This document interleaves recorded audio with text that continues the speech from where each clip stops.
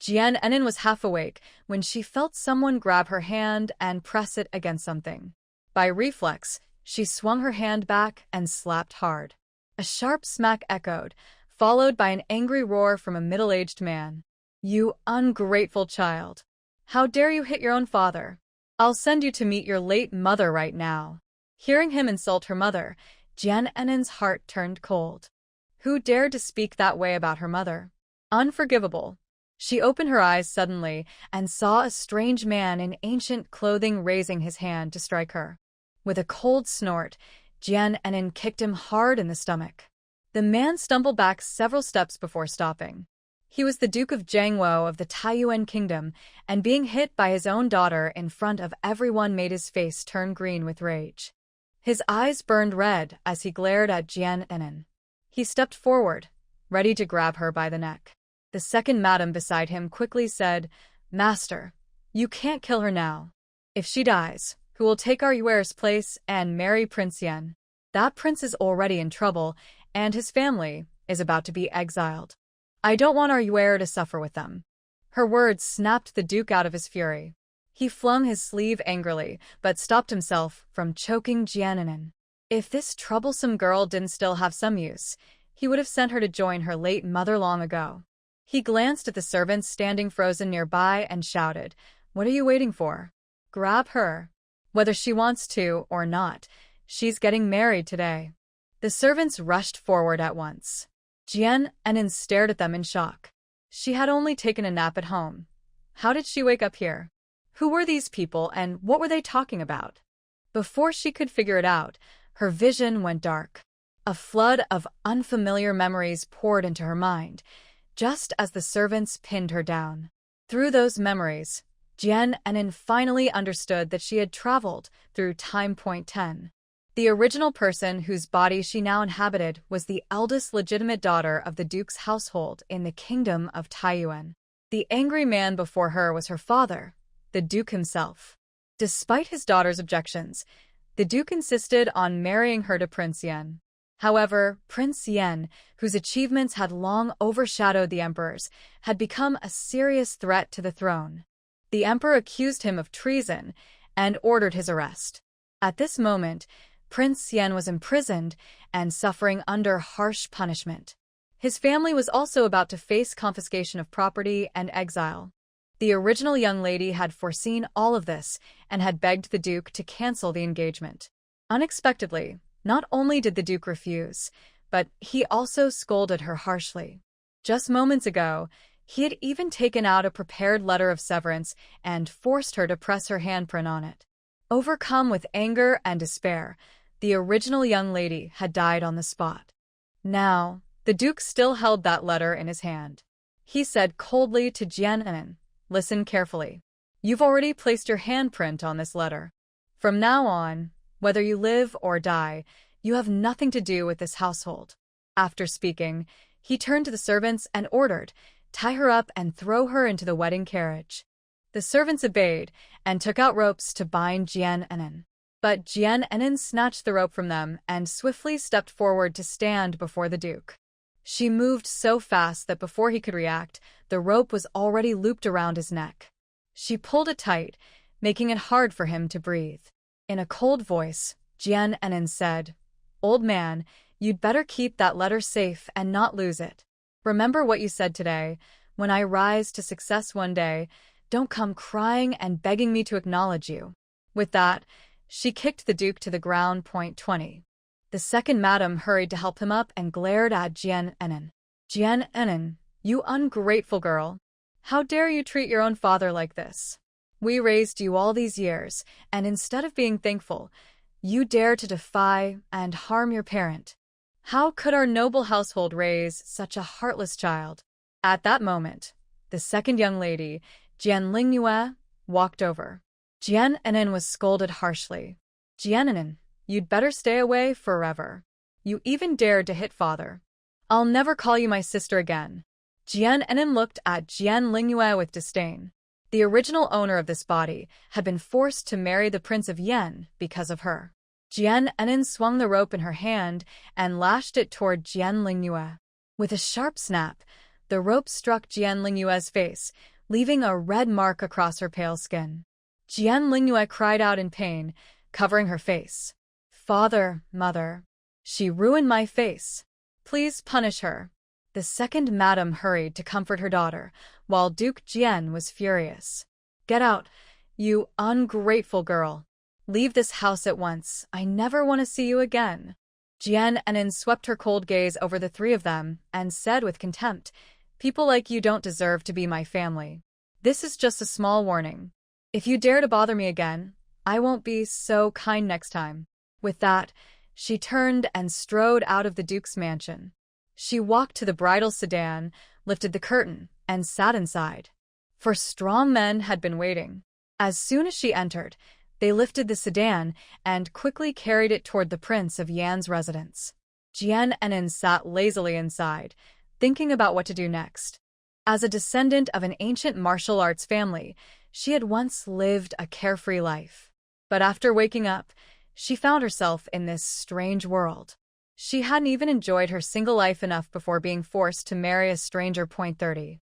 Worse still, that man was in trouble. His household was about to be seized, and his family exiled. If she married him, she would share his misfortune. No, she couldn't let that happen.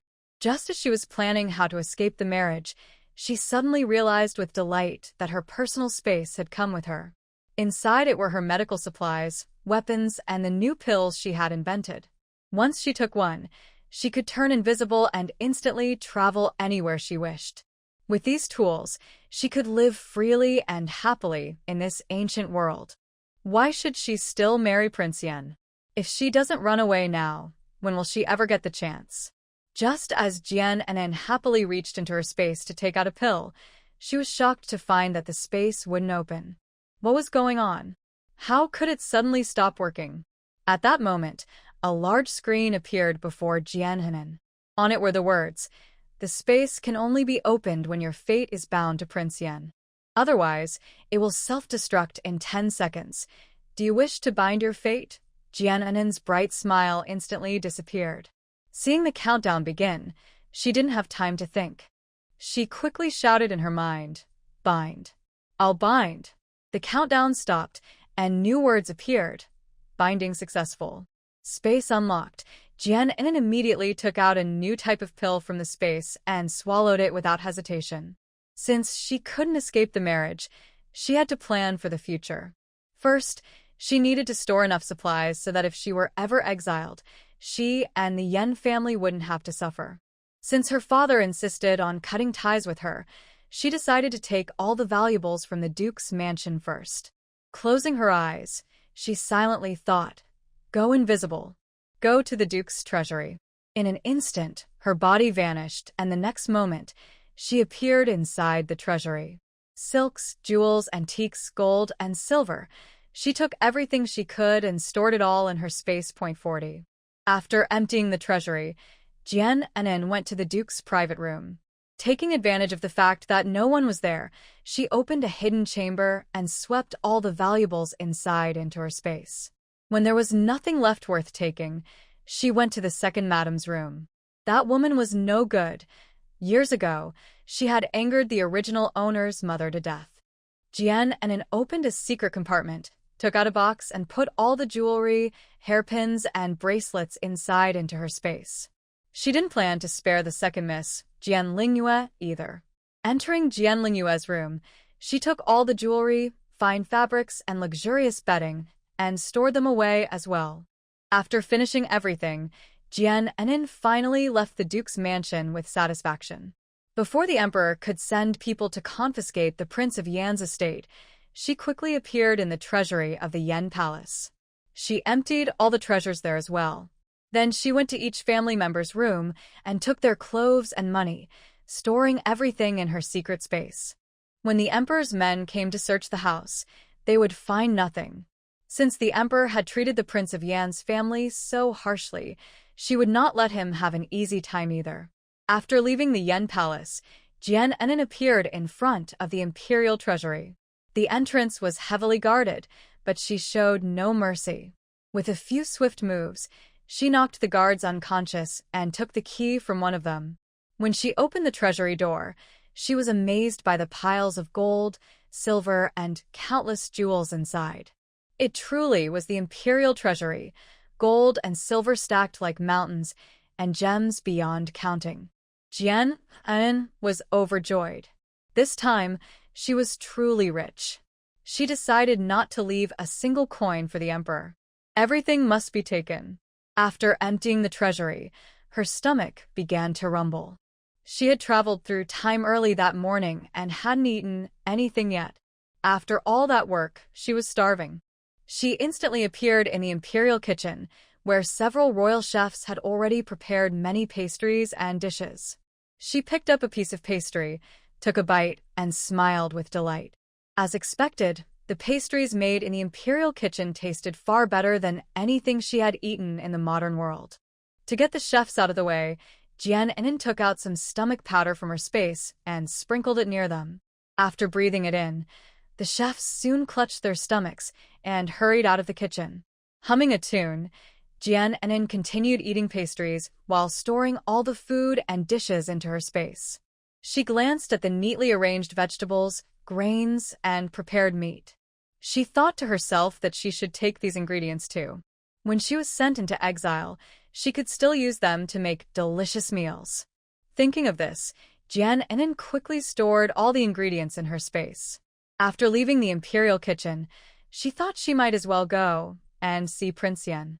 In the next moment, she appeared in the prison. At that time, Prince Yan, Chu Junxing, was enduring severe punishment. His body was covered in wounds, and his clothes were stained with blood. Even so, Chu Junxing did not make a single sound. Jian En couldn't help but give him a thumbs up. She truly admired his courage. 50. When Chu Junxing was on the verge of losing consciousness, he saw a flash of red light before him. He slowly lifted his eyelids and saw a woman in a red wedding dress standing in front of him, giving him a thumbs up. Chu Junxing wondered who this woman was and how she had entered the prison. Why did everyone else act as if they couldn't see her? Hidden from sight, Jian En didn't realize that Chu Junxing could already see her. She walked around him, checking his injuries. TSK, TSK, TSK. He was really badly hurt. If it weren't for his strong body, this punishment might have already taken his life. Still, this man was quite handsome. Even after such suffering, his noble air and handsome face remained.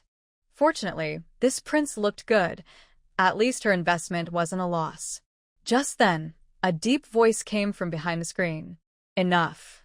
The eunuch standing outside the screen gestured to the guards. They immediately stopped and stepped aside. The man behind the screen said, "For the sake of your past service to the Taiyuan kingdom, I will spare your life today and strip you of your title, making you a commoner. Don't say I lack compassion. I've already shown mercy. Do you have any complaints?" Chu Junxing lowered his head and said weakly, "I have no complaints." The man behind the screen gave a cold snort. "Humph, I thought so. You wouldn't dare complain. Since that's the case, why haven't you thanked me yet?" Chu Junxing gritted his teeth and forced out the words, "Thank you, Your Majesty, for sparing my life." The emperor was very pleased with Chu Junxing's good sense. He waved his hand and said, "Take him back to Prince Yan's residence, so he can reunite with his family." Several jailers obeyed and carried the barely conscious Chu Junxing out of the prison.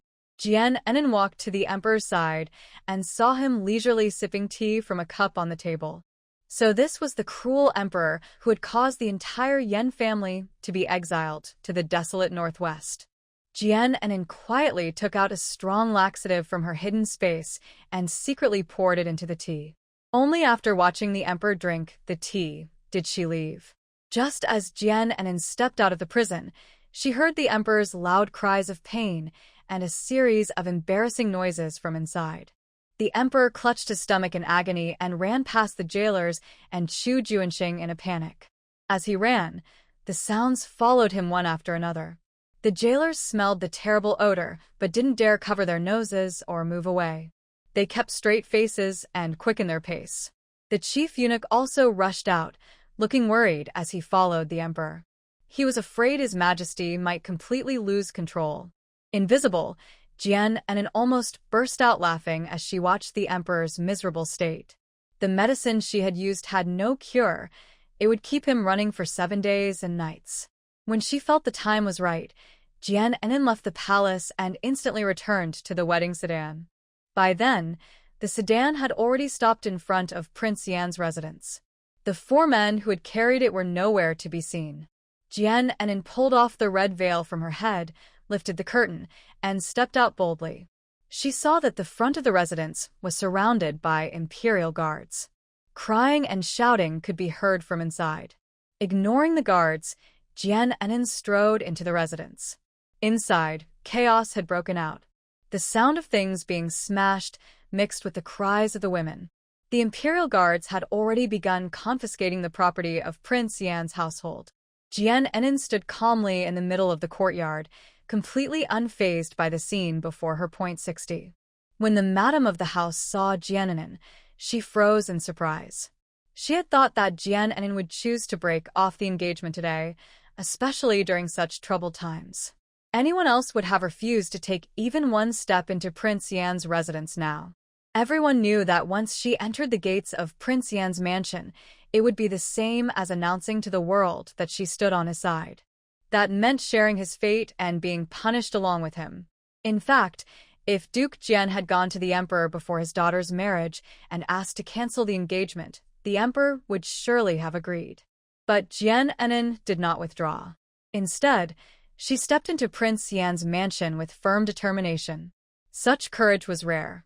The madam of the house came forward and asked softly, "Have you truly thought it through? Are you ready to face hardship with our family?" Jian Enin nodded seriously. "I made up my mind on the way here. Although I am the eldest daughter of the Duke's household, I have always admired Prince Yan's bravery. I believe he is innocent, and I will marry no one but him." As soon as she finished speaking, she began to hiccup uncontrollably. Oh no, she always hiccuped whenever she told a lie, and she couldn't stop it. It wasn't that she truly wanted to marry Prince Yan. If not for the mysterious mission that tied her fate to his, she would have run away long ago. Her face twisted in discomfort as she hiccuped, tears welling in her eyes. Seeing this, the madam gently patted her back. But in her heart, the madam was puzzled. Wasn't the emperor's decree for the second daughter of the Duke's family to marry Prince Yan? Why was the eldest daughter standing here instead? She guessed that the second daughter must have been frightened by the news of their family's downfall and had sent her elder sister in her place. The more she thought about it, the more it made sense. She looked carefully at Jian Enin. Her features were delicate, her skin fair, a truly beautiful young woman. For her to willingly take her sister's place showed that she had a kind and selfless heart. The madam found herself growing fonder of her. Seeing Jian Enin's pale face and teary eyes, she felt even more sympathy. She spoke softly to comfort her. "Good girl, don't be afraid. Don't worry. Since you've chosen to marry into our Prince Yan's household, I'll make sure you never suffer from hunger or cold." Jian Enin hiccuped until her eyes filled with tears. Her small face looked pitifully at the madam. "Thank you, madam." Hic. To the madam, those tears were tears of gratitude. She grew even fonder of Jian Enin. When the other family members heard their conversation, they were surprised to learn that Jian Enin was actually the elder daughter of her family. She wasn't the one the emperor had chosen for the marriage. But when they heard how firmly she declared that she would marry Prince Yan and no one else, they were deeply moved by her sincerity. What a kind-hearted girl, willing to take her sister's place and marry into their household, even if it meant sharing their exile and hardships. Because of her genuine heart, they all decided to treat her as one of their own. Just then, the soldiers who had been searching the estate returned. They stood in a line and reported to their leader, "Sir, the treasury of Prince Yan's residence is empty. The prince's room is empty as well. The rooms of the family members are also empty." The leader froze, and so did the household members. What was going on? Their belongings had all been left untouched in their rooms. None of them had taken anything with them. The soldiers had even forced them to hand over their jewelry and valuables earlier. Now, they had nothing left, yet the soldiers claimed the rooms were empty. Could someone have sneaked into the residence and stolen everything before the search? But who could possibly have the skill to clear out the entire estate without anyone noticing? Jian Enin secretly smiled. If these soldiers could find any treasure, that would truly be a miracle. At that moment, several guards carried in Prince Yan, Chu Junxing, who was barely conscious. They set him down and left. Everyone's eyes turned toward him. When they saw his body covered in blood and his pale, unconscious face, the madam nearly fainted from distress. Fortunately, Jian Enin caught her in time and kept her from falling. The commander of the Imperial Guards walked up to Chu Junxing and kicked the unconscious man. "Stop pretending to be dead. Tell me where you've hidden all the valuables from your mansion." The king of Yan had already been demoted to a commoner, so the commander no longer showed him any respect. Chu Junxing remained unconscious and couldn't answer a single question. Seeing this, the commander raised his foot and kicked him again. Just as his foot was about to land, a thin silver needle struck his leg. He felt a sudden numbness, followed by a sharp, burning pain. With a muffled groan, he stumbled back several steps. When he finally steadied himself, he saw the tiny silver needle stuck in his leg. He yanked it out, and blood immediately gushed from the wound. His eyes swept over everyone present, filled with fury. He gritted his teeth and shouted, "Who dared to attack me? Step forward if you have the courage." No one moved. No one even knew what had just happened. Hidden inside her sleeve, Jian Enin quietly turned her hand, revealing another silver needle between her fingers. .70. Seeing that no one confessed, the commander grew even angrier.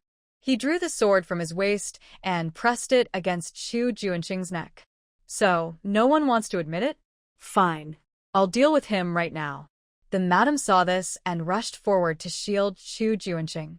That was her youngest son, already ruined by the emperor's schemes. Now, even the commander of the guards dared to treat him with contempt. Truly, a fallen tiger is bullied by dogs. Even if it cost her life, she would not let them harm her son. Jian Enin saw the madam rushing forward and quickly pulled her back. "Madam, don't act rashly," she whispered in her ear. The madam turned to her, confused about why she was stopping her. As Jian Enin spoke, she was already preparing to throw another silver needle at the commander. This one was coated with poison. If it struck, the commander would be completely paralyzed. Then she could use him to threaten the rest of the guards. At that moment, the commander, seeing that no one had stepped forward, grew even more furious. He raised the knife in his hand and swung it toward Chu Junxing. The sharp blade was about to strike Chu Junxing's neck when a deep voice suddenly rang out. "Whoever dares to harm my second brother will pay with his own blood." Everyone turned toward the voice. There sat the eldest brother, Chu Junluan, calm and proud in his wooden wheelchair. He turned the wheels and moved forward until he stopped before the commander of the Imperial Guards. Seeing that it was Chu Junluan who spoke, the commander hesitated and lowered his weapon. Although Chu Junluan was also to be exiled to the desolate city, he had once saved the commander's life. With Chu Junluan stepping in, the commander dared not act recklessly. Chu Junluan said to him, "That silver needle just now was thrown by me. If you must punish someone, punish me." Hearing this, the commander slowly put away his knife. He clasped his hands and said, "Prince Jin once saved my life. Today, I will spare your family. From now on, all debts between us are settled." With that, he turned and walked away, no longer threatening Chu Junxing. Seeing this, Jian Enin quietly put away her silver needle. In her memory, the man in the wheelchair had once been the mighty Prince Jin, a hero on the battlefield. But after being badly injured in war, he was left with a lasting illness that took away the use of his legs. Jian Enin stared at Chu Junluan, only to find him turning his gaze toward her. His eyes were sharp and deep, as if they could see through everything. A chill ran through her heart. She felt as though he had discovered something about her. Quickly, she looked away, not daring to meet his eyes again. When the time came, the Imperial Guards escorted everyone out of the Prince of Yan's residence. As they stepped through the gates, each person turned back for one last look. The great doors closed behind them, and 2 guards sealed them with white strips of paper. The family members felt their hearts ache.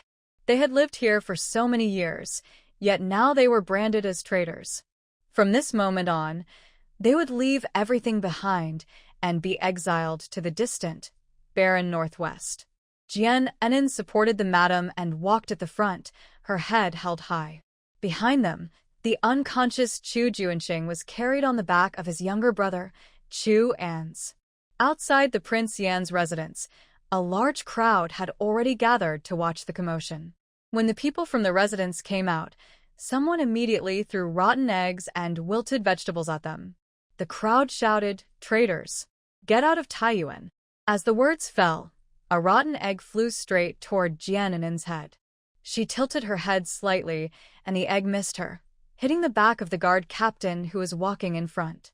The egg broke, and the liquid ran down his collar. Furious, the captain drew his sword and glared at Jian Enin. She spread her hands and shrugged innocently. "That wasn't me. I don't even have an egg." The captain's eyes turned sharp as he looked toward the crowd. The person who had thrown the egg quickly ducked into the crowd, trembling with fear. They were all paid to ruin Prince Yan's reputation and didn't dare truly anger the guards.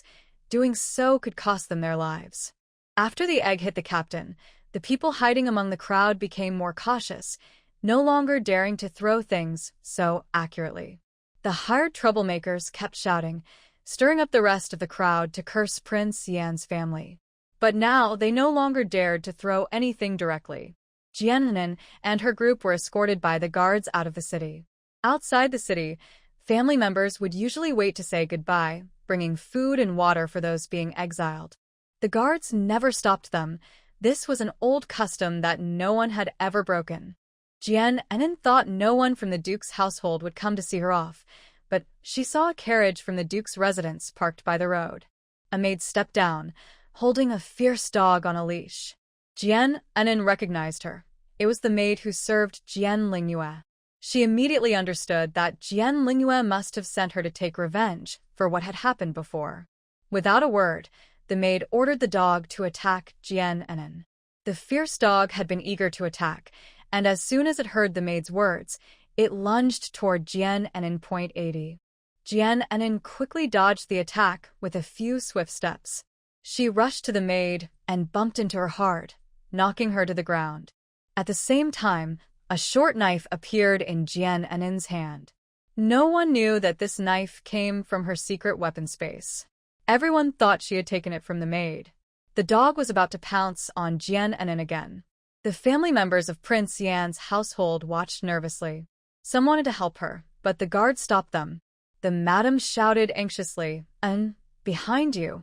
That was exactly what Jian Enin had been waiting for. She turned sharply and stabbed the dog in the neck. The dog whimpered, fell to the ground, kicked a few times, and then stopped moving. The maid quickly got up, pointed at Jian Enin, and shouted angrily, "Jian Enin, you should respect the owner before hurting her pet. The second lady will never forgive you for this." Before she could finish, a loud slap echoed. Her face burned with pain. Jian Enin had slapped her hard and said coldly, "You're not worthy to call me by my name." Her slap was so strong that half of the maid's face swelled up. "Go back and tell your mistress," Jian Enin continued. "I remember every time she looked down on me. When I rise again, I'll make sure she pays for it all." The maid covered her swollen face, glared angrily, and returned to the carriage. Jian Enin wanted to store the dog's body in her space to use later, but there were too many people watching. She had no choice but to give up and rejoin the group. The guard captain, seeing the dog was dead, smiled with satisfaction. The dog looked strong and healthy, perfect for roasting. He called the other guards to drag it away, planning to cook it later that night. The group continued traveling for most of the day until night finally fell. After going all day without food, everyone in the household was starving. But they didn't dare to make a sound, or they would be punished with a whip. Jian Enin was a little better off. When they emptied the Imperial kitchen, she had already eaten some pastries. The Imperial guards planned to set out again the next day, so they ordered everyone to stop and rest. All day long, the guards hadn't given the families any food or water. This was all under the command of their leader. Earlier, in Prince Yan's mansion, they hadn't found any treasure. When they returned to report, the leader knew the emperor would blame him. So he took out his anger on the families. At first, they had brought some rough clothes for the families to change into. But since the search turned up nothing, the leader changed his mind.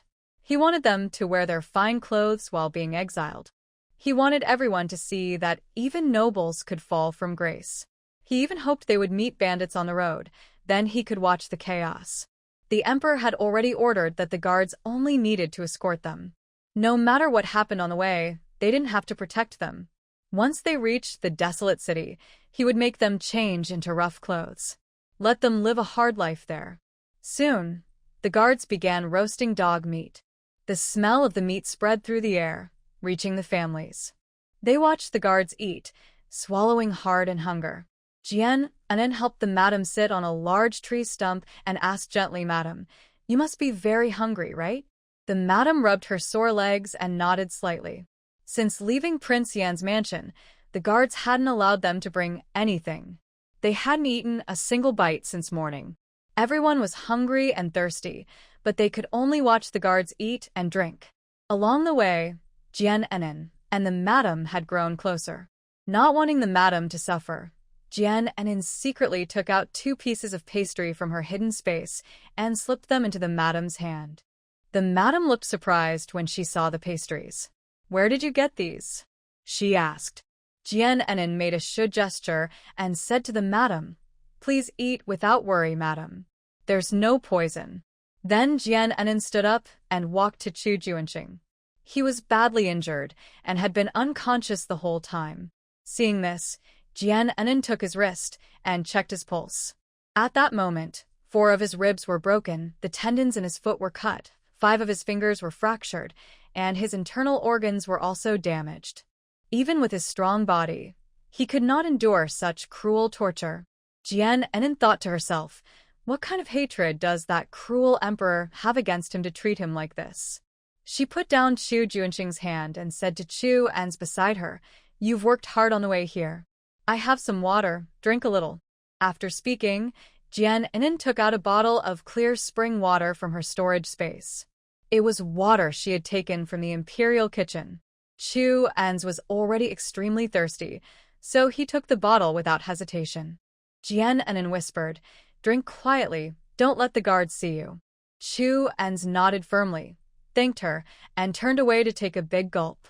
While the guards were distracted by the roasted meat, Jian Anen quickly opened Chu Junxing's clothes to check his wounds. There was not a single uninjured spot on his body. Seeing those terrible wounds, Jian Anen couldn't help but curse the emperor in her heart. She took out painkillers and healing medicine from her space and asked Chu Ans to help lift Chu Junxing .90. Then she carefully applied the medicine to his wounds. Their movements did not attract the guards' attention. While Jian Anen was applying the medicine, Chu Junxing, who had been unconscious, slowly opened his eyes. Through his blurry vision, he saw a faint red figure crouching in front of him. A pair of cool hands was gently touching his body as she treated his wounds. Chu Junxing thought he was dreaming, but the feeling was too real. When he recognized that the person before him was the woman he had seen in the prison, his heart tightened. Who is this woman and what is she doing? Chu Junxing tried to grab Jian Anen's restless hand, but his body felt as if it had fallen apart. He couldn't move at all. He lay there like a lifeless body, unable to stop Jian Anen's hands as she carefully applied medicine to his wounds. After finishing, Jian Anen quickly crushed some painkillers. She gently opened Chu Junxing's mouth and poured the medicine in. Chu Junxing wanted to spit it out, but even that small movement was too difficult. His mind raced. What was this woman trying to do? Was she trying to harm him? If that were true, he thought bitterly, he would never forgive her, even after death. While he was lost in thought, he saw Chu Ans holding a water bottle.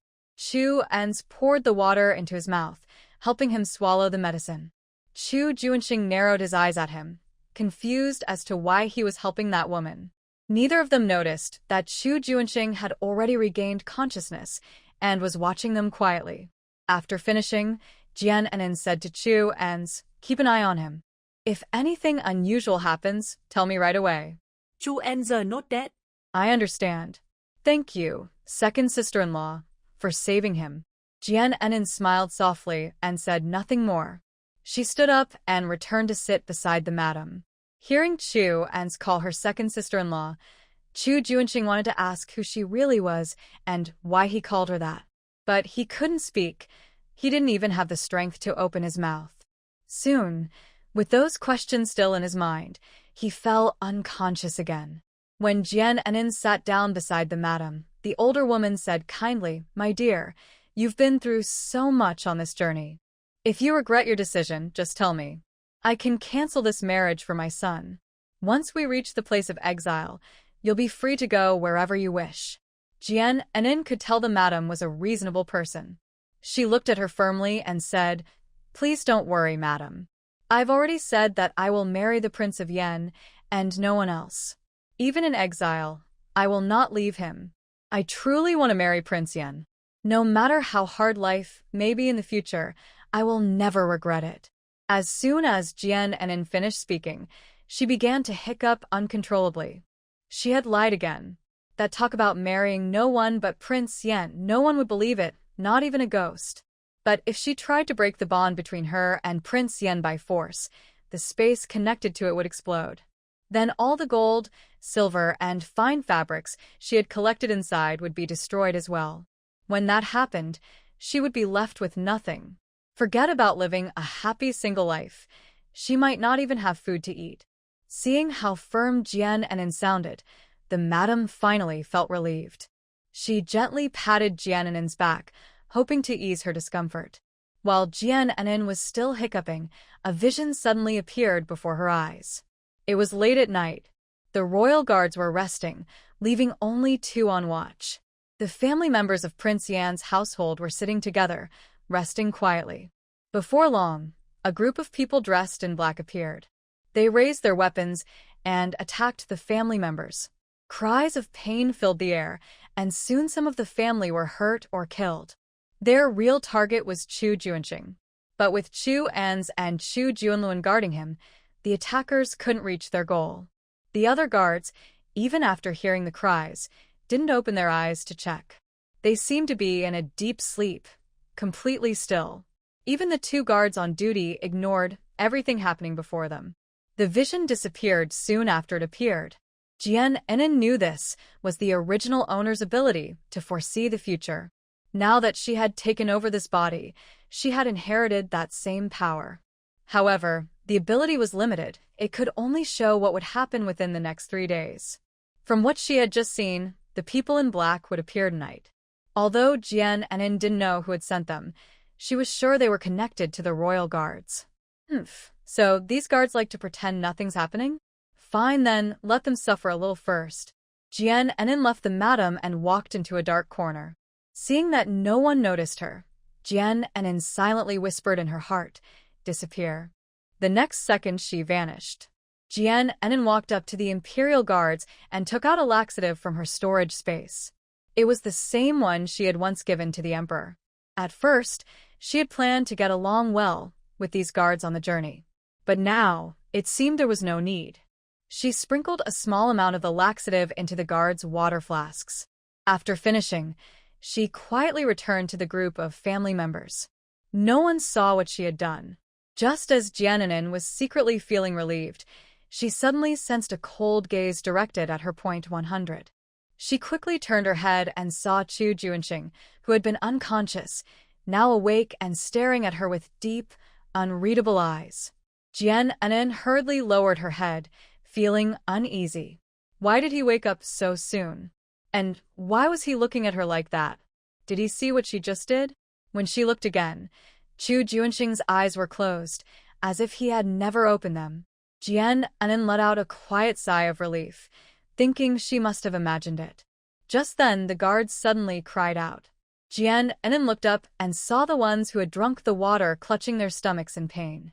Soon, the sound of stomach trouble filled the air, and the guards' faces turned pale. "Captain, I can't take it anymore. I need to go." "Captain, my stomach hurts. I can't hold it much longer." The guards looked at their leader in distress, their faces twisted in discomfort. The air quickly filled with an unpleasant smell. The family members covered their noses with their sleeves, and the younger ones even gagged from the odor. Jian Enin covered her nose and lowered her head, trying not to laugh. The captain wasn't spared either. He suddenly felt a wave of heat and realized something was wrong. Anger flared in his chest, and he shouted at his men, "Enough. Leave 2 people to guard them, the rest follow me. We'll finish this quickly." After the commander of the Imperial Guards finished speaking, he clutched his stomach and ran toward the wilderness. All the guards had drunk from their water flasks, and now they were sweating from the pain.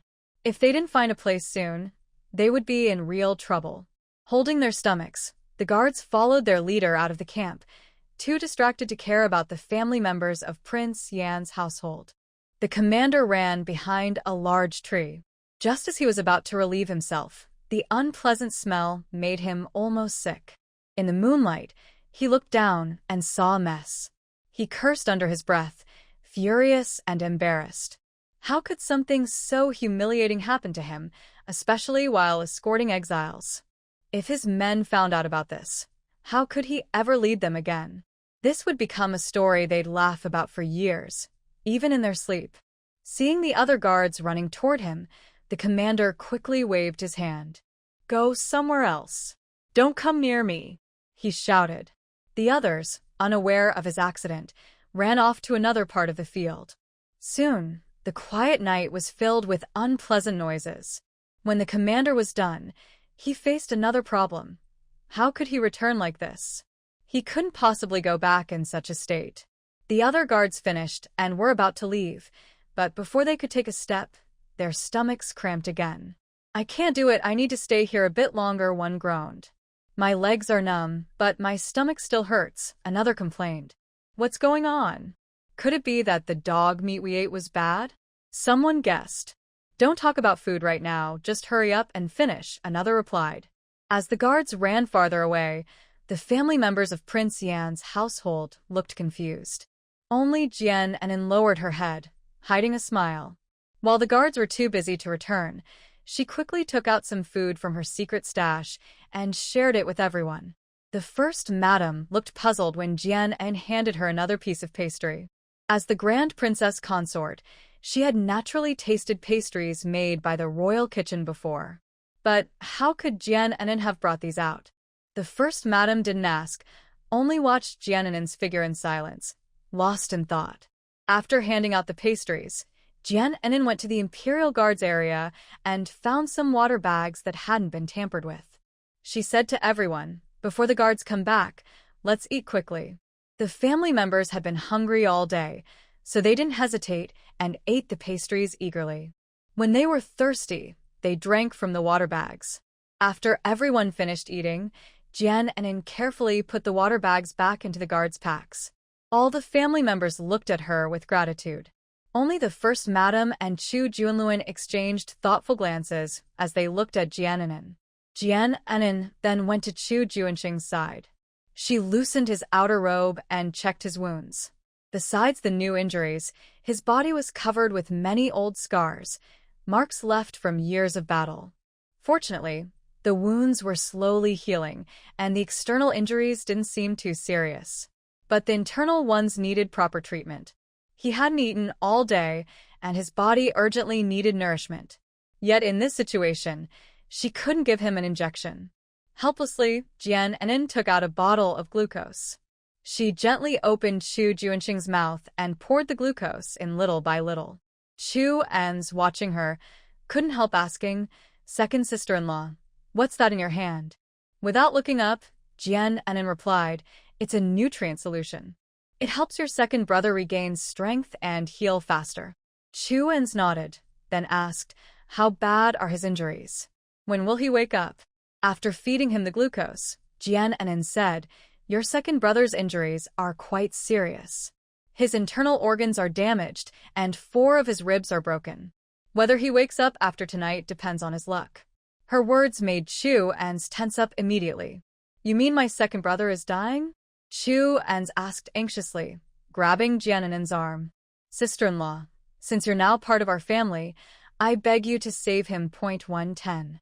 Jiannin gently pulled her arm back and made a shu gesture, signaling him to calm down. He had spoken so loudly that if the madam heard him, she would be terrified. Jiannin comforted him softly. "Don't worry. As long as I'm here, he won't die so soon. But his injuries are serious. It depends on his willpower. If he's strong enough, he'll wake up by morning.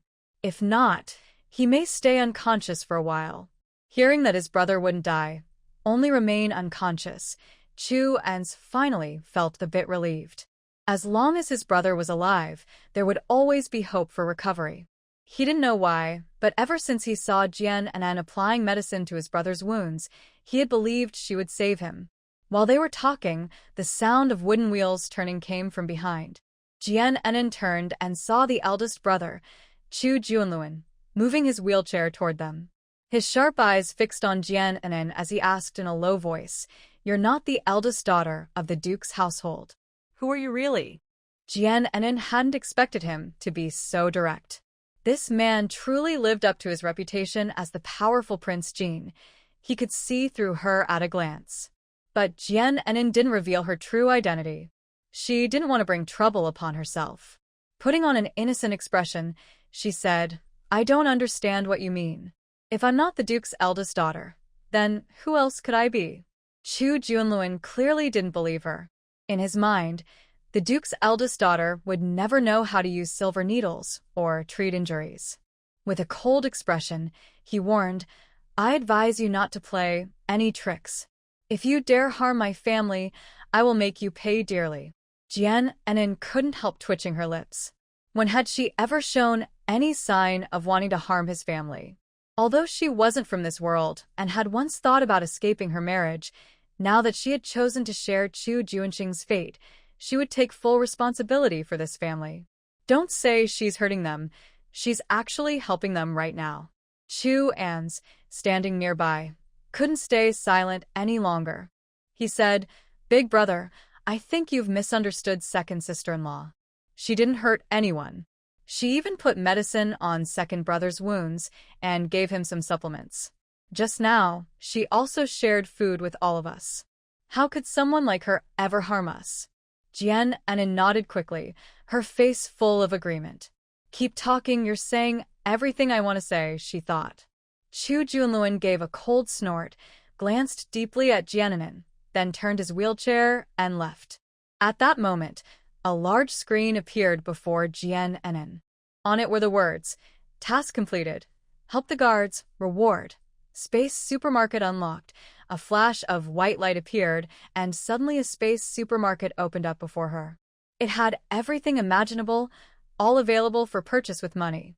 When Jiannin saw the space supermarket, she was overjoyed. There was so much money in her space, she could buy anything she wanted. Finally, she could enjoy her favorite snacks again. She hadn't expected that she would accidentally complete another space mission. Smiling happily, she began to hum a cheerful tune. Just then, the guards started returning one after another. They had just finished dealing with their stomach troubles and finally felt some relief. When they came back to the campfire, they realized that none of them had stayed behind to keep watch. Fortunately, the family members of Prince Yan's household were still sitting there quietly. No one had tried to escape. If anyone had run away, they would have been in serious trouble when reporting back. The guards felt a wave of fear at the thought. They waited and waited, but their captain still hadn't returned. One of the guards, who was close to the captain, finally couldn't hold back. He stood up and said, "You all keep an eye on them. I'll go look for the captain." After saying that, he ran off into the wilderness. As Jiannin watched him leave, another image appeared before her eyes. She saw the guard captain crouching under a big tree, his face twisted in pain. His legs had gone numb from squatting, and he was holding onto a tree, trying to stand up. But as soon as he moved a little, a sharp pain shot through his legs. Seeing that no one had come to look for him, the commander of the Imperial Guards shouted hoarsely, "You useless bunch. You eat my food, use my things, but when it matters, you all run faster than dogs. I've been calling for you forever. Are you deaf, Or are you just leaving me behind on purpose? Just wait until I get back, and you'll see how I deal with you. Jian Enin couldn't help but lower her head and smile. She was truly grateful that the original owner had this ability to foresee things. It allowed her to witness such amusing scenes. Suddenly, one of the guards appeared before her. Guard A had come near the tree and heard his commander shouting angrily. He quickly hurried toward him. When the commander saw Guard A, his eyes lit up as if he had seen hope itself. This guard was truly loyal, someone he could count on in a tough moment. Guard A ran up to him but immediately stumbled back from the terrible smell in the air. Covering his nose, he asked with concern, "Commander, are you all right? We were worried since you hadn't come back. Point 120. The commander, weak and tired, said, "Good brother, I knew I could count on you. When we return, I'll make sure you get extra pay this month." Hearing that, Guard A was overjoyed. He no longer cared about the smell and quickly stepped forward to help the commander up. "Don't move me yet," the commander said. "Go back and bring me a clean pair of underclothes and make sure no one sees you." Guard A instantly understood what had happened. No wonder the commander hadn't returned. He must have had an accident. Without saying more, he turned and ran back. Jian Enin looked up and saw the guard returning. The others asked why the commander still hadn't come back, but he brushed them off and began searching through the commander's pack. After a while, he found a pair of dark blue underclothes. Making sure no one noticed, he quickly hid them and ran back.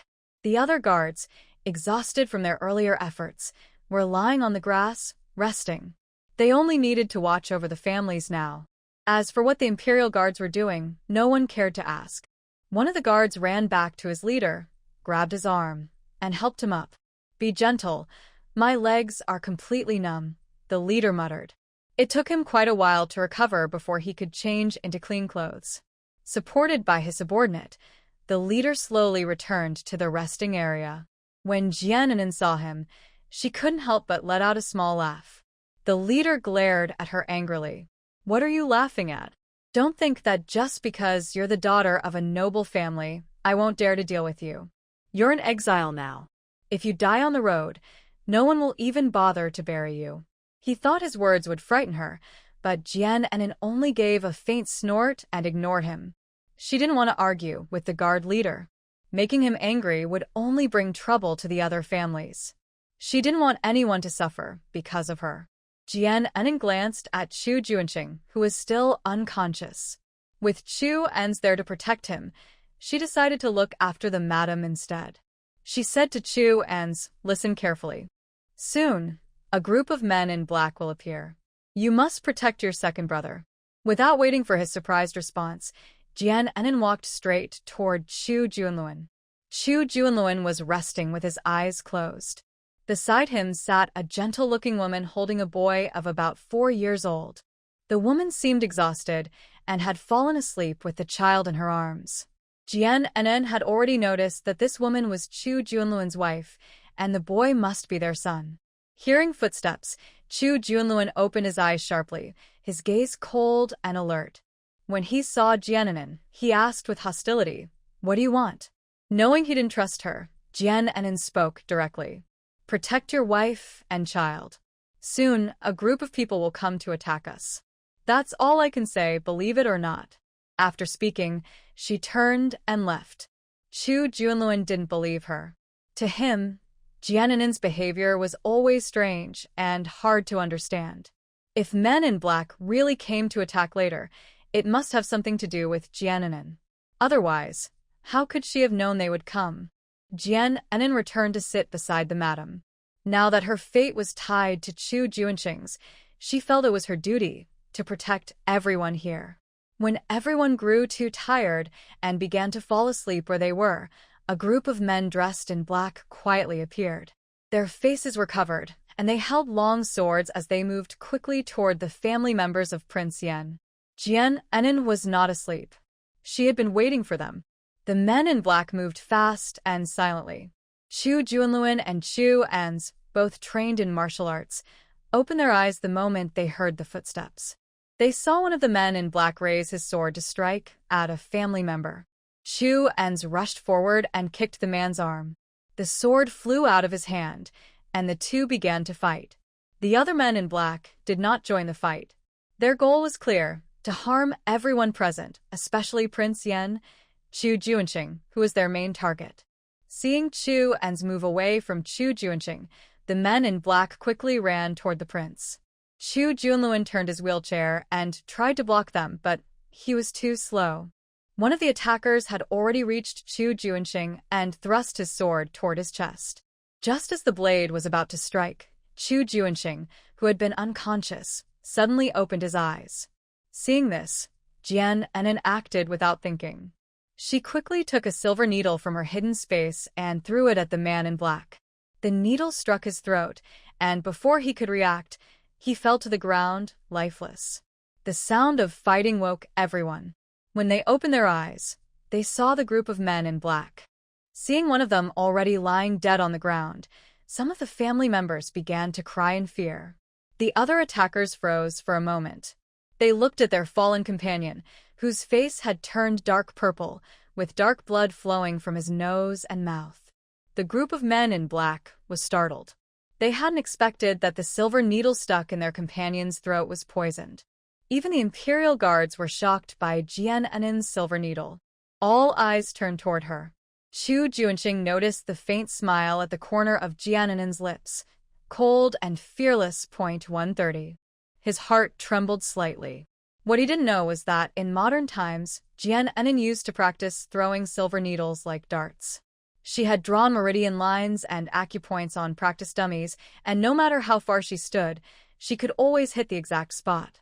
Now that she had traveled to the past, she simply treated these men in black as moving targets to test her skills. When the men in black came to their senses, they drew their swords and charged at her. Standing in front of Madame Chu, Jian Enin held several more silver needles in her hand, each one coated with poison. The needles flew toward the attackers. The men in front blocked with their swords, and the sound of metal clashing rang out as the needles were cut and fell to the ground. But more needles followed right after. Jian Enin had thousands of them stored in her space, so dealing with a few enemies was nothing to her. A few of the men were struck and let out muffled groans. They felt a sharp sting at the wound, then their bodies went numb, and breathing became difficult. Soon, they collapsed to the ground, motionless. Dark blood trickled from their mouths and noses. The remaining men froze, fear flashing in their eyes. Seeing their fallen companions, they no longer dared to move forward, staring at Jian Enin with caution and dread. After finishing off his opponent, Chu Ens hurried back to Chu Junxing's side. He blamed himself for leaving his second brother unprotected. If Jian Enin hadn't been there, his brother might have already fallen under the enemy's sword. When he saw Chu Junxing open his eyes, relief washed over him. Chu Junluan also wheeled himself closer to join them. When Chu Junxing woke up, he finally let out a small sigh of relief. Chu Junluan didn't say much. His sharp eyes stayed fixed on Jian Enin. He remembered that earlier that morning, Jian Enin had used a silver needle on the leader of the Imperial guards. At that time, the needle hadn't been poisoned. Who exactly was this woman? She even knew how to use poison. Ignoring everyone's shocked looks, Jian Enin questioned the group of men in black. Speak. Who sent you to carry out this attack? If you don't tell me, I'll make sure you regret it. Her almond-shaped eyes glared fiercely at them. A gust of wind blew her long hair back. The red wedding dress she wore fluttered loudly in the wind. The silver needle in her hand gleamed with a chilling light. At that moment, she looked like a spirit of vengeance risen from the underworld. The men in black had thought this mission would be easy. They never expected that among the household members, there would be a woman so skilled with poison. None of the dozen men spoke. They were under strict orders and could not reveal their master's name. Seeing their stubborn silence, Jian Enin gave a cold smile and flicked another silver needle toward one of them. The man didn't even have time to react before the needle struck his knee. He cried out in pain and dropped to one knee. His body went numb, and the next moment, it felt as if countless tiny insects were biting into his skin. He thought to himself that he would probably end up like his fallen companions, dead at this woman's hands. He looked up at Jiannin, his face filled with defiance. "Will you talk or not?" Jiannin's voice was low and cold, echoing in his ears like a ghostly whisper. Though his body trembled with pain, he clenched his teeth and refused to say a word. Seeing how stubborn he was, Jiannin sent another needle flying, striking his other knee. The man groaned and fell to both knees before her. Jiannin sneered. "A proud man like you seems to enjoy kneeling before me. Perhaps I should make all of you do the same." With that, she prepared to strike again. Her words successfully provoked the group of men in black. One of them, furious, shouted, "You can kill us, but you can't humiliate us. If you have the ability, then kill us all. Don't even think about making us kneel." As he spoke, he raised his sword and charged at Jiannin.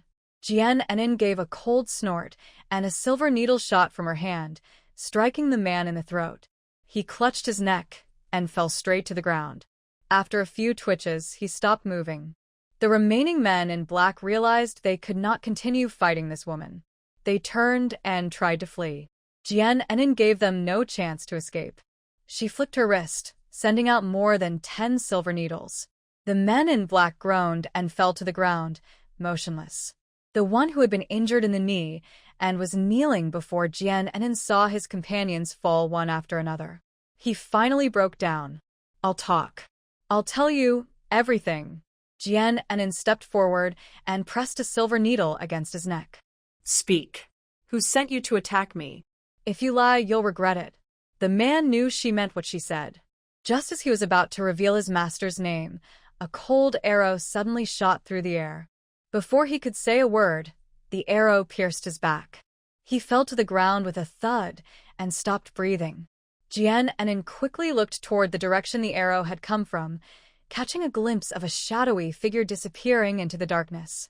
She let out a cold snort and put away her silver needles, .140.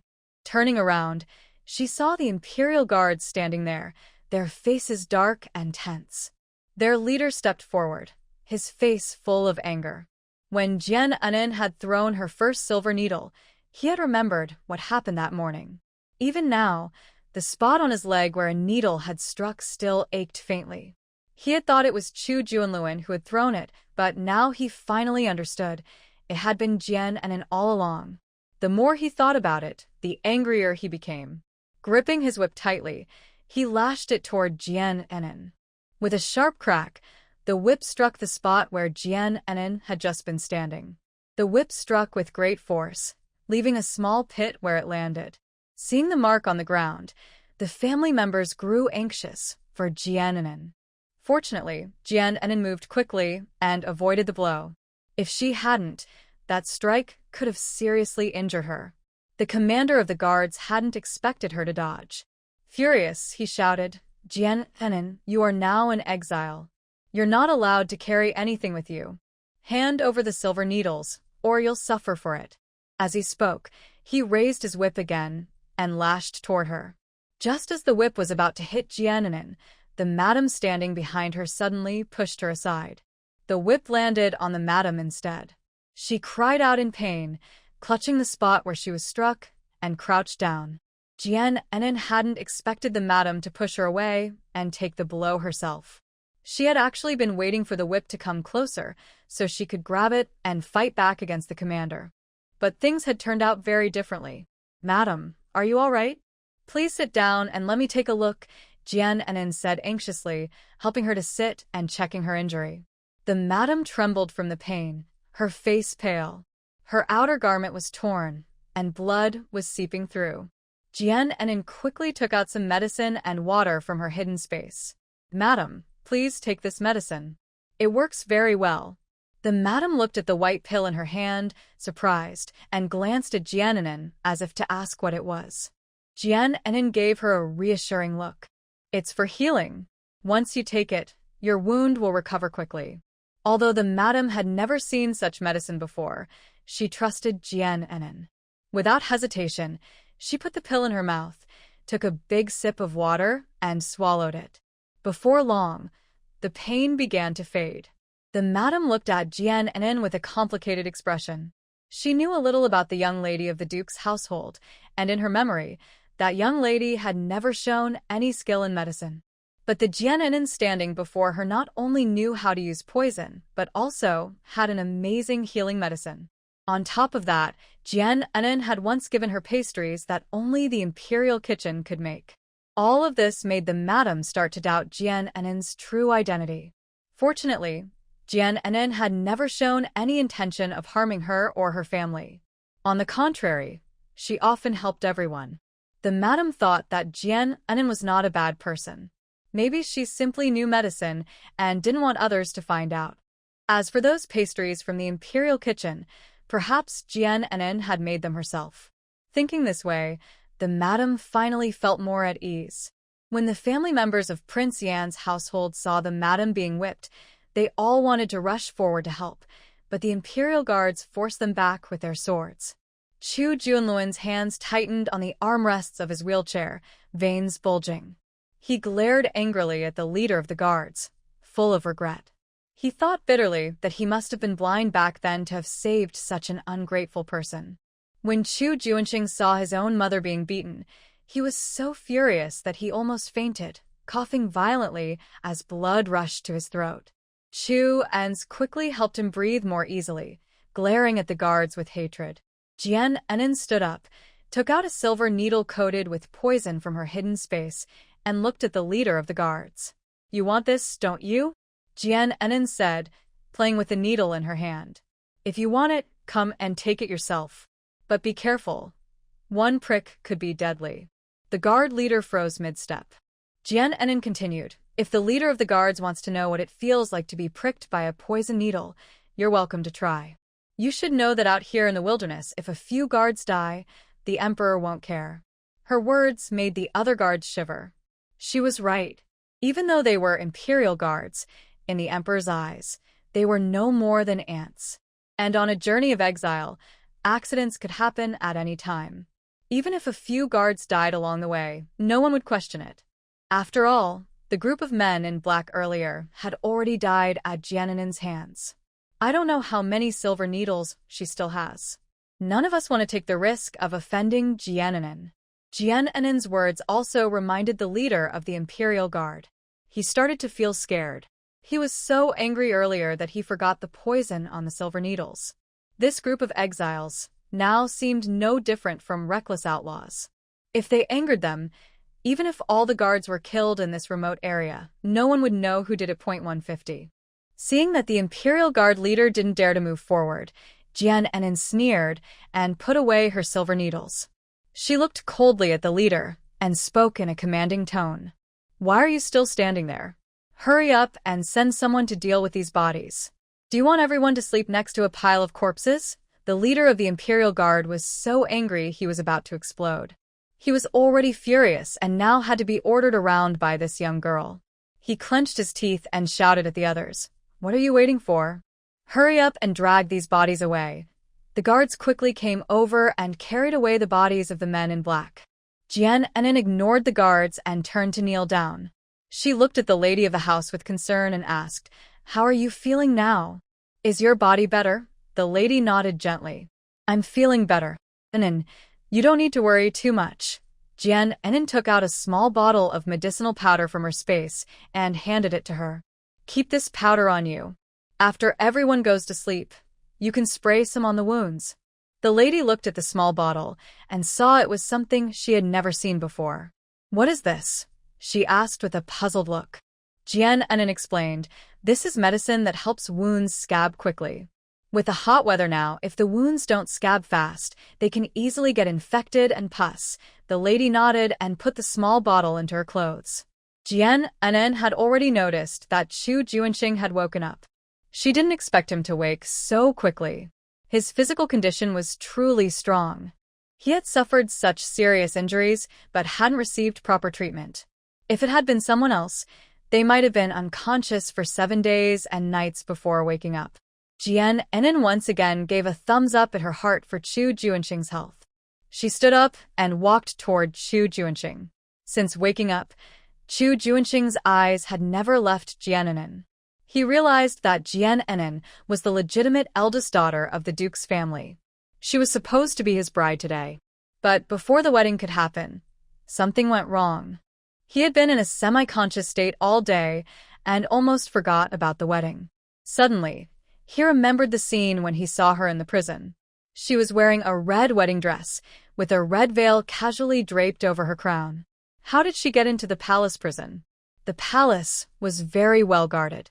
A weak woman like her would have been caught trying to enter. But she not only entered without being stopped, she also walked confidently into the prison. What was she doing there? Was she trying to rescue someone? The prison guards seemed to ignore her completely, as if they didn't see her at all. How can this be explained? Seeing Jian walking toward him, Chu Junxing turned his face away and looked elsewhere. Jian reached him and, without saying a word, took his wrist to check his pulse. Chu Junxing noticed his wrist being grabbed and saw Jian checking his pulse. He had many questions in his mind, but didn't ask a single one. He watched as her delicate fingers gently pressed on his wrist. Chu Junxing didn't scold her or tell her to stay away. He simply let her check his pulse. Beside them, Chu Junluan and Chu Ans were stunned by their actions. Chu Junxing, who usually disliked being touched, especially by a stranger woman, didn't resist at all. Even their family members didn't dare to get too close.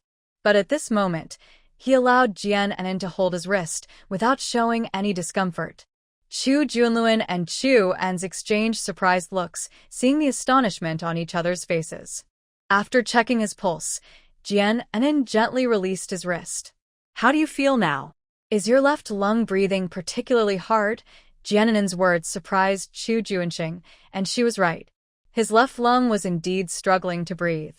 With each breath, he felt a sharp pain in his chest. Jian lifted Chu Junxing's shirt and looked at his wound. This action made Chu Junxing's face turn red. What are you doing? Don't you know it's inappropriate for men and women to touch like this? Chu Junxing's voice was hoarse, and he sounded a little annoyed. Jian realized her action was a bit too direct. She quickly explained, "Your wound is very deep. I applied some medicine earlier. I just want to check how well it's healing." Chu Junxing kept a tense face, still sounding annoyed. "No need to check. I know how my wound is doing." As soon as he finished speaking, his throat itched, and he couldn't help but cough violently. This cough caused his injured side to shake, bringing sharp pain. Even breathing became difficult. Jian hurriedly took a bottle of water from her space and helped Chu Junxing drink. At first, he was reluctant, but the pain from coughing was too much to bear. He had no choice but to let Jian feed him water. A gentle fragrance emanated from Jian. The scent was refreshing and calming, making people feel peaceful. Chu Junxing smelled the fragrance on Jian, and soon his restless mind gradually calmed down. Without looking up, Jian said, "Don't keep staring at me like that. It makes me feel shy." Hearing this, Chu Junxing quickly looked away. He felt a bit frustrated. He had seen women before, but he kept staring at her like this. It made him seem like a flirt. Chu Junxing's awkwardness made Jian very happy. After feeding him water, she reached out her hand and smiled at Chu Junxing, saying, "Hello, my name is Jian. I am the eldest daughter of the Duke's family, and I am also your fiancé." After saying this, Jian took Chu Junxing's hand and shook it. He wanted to pull back his hand, but found he still couldn't move. Jian didn't care at all. It was just a handshake, a very small gesture.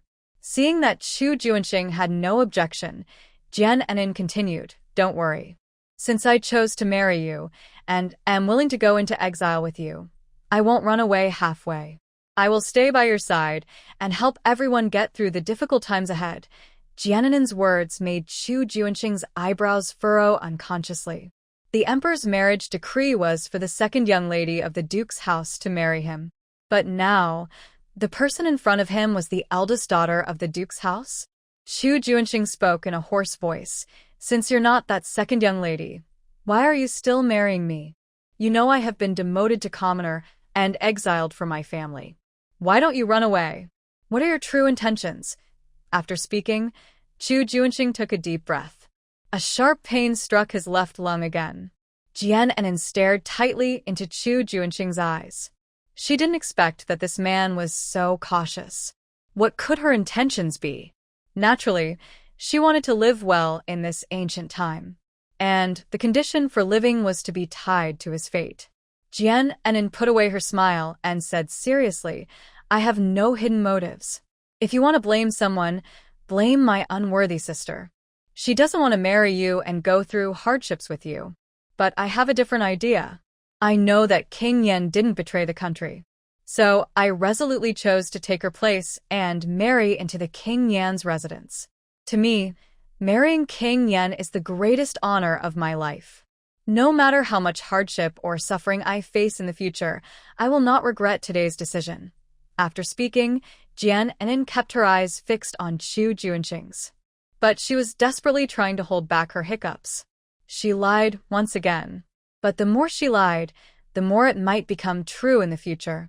Jian couldn't hold back her hiccups for even a second and started to hiccup desperately. She looked away guiltily, afraid to meet Chu Junxing's gaze. She always felt that Chu Junxing's eyes seemed to see through everything about her.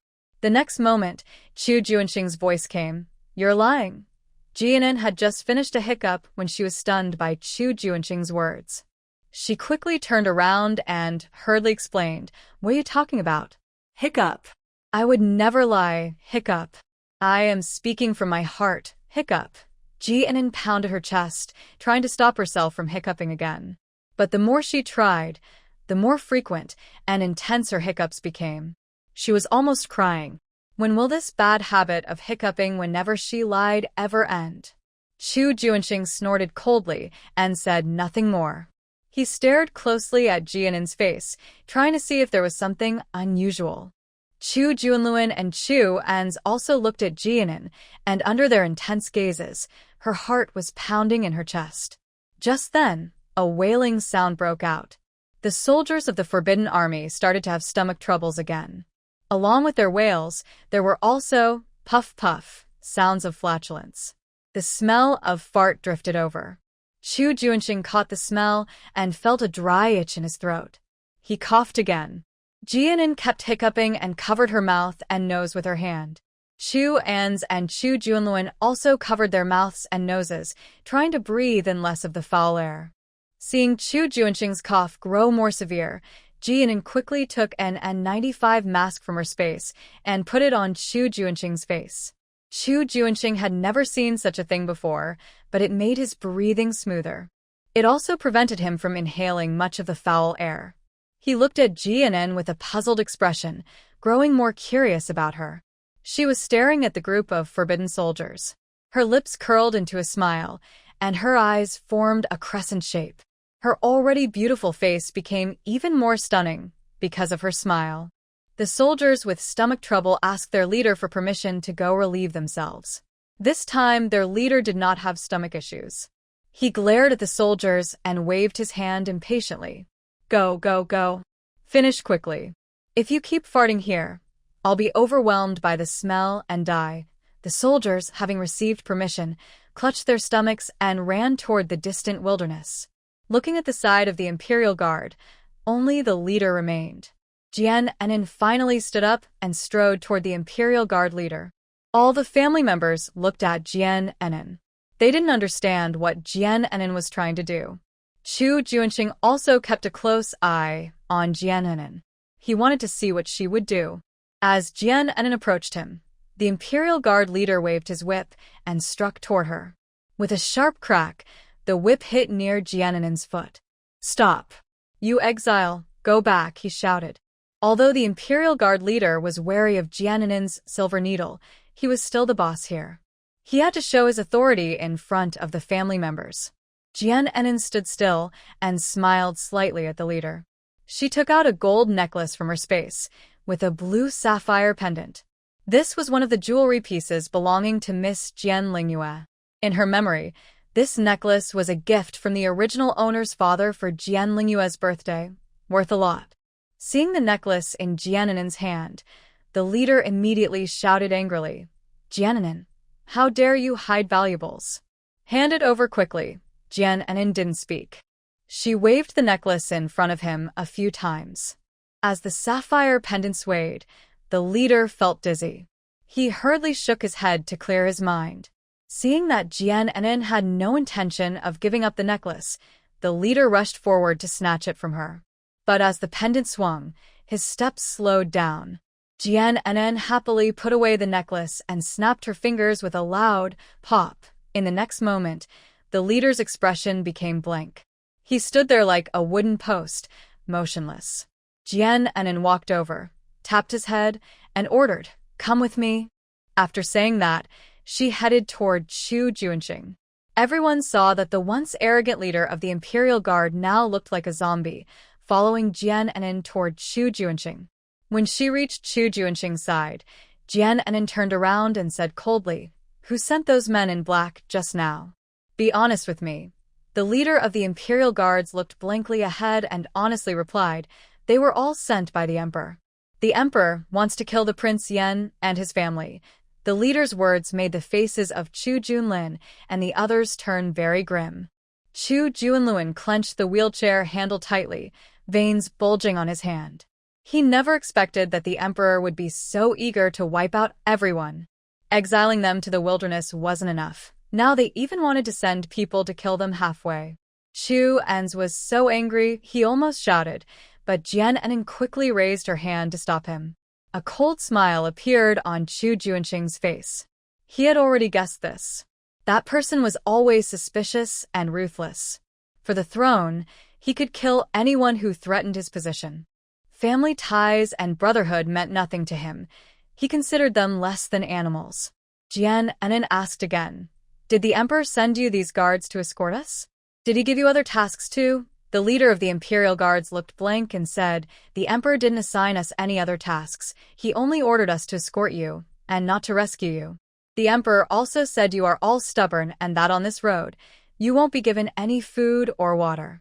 Even if you don't get killed, you'll be left to starve to death on the way." Hearing this, Chu Junluan was so angry he slapped the armrest of his wheelchair. With a cracking sound, one side of the armrest broke. Chu Ens was even more furious, grinding his teeth and cursing, "Chu Tsungyan, you bastard! I will tear you apart and feed you to wild dogs." Seeing that the Imperial Guard leader wasn't given any secret assassination tasks, Jian Anin took out her necklace again and waved it in front of him a few times. Then she said, "You can go back now and forget everything that just happened."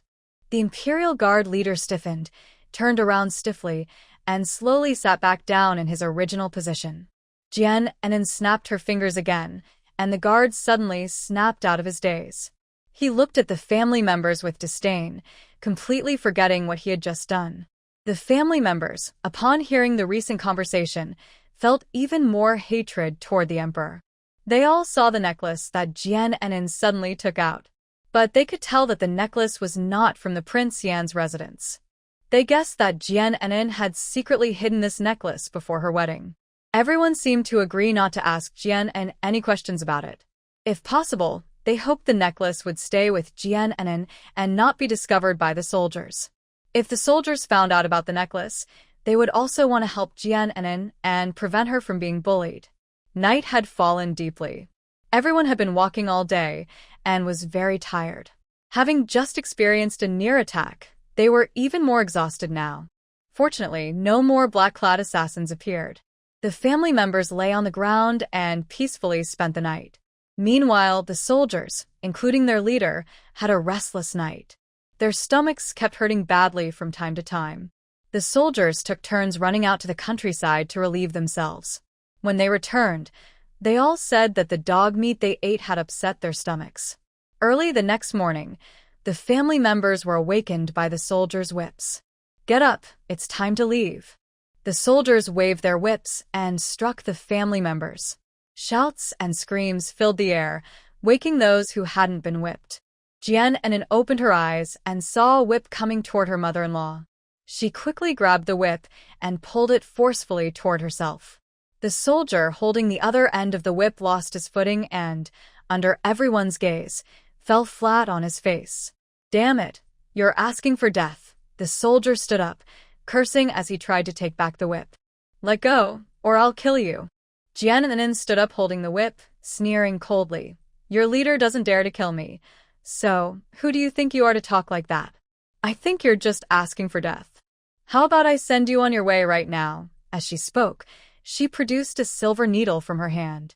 Seeing the needle, the soldier's face paled, and his expression turned extremely pale. He forgot about the silver needle. If it had been stuck in him, he would have lost his life. Last night, he had diarrhea and was already weak. Now, when he walks, it feels like he's stepping on cotton, wobbling all over. But the leader ordered them to whip the family members awake, and he had to follow the order. Just now, he swung the whip around Jiananen, intending to hit the lady of the house. He didn't use much strength, thinking that even if he hit her, it wouldn't hurt much.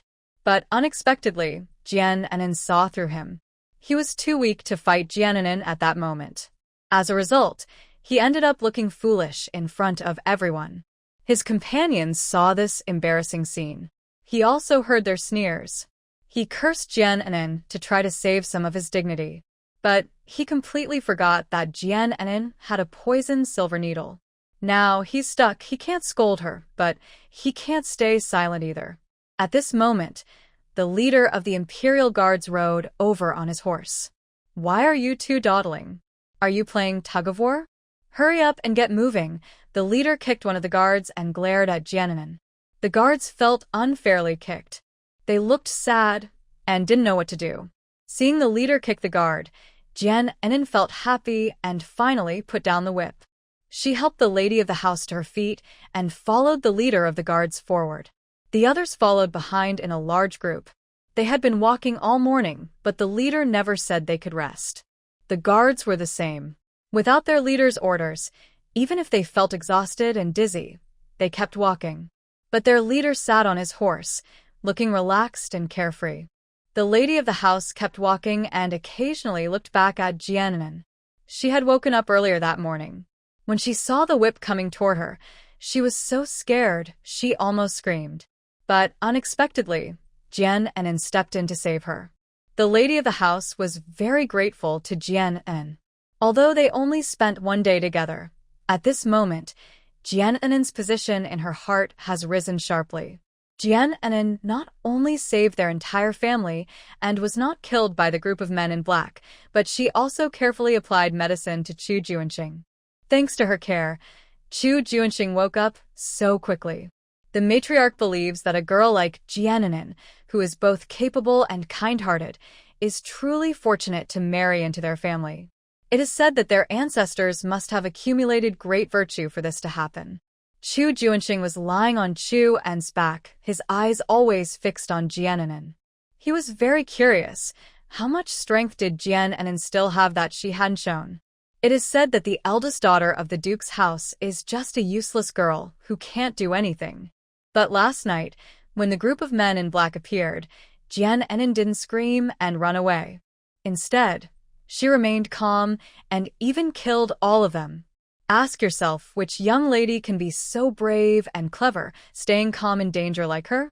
Jiananen sensed that someone was watching her from behind. She suddenly turned around and saw Chu Junxing looking at her.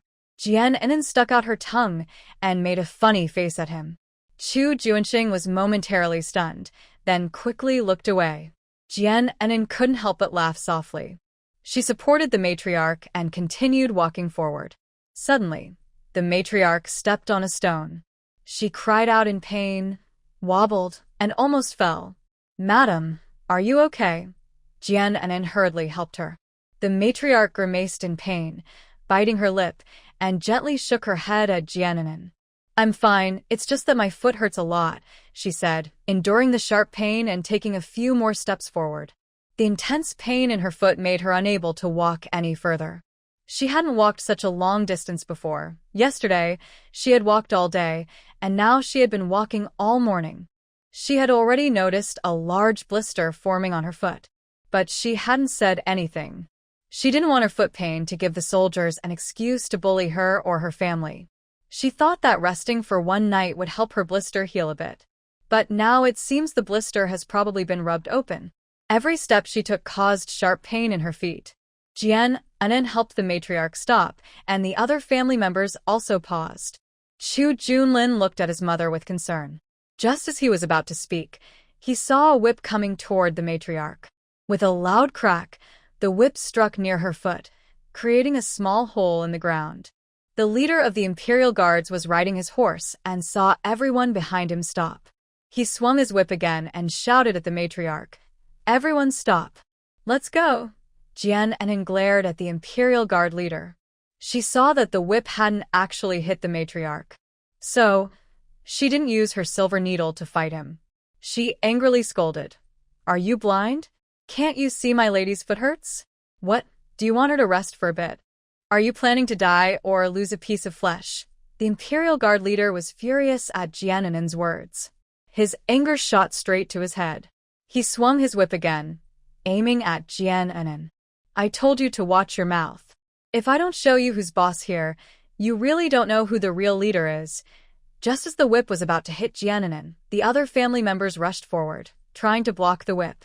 Suddenly, a loud crack sounded in the air. A piece of broken wood hit the whip, causing the guard leader's hand to sting. He couldn't help but loosen his grip, and the whip fell to the ground. Everyone turned around and saw Chu Junluan sitting in a wheelchair, holding another piece of broken wood. It was the piece he broke off from the handrail last night. Jian Anan was a bit surprised. Chu Junluan usually doubted her. Why did he help her today?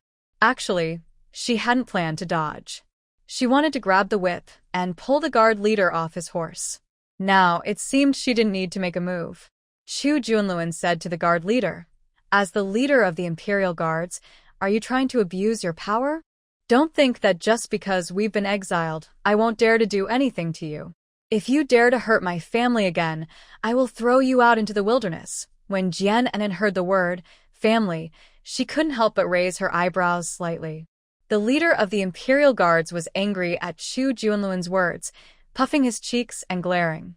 He knew Chu Junluan was skilled in martial arts, so he had not dared to do anything to the family members along the way. He thought Jian Anan was just an outsider, and Chu Junluan wouldn't stand up for her. But unexpectedly, Chu Junluan already regarded her as family. The guard was furious, but had nowhere to vent his anger. Chu Junluan continued, "My mother is not feeling well and needs rest." His tone sounded like an order, as if he was the master here. The guard clenched his teeth in frustration but finally ordered everyone to rest for half an hour before moving on. Jian Anan helped the madam to a large tree and sat down. She asked kindly, "Madam, please take off your shoes. I want to check your foot injury." The madam didn't want to take off her shoes in front of everyone, but the pain was too much to bear. Seeing her hesitation, Jian Anan squatted in front of her and shielded her from the other's view. Only then did the madam blush and remove her shoes. A large blister had already burst, blood staining her sock red. Jian Anan carefully took off the madam's sock, pulling off some skin along with the blister. The shocking wound made Jian Anan's heart sink. The madam was trembling from the pain, but she clenched her lips tightly, not making a sound. Jian Anan admired her strength. She could endure such a big blister on her foot for so long. Just then, footsteps approached. Jian Anan looked back and saw Chu An's carrying Chu Junxing standing behind her. "Why are you both here?" Jian Anan asked in confusion, glancing at Chu Junxing's face. After Chu Junxing was put down, he said coldly, "I came to see how my mother is." "Is that a problem?" Jian Anan snorted and rolled her eyes. Sure. Do whatever you want." She ignored Chu Junxing and focused on checking the madam's injury. Fortunately, her foot only had the blister and no other issues. Jian Anan took out iodine solution and cotton swabs from her space. After applying some medicine to the lady of the house, she sprayed a bit of powder on it. Then she took a bandage and stuck it on the lady's foot. Chu Junxing watched Jian Anan perform these actions like a magic trick, producing things he had never seen before. He was very curious but didn't want to ask. The lady of the house spoke first, asking, "And what medicine did you put on me? I don't feel any pain at all. And what is this patch on my foot? I've never seen anything like it before." In the past, she had been injured before, but the doctor's ointments always caused a sharp sting. However, the medicine Jian Enin applied was cool and refreshing, with no pain at all. Jian Enin looked up and smiled slightly at the lady. This is a wound medicine I developed myself. It works very well. The patch on your foot is called a bandage. It helps prevent the wound from getting infected again. The lady nodded, seeming to understand but not completely. Her eyes toward Jian Enin grew more admiring. She liked Jian Enin more and more, not only brave and clever but also skilled in medicine. She thought the Chu family was truly lucky to have her. Chu Junxing kept looking at Jian Enin, who had just smiled softly at the lady, looking as beautiful as a blooming flower. He felt as if his heart skipped a beat. Realizing his strange feeling, he quickly turned his head away and looked elsewhere.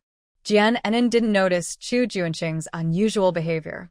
She was very hungry now, her throat dry and aching. Since morning, no one had eaten anything or had a sip of water.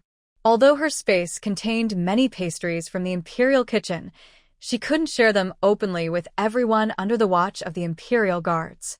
The guards hadn't allowed anyone to rest, so the family members were already starving, pressed close to each other. Meanwhile, the guards had already eaten their fill. Jian Enin looked toward the guards and saw one sitting alone by a tree, drinking water. She recognized him as the guard who had previously brought the Imperial Guard leader a pair of pants. Her eyes lit up with a plan. She stood up and walked toward the guard. Chu Junxing's gaze, once again, fell on Jian Enin.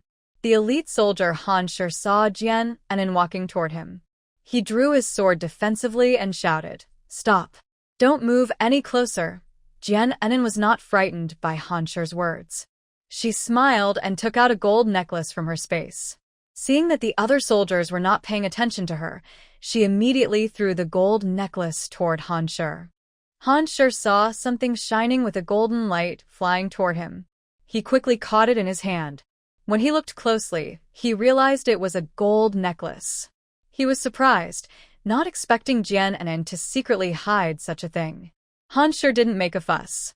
He looked around to make sure no one was watching, then hurriedly put the necklace into his clothes. When he looked up again, his gaze toward Jian Enin softened a lot. Han Shi put away his sword and asked, "What do you want?" Jian Enin stepped in front of Han Shi and sweetly said, "Brother soldier, we've been walking all morning. We're both thirsty and hungry now. Could you please give us 2 water bags so we can drink some water?" Han Shi saw that Jian Enin only wanted water bags. He turned around and searched through his bag. Soon, he found 2 empty water bags and handed them to Jian Enin. "I only have these 2 empty water bags. How you get water is up to you." Jian Enin thanked him and returned to the lady's side with the empty water bags. She wanted to take some water from her space and pour it into the bags. Suddenly, she heard the sound of flowing water nearby. Jian Enin realized there was definitely a water source nearby. Since that was the case, she didn't need to risk being discovered by others to get water from her space. Jian Enin told the lady, "I'll go fetch some water for everyone." She stood up and headed toward the leader of the elite soldiers. The lady was worried Jian Enin might be troubled by the leader, so she hurriedly asked Chu Ans to follow her. Jian Enin approached the leader and said, "I have a stomach ache and need to go to the bathroom." Just as Chu Ans, who was nearby, heard her say this, he couldn't help but smile secretly, though he kept his expression calm. The leader of the elite soldiers looked at Jian Enin and said irritably, "Hurry back. Don't go too far." After Jian Enin agreed, she headed toward the water source. Chu Ans also wanted to go, but was stopped by the leader of the Imperial Guards. "What are you doing? Go back and sit down." Chu Ans looked uncomfortable and said, "Leader of the guards, I have a stomach ache too. I need to pee." The guard of the Imperial Guards waved impatiently and said, "Lazy donkeys always have to pee. Both of you go quickly and come back soon. If you try any tricks, I will kill all of you." Chu Ans said nothing and quickly followed Jian Enin toward the water source. They didn't walk far before seeing a small river ahead. Chu Ans was excited and wanted to run over, but Jian Enin pulled him back. "There are more snakes here. First, sprinkle some snake-repelling powder before going." Hearing this, Chu Ans realized there were indeed a few snakes crawling nearby. From their patterns, these snakes are highly venomous. Chu felt a bit scared inside. If one of these snakes bit him, his life could be in danger. He looked at Jian with gratitude, noticing she didn't seem worried at all. If it had been someone else, they might have been terrified.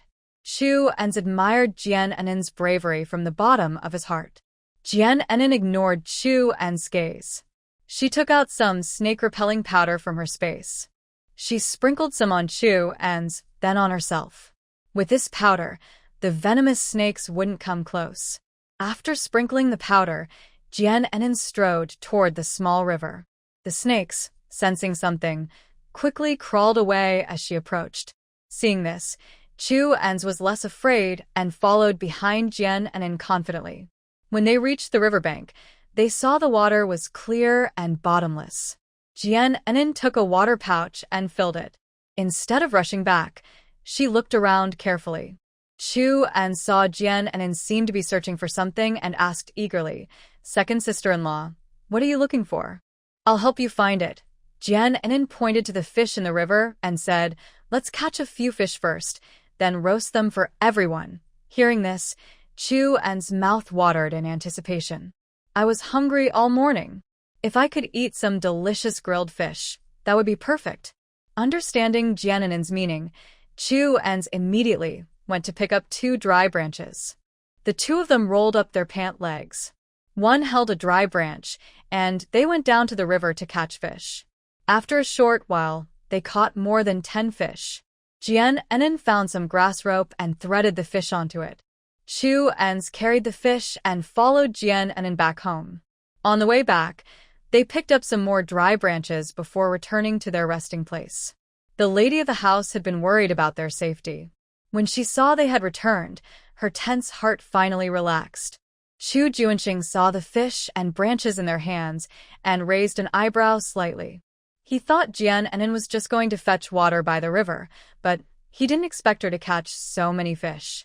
Jian placed the branches on the ground and took out a fire starter from her space. When Chu Junxing saw the fire starter in Jian's hand, his gaze darkened. The fire starter was decorated with a red swallow character, which was the symbol of his Euang mansion. How could the things from Euang mansion be in Jian's hands? The emperor had already searched his house. Did Jian sneak into his mansion before the search and take the fire starter? Chu Junxing couldn't figure it out. He wanted to ask Jian how she got the fire starter, but when the words reached his mouth, he swallowed them back. Now was not the time to ask about this. He would ask clearly later. Jian lit a fire and skewered the fish onto the branches, then placed them over the fire to cook.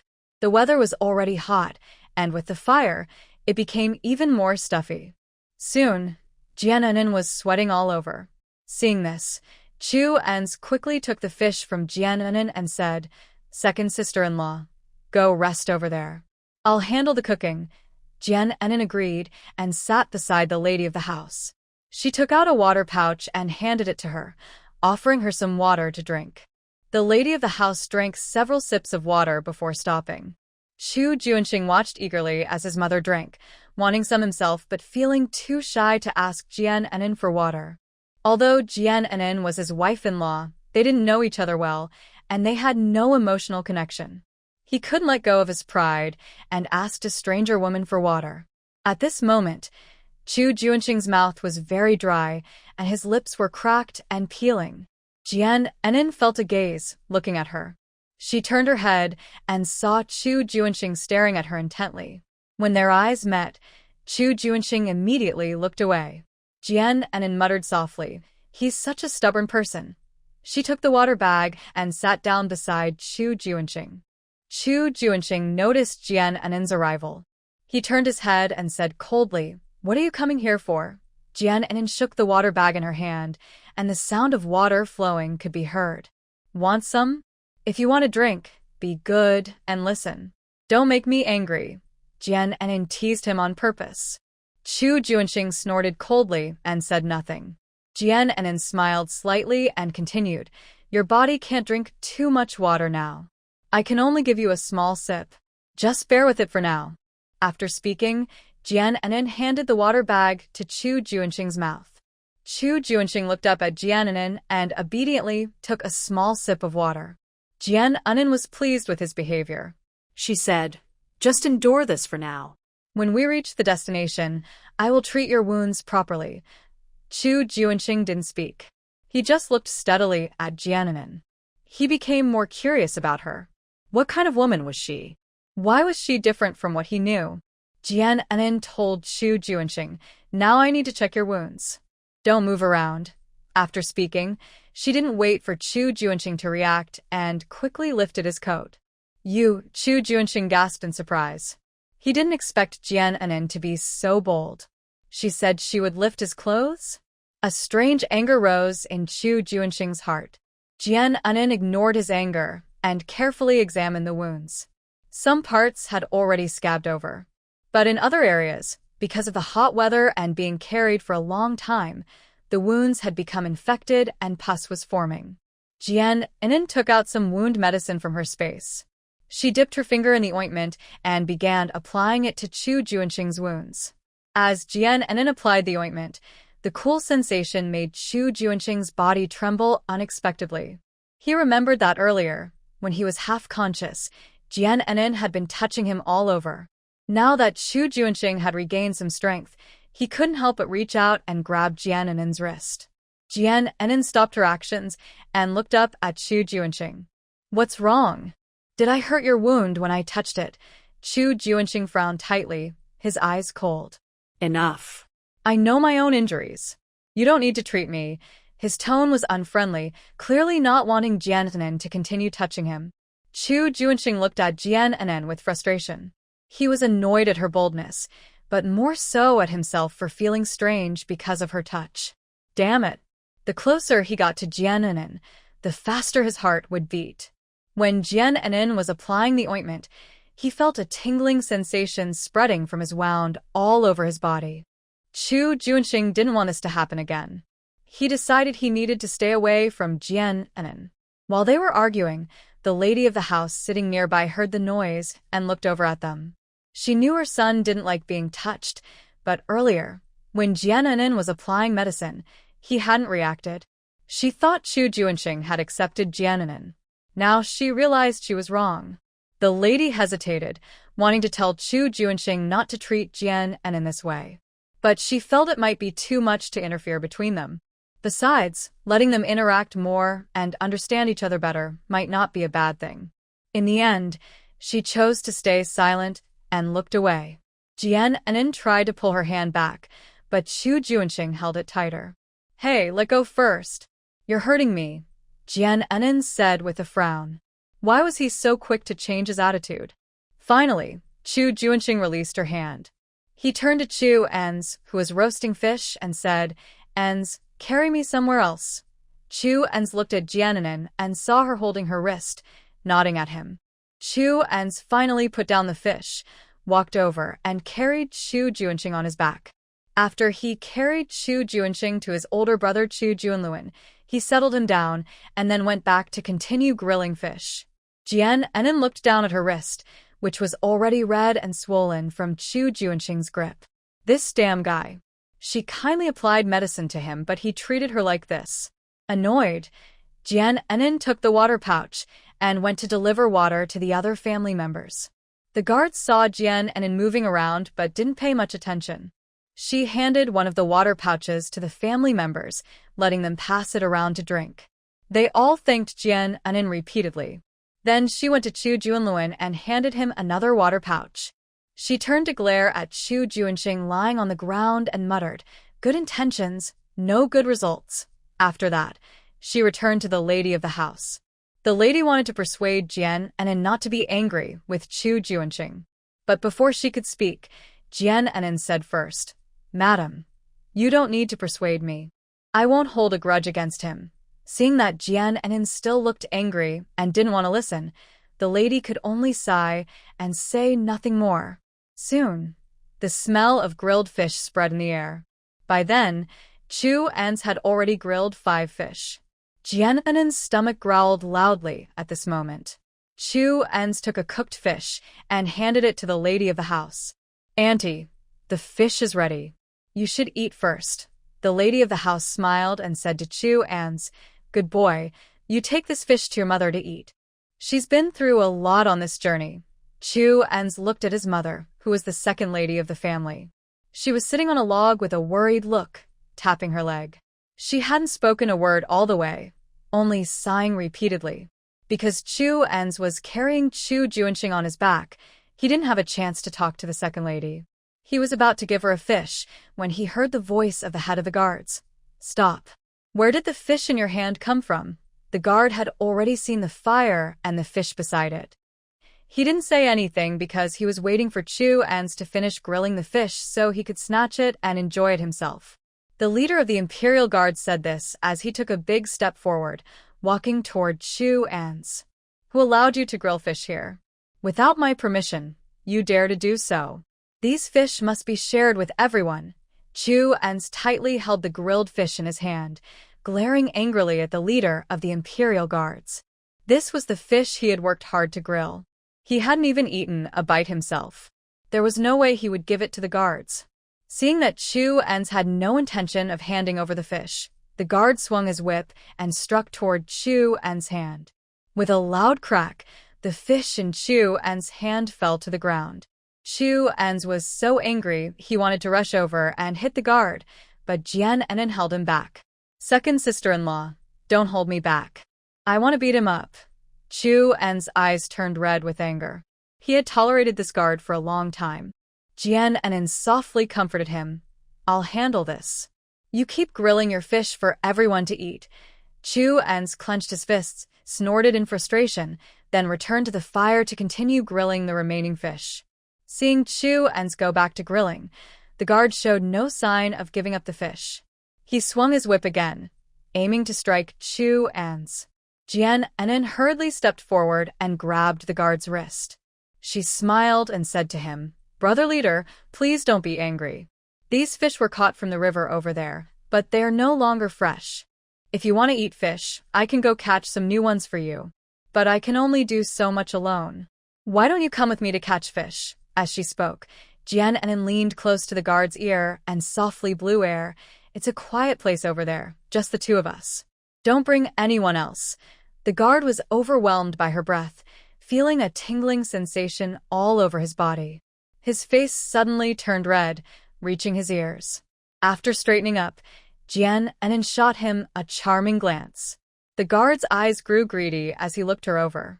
Jian Enin was already beautiful and dressed in a bright red wedding dress, making her look even more lovely and delicate. The guard had long harbored ill thoughts about Jian Enin. Throughout this journey, with so many people watching, he never had a real chance to deal with Jian Enin. Now that she voluntarily asked to go alone to the small river, he naturally wouldn't miss this good opportunity. He has always been very good at swimming, so he wasn't worried about Jian Enin causing trouble. If she dared to push him into the river, once he swam ashore, he would make her pay for it and teach her a lesson. Jian Enin spoke softly. Only they two could hear her. Chu Junxing kept his eyes fixed on Jian Enin's every move. Although they had just had a small disagreement, his gaze never left her. He saw Jian Enin smiling charmingly as she approached the leader of the Imperial Guards, winking at him flirtatiously.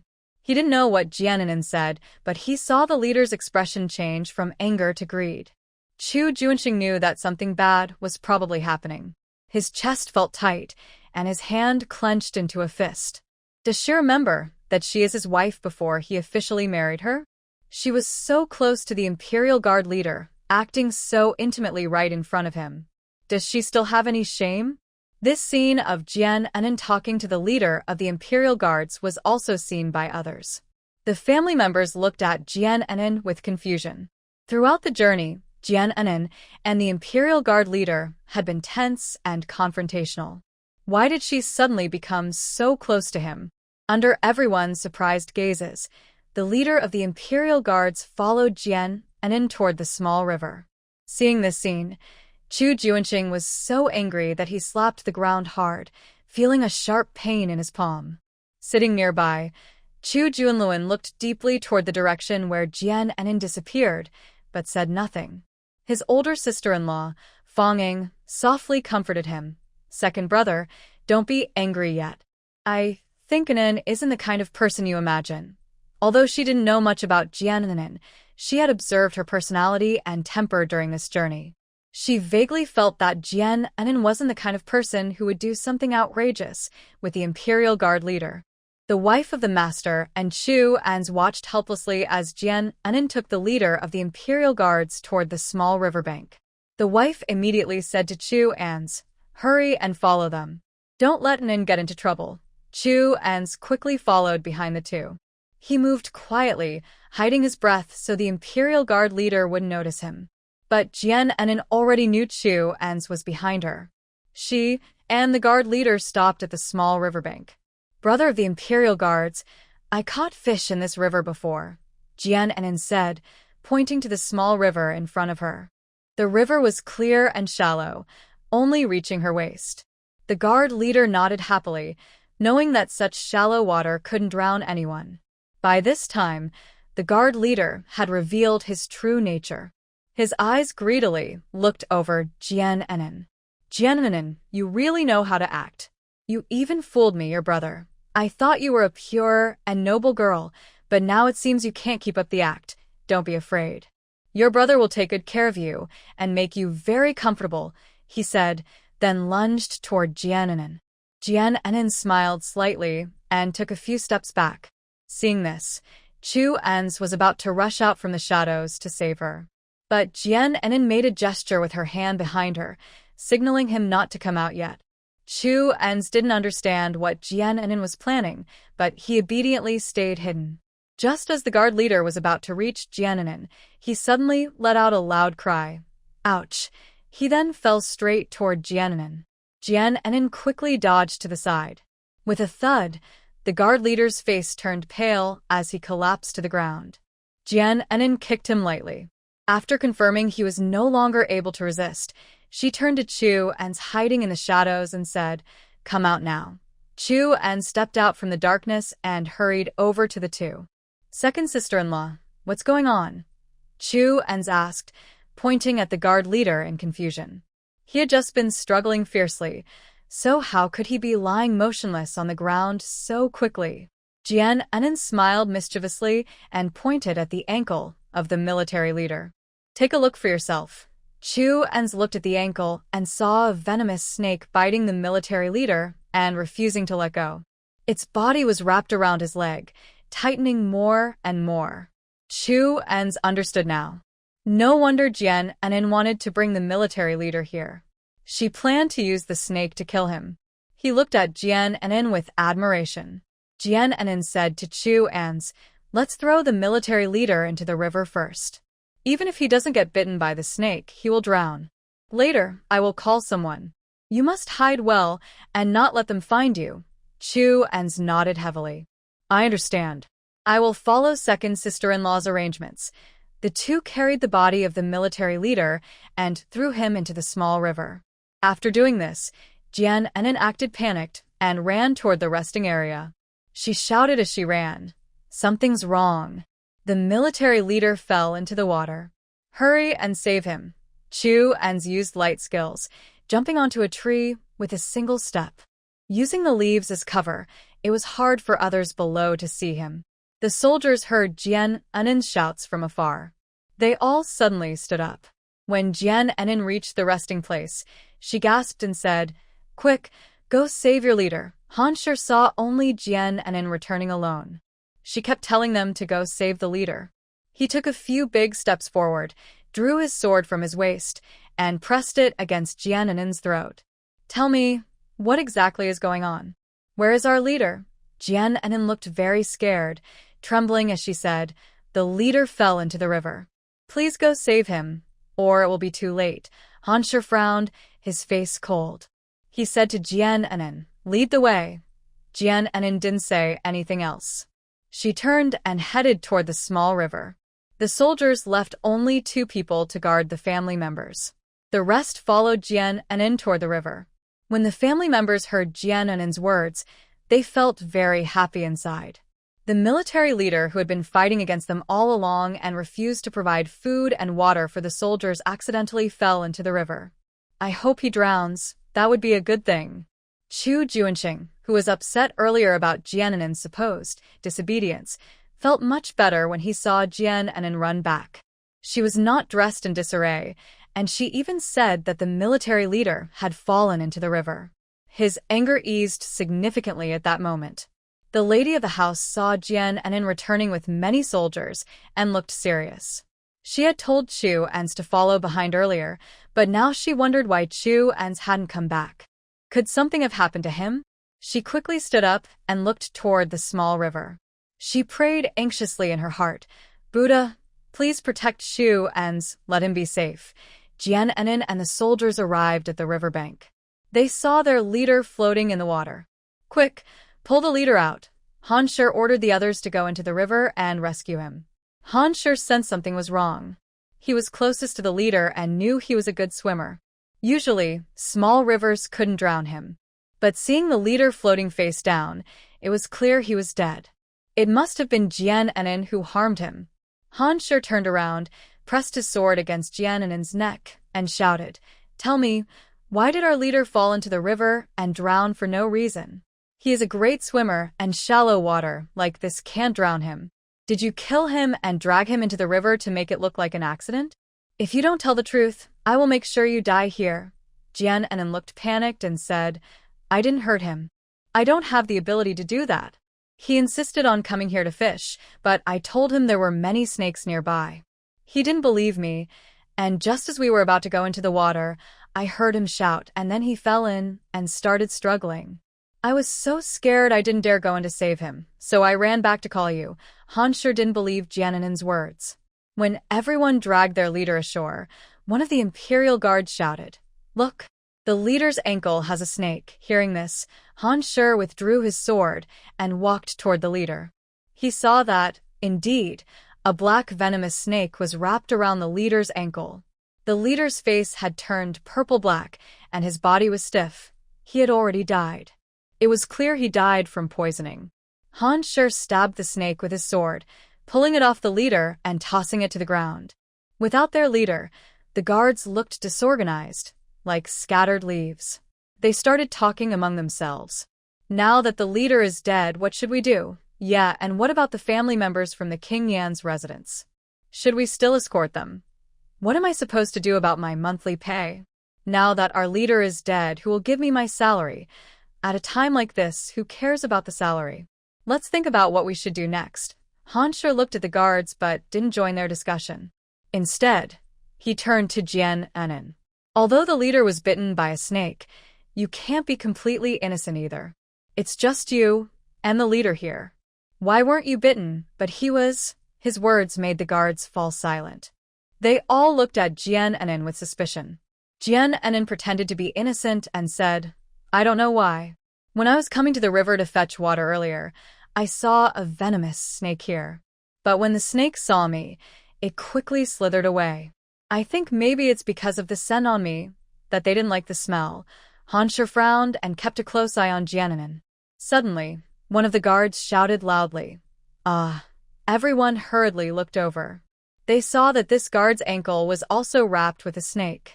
The guard wobbled and then collapsed to the ground. Han Shi and the others quickly went to check on him. Jiananen also moved closer. She pushed through the crowd and told everyone, Stay back. There are many snakes here. Don't get bitten.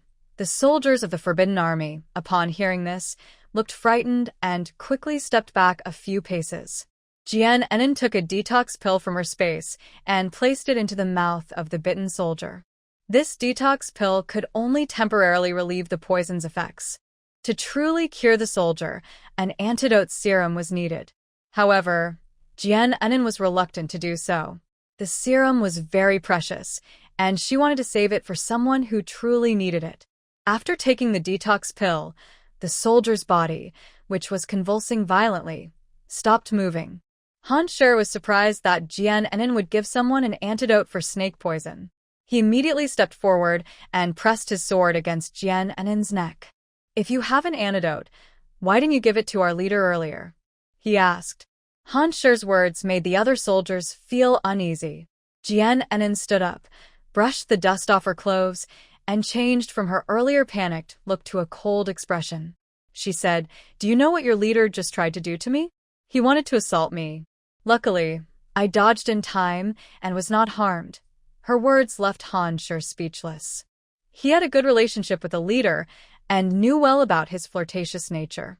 Over the years, the leader had used his status to spend money in brothels and enjoy himself. When the leader left with Jian Enin just now, Han Shi saw the greed in his eyes. He guessed that the leader was coveting Jian Enin's beauty. He wanted to bring her here to force himself on her. Seeing that Han Shi didn't speak, Jian Enin snorted coldly. She continued, "So, according to you, I should take out the antidote to save someone who wanted to assault me." Her words made the soldiers turn their eyes toward the long-dead leader. They lowered their hands from their sword hilts. Although Han Shi had a good relationship with the leader, he knew how shameful it was to assault a banished person. He had also advised the leader not to indulge in women. But the leader never listened to his advice. Now, the leader had paid the price, dying at the fangs of a venomous snake. And the soldiers escorting the exile had lost their backbone. The soldiers of the Forbidden Army once again fell into panic. Everyone started talking again. "The leader is dead. What should we do now? What else can we do? Of course, we need to choose another leader." "That's a good idea. I support selecting a new leader." The Forbidden soldiers were busy discussing who should be the next leader. Including Han Shi, no one noticed what was happening at their feet. Suddenly, Han Shi felt a sharp pain around his ankle. He looked down and saw a patterned venomous snake biting his ankle. He was terrified and quickly stabbed his sword into the snake. The patterned snake hissed loudly, releasing its grip and wrapping around the sword. Han Shi felt dizzy and wobbled, then collapsed to the ground. The soldiers of the Forbidden Army were scared and wanted to come closer to check, but Jian Enin stopped them. "Don't come any closer. This is a 5-step snake, very poisonous. If it bites you, you will die within 5 steps." Hearing this, the soldiers turned pale and stayed where they were. Jian Enin said to everyone, "Leave now. I will save his life." The soldiers, seeing her strength, dared not move further and gradually retreated. Without the Forbidden soldiers, Jian Enin looked up at Chu Ans on the tree branch. "Come down first. Carry the poisoned soldier back. If anyone asks, tell them I told you to do so." Chu Ans jumped down from the tree, carried the soldier who was bitten by the snake, and headed toward the resting place. Jian Enin looked around to make sure no one else was nearby, then took out a bottle of serum from her space.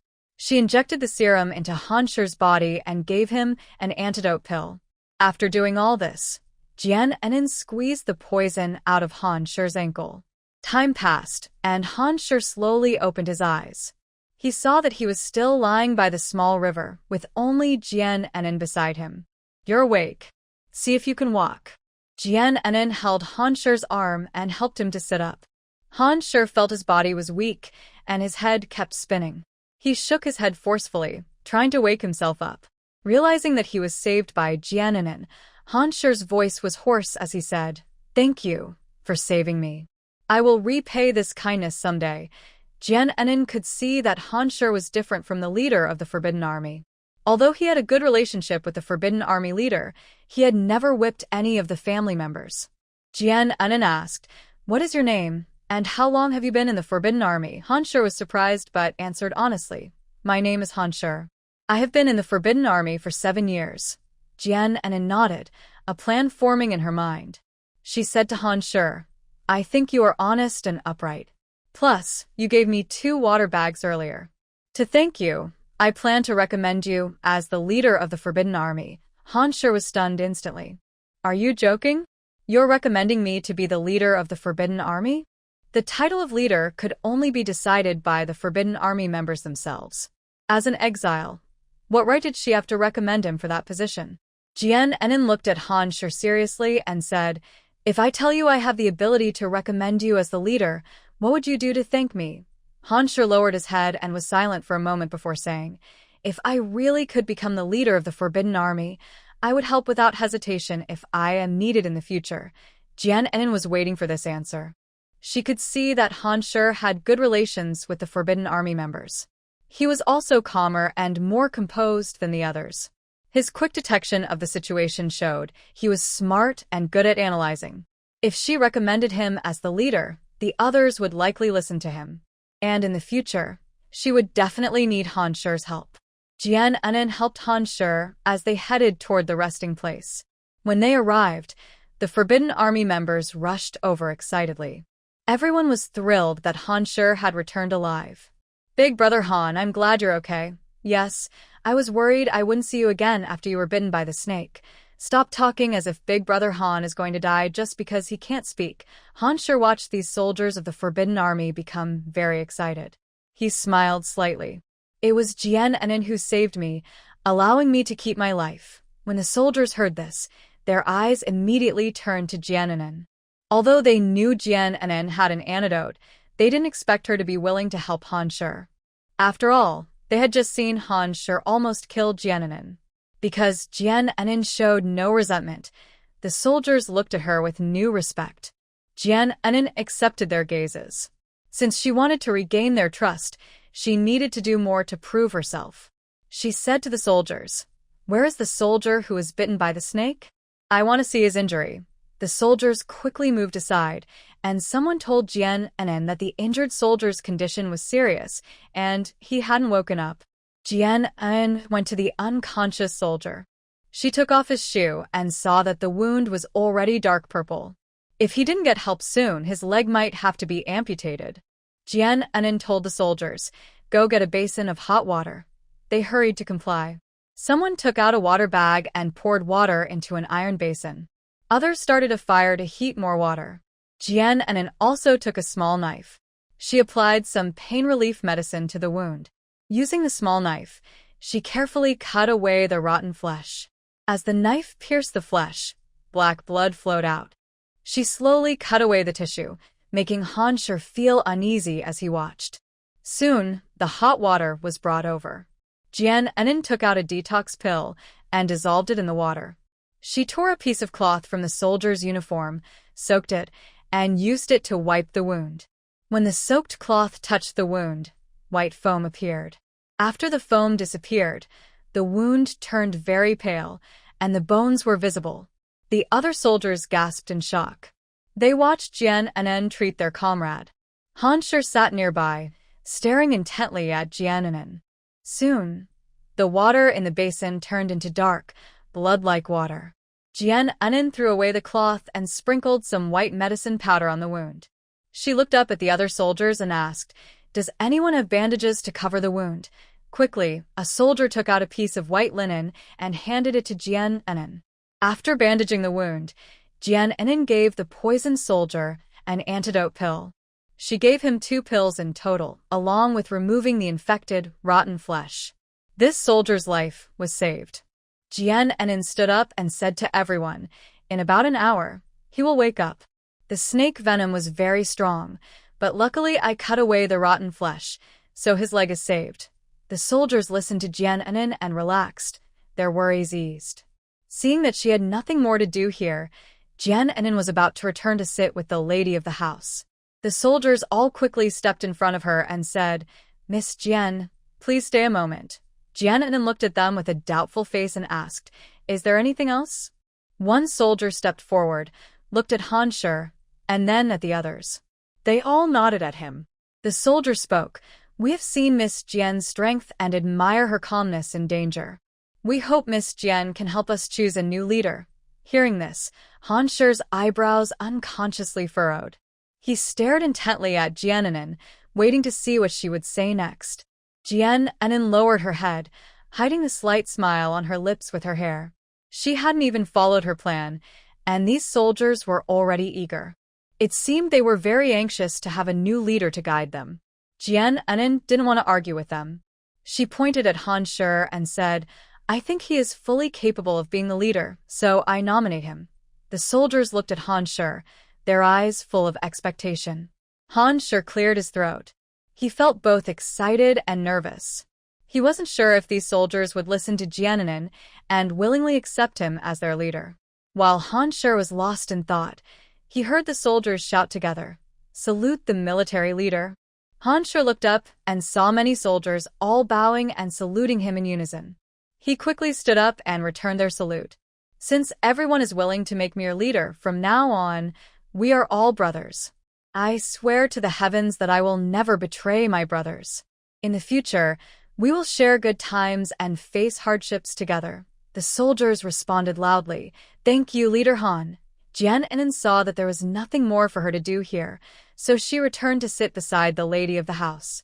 By now, everyone had eaten some grilled fish, and there was one left over by the fire. The lady of the house picked up the cooked fish and handed it to Jian Enin. You're starving. Eat the fish. Jian Enin happily took the fish and ate it eagerly. Although the fish wasn't seasoned with salt, it still tasted very fresh and delicious. The lady of the house looked at Jian Enin with great admiration. Just after Chu En's returned, having been bitten by a snake while guarding the soldiers, she asked Chu En's what had happened. Chu En's explained everything in detail to the lady of the house. She listened with surprise and amazement. She didn't expect Jian Enin to be so clever. Not only did Jian Enin plan to kill the arrogant soldier leader, but she also made the other soldiers afraid to doubt her. It's a pity she is a girl.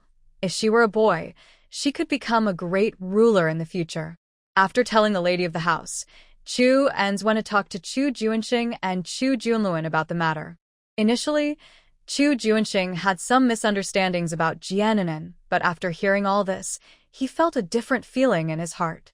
Until he saw Jian Enin helping Han Shi back, and saw the soldiers all bowing to her. Chu Junxing realized he had misunderstood Jian Enin and thought he must find a chance to apologize. After resting for a while, Han Shi, now the new leader, announced that they would set out on their journey. Everyone stood up and brushed off the dust from their clothes. Han Shi did not go horseback riding because he felt his body was already fine and didn't need to ride. He gave his horse to the poisoned guard. The guard was still unconscious, so Han Shi let him rest on the horse's back, which was a good way to relax. Han Shi's actions moved the other guards. In the past, their former leader always took all the credit for good things. When it was time to receive rewards, he claimed all the achievements as his own. It seemed like these guards were just idle workers. But Han Shi truly treated them like brothers. Although he had a good relationship with the former leader, people didn't dislike him because of it. Every time Han Shi received good things from the former leader, he shared them with everyone. Because of this, Han Shi was already more respected among the guards than the former leader. Now, the former leader was bitten by a snake and died. Han Shi, as expected, became the new leader, and they believed they would have a good future. The group continued their journey forward. After 3 days, they arrived at a city gate and stopped. Jian Enin looked up and saw the words, Kaishanqing, carved on the city tower. From the memories of the original owner, Jian Enin knew that Taiyuan Kingdom had a secondary city. Although it was far from Jingzhou City, every piece of land here was taken by the former emperor of Taiyuan Kingdom. It seemed this was that secondary city. Han Shi went to the front and handed a notice to the soldier guarding the gate. The 2 soldiers saw he was the guard captain and was escorting exiled people to Inbeay City. They looked at the families with sympathy, but said nothing and let them pass. Han Shi waved his hand behind him, and Jian Enin and the families entered the city. On the way here, the guards did not whip the families even once. They also did not shout at them as before. Everyone walked quietly. The lady of the house had blisters on her feet that had burst, which should have been very painful. But after applying Jian Enin's medicine, she found that her foot wound seemed to have healed and was not painful at all. Everyone entered Kaishanqing. Han Shi wanted to find in so they could rest for the night before continuing their journey. The poisoned guards had already woken up. He found himself lying on a horse. From the other guards, he learned that their previous leader had died. They had chosen Han Shi as their new leader. Seeing Han Shi leading the way, he felt embarrassed and was about to get off his horse. Han Shi heard the noise and turned back, saying, "You can stay on your horse for now. Once we find an inn, you can rest properly." The guard nodded shyly and settled back on his horse. Jian Enin approached and gave the guard a detox pill. In about an hour, the poison in his body would be completely gone. Originally, exiles were not allowed to travel on official roads and had to take a longer route to Inbeay City. But Han Shi, grateful for Jiannin's help, made an exception and chose to take the official road. This city, Kaishanqing, was the only way to reach Inbeay City. Anyway, since the emperor was far away, they could take whichever route they wanted, and the emperor wouldn't know. Han Shi's bold decision impressed Jiannin. If it had been the previous guard leader, he wouldn't have led everyone on the official road. He would have taken the most remote and winding path, exhausting everyone, including their families, along the way. The group couldn't find a suitable inn. There were too many of them, and other guests were staying at the inns. No inn could accommodate so many extra people. Han Shi had no choice but to find an abandoned temple for everyone to rest in. As they entered the temple hall, thunder roared overhead. Several lightning bolts streaked across the sky, illuminating the dark temple. A few women were frightened by the thunder, covering their ears and huddling together. Jiannin looked at the women and then turned her gaze toward Chu Junxing. Chu Junxing was lying on a rough mat. His face was pale, and his brows were tightly furrowed, as if suffering great pain. Jiannin didn't want to bother with Chu Junxing, especially since he had been so cold when she treated his wounds earlier. Since he didn't want to recover quickly, she decided to let him suffer a bit longer. Jiannin's gaze shifted to the youngest child in the family. He was the child of Chu Junluan and Fong Ying. Throughout the journey, he remained very quiet, not crying or making trouble. Even with the loud thunder, he showed no sign of fear. Jiannin rested her chin on her hand and tilted her head to look at the little boy. She learned from the matriarch that his name was Chu Zishi, and he had just turned 4 years old. Chu Zishi was curled up in Fong Ying's arms, seeming to sense someone watching him. He turned his head and looked at Jiannin. Jiannin always thought this child was too quiet, almost to the point of being withdrawn. She took out a piece of candy from her pocket and walked over to give it to Chu Zishi. He blinked his big, dark eyes like grapes, looked at the candy in Jiannin's hand, then looked back at her. "Eat it, this candy is very sweet." Jiannin smiled and gently placed the candy into Chu Zishi's small hand.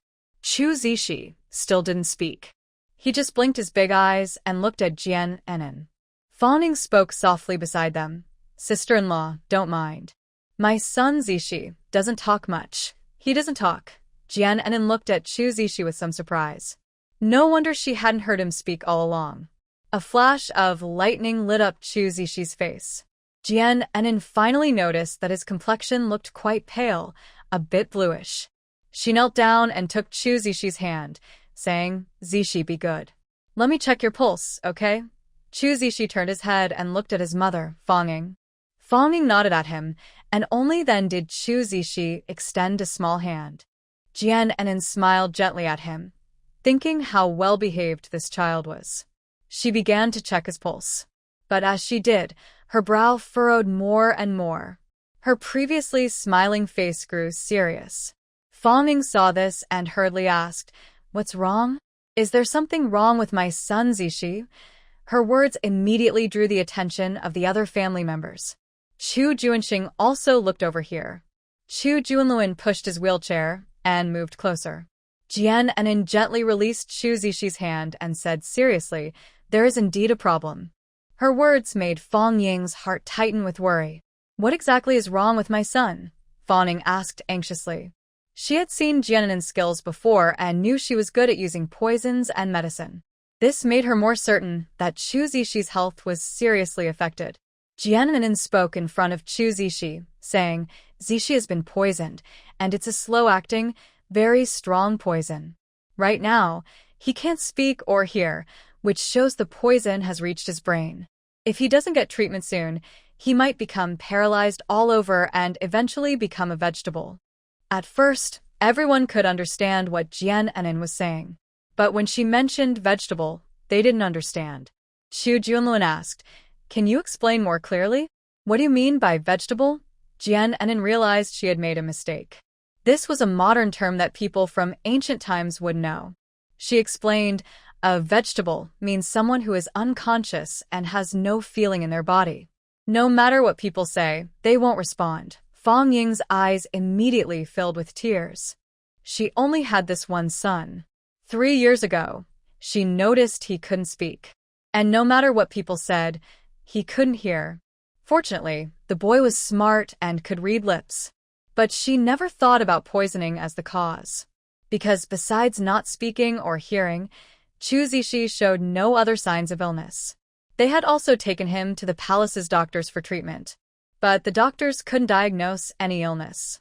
They only said Chu Zishi was born this way, with no cure. Since even the doctors said that, everyone believed it and didn't think further. Seeing Fang Ying cry, Chu Junluan also felt sad. He held Fang Ying's hand to comfort her. When Chu Zishi saw his mother crying, he turned around and gently wiped her face with his small hand. He opened his mouth, wanting to say something, but not a word came out. The broken-down temple was filled with deep sadness. The second wife sat nearby, sighing repeatedly. The eldest lady also took out a handkerchief to wipe away tears from her eyes. The Chu family only had this young son, and everyone had already accepted their fate. Now, after hearing Jiannin's words, they felt both anger at the unfairness of fate and a new sense of doubt. Who could be so cruel as to poison such a young child? Chu Junxing, who had been silent, endured the pain in his body and finally spoke. Can this poison be cured? His words immediately sparked hope among everyone. All the family members looked at Jiannin with hopeful eyes. Jiannin checked Chu Zishi's pulse again. The abandoned temple suddenly fell silent. Even the guards stopped talking. Everyone looked at Jiannin, eager to hear her answer. After examining the pulse, Jiannin finally said, "Although this poison is a slow-acting toxin, I have a way to cure it." Her words brought instant relief to everyone's faces. The worried hearts finally relaxed. They all believed Jiannin. If she said she could cure it, then she truly could. Chu Junluan spoke up.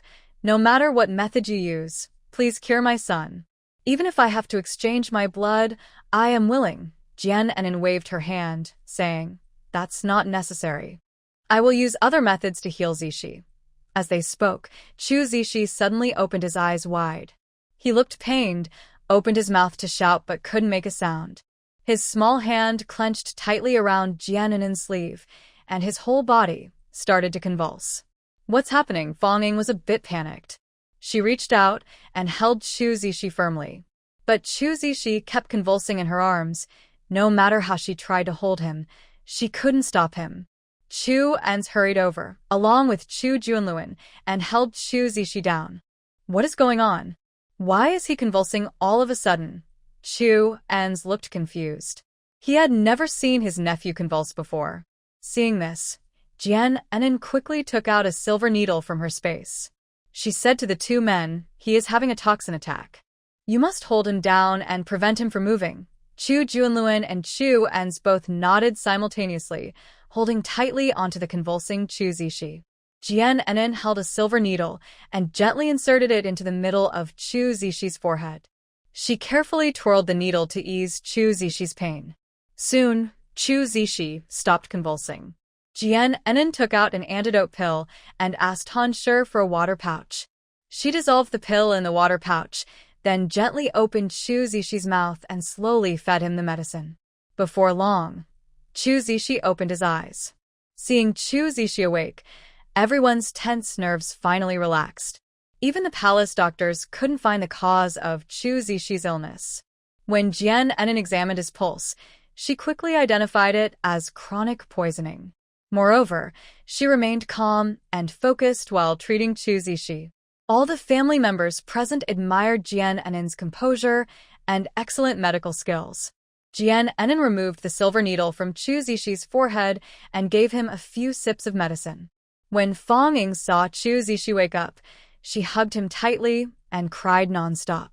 Chu Junluan thanked Jiannin, and his tone was no longer cold and harsh. Jiannin said to Chu Junluan, "Big brother, there's no need to thank me yet. First, try to recall if anyone suspicious visited the house after Zishi was born." Chu Junluan lowered his head silently, images flashing through his mind as he remembered the past. When Chu Zishi was a month old, some people did come to the Euang manor. They were all here to celebrate his full moon. These visitors were officials from the palace, and there was nothing suspicious about them. Seeing Chu Junluan remain silent, Jian Anin said, "Big brother, take your time to think. There's no rush." After speaking, Jian Anin took the water pouch and returned to her seat. She didn't return the water pouch to Han Shi, who had no intention of reclaiming it. He still had several other pouches filled with water, enough for his journey. As for the water in that pouch, it was better used for treating children. Not long after she sat down, two figures appeared beside her. Turning her head, Jian Anin saw Chu Ans carrying Chu Junxing and walking over to her. Chu Junxing saw Jian Anin looking as if she didn't want to talk to him. He opened his mouth, but didn't know what to say. Chu Ans wisely walked away to talk to his mother. The two sat and lay quietly, both silent. Outside, heavy rain was falling, hitting the eaves with a loud, pitter-patter sound. At that moment, a series of images appeared before Jian Anin's eyes. In the images, they would leave this mountain city tomorrow and arrive at the foot of a mountain. They needed to cross that mountain and walk for another day to reach their destination, Inbeay City. On their way up the mountain, a group of bandits appeared. The bandit leader held a big sword and tried to rob them. The Imperial guards no longer just watched passively like last time, but joined the fight.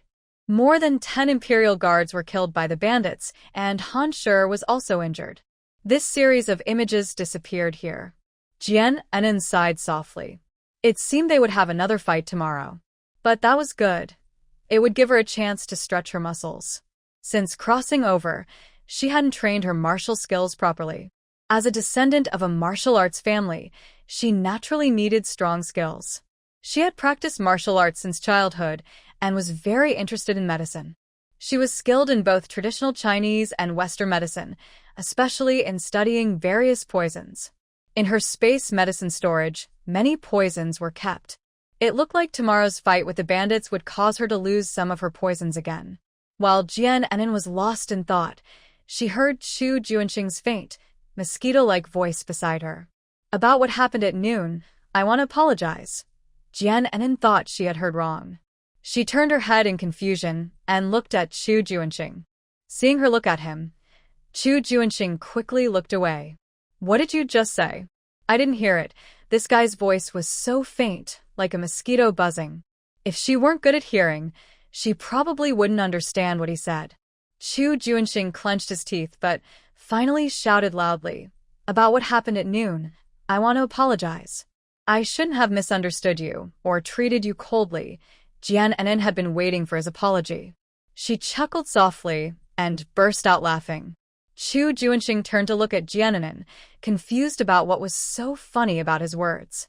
Jian Anin stopped laughing and looked at Chu Junxing's chest, saying, "Your internal injury just acted up." Chu Junxing only responded with a and didn't speak.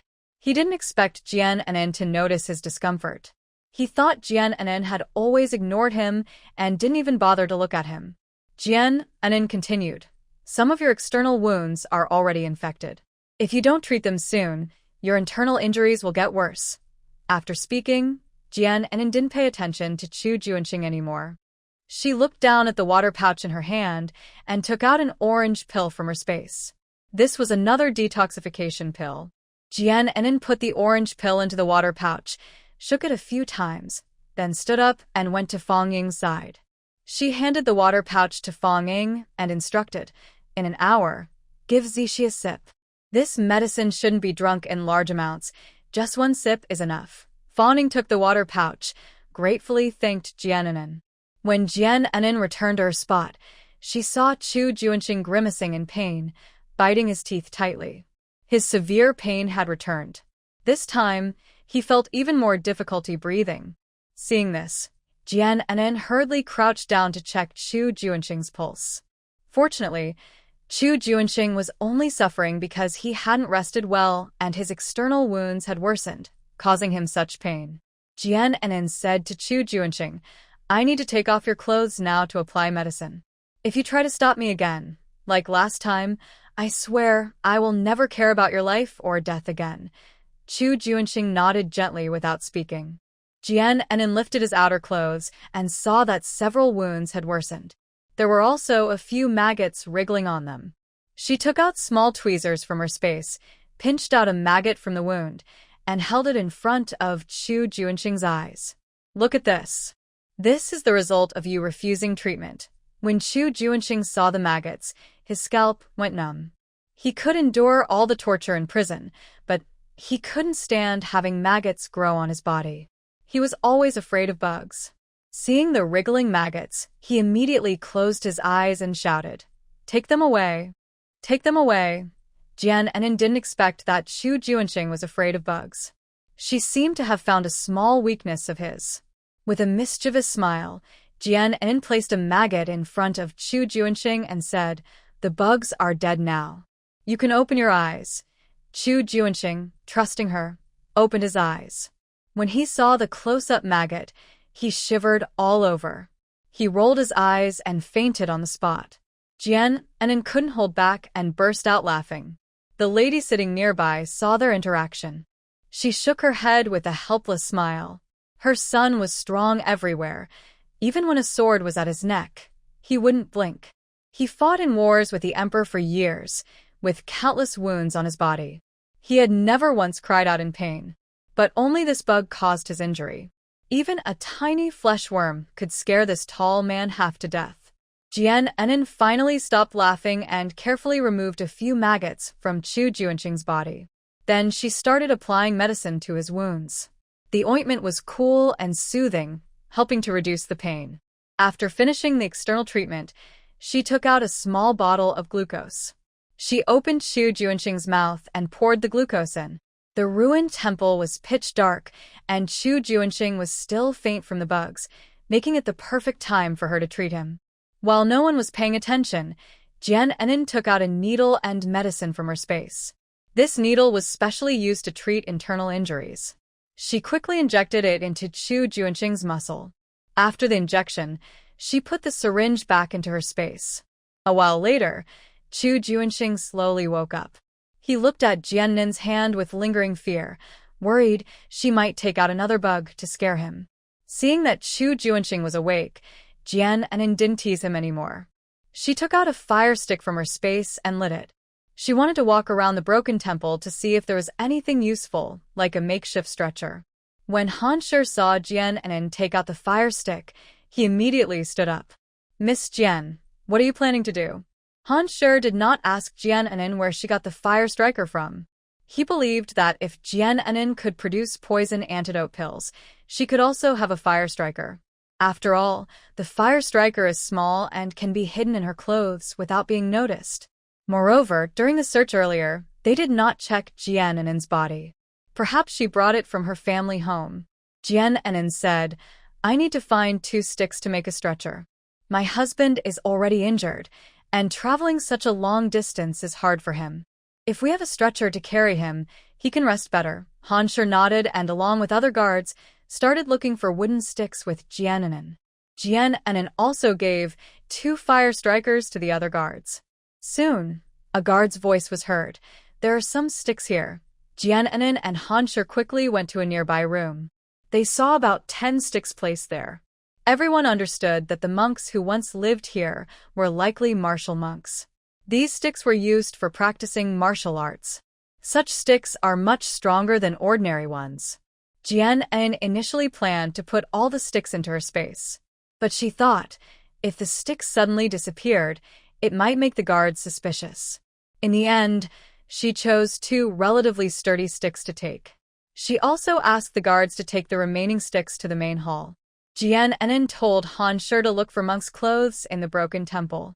Han Shi trusted her and went to search other rooms. Finally, he found some monk robes in a small meditation room. When Han Shi came out with the robes, he saw that Jian Enin was no longer there. He returned to the main hall but did not see Jian Enin either. After Jian Enin distracted Han Shi, she moved to a hidden spot in the broken temple. She took out 2 prepared chickens and some seasonings from her space. These were taken from the Imperial kitchen. Unfortunately, she only had 2 cooked chickens now. If they wanted to cook chicken for everyone, 2 chickens wouldn't be enough. Jian Enin then bought 8 more prepared chickens from the supermarket. She carried 10 chickens and some seasonings, and as she was walking back, she saw a water well in the corner. She removed the cover and used a fire stick to look inside. The well was very deep, and a cool breeze came from it. Jian Enin's eyes lit up, and she bought 4 large watermelons from the market, tossing them into the well. When she returned to the main hall with the chickens and seasonings, everyone looked at her. At this time, the family members were eating dry bread with water, taking bites one after another. These bread and water were given to them by Han Shi, who had ordered the guards to distribute them. Everyone's eyes widened when they saw the chicken Jian Enin was holding. She looked at Han Shi, who was staring blankly, and said, "Do you have a pot? Bring out the biggest one." Han Shi finally snapped out of his surprise and pointed at the 10 chickens, asking, "Miss Jian, where did these chickens come from?" She casually replied, "I just went around the kitchen and saw 10 chickens hiding in the dark. I think they were secretly kept there by the monks before." Her words made Han Shi suspicious. Monks usually don't eat meat, so why would they hide so many chickens? Jian Enin noticed Han Shi's doubt and shrugged, saying, "Anyway, I found these chickens in the kitchen. I don't know if they were left by the monks before." Just then, a guard approached and said, "Captain Han, now that we have chickens to eat, let's not worry about where they came from. Also, this is an old temple. Maybe these chickens were secretly hidden here by beggars." Han Shi nodded. If the chickens were hidden by beggars, that explanation made sense. His doubts were eased by the guard's words. Jian Enin looked at the guard with admiration. She recognized him as the person who had been bitten by a snake earlier. The guard smiled foolishly at her and limped over to bring a large pot. Jian Enin then asked the guards to chop the remaining wooden sticks into firewood. She told Han Shi, "I saw a water well in the temple. Let's use the water from the well to cook the chicken." Hearing this, Han Shi immediately sent someone to fetch water. A few of the Imperial guards left, but they soon returned. They all looked very excited, and 4 of them were holding large watermelons. 2 other guards brought in 2 buckets of water. One guard happily hugged a watermelon and ran back shouting loudly, "Today, we got really lucky. Not only can we eat chicken, but we also get to enjoy watermelon to quench our thirst." Han Shi didn't expect that when they came to rest at this old temple, they would find such good food. Not only was there chicken, but also watermelon. Jian Enin had already set up a pot. One guard poured water from a bucket into the big pot. She lit a fire, and soon the water was boiling. She added chopped chicken and some seasonings, then covered the pot. Everyone's eyes were fixed on the big pot. Before long, the delicious smell of chicken filled the air. The family members put down their steamed buns, unable to stop swallowing. They hadn't eaten meat for 2 days. They thought they would have to go without meat during this exile. But unexpectedly, thanks to Jian Enin, they could once again enjoy chicken.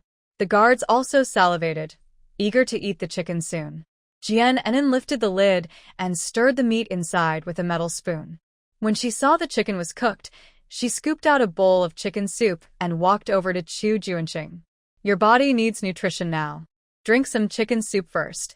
Chu Junxing sat up and took the bowl, taking a sip. He thought the soup wouldn't be very good, since he had tasted all kinds of delicacies before. But after the first sip, he was completely won over by the delicious flavor. He looked up at Jian Enin and sincerely praised, "This soup is very tasty." Jian Enin smiled and said, "If you like it, drink more. Later, I'll serve you some meat." When the family members heard Chu Junxing say the chicken soup was good, they all couldn't help but swallow hard. Even Chu Junxing, who was usually picky about food, said the soup was delicious. "This chicken soup must be very tasty." Jian Enin told the guards, "There are some broken bowls in the kitchen. Please help bring them over." The soldiers waiting for Jian Enin to speak listened eagerly as she mentioned there were broken dishes in the kitchen. They hurriedly ran to the back kitchen of the ruined temple. They all brought back broken bowls and pots. Jian Enin used the remaining water to wash these dishes and then divided the chicken meat among everyone. The family members received the chicken and expressed their thanks to Jian Enin. They took a bite of bread, then grabbed some chicken with their hands and put it in their mouths.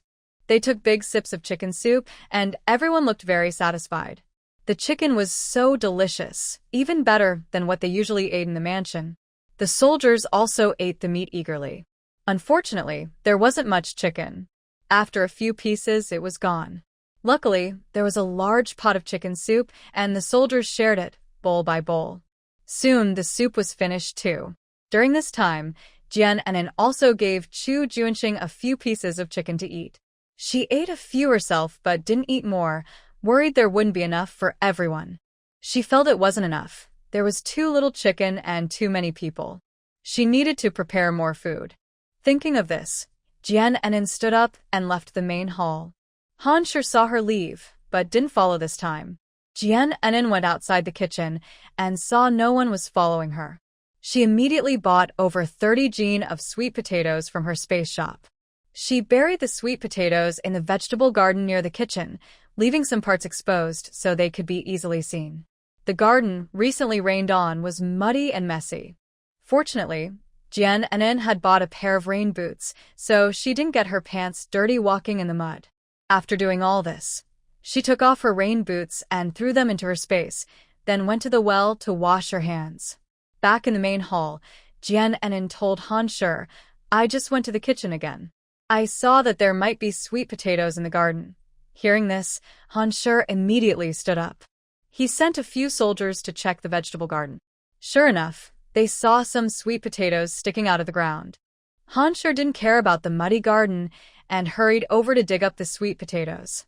A few soldiers also started digging. They didn't expect to find so many sweet potatoes. Han Shi was so happy, he almost felt like singing. His favorite food in the world was sweet potatoes. When he was assigned to escort exiled prisoners, he thought about bringing extra sweet potatoes for the journey. But the leader ordered him not to bring any food except for steamed buns. He hadn't eaten sweet potatoes for 2 days, and today there were so many to eat.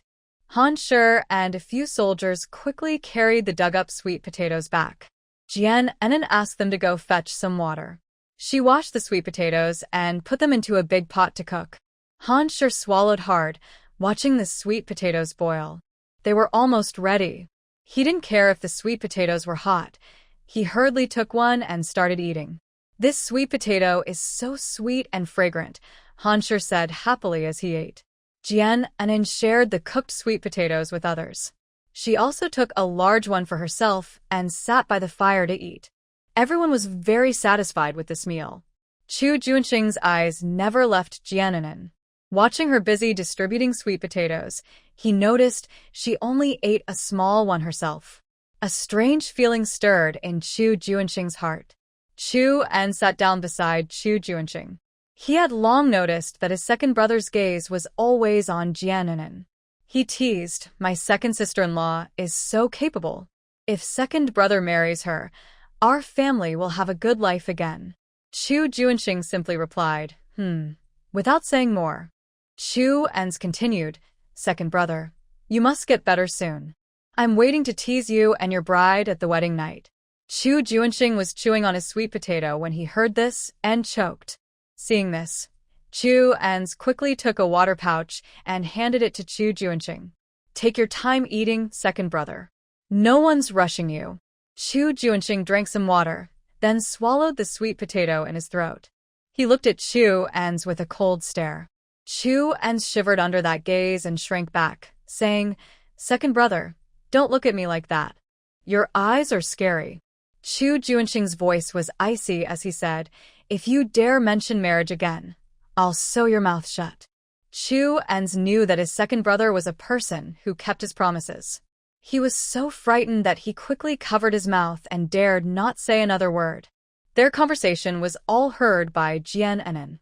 Thinking about marrying Chu Junxing in the future, sharing the same roof, and even sleeping in the same bed, Jian Anan couldn't help but twitch her lips. She had only known Chu Junxing for 2 days at most. They hadn't interacted much, and there was no real emotional connection. Jian Anan didn't want to marry Chu Junxing so soon. At least, she wanted to fall in love with him first before she would willingly marry him. But from Chu Junxing's attitude, he didn't seem eager to marry her immediately. This suited Jian Anan's wishes perfectly. After everyone finished eating the sweet potatoes, Hanshi asked the guards to cut open the watermelons. Tonight, they had to enjoy themselves thoroughly. Soon, everyone received a piece of watermelon to eat. After finishing the watermelon, Jian Enin asked Hanshi, "How much food do you still have?" Hanshi looked at the guards' packs and sighed softly. "We didn't bring much food to begin with, and we ate some earlier. Now, we've only distributed about a dozen steamed buns to the family members. Each of us now only has 5 or 6 buns left." Jian Enin listened and frowned slightly. They still had to walk for another day and night to reach their destination. She felt this couldn't go on like this. Just as Jian Enin was thinking about what to do next, she suddenly remembered that tomorrow noon, a group of bandits would come to rob them. She could loot some food from those bandits. Thinking of this, Jian Enin said to Hanshi, "When we set out tomorrow, tell your men to be on alert. By noon tomorrow, a group of bandits will come to attack us." Jian Enin's words made Hanshi's eyes widen in surprise. He hurriedly asked, "Miss Jian, how do you know that bandits will attack us tomorrow?" Jian Enin stirred the fire with a small wooden stick, her face calm, and said, "I have the ability to foresee events within the next 3 days. The group of men in black who came to assassinate the Yan Wangfu family, I had already predicted it." He looked at Jian Enin with surprise. Only the Imperial guards knew about the attack on the Yan King's family by the group of black-clad men. Others could not find out about it at all. Hanshi's actions made others look more favorably at the two of them. Seeing this, Hanshi quickly sat back down. He lowered his voice and asked, "Miss Jian, can you really predict what will happen in the next 3 days?" Jian Enin didn't answer. Instead, she asked, "Otherwise, why do you think I was so calm when dealing with those black-clad men?" Hearing this, Hanshi fell silent. He recalled the scene that night. Jian Enin indeed behaved very calmly. It was as if she already knew that a group of people would come to attack the Yan King's family. Thanks to Jian Enin's ability to see the future, the Yan family was not killed by those black-clad men. Hanshi truly admired Jian Enin's strength from the bottom of his heart. He vaguely felt that Jian Enin was not an ordinary person. Her strength was definitely more than what she showed. Everyone had eaten their fill and started to feel sleepy. All of them went to sleep right where they were. That night, everyone slept very peacefully. The next morning, Jian Enin woke up early. The campfire had already gone out. After stretching lazily, Jian Enin began making a stretcher for Chu Junxing. She used a monk's robe and tied it to 2 wooden sticks. Soon, a simple stretcher was ready. Just as Jian Enin was about to sit back down, she suddenly felt a gaze on her. She turned her head and saw Chu Junxing had woken up and was staring at her intently. Because he drank some chicken soup and ate a hearty meal last night, Chu Junxing's face looked much better now. Jian Enin went over to check Chu Junxing's injuries. The ointment she applied last night had helped, and some of his wounds had healed quite a bit. She took out a new wound ointment and continued applying it to Chu Junxing. This time, Chu Junxing didn't speak. He let Jian Enin's hands move back and forth over his body. Jian Enin was very focused. When her fingers touched a sore, rotten wound, Chu Junxing let out a muffled groan. Jian Enin quickly eased her grip and gently applied ointment to Chu Junxing. "This area is quite sore. Please bear with it for a moment." Jian Enin looked up and saw Chu Junxing gazing at her with deep, intense eyes. In his eyes, a strange emotion flickered. "I must say, Chu Junxing is very handsome."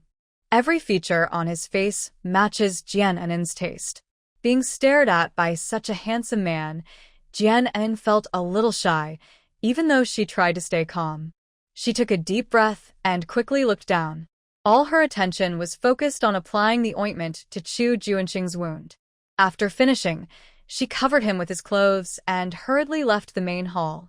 After Jian Enin ran away, Chu Junxing's eyebrows slightly furrowed. His ears were very sharp. He had heard everything Jian Enin said to Hanshi last night. Chu Junxing had always wondered who exactly was Jian Enin. When he was being punished in the prison, Jian Enin had secretly entered without anyone noticing. At that time, it seemed only he could see her. Others thought she was invisible. And last time, Jian Enin secretly put medicine into the water bottles of the soldiers guarding the Forbidden Army. They also didn't notice her. Besides her ability to see the future, has she also learned to become invisible? And the chicken they ate last night was too strange. First, this was a temple, and the monks who lived here didn't eat meat. Even after the monks left, beggars came to stay. Where did they get so many chickens? They themselves often had no food, so how could they hide so many chickens in an old temple? No matter how Chu Junxing thought about it, Jian Enin seemed very suspicious. He didn't ask outright because he didn't want to expose her in front of so many people. Once they reached the exile place, he definitely wanted to find a chance to question Jian Enin carefully. Since he was going to marry her, he wouldn't marry someone with such suspicious behavior. Meanwhile, outside the main hall, Jian Enin suddenly sneezed for no reason. She rubbed her nose and thought, with such good weather, why did she catch a cold? Jian Enin returned to the main hall and saw that everyone else had already woken up. Since everyone ate chicken and steamed buns last night, Digua didn't eat much. Now they finished eating all the remaining sweet potatoes. To save time, Han Shi announced that they would set out immediately. The weather after the rain was especially clear. Everyone left the broken temple and walked along the road toward the mountain town. Because they were all exiles, they quickly attracted the attention of the townspeople. People were talking about the Euang family. Some recognized that Chu Junluan's clothing was only worn by princes. Their discussions grew louder. No one knew which prince's family these people belonged to. They wondered what crimes they had committed and why they were exiled. Jian Enin helped the matron walk at the front.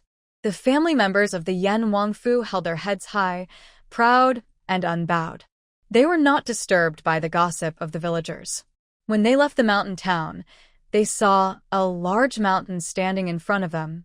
Once they crossed this mountain and walked a bit further, they would reach their destination, Inbeay City. At the foot of the mountain, Han Shi began to be cautious. He remembered Jian Enin's words that a group of bandits would come to rob them at noon. Actually, they didn't have much worth stealing. They didn't find anything valuable during the house search. These family members, besides wearing expensive clothes, had nothing else. Han Shi had shared these thoughts with Jian Enin. She told him that the bandits wouldn't believe their words. After all, these family members were dressed in luxurious clothes. Any piece of clothing could fetch a high price if sold. If they all wore rough cloth or hemp clothes, the bandits wouldn't bother them. Han Shi thought Jian Enin's advice made a lot of sense. To reduce unnecessary casualties, he ordered the other soldiers to stay alert as well. Jian Enin also told Chu Junluan and Chu Ans about the possibility of bandits coming to rob them. Among these family members, only they two had fighting ability. Although Chu Junxing was the Euang, he was injured and not capable of fighting at the moment. At this moment, he was being carried on a stretcher by two soldiers and was heading up the mountain. Chu Junluan and Chu Ans both held the belief that it was better to trust than to doubt. Along the way, Jian Enin had already made a good impression on their hearts. They all believed what she said. The mountain was quite steep, and the soldiers could climb it easily. However, the family members found it very difficult to walk. Especially Chu Junluan, whose wheelchair could not move on such a mountain. After walking a few miles, Chu Junluan's wheelchair got stuck and couldn't go further. Fong looked at Chu Junluan helplessly, holding Chu Zishi's hand. The main wife and the second wife also didn't know what to do. They couldn't ask the soldiers to help carry Chu Junluan's wheelchair up the mountain. After all, their status was no longer that of royal relatives. Plus, the mountain was quite steep. If they carried the wheelchair up, they might accidentally roll down the mountain with the person and the wheelchair. They didn't want to risk Chu Junluan's life to others.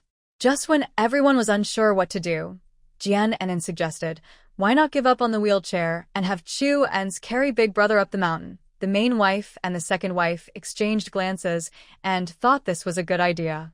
Fong Ying also nodded in agreement, looking at Jian Enin with approval. When Chu Ans heard this, he immediately stood up. Big Brother, I will carry you. He said this and stepped in front of Chu Junluan, squatting down to carry him. Chu Junluan looked at the mountain and then at Chu Ans. In the end, he had no choice but to give up the wheelchair, resting his arms on Chu An's shoulders. Chu An carried his brother and continued walking with everyone. But without the wheelchair, the team was now one person short in fighting strength. If bandits attacked later, how could they protect the family members? Chu Junluan felt very regretful. If only his legs could move, he wouldn't have to let Chu An carry him. When the family members finally reached halfway up the mountain, they were so exhausted that they couldn't walk anymore and all sat on the ground. Seeing this, Han Shi quickly told everyone to stop and rest. Jian Enin sat beside the matriarch, looking around at the surroundings. She thought that since bandits might come here to rob, there must be a path leading to the mountaintop. They couldn't keep wandering around like headless flies. Jian Enin said to Han Sherdao, "Leader Han, could you send 2 people to explore the terrain? I believe there might be other paths here." Han Sherdao nodded and sent 2 soldiers from the Imperial Guard to check the possible routes. After a long time, the 2 soldiers did not return. Han Shi de Grevancius. Just as he was about to send 2 more to look for them, the 2 soldiers finally came back. He hurriedly asked, "Did you find the way?" The 2 soldiers exchanged looks. One of them said, "Leader, we found a relatively flat small path," but Han Sherdao became a bit impatient as he disliked when people spoke halfway. He asked quickly, "But what?" "Speak up," the soldier said. "We found a fairly flat trail, but there is a large mountain stronghold on it. Surrounding the stronghold, there are many bandits guarding it. We were afraid of being spotted, so we didn't dare to continue exploring and hurried back." Jian Enin thought that since there was a big stronghold, there must be plenty of food inside. If they only robbed a few bandits, they wouldn't get much food. But if they could get into the stronghold, they could gather a lot of supplies. She planned to share some of the food with Han Sherdao and others and take the rest to the exile place. Later, she could also mix the food from her space with the looted supplies so the others wouldn't suspect anything. Thinking of this, Jian Enin stood up and said to Han Sherdao, "Let's take that path. If we encounter bandits, we can just capture their leader and make him lead us to the stronghold." Han Sherdao looked at Jian Enin with confusion, not understanding what she wanted to do inside the stronghold. "Miss Jian, that's a bandit stronghold. The bandits inside are sure to be many. With our current forces, it will be very hard to defeat them. We might not get out easily." Han Shi thought this was a difficult problem. Since the mountain stronghold was large, there must be many bandits inside. They also had to escort the Euang family to Exile, and they couldn't afford any accidents along the way. But their group was small, at most 30 people. If they fought the bandits directly, they might end up losing more than they gained. The soldiers also looked at each other after hearing Jian Enin's words. Is Jian Enin crazy? Does she really want to go into the tiger's den, knowing there are dangers? The main wife also started to worry. Their family had more than 20 members, all of whom were exiles now. Even if they died fighting the bandits, no one would come to bury them. Plus, she didn't really believe the soldiers could defeat the bandits and help them leave safely. Chu Junluan also frowned, looking at Jian Enin with confusion. Although she had shown great bravery when fighting the men in black earlier, using her silver needles to kill them all. But now they faced bandits. There were so many bandits in the area. How many could Jian Enin's silver needles really kill?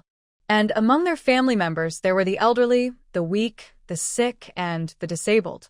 Chu Junxing couldn't walk now, let alone fight the bandits. Even if he and Chu Ans were with the family, they would be outnumbered. They couldn't possibly defeat the bandits. The main wife said, "Enin, going to the bandit camp is too dangerous. Even if the mountain is steep, I think if we walk slowly, we can still climb over it. I believe it's better not to go to the bandit camp and take this risk." Her words found agreement among the others. Everyone thought Jian Enin's idea was too risky. Jian Enin smiled reassuringly at the main wife. "Don't worry, madam. I have my own way to deal with the bandits." After saying this, she looked at the others. She spoke loudly. "If you trust me, follow my plan. Let's go to the bandit camp now. Rest assured, I promise to get everyone out safely, and I will also take the food from the camp. They are all household servants from the mansion." When the Prince of Yan's residence was raided, the staff were caught off guard. The main wife didn't have time to dismiss these servants, so they had to be exiled together. On this journey, they only ate one full meal. This meal was prepared by Jian. Everyone thought Jian was clever and could come up with good ideas to help them escape. They also believed she could bring more food and water for everyone. The servants looked at Jian with hopeful eyes. Chu Junluan and Chu still thought Jian's plan was a bit too risky. The main wife was about to say something, but suddenly, Chu Junxing's voice rang out. Let's do as Jian suggested. I believe she can lead everyone safely out of the mountain hideout. Everyone's eyes turned to Chu Junxing. In the Prince of Yan's mansion, Chu Junxing was known to be decisive. Everyone, including the main wife, listened to him. Chu Junluan and Chu exchanged glances, but said nothing. No one else showed any disagreement. Jian looked around at everyone and saw they all trusted Chu Junxing. She smiled slightly at him, thanking him for his trust. Chu Junxing looked away and cleared his throat, saying, Let's set out. Hansher saw that these exiled people were eager to go to the mountain hideout and were not afraid of danger. He couldn't say anything more, so he ordered the 2 guards to lead the way. Soon, they reached a relatively flat path. The 2 guards led everyone toward the mountain hideout. Everyone was tense, walking carefully and watching their surroundings. They were afraid that bandits might suddenly jump out from somewhere and attack them unexpectedly. After walking a while longer, the 2 guards stopped. They looked at Hansher and said, Leader, if we go another 2 miles, we'll reach the mountain hideout. Do you want to keep going? Hansher didn't really want to go to the hideout, but since Jian was determined to go, he had no choice but to grit his teeth and say, Let's follow Miss Jian's plan and keep going. 2 soldiers from the Imperial Guard had no choice but to continue walking forward with the group. They had not gone far when a band of mountain bandits suddenly appeared from all sides. One bandit, holding a long knife, shouted at everyone, Stop. This road is mine to control. The trees here are my planting. If you want to pass, pay the toll. Anyone who dared to refuse was grabbed by the head and threatened, If you refuse, I'll cut your head off. If you die in the wilderness, no one will care whether you're buried or not. Everyone looked closely and saw that the speaker was a woman about 20 years old.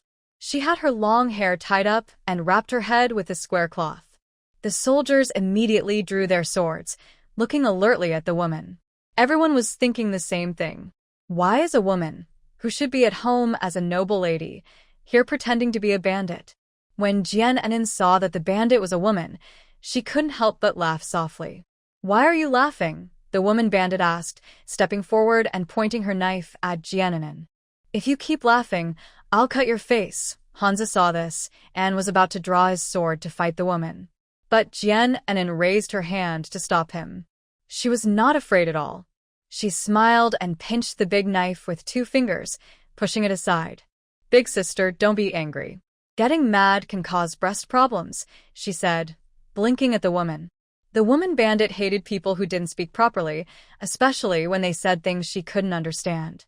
She shouted angrily, Stop talking nonsense. Take this. She swung her big knife toward Jian's neck.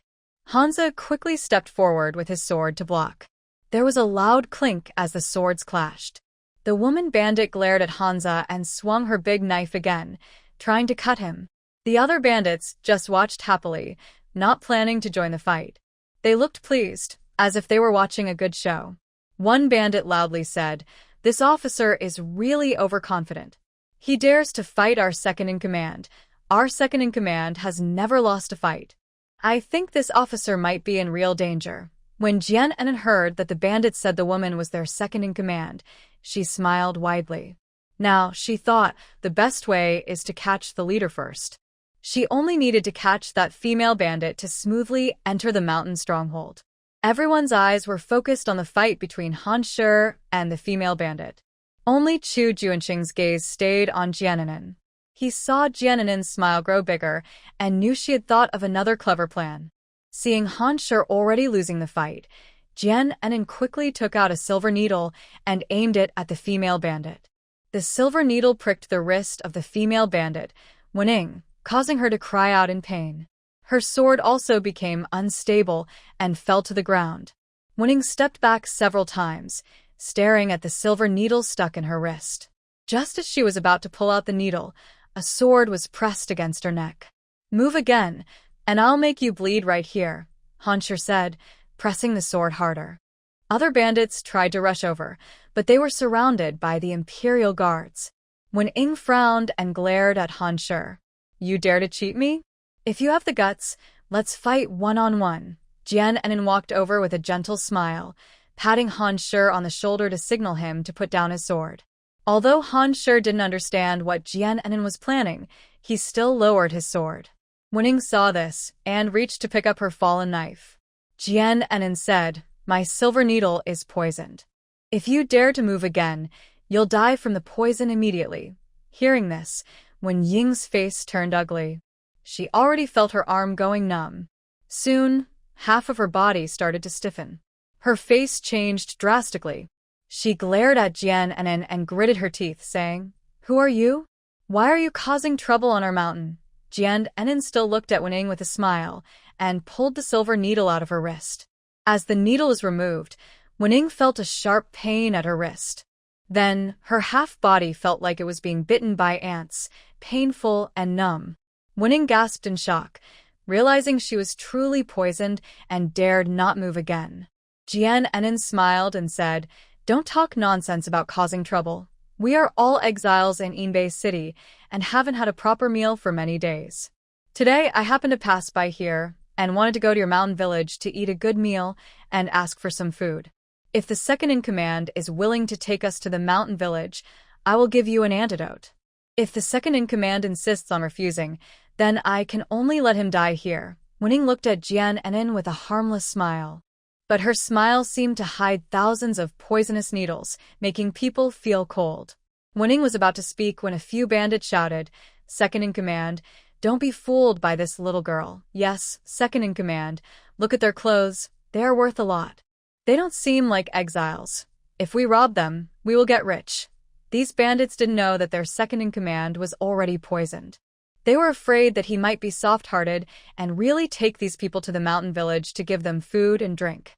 The bandits tried hard to persuade Wenning, but she angrily shouted, "Shut up, all of you. If you say one more word, I will cut your mouths off and use them as snacks." Seeing this, the bandits quickly shut their mouths, afraid to say anything more. They all knew that the second-in-command was ruthless. Once, a bandit angered him and was hung outside the mountain village to be sun-dried.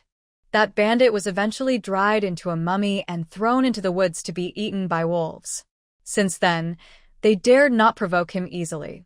Wenning took a deep breath and softened her tone, saying, "I can take you to the mountain village, but you must first give me the antidote." She had already made up her mind. As soon as the poison in her body was removed, she would kill all these people. Jian Enin took out a dark red pill from her space and handed it to Wenning. Wenning hurriedly took it, threw it into her mouth. After swallowing the pill, the pain and numbness in her half-body gradually disappeared. She tried to move her body and, seeing she could move freely, quickly bent down to pick up the knife on the ground.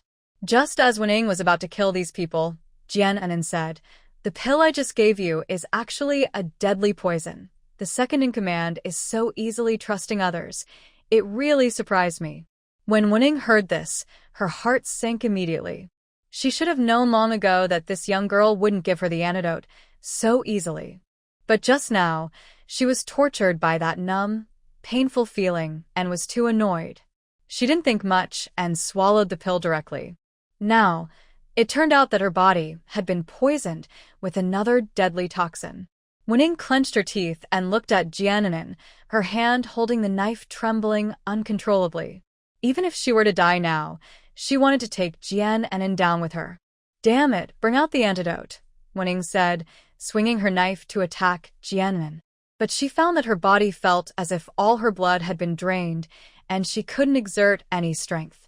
The knife in her hand also felt as heavy as 1,000 pounds. Wenning lost her grip, and the knife clattered to the ground. Suddenly, Wenning, who had been furious just moments ago, felt her body go limp. She swayed a few times and finally collapsed to the ground.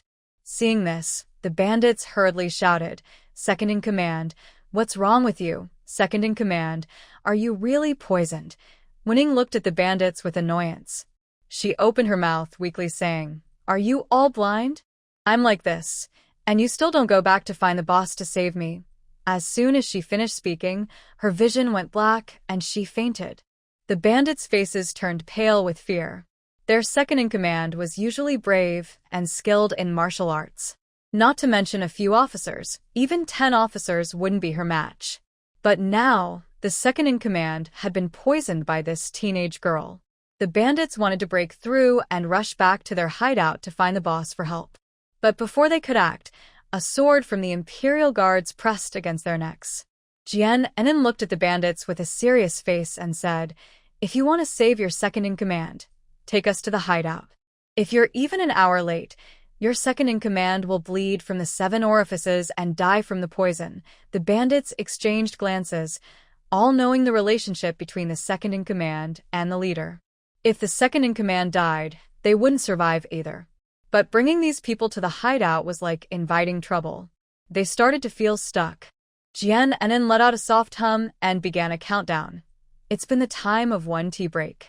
If you keep hesitating and refuse to take us to the hideout, not only will your second-in-command die, but you won't be able to return alive either." Hearing this, the bandits' hearts sank. They clenched their teeth and finally decided to take Jian Enin and her group to the hideout.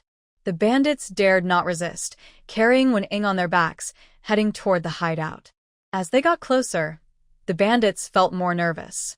If the leader found out about this, they would be in big trouble for not protecting the second-in-command. Not only would they lose their money and valuables, but they would also be threatened and forced into the hideout. They knew they would be punished by the leader.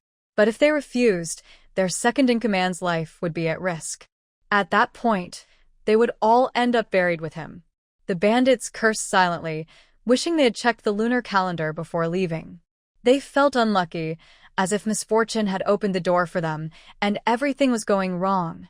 Jian Enin and her group followed the bandits to outside the hideout. She saw that the hideout was indeed very large. A sign hung above the main gate, with 3 big characters. Tianyan Village. Several bandits guarding outside the gate saw so many people arriving and immediately ran over. They saw the second-in-command, unconscious and slumped on a bandit's back. Behind them, another group of people followed. They quickly asked, "What's going on? What's wrong with the second-in-command? Who are these people?" The bandit carrying Wen-ing spat to the side. "Such bad luck, running into a group, trying to break into the hideout. Forget the delay. The second-in-command is seriously poisoned. Let's get inside quickly." When the gate guards heard that the second-in-command was poisoned, their faces immediately turned grim. They looked at the people around Jian Enin and asked, "Who are you all? How dare you come into our mountain village? Don't you want to live anymore?" The bandit carrying Wen-ing saw this and quickly said, "Stop wasting time. If we don't get in soon, the second-in-command will die from poison." Another bandit also hurriedly said, "What are you all waiting for? Open the gate quickly." The few bandits guarding the gate realized something big was about to happen. They quickly ran to open the gate, and one of the bandits went to inform their leader. When the mountain village's gate opened, the bandit carrying Wen-ing rushed inside immediately. Jian Enin and her group also followed the bandits into the village. The guards at the gate stood there blankly, watching a large group of people enter. Not long after, a group of bandits came out, holding swords. The leader of the bandits held a sharp sword and stood in front of everyone. "Stop right there. Who are you all? How dare you enter my village? State your names, or I might leave you all in one piece." The frontmost bandit, Han Shi, stepped forward and said, "I believe you are the village leader here." The village leader, Sheng Fong, saw Han Shi was dressed as an official and immediately became alert. He held his sword in front of him and shouted, "You're an official? How dare you come to my village and cause trouble? Are you looking for death?" Han Shi, with a cold face, also drew his sword from his waist. He looked at the bandits carefully, ready to speak, but the leader of the bandits shouted, "Brothers, all draw your weapons. Kill these people, leave no one alive." Sheng Fong, speaking as he raised his sword, lunged at Han Shi. Han Shi hurriedly blocked with his sword. Suddenly, there was a clang as Han Shi's sword was split in two. Han Shi quickly stepped back, looking down at his sword, which was now only half. His heart sank. He didn't expect the opponent's sword to be so sharp. This was no ordinary sword. It was a treasure sword that could cut through iron like mud. What kind of bandit could own such a sword? Just as Sheng Fang was about to attack Han Shi again, Jian Enin shouted loudly, "If you dare to kill him, I will make sure everyone here shares his fate." Sheng Fang stopped what he was doing and glared fiercely at Jian Enin. A young girl in a red wedding dress strode up to Han Shi's side. She looked about 15 or 16, but her tone was sharp and fearless. Jian Enin looked Sheng Fang up and down. He seemed to be around 30, tall and strong, with a commanding presence. Even dressed like a bandit, he still carried an air of nobility. Sheng Fang frowned. From Jian Enin's accent, he could tell she wasn't from Chaos Han City. She sounded more like someone from Jingzhou. "Who are you people, barging into my mountain stronghold?" Sheng Fang demanded angrily. Moments earlier, one of his men had reported that the second-in-command had been poisoned. To make things worse, the men who went down the mountain had run into a group of government officers. Sheng Fang had always hated officials, so he led his bandits out to fight. But to his surprise, besides the officers, there was also a group of people dressed in fine clothes. Even though their clothes were stained with dirt, their noble bearing was still clear. Sheng Fang noticed a man lying on a stretcher, Chu Junxing. Narrowing his eyes, he tried to see the man's face more clearly. Just then, Jian Enin stepped forward, blocking his view. "You must be the leader here," she said calmly. Sheng Fang's gaze returned to her. He gave a cold snort. "So what if I am? If you know what's good for you, hand over the antidote and surrender. I don't like hurting innocent people, but if you resist, don't blame my sword for being merciless." As he spoke, he pointed his sword at Jian Enin. The tip stopped just before her nose, 1 more inch, and it would have cut her face. Seeing this, Han Shi raised his broken sword, ready to fight. At the same time, Jian Enin pulled out a poison needle, prepared to strike back. But before she could act, a voice came from behind her. "Stop, all of you." It was Chu Junxing. 2 Imperial guards were carrying him over, setting him down beside Jian Enin. This time, Sheng Fang finally saw Chu Junxing's face clearly. When he recognized Chu Junxing, he couldn't help but exclaim, "Oh, are you the king of Yen?" Sheng Fang was very surprised. How could the king of Yen come to his mountain hideout? Seeing that the other person was Chu Junxing, Sheng Fang slowly lowered his sword. Jian Enin and Han Shi both frowned in confusion. They had never been to this mountain hideout before. How did the boss know Chu Junxing? Chu Junxing supported himself and was about to sit up. Seeing this, Jian Enin hurried over to help him. Chu Junxing looked at Sheng Fang with deep eyes and said, "It's surprising that the city lord of Sheng came here to be a bandit." Their conversation made everyone present feel very shocked. Jian Enin quietly asked Chu Junxing, "Who is this person? Do you know him?" Chu Junxing slightly curled his lips and showed a faint smile. "It's more than just knowing him. When Chu Zishi led troops to attack Inbeay city, I was truly impressed by Sheng Fang's strong resistance." Seeing that the other person recognized him, Sheng Fang quickly put away his sword.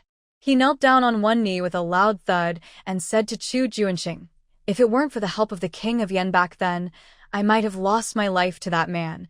Sheng Fang's words caused everyone to be even more amazed. A bandit holding a big sword asked Sheng Fang, "Boss, who are these people? Should we kill them or not?" Sheng Fang turned around and glared at the bandit, shouting, "Kill what? Put away your sword." The other bandits looked at each other and put away their weapons. They couldn't understand why their boss, who had just looked so fierce, suddenly changed after seeing the person on the stretcher. Not only did the boss not kill these people, but he also knelt on one knee for the blood-covered man. "Can someone tell them what is really going on here?" Chu Junxing looked serious and said, "You can get up now. I am no longer the king of Yen." Sheng Fang looked at Chu Junxing in surprise. He couldn't understand how the once invincible and proud king of Yen could now be covered in blood and being carried on a stretcher by officials. King Yen, what is going on? Why are you here? Sheng Fang stood up, looking confused at Chu Junxing. Chu Junxing sighed and said, "This is a long story. Can we all sit down inside the camp?" Hearing this, Sheng Fang finally understood. He quickly called the bandits to prepare good food and drinks. Although the bandits were curious, they didn't dare to delay and hurried to get everything ready. Sheng Fang then looked at the others and asked, "May I ask who these people are?" Chu Junxing introduced, "The people in the middle are my family and servants. The others are soldiers." Han Shi, seeing that the two knew each other, introduced himself. "I am Han Shi, the leader of the soldiers." Hearing that they were related to King Yen and soldiers, Sheng Fang immediately said, "Everyone please follow me. Tonight, I will treat you well." After speaking, Sheng Fang led everyone toward the main hall. Jian Enin followed Chu Junxing and quietly asked, "Is this person trustworthy?" She had just heard Chu Junxing say that the other was the city lord of Inbeay. It seemed they knew each other well, but she wondered why this city lord was now with the bandits. Chu Junxing nodded and said, "Based on what I know of him, he is very reliable." Hearing this, Jian Enin felt relieved. They all arrived at the bandit camp's main hall. Jian Enin saw over 100 bandits standing there. When they saw Sheng Fang return, they immediately gathered around. One bandit asked, "Boss, are you really going to treat these people?" Sheng Fang glared at the bandits around him and shouted, "Everyone move back. Don't crowd here. Go do what you need to do." The bandits didn't dare to say more and dispersed. Before leaving, they looked at Jiananin and her group with fierce eyes. They didn't trust these strangers of unknown origin. After the bandits left, Jiananin saw that the hall was very large. Inside, there was a long table with over 100 chairs around it. Sheng Fang told everyone to sit down and urged the cooks to prepare the food quickly. Once everyone was seated, the bandit carrying Wening hurried over in a rush. He came to Sheng Fang's side and whispered, "Big boss, second boss is almost gone. What should we do?" The bandit looked at Jian Enin with a fierce gaze. Hearing that the second boss was about to die, Sheng Fang suddenly stood up. He quickly told everyone, "Sit here for now. I'll go and come back soon."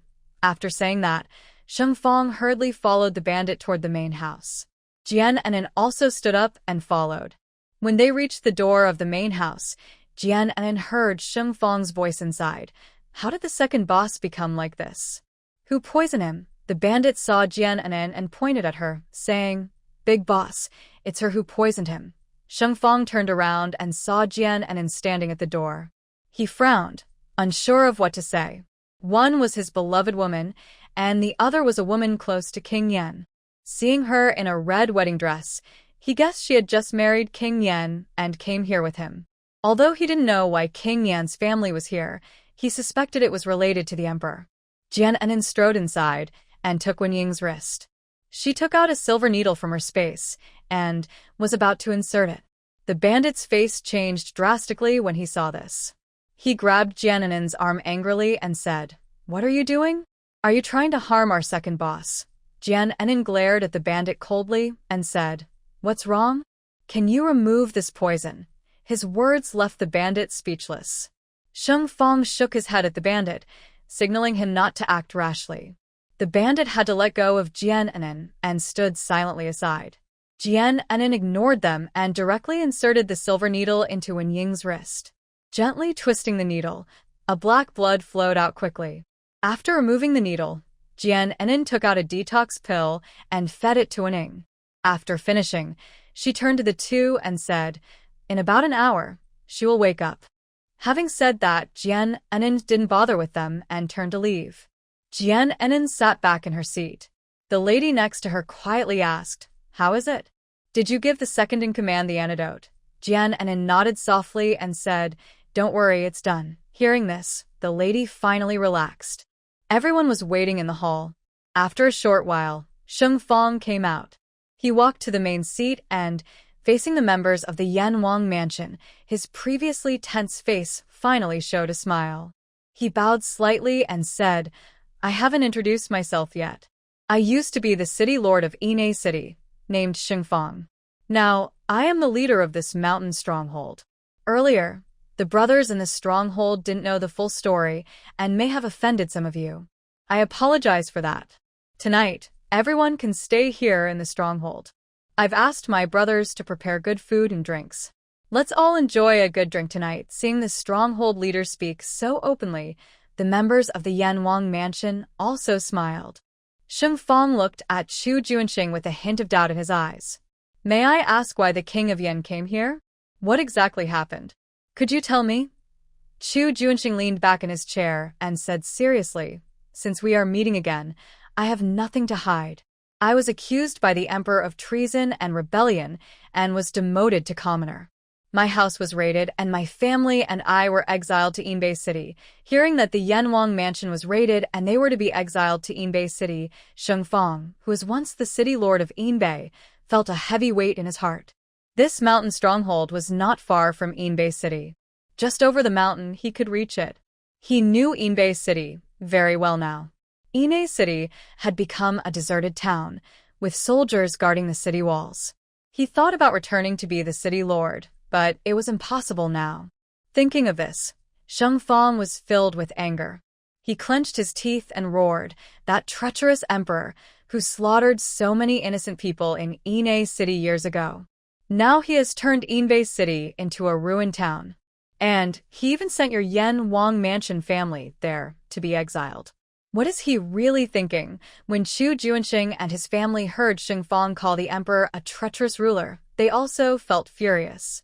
However, Han Shi and the other members of the Forbidden Army felt a sinking feeling in their hearts when they heard this title. That was the current emperor.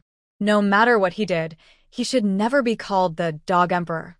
If this rumor reached the emperor's ears, he would be executed. Shengfang glanced at Han Shi and the forbidden soldiers, showing no concern for what they were thinking. Inbeay was already a remote place, and it had been dry and rainy for many years. This made the land there produce very little grain. The people were already living very hard lives. Then, there was another royal massacre where innocent civilians were slaughtered. Almost the entire Inbeay was reduced to ruins. Fortunately, when Shengfang was the city lord of Inbeay, he led the people to dig underground cellars to store grain. During that massacre, the villagers hid their families in the cellars. This barely saved them from disaster. The more Shengfang thought about it, the angrier he became. Even if he could cut the Dog Emperor into 1,000 pieces, he couldn't vent his hatred.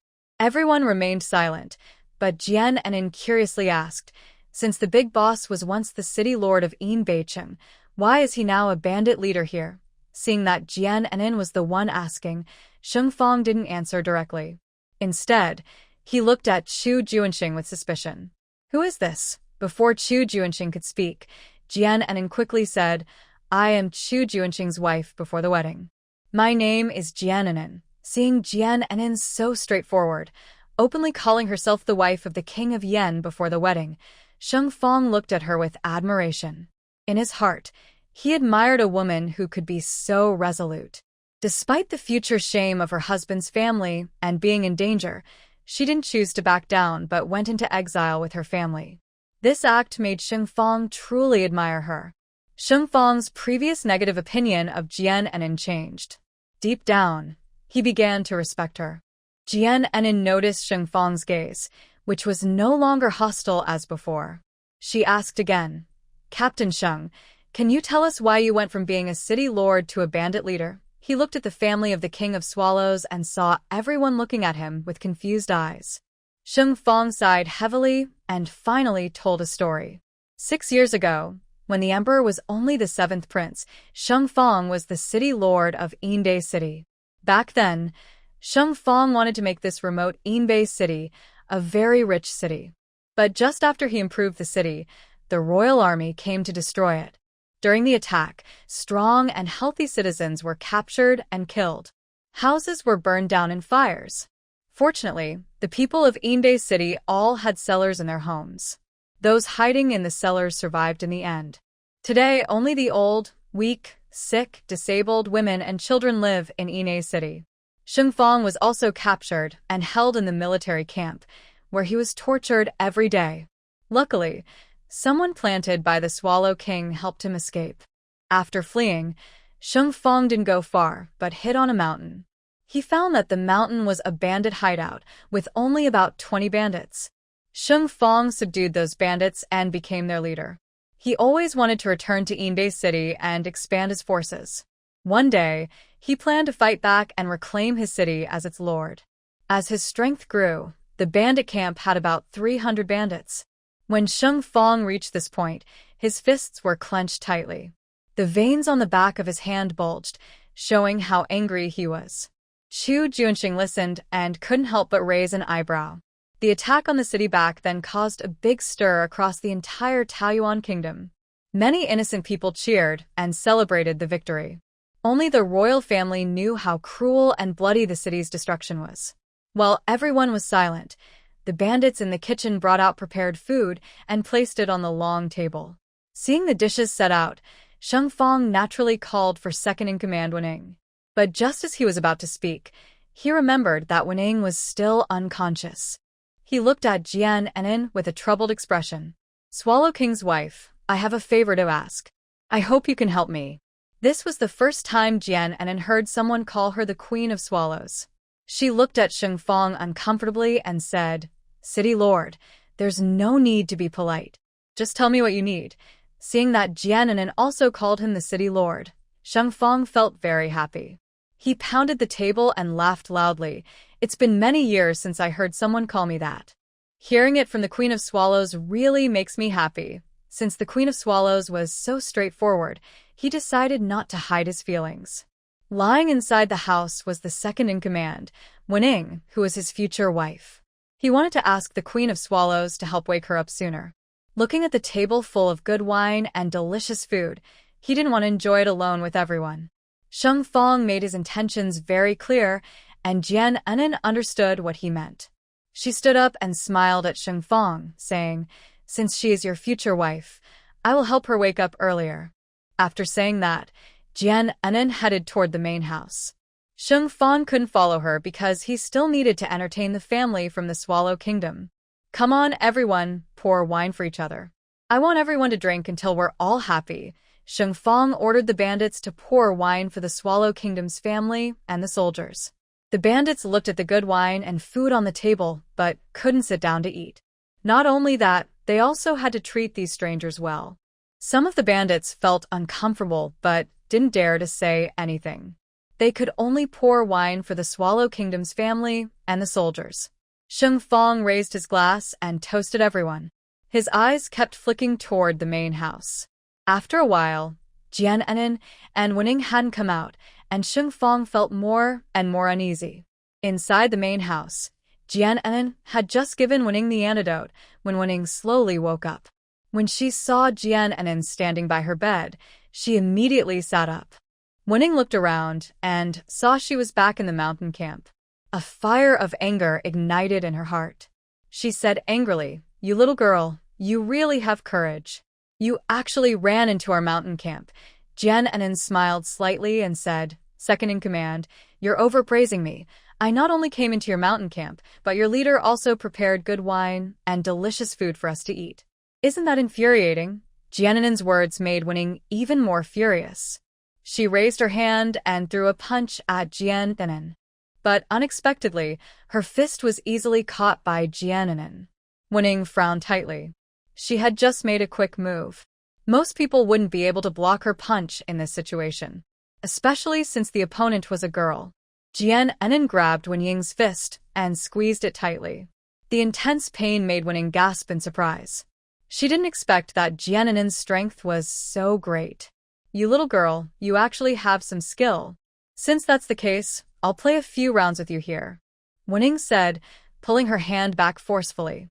She jumped off the bed and swung another punch at Jian Enin. Jian Enin took a few steps back, avoiding the punch. Seeing Jian Enin dodge, Wening attacked again. At this moment, she had no weapons and could only fight with her fists and legs. Jian Enin had no intention of fighting Wening. She jumped onto the bed, looking down at Wening and kindly advising, I suggest you not to fight unnecessarily. Girls should not be so violent. It doesn't look good. Jianin's words made Wenning even more angry. Stop talking nonsense. Take this, Wenning said, swinging a punch toward Jianin's leg. Jianin let out a gentle sigh and stepped on Wenying's hand. Wenning didn't expect that Jianin's speed was even faster than hers. Her punch not only missed, but she also got stepped on. The sharp pain in her hand made Wenning glare at Jianin, looking defiant. You brat, come down if you dare.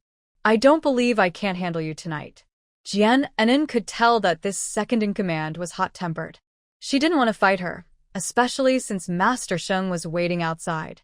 Jianin bent down, grabbing Wenying's shoulders, then flipped and jumped to the ground. Before Wenying could react, Jianin grabbed both of her hands and held her tightly. Jianin whispered in Wenying's ear, I don't want to play with you anymore. Outside, there are good drinks and delicious food waiting for me. If you're smart, don't cause trouble with me anymore. Otherwise, I will make you lie back on the bed, and you won't wake up for 3 days and nights. When Wenying heard this, a fire rose in her heart. But she also knew she was no match for Jianin. If Jianin poisons her again, she might really stay in bed and not wake up for 3 days and nights. Thinking that a brave person doesn't suffer losses in the moment, Wenying finally softened. Let go of me first. I won't fight you anymore. Seeing Wenying begging for mercy, Jianin didn't want to trouble her further. She released Wenying and turned to leave. But at that moment, she heard Wenying say behind her, Wait a moment. Jianin turned back, her gaze cold as she looked at Wenying. What? Have you changed your mind again? Wenying glared angrily at Jianin and asked, Do you have a copper mirror? Jianin looked at Wenying, confused, not understanding what she suddenly wanted with a copper mirror. Wenying pointed to her hair and said, With how I look now, how can I meet the boss? Hearing this, Jianin finally noticed. Wenying's hair was messy, with a few strands hanging down. She looked very disheveled. Jianin couldn't help but chuckle. So, this second-in-command cared so much about her appearance. Seeing Jianin laugh, Wenying stomped her foot in anger and turned around to fix her hair. There used to be a copper mirror in the camp, but she accidentally broke it later. She hadn't looked in a mirror for many days.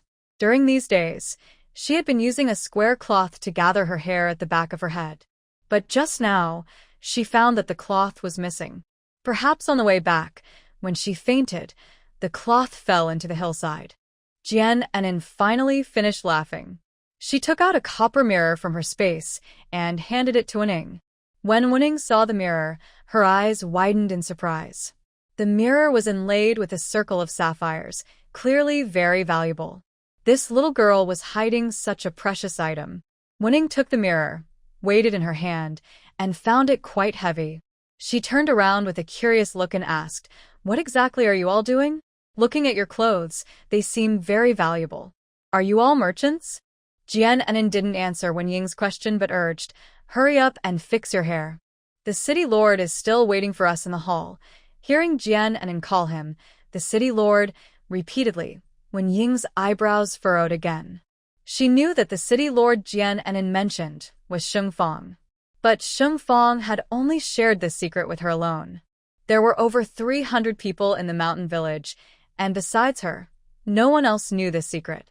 Yet, the young girl in front of her kept calling Sheng Fang, the city lord. What is their relationship now? How did their relationship become so close just after she was briefly poisoned and fainted? Wenying decided that after she went out later, she must ask Sheng Fang about this. Thinking this, Wenying quickly fixed her hair. She then handed a bronze mirror to Jianin's embrace and angrily walked out of the main house. Jianin smiled helplessly. This bronze mirror was taken from Jian Lingyue's boudoir, and she had several better mirrors in her space. Now that she was wealthy, she didn't care much about this one mirror. Jianin didn't put the bronze mirror into her space, but casually tossed it on the bed. After Wenying left the main house, Jianin strode to her seat and sat down. When Sheng Fang saw Wenying come out, his anxious heart finally calmed down. He hurriedly called out, Second in command, come sit here. He patted a large armchair beside him. Wenning looked around at everyone and then strode to the big armchair, sitting down. Sheng Fong introduced. Do you know who they are? They are the King Yen and his family members I often mention to you. The person who helped you detoxify is the wife of King Yen before she officially married him. Hearing Sheng Fong say this, Wenning looked around at everyone again. Finally, her gaze settled on Jian Enin. She didn't expect that these people dressed in luxurious clothes were actually King Yen and his family. And the person who poisoned her was the wife of King Yen before she officially married him. Sheng Fong introduced everyone again, saying, This is our second-in-command, and also my fiancée. Her name is Wenning.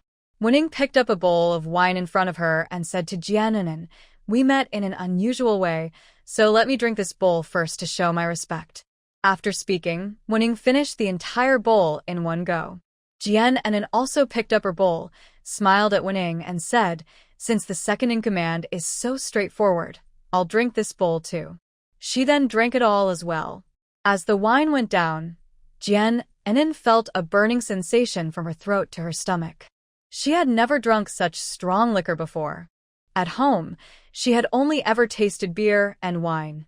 This drink was so strong it almost made her choke. Right after finishing, she started coughing hard from the strength of the alcohol. Seeing the two women drink like that, Sheng Fong laughed heartily, clearly in a good mood. The lady sitting beside Jiananen quickly patted her back to help her breathe more easily. Chu Junxing frowned slightly and said softly, This wine is very strong. Don't drink any more. After coughing for a while, Jiananen finally stopped. She looked up at Wenning, who was smiling warmly at her. You really can drink well, sister. Let me toast you again. Wenning poured herself another bowl and drank it in a few big gulps. A bandit nearby filled Jiananen's bowl to the brim again. Wenning smiled and said, See? I've finished mine. Shouldn't you drink yours too? By now, Jiananen's cheeks were flushed red. Her head felt dizzy, and she shook it slightly, trying to stay clear-headed. But seeing Wenning watching her closely, she didn't want to seem weak. She picked up the bowl, ready to drink. Just then, a hand reached out and took it from her. Jiananen turned her head, her eyes slightly unfocused. It was Chu Junxing. He held her bowl and drank all the wine in one go. His hand was still wrapped in bandages, the ones Jiananen had tied when she treated his injured finger. Jiananen frowned slightly and quickly took the bowl back. Seeing that the wine inside had been drunk, she somewhat reproachfully said, Your body isn't fully recovered yet. How can you drink such strong wine? Chu Junxing didn't reply, only looked at Jiananen with deep eyes. A wave of dizziness made Jiananen feel uncomfortable. She closed her eyes and rested her head on the back of the chair. She secretly took out a bottle of hangover medicine from her space, planning to drink some when no one was paying attention. At that moment, Sheng Fong's cheerful laughter suddenly sounded in her ear. King Yen is so protective of his wife. It seems you two are very close. Jiananen, feeling dizzy, turned her head vaguely to look at Chu Junxing. She saw him turning his head away. Jiananen secretly made a funny face. They say they are very close. If that were true, even ghosts wouldn't believe it. Meanwhile, the lady of the house spoke at the right time. The city lord is right. My son and Anin have always had a good relationship. It's all thanks to Anin's protection that my son and everyone else haven't suffered too much. Jiananen nodded vaguely, still listening to the lady's words. Sheng Fong, however, was curious after hearing the lady's words. He hurriedly asked, Madam, could you tell me more? The lady took Jiananen's hand, gently patted it, and softly explained everything they had experienced on the way. After listening, Sheng Fong looked at Jiananen with even more admiration. Wenning, sitting beside him, also changed from being hostile to showing appreciation. She looked at Jiananen with admiration. Jiananen didn't want to be watched by everyone like this. She looked for an excuse to go to the bathroom, actually intending to secretly drink the hangover medicine. Wenning stood up and volunteered to take Jiananen to the bathroom. Jiananen swayed as she stood up, catching a glimpse of Chu Junxing out of the corner of her eye. He was looking up at her, with a hint of concern in his eyes. Jian Enin waved her hand and said, "I'm fine, don't worry." Just then, Wening came over, supporting Jian Enin as they left the hall. Outside, a cool breeze blew in. Jian Enin, still feeling dizzy, was immediately more alert after being blown by the wind. Wening supported Jian Enin to a remote part of the mountain camp. There was a thatched hut standing there, which looked like the mountain village's outhouse. Jian Enin did not let Wening come along. She went inside quickly and drank a large sip of the hangover medicine. After drinking the medicine, she soon sobered up completely. She came out of the outhouse and saw Wening standing far away from it. Jian Enin walked quickly toward her. Hearing her footsteps, Wening, who had been looking down, saw Jian Enin approaching. She noticed that Jian Enin was no longer staggering like before. A pretty smile appeared at the corner of Wen Ying's mouth. "It seems you've sobered up. Come on, let's go back and have a drink." When Jian Enin heard that, she hurriedly waved her hand and said, "No more drinking, no more. The alcohol here is too strong. I really can't handle it." Wen Ying's smile grew wider when she heard this. The alcohol in the mountain village was indeed very strong, not something most women could drink. If she wasn't naturally immune to alcohol, she probably couldn't handle such strong drinks. She was able to become the second in command here not just because of her excellent martial skills. When she first arrived at Tianyan village, none of the bandits could outdrink her. Everyone said that if she could drink everyone here, they would make her the second in command. In the end, she drank all the bandits, including Sheng Fong, under the table.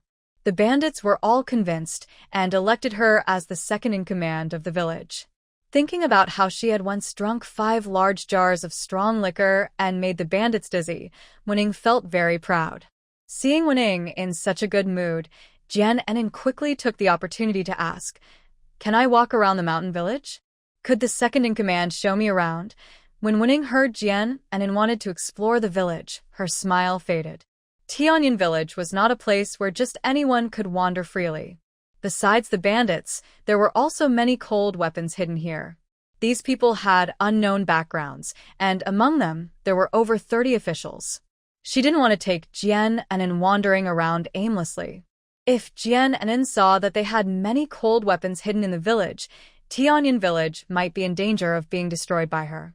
Wening looked at Jian Enin cautiously and said, "I think you should go back and drink wine and eat meat honestly. There's no need to wander around the camp." Seeing this, Jian Enin became suspicious. She guessed there must be something secretive hidden here. Otherwise, why wouldn't Wening let her explore and look around, and why was she so guarded? Since Wening wouldn't let her wander openly, Jian Enin decided to do it secretly. Thinking this, she quickly grabbed Wen Ying's arm and gave her a harmless smile. "Since the second boss doesn't want to take a walk with me, let's go back and eat some meat. Just don't challenge me to a drinking contest again. I really can't keep up with you." Wening saw that Jian Enin wasn't insisting on exploring the camp, and she secretly relaxed. "Don't worry, if you don't want to drink, I won't compete with you." Happily, Wening took Jian Enin back to the camp hall. As soon as they entered, Jian Enin noticed that the atmosphere seemed a bit strange. She sat down again, but didn't ask anything. Instead, Wening quickly said, "Why aren't you drinking wine and eating meat? Everyone looks so gloomy. Did something happen?" When Sheng Fong saw Wening come back, he reached out and grabbed her hand. Wening looked at Sheng Fong suspiciously and tried to pull her hand away, but he held it tighter. Sheng Fong looked at Wening with deep eyes, as if he had something to say, but hesitated. Wening disliked this behavior and hurriedly said, "Just tell me what's going on. If you don't, I won't talk to you anymore." Hearing this, Sheng Fong quickly said, "Wening, please don't be angry when you hear what I have to say next." Wening became even more anxious. She pulled her hand back angrily and glared at Sheng Fong. "Just say it already. I hate it when grown men talk so slowly. It really makes me impatient." Sheng Fong looked at his empty hand and sighed quietly. Finally, he decided to tell her what was on his mind. "We might have to be apart for a while." When Wening heard this, her anger flared up instantly. She suddenly stood up sharply. Ignoring others around her, she grabbed Sheng Fong's collar. "Sheng Fong, You need to clarify what you mean by taking a break. Quick, tell me, have you been seeing someone else outside? Wen Ying's temper was well known for being fiery in Tianyan village. Sheng Fong liked her straightforward way of speaking. He knew that if he said this out loud, Wen Ying would get angry. He hurriedly said, "Sit down first, let me finish talking." Wen Ying snorted angrily, then loosened Sheng Fong's collar and sat down heavily. Sheng Fong adjusted his collar, cleared his throat, and said, "I want to go back to Inbeay City." Hearing this, Wen Ying was furious. That place has changed so much. Don't you know that? Why do you want to go back? Are you trying to make the people there call you a coward? Sheng Fong sighed heavily after hearing her words. Jian Enin watched their conversation with suspicion and looked at Chu Junxing beside her. She whispered, "What just happened?" Chu Junxing softly replied, "Nothing happened. Just keep watching." Jian Enin rolled her eyes at him. It was pointless to ask, so she gave up trying to find out. Feeling hungry, she secretly took a piece of crispy meat in front of her and put it in her mouth. While chewing, she waited for Sheng Fong to continue speaking. Seeing that Wen Ying was truly angry, Sheng Fong also knew his thoughts were a bit reckless. But going back to Inbeay City was something he deeply wanted. He had originally planned to gather more troops before attacking again. But now he changed his mind. Since King Yan's family was going to be exiled to Inbeay City, he could follow them and blend in. Then he would find a way to work with the bandits and take down the city's guards all at once. Without those guards, it would be easy for him to reclaim his position as the city's ruler. Inbeay City was far away and remote. Even if there was a war there, the emperor wouldn't find out quickly. As long as he becomes the ruler of Inbeay City again, he plans to increase his army. One day, he is determined to attack Jingzhou City and capture the emperor to punish him thoroughly. The humiliation from the past, he wants to repay 100 or 1,000 times over. When Sheng Fong shared his thoughts, Jian Enin secretly took a piece of crispy meat and chewed it quietly. She was a bit surprised that Sheng Fong still wanted to be the ruler of Inbeay City, especially in front of Chu Junxing's family, speaking so directly. She turned to look at Chu Junxing, who appeared calm and unmoved by Sheng Fong's words. He showed no sign of displeasure. Jian Enin then looked at Han Shi and the other guards. They were silently drinking from their bowls, the atmosphere feeling quite strange. After all, Han Shi and the others were guards of the court. Sheng Fong openly said he wanted to capture and torture the emperor. If this news reached the emperor, it could lead to serious consequences for their families. Did the former ruler of Inbeay City not understand the danger? Wen Ying didn't think so far ahead. After hearing Sheng Fong's words, she felt very upset inside. If Sheng Fong truly followed the Yan King's family to Inbeay City, it would be very hard for them to meet again. But she also knew Sheng Fong's heart was not in this mountain stronghold. He was eager to return to Inbeay City, and Wen Ying knew this well. The most they discussed privately was about this matter. Sheng Fong had said that if he ever returned to Inbeay City, he would definitely bring Wen Ying with him. But now, he said he wanted to go back alone, leaving her behind in the mountain stronghold. Thinking of this, Wen Ying's eyes turned red. She didn't want to cry in front of everyone, so she stood up and went to the main house. Sheng Fong saw this and quickly bowed to everyone, saying, "Sorry, everyone. I'll go check on her first." Chu Junxing nodded at Sheng Fong. Seeing that no one said anything, Sheng Fong hurried to comfort Wen Ying in the main house. After Sheng Fong left, Jian Enin looked at Han Shi and the guards. She asked, "What are your thoughts? This matter could be big or small.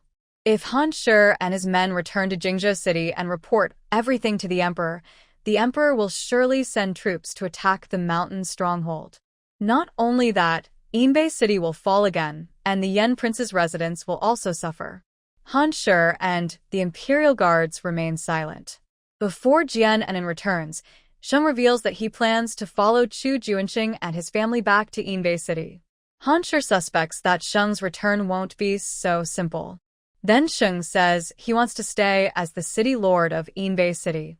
Han Shi knows that their group of Imperial guards must give a clear answer soon, or they might not leave Tianyan village. Han Shi looks at the guards, and under his watchful gaze, they all stop drinking. Some guards speak up, saying, "We follow the leader's orders." Yes, we leave the decision to the leader. Whatever the leader tells us to do, we will do it. Han Shi then looks at the guards who haven't spoken, wanting to hear their thoughts. They glance at Han Shi and Jiananen. Although they are now Imperial guards, they are also people with conscience. They remember the massacre of Inbeay City and dislike war. Naturally, they don't want such things to happen again. In the end, all the guards agree to follow Han Shi's lead and do as he says.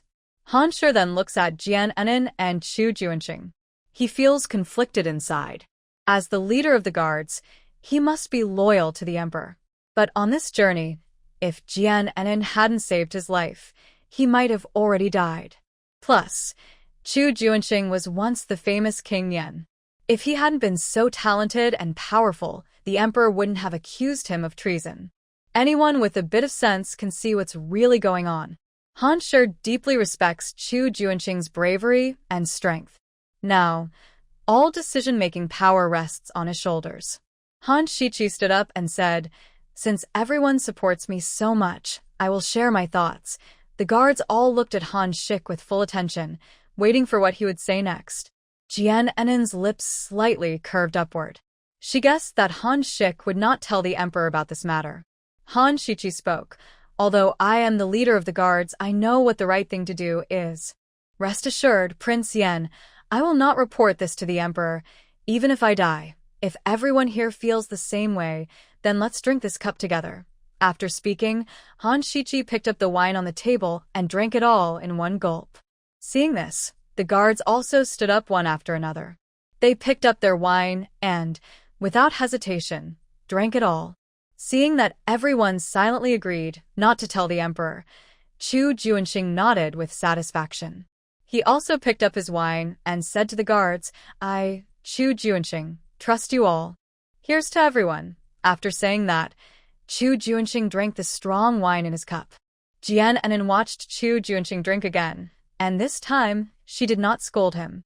Han Shi poured himself another cup of wine and said to Chu Junxing, "Rest assured, Prince Yan, we will never reveal anything, even if we die." Han Shi finished and drank all the wine in his cup. The other guards also said they would never tell anyone, even if they died. Jiananen could see that these guards were good-hearted. Besides Han Shi, the youngest was only about 15 or 16, and the oldest was no more than 20. Throughout the journey, the guards had shown great respect for Chu Junxing's family. Although at first, during the exile, they had whipped the family members, that was only because the former guard leader asked them to do so. After the former leader died, they never whipped the family members again. Jiananen stood up, looking serious, and said to everyone, "Thanks to Leader Han and all the brothers for helping us arrive safely. Because of you all, I respect you as real men." She then bowed to everyone with a fist salute. She didn't drink alcohol, as it was too strong for her. She didn't want to sneak out again to take hangover medicine. Chu Junxing looked at Jiananen. When she said, "Our family," a faint smile appeared in his eyes. When everyone sat down, Sheng Fong pulled Wening and strode out of the main house. He had overheard everything they said just now inside. Although he was trying to comfort Wening, he was also worried about these forbidden soldiers. Would they tell the emperor about this when they returned to Jingzhou? He also felt a bit regretful for his sudden excitement earlier. He had openly said he would catch the dog emperor in front of so many forbidden soldiers. But now, he no longer needed to worry about that. He sensed that these forbidden soldiers seemed to support Chu Junxing and Jiananen. This made him respect both of them even more. After they sat down, Jiananen saw Wening still pouting and looking unhappy. It seemed Sheng Fong hadn't managed to cheer Wening up. Smiling, Jiananen asked, "Big boss, how close are you and the second boss now?" Sheng Fong scratched his head and looked at Wening with intense eyes. He didn't know what to say, afraid of saying the wrong thing and upsetting him. Wening huffed and said, "Humph, I don't have feelings for him. When he leaves, I will leave the mountain camp. Who wants to be the second boss? Let someone else do it. I won't do it anymore." Jiananen chuckled softly at Wen Ying's words. As a woman, she naturally understood that Wen Ying's words were sarcasm. She could also see that their relationship had reached a point where neither could live without the other. But Wen Ying's words made Sheng Fang's heart tighten again. Sheng Fang grabbed Wen Ying's hand and said, "Seriously, that won't do. You can't leave the mountain camp. If you leave, you'll want me to live alone." Sheng Fang's words made Wen Ying lose his temper again. Why? "You can leave the mountain camp and become the lord of Inbeay City. But I have to guard this broken mountain camp? I'm still young. I want to get married." Wen Ying's nose twitched, and his eyes turned red again. Sheng Fang is not good at comforting others, especially when he sees Wen Ying, who is usually strong, tear up twice in a row today. He feels anxious and distressed, but doesn't know what to do. Just now in the main house, he tried to comfort Wen Ying for a long time until her tears stopped. Now that Wen Ying is about to cry again, he truly doesn't know how to help. Sheng Fang regrets that if he had discussed this matter with Wen Ying earlier, things might not have turned out this way. Jian Enin can see that Sheng Fang is determined to return to Inbeay City, but he also feels very reluctant to leave Wen Ying. A plan forms in Jian Enin's mind.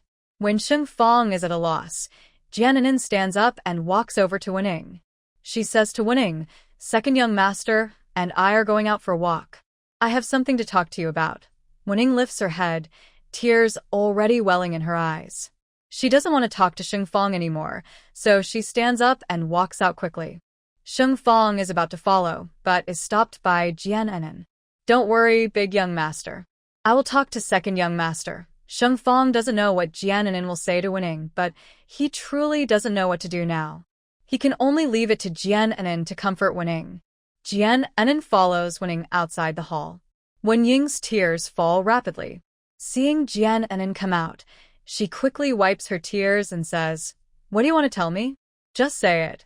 Jian Enin smiles and takes Wen Ying's hand, saying, "Second young master, take a walk with me. Let's talk as we go." At this moment, Wen Ying doesn't care about much else. The fact that the mountain stronghold hides many cold weapons is forgotten by her. The two walk toward the deepest part of the stronghold. Jian Enin observes everything around her and says, "Second young master, don't be sad. I can see that the big young master truly loves you." Hearing this, Wen Ying snorts coldly. "Love? If he really loved me, he wouldn't have abandoned me and left me alone." Jian Enin increasingly feels that Wen Ying is quite adorable.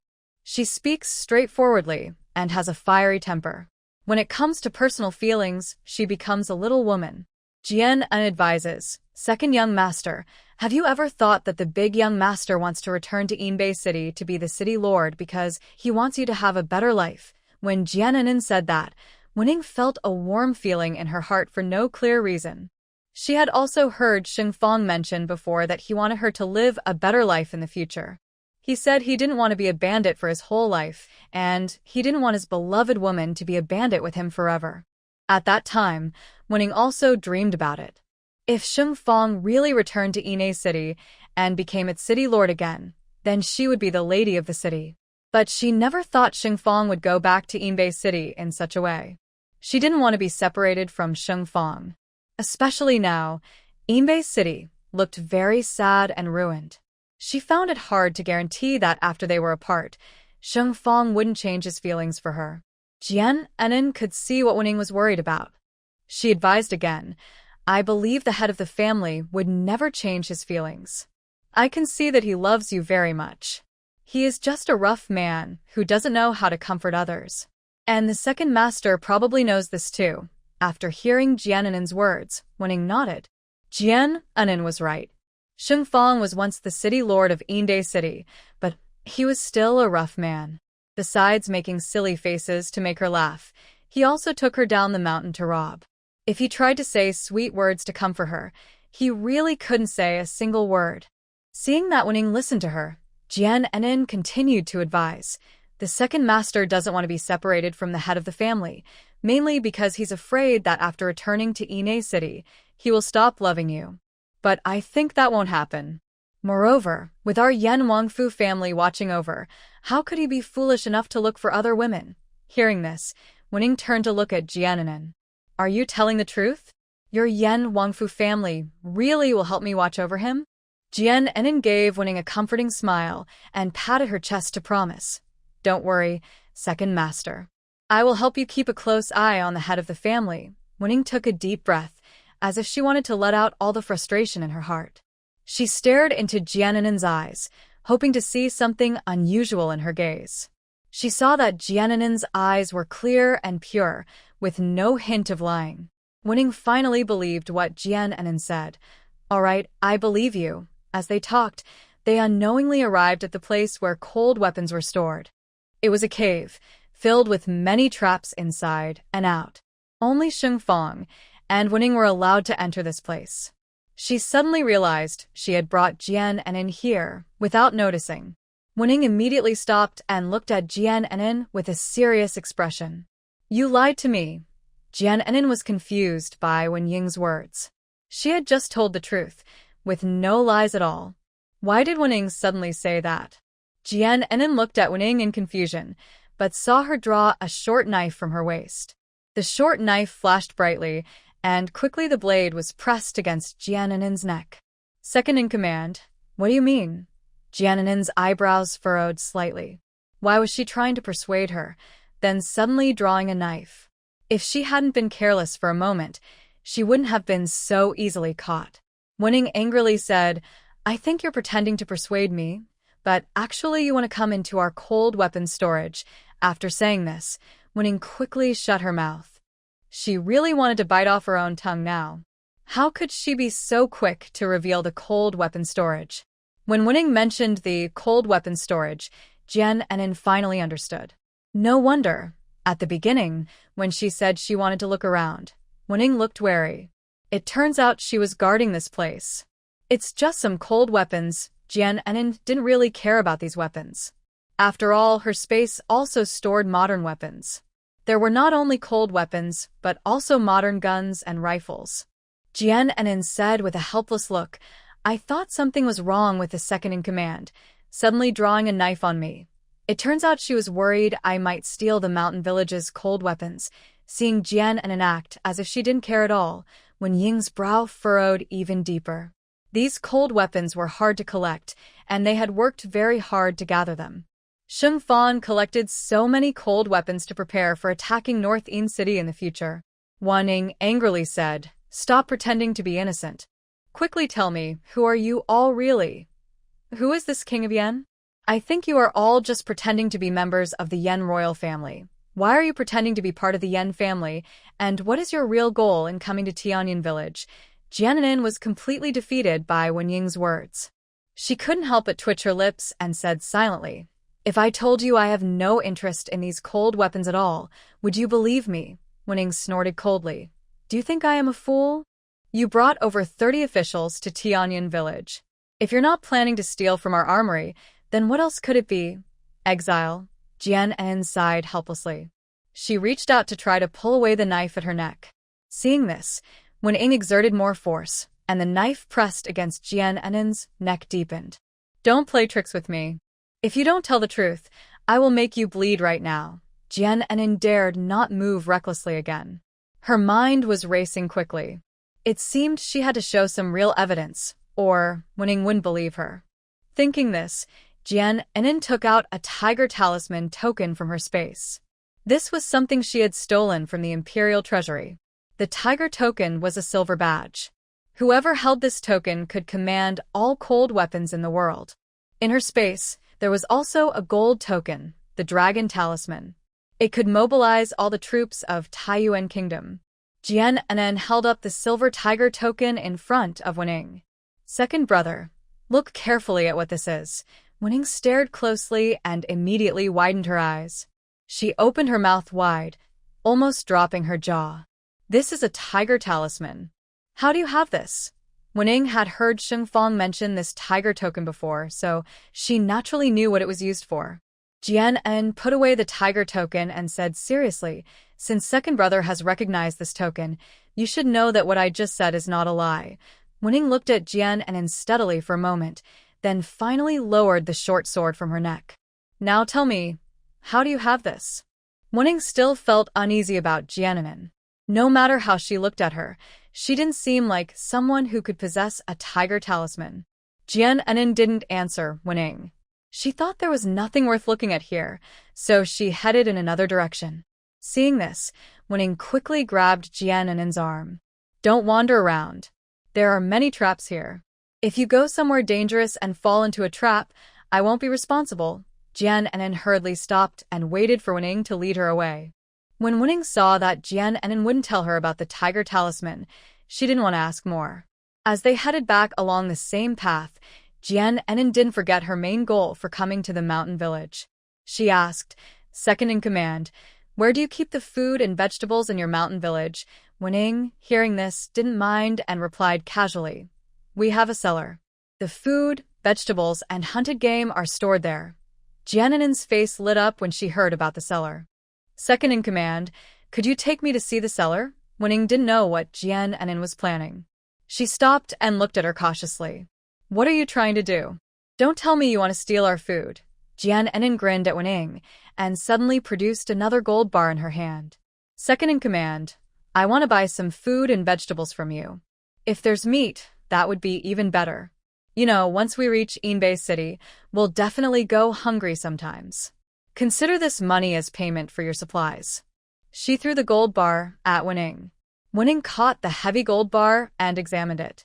It was engraved with the words, "Duke's Residence." She didn't expect Jiannin to be hiding such a large gold bar. She looked at her suspiciously and finally asked, "Jiannin, tell me the truth. Who are you? How do you have such a big gold bar hidden on you?" Wening had always doubted Jiannin's real identity. She didn't trust strangers with unknown backgrounds easily. Seeing that Wening didn't believe her, Jiannin reached up and scratched her ear. "Second in command, you've asked me that question many times. My ears are starting to get calluses from hearing it." Wening saw that Jiannin was always unwilling to answer her directly, and her temper suddenly flared. "Jiannin, if you don't tell me the truth, I won't sell you any food." Wening said this as she threw a heavy gold bar at Jiannin. She angrily turned around and walked away, ignoring Jiannin making faces behind her. Jiannin hurriedly caught up, grabbing Wenying's sleeve and saying, all right, second in command, I'll tell you." Wening stopped and waited for Jiannin to continue. Holding the gold bar in her hand, Jiannin said, "I am the eldest daughter of the Duke's family in Jingzhou City. I was betrothed to the Prince of Yen by the Emperor. This gold bar is from my family home. I secretly hid it on myself so I could buy some food later." Wening stared closely into Jiannin's eyes, and seeing she was not lying, she believed her. "All right, come with me," Wening said, snatching the gold bar from Jiannin and heading toward the cellar. Jiannin quickly followed. Actually, she was curious about Wening.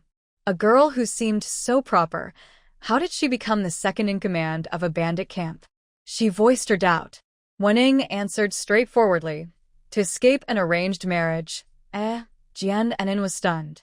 She had never heard of anyone running to a bandit camp to escape marriage. Wening seemed reluctant to recall the past and said nothing more, only quickening her pace.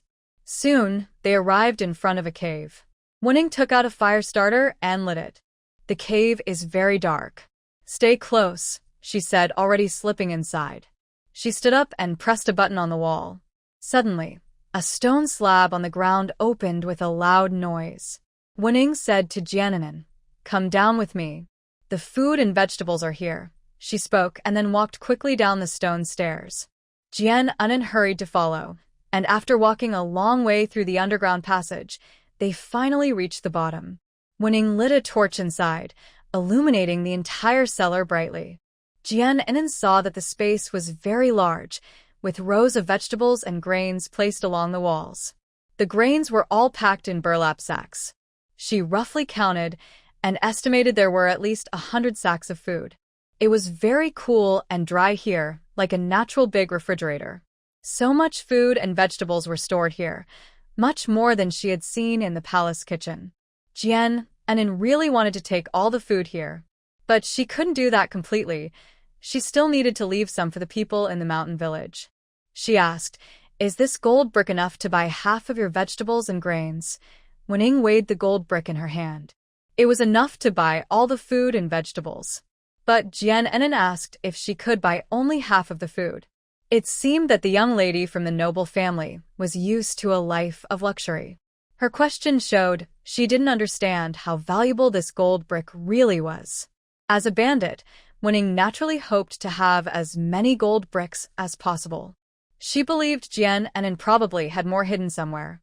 Thinking of this, Wen Ying's face gradually showed a smile.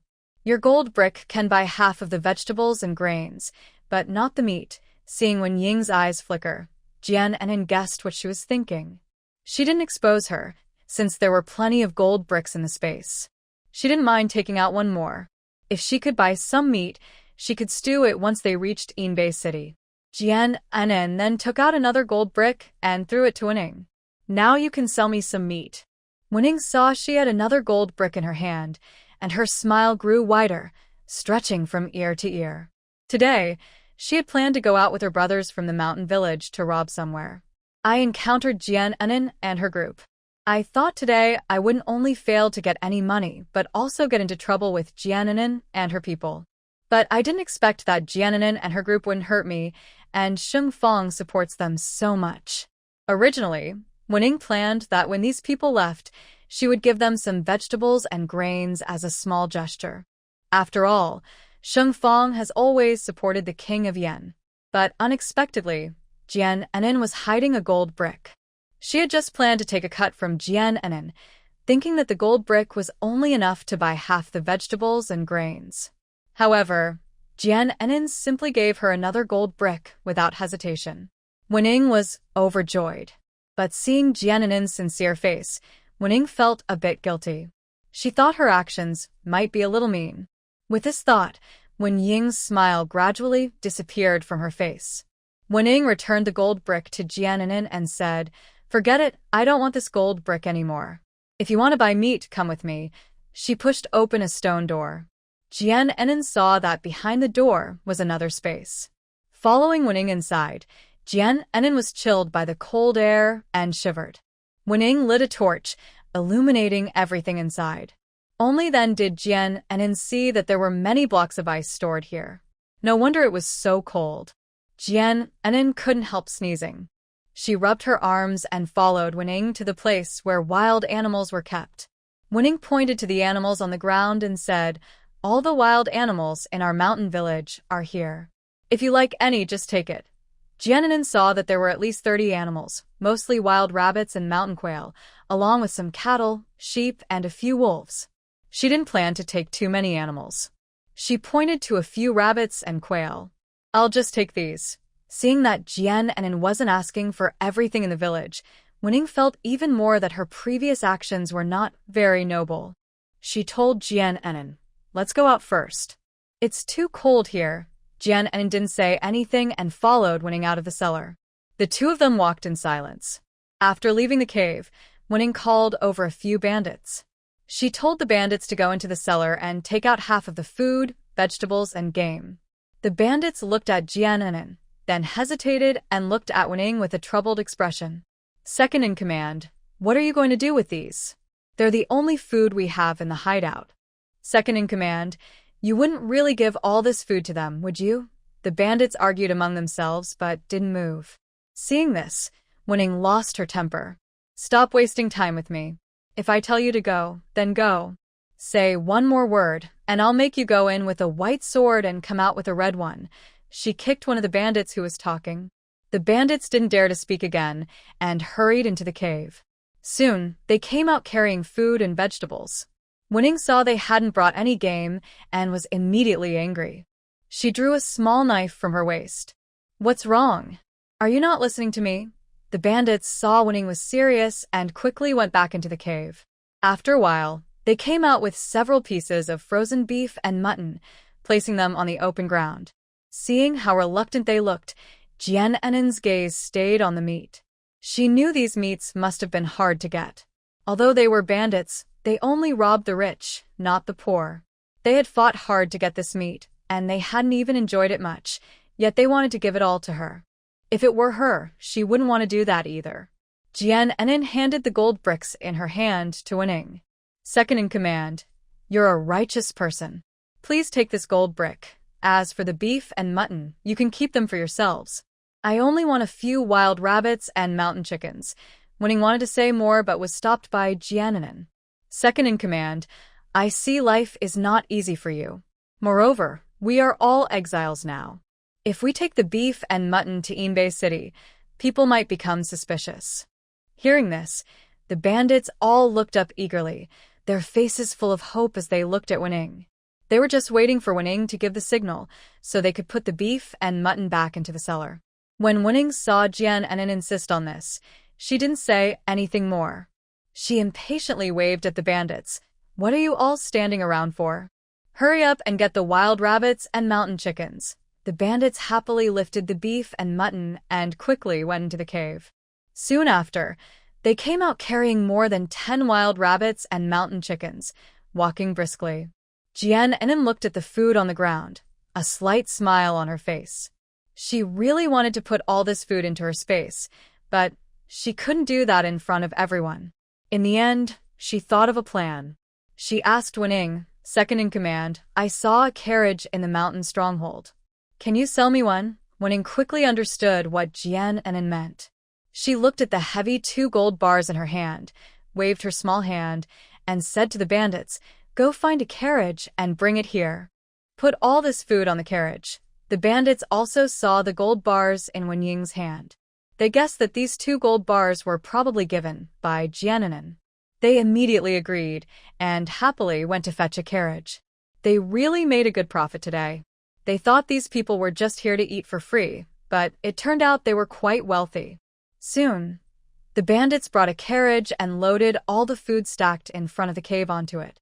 Jian Enin watched happily as the bandits busily worked, and she didn't plan to treat them badly. She took out some broken silver and threw it to the bandits. The bandits took the silver, bowed deeply to Jian Enin, and expressed their thanks.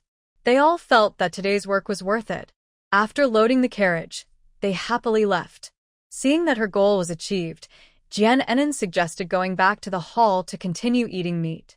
Wening, thinking about how Xingfang would leave the mountain's stronghold once they returned, felt a bit down. Jian Enin linked her arm with Wen Ying's and comforted her. Second in command, don't think too much. Once we settle in Inbeay City, I will find a way to bring the eldest in command back to see you. When they returned to the hall, they saw that most of the people at the table had already drunk themselves into a daze. Only a few were still sober. Jian Enin sat back in her seat and picked up her chopsticks to eat. Since arriving at the mountain village, she had been busy and hadn't eaten properly. Now she didn't care about anything else, and she quickly grabbed a piece of meat and put it in her mouth. Chu Junxing watched Jian Enin eat so eagerly. He softly said, Eat slowly, no one is taking it from you. As he spoke, he pushed the meat in front of him over to Jian Enin. Xingfang saw Wening return, quickly took her hand, and whispered something in her ear. Soon after, Wen Ying's face lit up with a smile. Jian Enin ate for a long time before she was finally full. Seeing her mouth covered in oil from eating, Chu Junxing took out a white silk handkerchief from his clothes and handed it to Jian Enin. Look at how you're eating, your mouth is all oily. Jian Enin took the handkerchief, wiped her face carelessly a few times, then handed it back to Chu Junxing. He looked at the handkerchief, which was covered in oil. He remained calm and said nothing, then put the handkerchief back into his clothes.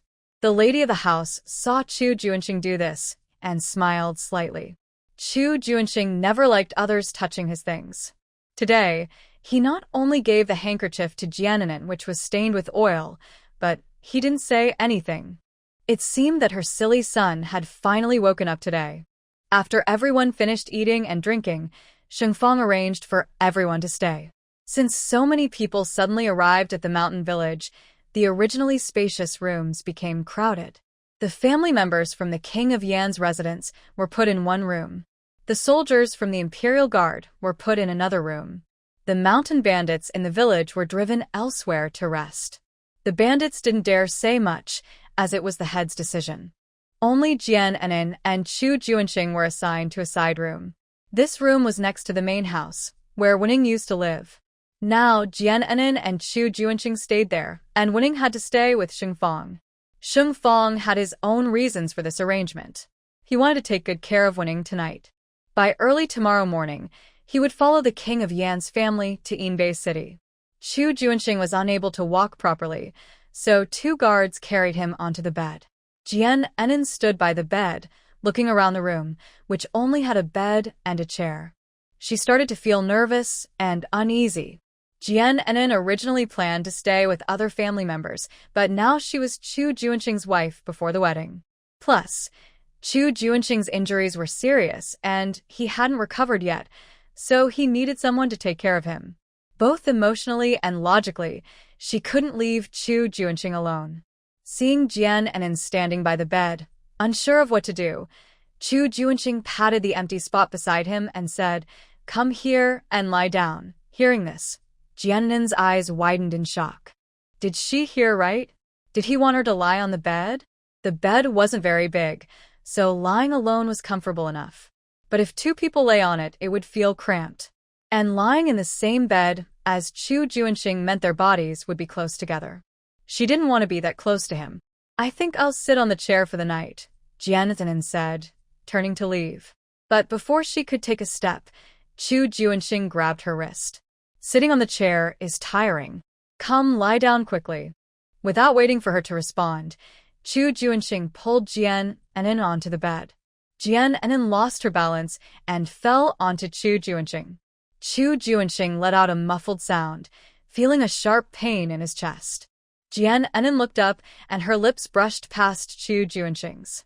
She felt a tingling sensation like an electric shock all over her body. It was her first kiss. Having been single her whole life, she had never been so close to anyone before. Jian Enin stood there in shock, her mind completely blank.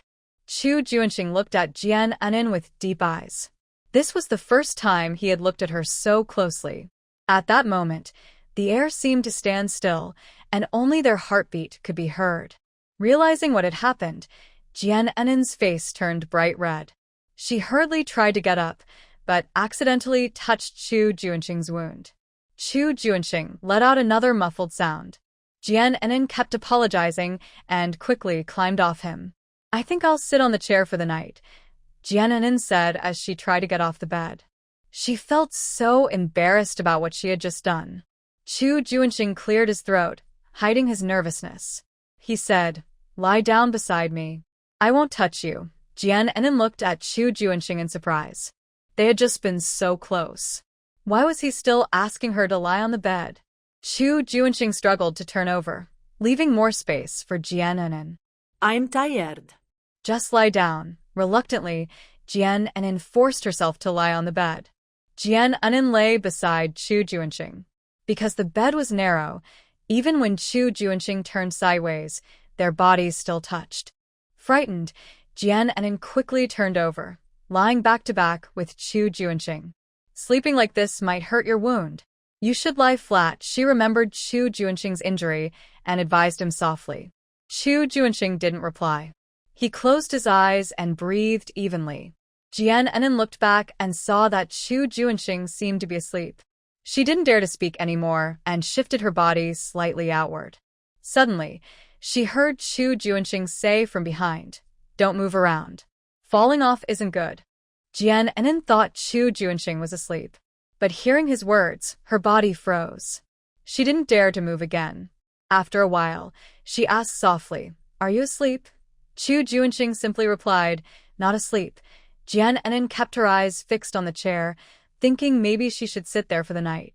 But she was afraid something like before would happen again, so she lay there nervously. "Since you're not asleep, want to chat for a bit?" Jian Enin tried to break the awkward silence with small talk. Chu Junxing didn't reply, only gave a soft, Jian Enin's mind raced. What should she talk about with Chu Junxing? She couldn't think of anything to say after a long time. Just then, Chu Junxing moved behind her. Jian Enin sensed him turning over. She looked back and saw Chu Junxing lying flat. He closed his eyes, looking half asleep. Jian Enin thought that Chu Junxing was quite willing to listen to advice, which was good for his injuries. Just as Jian Enin was unsure what to say, Chu Junxing spoke. "I have one thing I don't understand. I hope you can answer honestly." Hearing Chu Junxing ask her, Jian Enin quickly replied, "Go ahead, ask whatever you want." Chu Junxing asked, "That fire lighter belongs to my Yan Wangfu. How did it end up with you?" Jian Enin didn't expect Chu Junxing to ask this. When she took out the fire lighter, she didn't notice the writing on it. She only realized later that the lighter had a character, Yen, drawn on it. She thought no one noticed, but unexpectedly, Chu Junxing had seen it. Jian Enin wanted to say she got it from the madam. But then she thought, why would the madam carry a fire lighter around? Moreover, when the Yen Wangfu was searched during the family's downfall, everyone's belongings had been checked. Nothing was taken out. If she said that, Chu Junxing would definitely become suspicious. Jian Enin didn't know how to answer. She couldn't possibly say that she had emptied the Yen Wangfu's belongings before it was searched. Seeing Jian Enin silent, Chu Junxing turned to look at her. His sharp gaze fixed on her back, and he said, "Are you worried about something?" Hearing this, Jian Enin felt even more unsure how to respond. Then Chu Junxing asked a shocking question. "I still don't understand one thing. How did you get into the prison when I was being executed?" Hearing this, Jian Enin's mind suddenly exploded. After taking the new medicine, she could turn invisible at any time. No one could see her. How could Chu Junxing say he saw her in the prison? Thinking back to that moment, Jian Enin suddenly remembered Chu Junxing's expression. When he was barely alive, he looked over at her. His eyes at that moment seemed as if he truly saw her. I thought Chu Junxing didn't see her either. But unexpectedly, while she was hiding, she was completely exposed in front of Chu Junxing. "Can I not answer these two questions?" Jian Enin asked cautiously. She really hoped Chu Junxing wouldn't keep asking, or she wouldn't be able to hide the truth anymore. However, Chu Junxing didn't give her a chance. He said coldly, "Who are you really? Why are you pretending to be the daughter of the Duke's family and sneaking into our group?" Jian Enin felt that if he kept asking like this, she would definitely be caught. She was about to get up from the bed when she felt someone press on a point on her back. Her body stiffened, and she couldn't move at all. "Did you just press my acupoint?" Jian Enin asked in a panic. She knew that once this point was pressed, she wouldn't be able to move her body. In about an hour, she would start to feel intense pain all over her body. If her acupoint wasn't released in time, she would suffer like this forever. That feeling would be worse than death. Jian Enin didn't expect Chu Junxing to use this trick on her. If she had known, she wouldn't have turned her back to him. Chu Junxing snorted coldly and said nothing. Now he had completely taken control. If Jian Enin didn't tell the truth, he wouldn't release her acupoint. Jian Enin's heart sank. To avoid suffering that pain, she decided to tell the truth. "All right, I'll be honest. I'm not from your world," she said directly. Chu Junxing turned to look at her, his eyebrows slightly furrowed. "What do you mean? What do you mean you're not from our world?" he asked. Jian Enin took a deep breath and finally revealed her true identity. "Honestly," she said, "I'm from the 21st century. In my world, there is no country called Yuan. But we have our own history and our own dynasty." She paused here, waiting for Chu Junxing's response. He was also processing her words. Although he couldn't see her face now, he could tell from her tone that she wasn't lying. "Keep going," Chu Junxing spoke aloud. Jian Enin saw that Chu Junxing did not show any suspicion, so she finally relaxed a little. She continued, "When I woke up, I found myself in this world and had become the young lady of the Duke's residence. At that moment, I knew that the Yen King's residence was about to be raided and exiled. So, I took the pill I developed myself. This pill can make me invisible and can also instantly take me anywhere I want to go. Before the raid on the Yen King's residence, I went to your house. I emptied all the valuable things in the house and stored them in my space. That's why I took out the fire lighter from your Yen King's residence." Jian Enin finally revealed her true identity. After saying this, she felt much more at ease. If Chu Junxing believed her, she might gain an ally in the future. If Chu Junxing insisted she was lying, she would have to find a way to save herself. Chu Junxing didn't speak, but was carefully digesting Jian Enin's words. Throughout this journey, Jian Enin hadn't done anything to harm their family. In fact, she had even helped them once.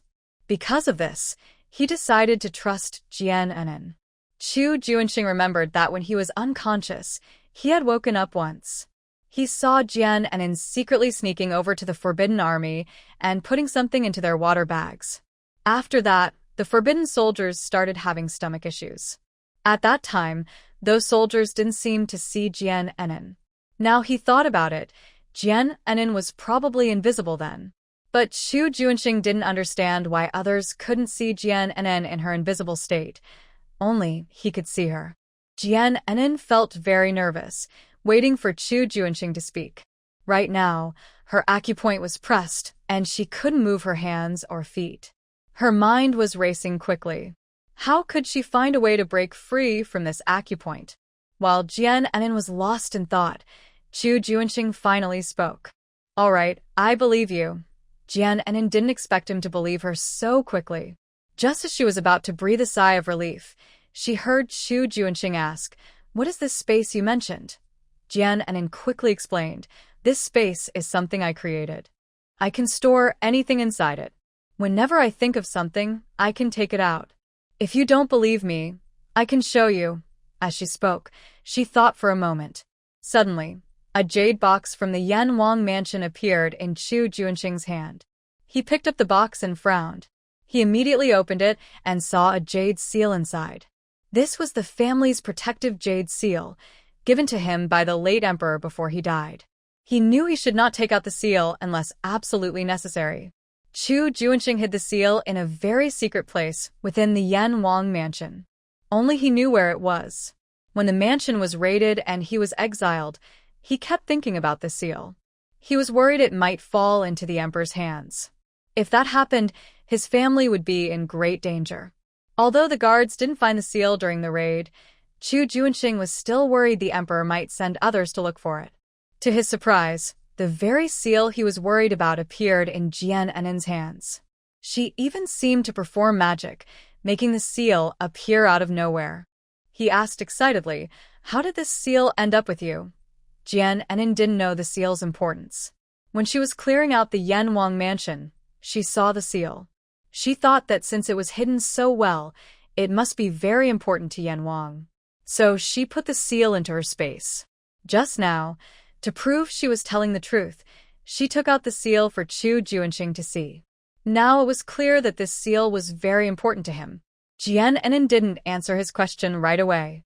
Instead, she hurriedly said, "First, open my acupoint, then I'll tell you." Chu Junxing looked at her with a deep gaze. After a moment, he finally released her acupoint. Jian and In felt she could move again.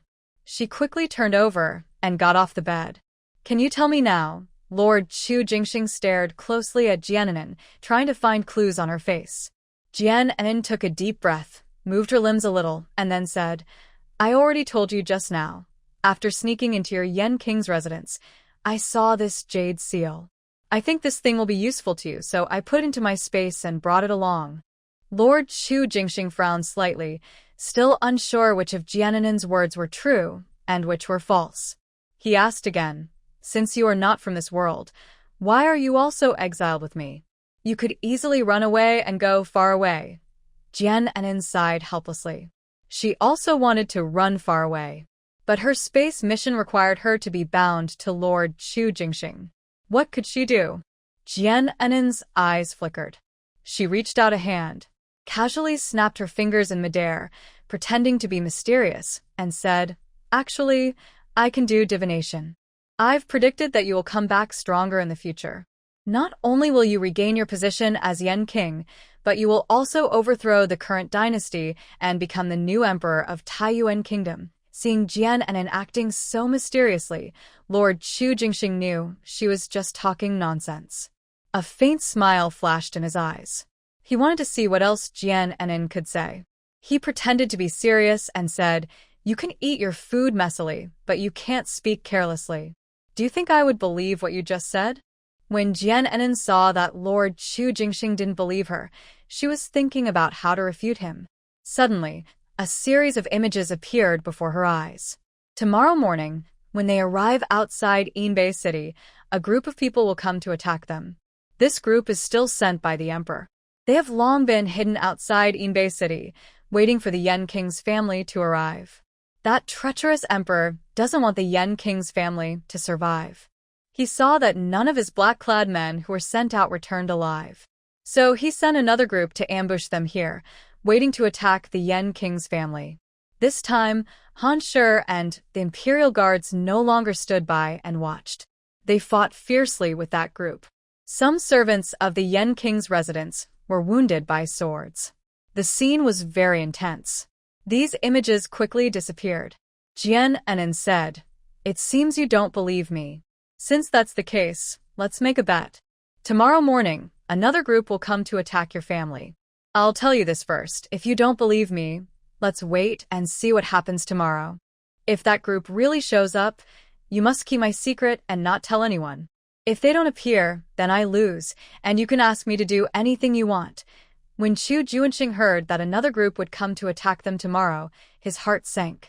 This Chu Zishi, for the sake of his throne, wants to wipe out their family completely. Back when the former emperor was still ill, Chu Zishi already aimed to fight for the throne. He would kill Inbeay to make a big move. He wanted to gain the emperor's favor and be given the throne.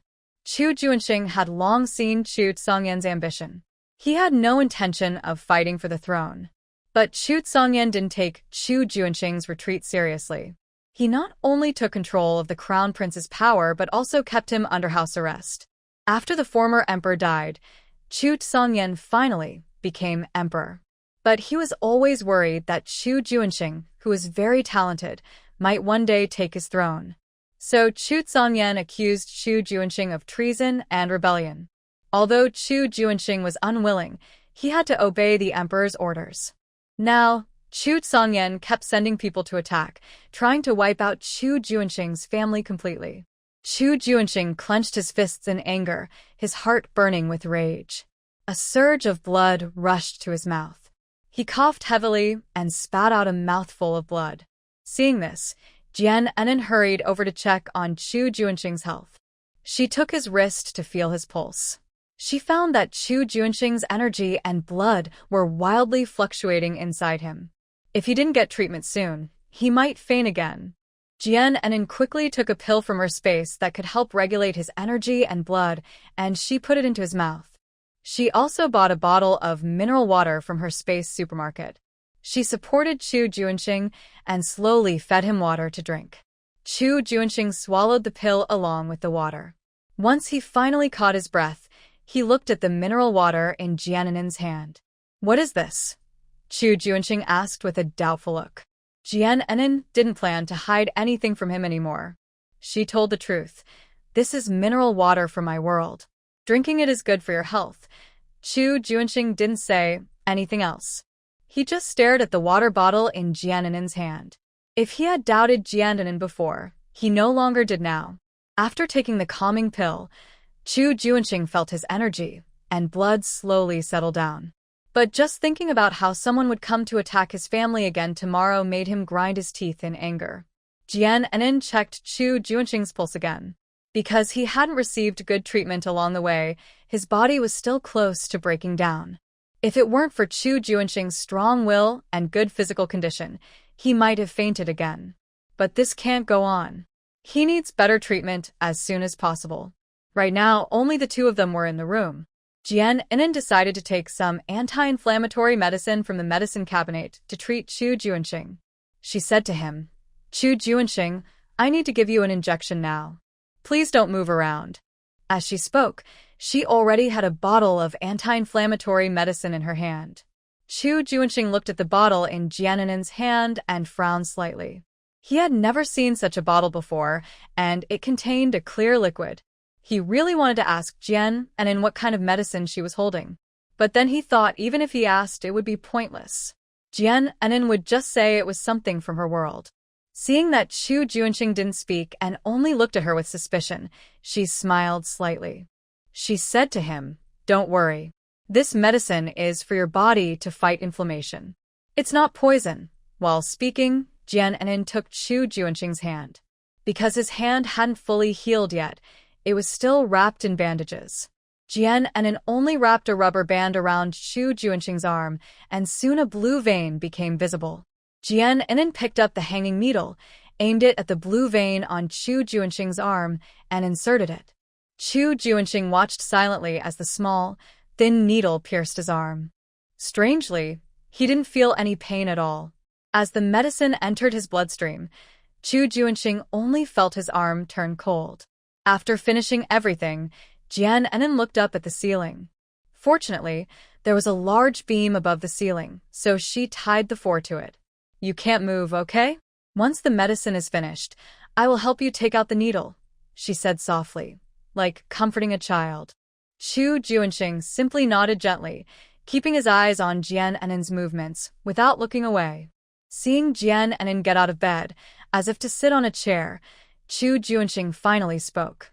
Don't sit on the chair. Lie down next to me. Jian Enin was about to walk toward the chair when she heard Chu Junxing's words. She stopped and turned to look at him. There was a hanging four on Chu Junxing's arm. He was obedient and didn't dare to move randomly, only signaling with his eyes for Jian Enin to lie beside him. Come over and lie down. Rest well tonight. There will be more things to do tomorrow.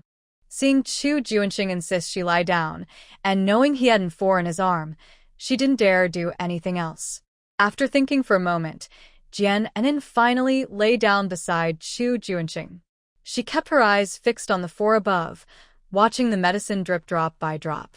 She just hoped this medicine could ease Chu Junxing's pain. The medicine had a slight sedative effect, and Chu Junxing soon fell into a deep sleep. Jian Enin didn't dare to sleep. She kept watching the four. When all the medicine was finished, she carefully removed the needle from Chu Junxing's arm. After a long day of fussing, Jian Enin was a bit tired too. A wave of drowsiness came over her, and her eyelids grew heavy. She closed her eyes and soon fell asleep. The next morning, Jian Enin was awakened by noises outside. When she opened her eyes, she felt a gaze fixed on her, staring intently. She turned her head and saw that Chu Junxing had woken up some time ago. He was now staring at her intently. Jian Enin instinctively looked down at her clothes, relieved to see they were still intact. She felt her legs pressing uncomfortably against something. Looking closer, she realized one of her legs was resting on Chu Junxing's leg. She quickly pulled her leg back. She has never been good at sleeping peacefully. If the bed had been wider and Chu Junxing hadn't been lying beside her, she might have slept better. Tonight, she managed to sleep more soundly than usual. In the past, she would have rolled from one side of the bed to the other. She dared not look directly at Chu Junxing and blushed, quickly getting out of bed. She opened the door and peeked outside to see what was happening. Chu Junxing's gaze had been following her the whole time. He had woken up an hour earlier.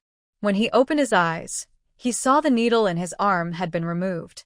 The four bag hanging above his head was also gone, though he didn't know when. He hadn't slept well all night. He kept feeling something pressing on him, and his wound throbbed painfully. But deep sleep made it hard for him to open his eyes. When he finally woke up, he tried to turn over but felt as if something was pressing on his leg. Looking down, he saw Jian Enin's leg resting on his. At that moment, Jian Enin was sleeping soundly, snoring softly. He didn't know what she was dreaming about, but she kept pursing her lips. In the past, Chu Junxing would have kicked her off the bed. But now, he didn't do that. Instead, he enjoyed the peaceful moment. Listening to Jian Enin talk in her sleep, a faint smile appeared on his lips. He was unaware of the smile on his face. It wasn't until Jian Enin woke up that Chu Junxing reined in his smile.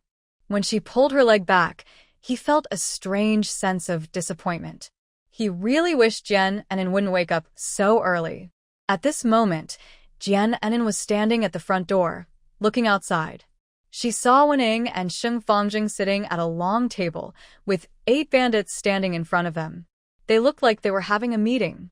When Jian Enin peeked out to see, one of the bandits who was talking immediately stopped and shut his mouth. Seeing this, Jian Enin knew she had disturbed them. She quickly smiled and said, "You guys go on, I didn't hear anything. I'll go back and lie down for a while." After saying that, she hurriedly stepped back. She closed the door and returned to her bed. The bandits in the hall saw Jian Enin had gone back inside. They started talking again. Jian Enin went to the bed but ignored Chu Junxing's intense stare at her. She grabbed his wrist and checked his pulse. The medicine and calming pills from last night had started to work a little. Chu Junxing's internal energy and blood had become steady again. His body was also improving. The two inside the room fell silent. Only the noisy voices from the hall outside kept going. Jian Enin heard one bandit say, "Boss, are you really going to follow them to Inbeay City? What will we do then? We can't be without our boss even for a day." Sheng Fengjing's voice also came in. "I've already made my decision. Don't argue about it anymore." "But the boss..." Another bandit's voice was cut off mid-sentence. Jian Enin listened carefully, eager to sneak closer to the door to overhear their conversation. Her actions made Chu Junxing smile quietly. She turned around and saw him smiling. It was the first time she saw Chu Junxing smile. He was already very handsome, and this smile made him look even more charming. Jian Enin stared blankly, forgetting all about eavesdropping. "Have you seen enough?" Chu Junxing's words finally brought her back to reality. She saw that he had stopped smiling, realizing she had been staring. Jian Enin cursed herself for being a hopeless fangirl again. She cleared her throat to hide her embarrassment. Are you hungry?" Chu Junxing simply responded with a faint, and said nothing else. Jian Enin took out 2 pieces of cake she had snatched from the Imperial kitchen from her space. She handed one piece to Chu Junxing and started eating her own eagerly. Chu Junxing did not eat the cake. Instead, he stared at it closely. He quickly recognized that this cake could only be made in the Imperial kitchen. Thinking about Jian Enin's claim that she could turn invisible, Chu Junxing thought that she must have secretly gone to the palace's kitchen and stolen the cake. Seeing that Chu Junxing didn't eat, Jian Enin chewed her cake and said vaguely, "Why aren't you eating?" "This cake is really good." Since Chu Junxing liked this kind of cake, he pushed the remaining piece into Jian Enin's hand. "Eat it." "It's too sweet for me." These 2 pieces of cake were the last ones left. The previous cakes had been given to the family members. Jian Enin originally wanted to keep them for herself. Now that Chu Junxing said he didn't want to eat, she could just openly eat both pieces. Jian Enin told Chu Junxing, "Since you said you don't want it, don't blame me for taking it." As she spoke, she put the last remaining piece of cake into her mouth. The cake was delicious, but it was a bit choking. Jian Enin quickly bought a bottle of mineral water from the space supermarket and took a sip. Only then did she swallow all the cake in her mouth. Just as Jian Enin finished eating, someone knocked on the door. Jian Enin hurriedly jumped off the bed and went to open the door. She saw Wenning standing outside, her eyes red and tears still on her face. Wenning said, "Come out and eat." After saying that, she turned and left. Jian Enin didn't ask much and quickly returned to the bed. She helped Chu Junxing by placing one of his arms over her shoulder. Jian Enin supported Chu Junxing as they got off the bed. The tall and slender Chu Junxing leaned his weight entirely on Jian Enin. Feeling her soft body, Chu Junxing's heart unexpectedly skipped a beat. Jian Enin didn't notice Chu Junxing's unusual behavior. She supported him step by step toward the door. Jian Enin struggled to walk forward and said to Chu Junxing, "Last night I gave you in 4 drip. Your body should be much better than before. Now you need to get up and walk around to recover quickly." Chu Junxing only responded with a, and let Jian Enin support him. As Jian Enin supported Chu Junxing, she could feel how heavy his body was. If she hadn't been mentally prepared, she might have been overwhelmed and fallen to the ground. Jian Enin didn't call the guards for help. She thought it was better not to trouble them with such matters. When they leave for Inbeay City, those guards will go back to Jingzhou City. They won't have any more interactions in the future, so she preferred to handle things herself. Jian Enin supported Chu Junxing to the door. Their appearance immediately drew the attention of others. The main lady of the family and other relatives had already arrived in the hall. When she saw Jian Enin supporting Chu Junxing, she smiled happily. She didn't expect that in just one night, their relationship would improve so much. Chu Junxing, who usually didn't care for women, was now willing to be supported by Jian Enin. Chu Ens looked at the two at the door and smiled happily. He had been wanting to see such interaction between his second brother and his wife. However, earlier on the way here, Jian Enin always seemed reluctant to get close to his second brother. This made him feel anxious for Chu Junxing. Now, seeing them so close, it showed they had communicated a lot last night. Chu Junluan was already sitting at the table. When he saw Jian Enin struggling to support Chu Junxing, he immediately told the servants, "What are you all waiting for? Hurry up and help." A few servants quickly went over. They wanted to take Chu Junxing from Jian Enin's hands, but Chu Junxing stopped them, saying, "Don't touch me." The servants were frightened and stopped, stepping back. They knew Chu Junxing didn't like others to touch him. They thought that since he was seriously injured, it was normal for them to help him. But unexpectedly, Chu Junxing still disliked their touch. Jian Enin also thought that since these servants came to help Chu Junxing, she could lighten her burden. But she didn't expect Chu Junxing to refuse their help. Now, the responsibility fell back on her. Does Chu Junxing not realize how heavy he is right now? Seeing so many people here, Jian Enin didn't voice her thoughts. She clenched her teeth, forced herself to stay strong, and helped Chu Junxing walk toward the table.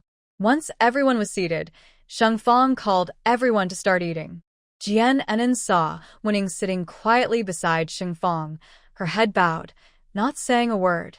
During the meal, Wening hardly touched her food. Instead, Sheng Fang looked very happy and relaxed. After this meal, everyone was ready to head to Inbeay City. They ate quickly. When everyone finished, Han Shi, the leader of the Imperial Guard, said, "It's time for us to leave." Everyone stood up and left the hall.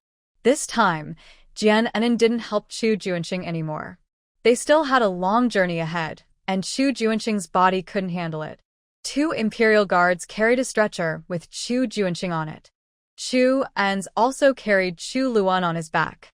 Everyone arrived at the mountain stronghold's entrance. Jian Enin saw the carriage and supplies she bought last night parked outside. More than 300 bandits, upon learning Sheng Fang was leaving, surrounded him and refused to let him go.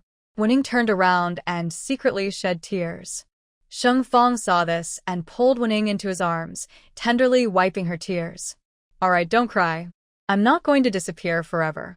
Inbeay City isn't far from here. Just cross this mountain and we can meet again. Once I settle in Inbeay City, I will come back to find you." When the moment of parting arrived, Sheng Fang felt uneasy inside. Wening barely held back her tears, looked up at Sheng Fang, and said, "You must come back to find me. Don't look for other women out there." Sheng Fang pinched Wenying's face, then swore in front of everyone, "I promise you, Sheng Fang will never abandon you. All my brothers can testify for me. I will definitely come back to find you." With Sheng Fang's reassurance, Wenying's worries eased a little. After Sheng Fang hugged Wening tightly again, he followed Chu Junxing and his family as they headed out of the mountain. Jian Enin asked the servant to bring the carriage. The matriarch saw this and quietly asked Jian Enin, "Enin, what's going on with this carriage and the food on top?" Jian Enin cheerfully explained that she bought everything last night from the second-in-command. "Bought? Where did you get the money to buy so much?" the matriarch asked, surprised. She looked Jian Enin over and noticed there was no place to hide money on her. The carriage and the food probably cost at least 100 taels of silver. Jian Enin knew she had made a mistake and quickly changed her words. "Yes, I bought it, but I owe the second-in-command on credit. I told her that once we settle in Inbeay City, I will pay her back." The matriarch still seemed a bit doubtful, as the second-in-command didn't look like someone easy to deal with. Plus, Jian Enin had previously used a poison needle on her. It was hard to believe she would just extend credit so easily. Jian Enin patted the matriarch's hand and gave her a reassuring smile. "Don't worry, matriarch. The second-in-command and I are now friends after a rough start. We even had a good talk last night, and she accepted me as her sister. Since she saw we're heading to Inbeay City, she offered to give me these foods. But I didn't want to take advantage, so I suggested we owe her and pay her back later." After hearing Jian Enin's explanation, the matriarch finally relaxed. Jian Enin looked back and saw Wening standing at the mountain stronghold's entrance. Tears were streaming down her face. But no matter how sad she was, she couldn't stop Sheng Fang's decision. The bandits also looked reluctant to leave. Jian Enin turned around and asked Sheng Fang, "Boss, if you leave like this, won't the people in the stronghold become disorganized?" Sheng Fang replied casually, "That's okay. With the second in command and the 8 elders here, everyone will listen and obey." Jian Enin didn't expect that in this mountain village, besides the village chief Sheng Fang and Wening, there were also 8 elders. It seems the 8 people talking in the hall earlier were the 8 elders. With Sheng Fang as their guide, the group's journey up the mountain became much easier. Soon, they reached the top of the mountain. Han Shi asked Jian Enin, "Miss Jian, should we rest here for a while?" Jian Enin looked at the other family members. Everyone was so tired their legs were cramping. She nodded. "Let's rest for a bit." Han Shi immediately told everyone to rest where they were. Sheng Fang didn't expect that Han Shi, the leader of the Imperial Guards, would listen so well to Jian Enin. He remembered Han Shi had said that Jian Enin had saved his life. It was clear that Han Shi was a grateful person who knew how to repay kindness. If Jian Enin could bring Han Shi into her team, he would definitely be loyal in the future. But she wasn't sure what Jian Enin thought about it. If it were him, he would try to find a way to bring Han Shi into his own team. Jian Enin didn't know what Sheng Fang was thinking. Right now, her attention was all on the land below. Because she was high up, she could see far into the distance. Not far from the mountain, there was a city standing tall. That should be Inbeay City. The city's gates were closed, and many buildings inside were broken and ruined. The city looked very lifeless, with no signs of noise or activity. She wondered what life was like for the people living there. Compared to Inbeay City, another city called Chaos Han was much livelier. Jian Enin heard Sheng Fang sigh and looked at him. He was also gazing at Inbeay City. I wonder if it's bad luck or just the way things are. Inbeay City has been dry and rainless for years. Meanwhile, Chaos Han on the other side of the mountain has always had lots of rain. Just a mountain apart, the weather is so different. The hardest hit are the people of Inbeay City. They already live very poor lives, and now they've even suffered a city massacre, Sheng Fang said softly, sighing heavily. Jian Enin remembered that when they arrived at the ruined temple in Chaos Han, it was during a thunderstorm. No wonder the streets there always looked wet. I don't know what kind of life they will have when they enter Inbeay City in the future. At that moment, a space mission appeared before Jian Enin. Get closer to Chu Junxing to receive grain seeds and a spiritual spring. Jian Enin turned to look at Chu Junxing. He was sitting on a stretcher, looking serious as he gazed at Inbeay City below. Getting closer to Chu Junxing seemed too difficult for her.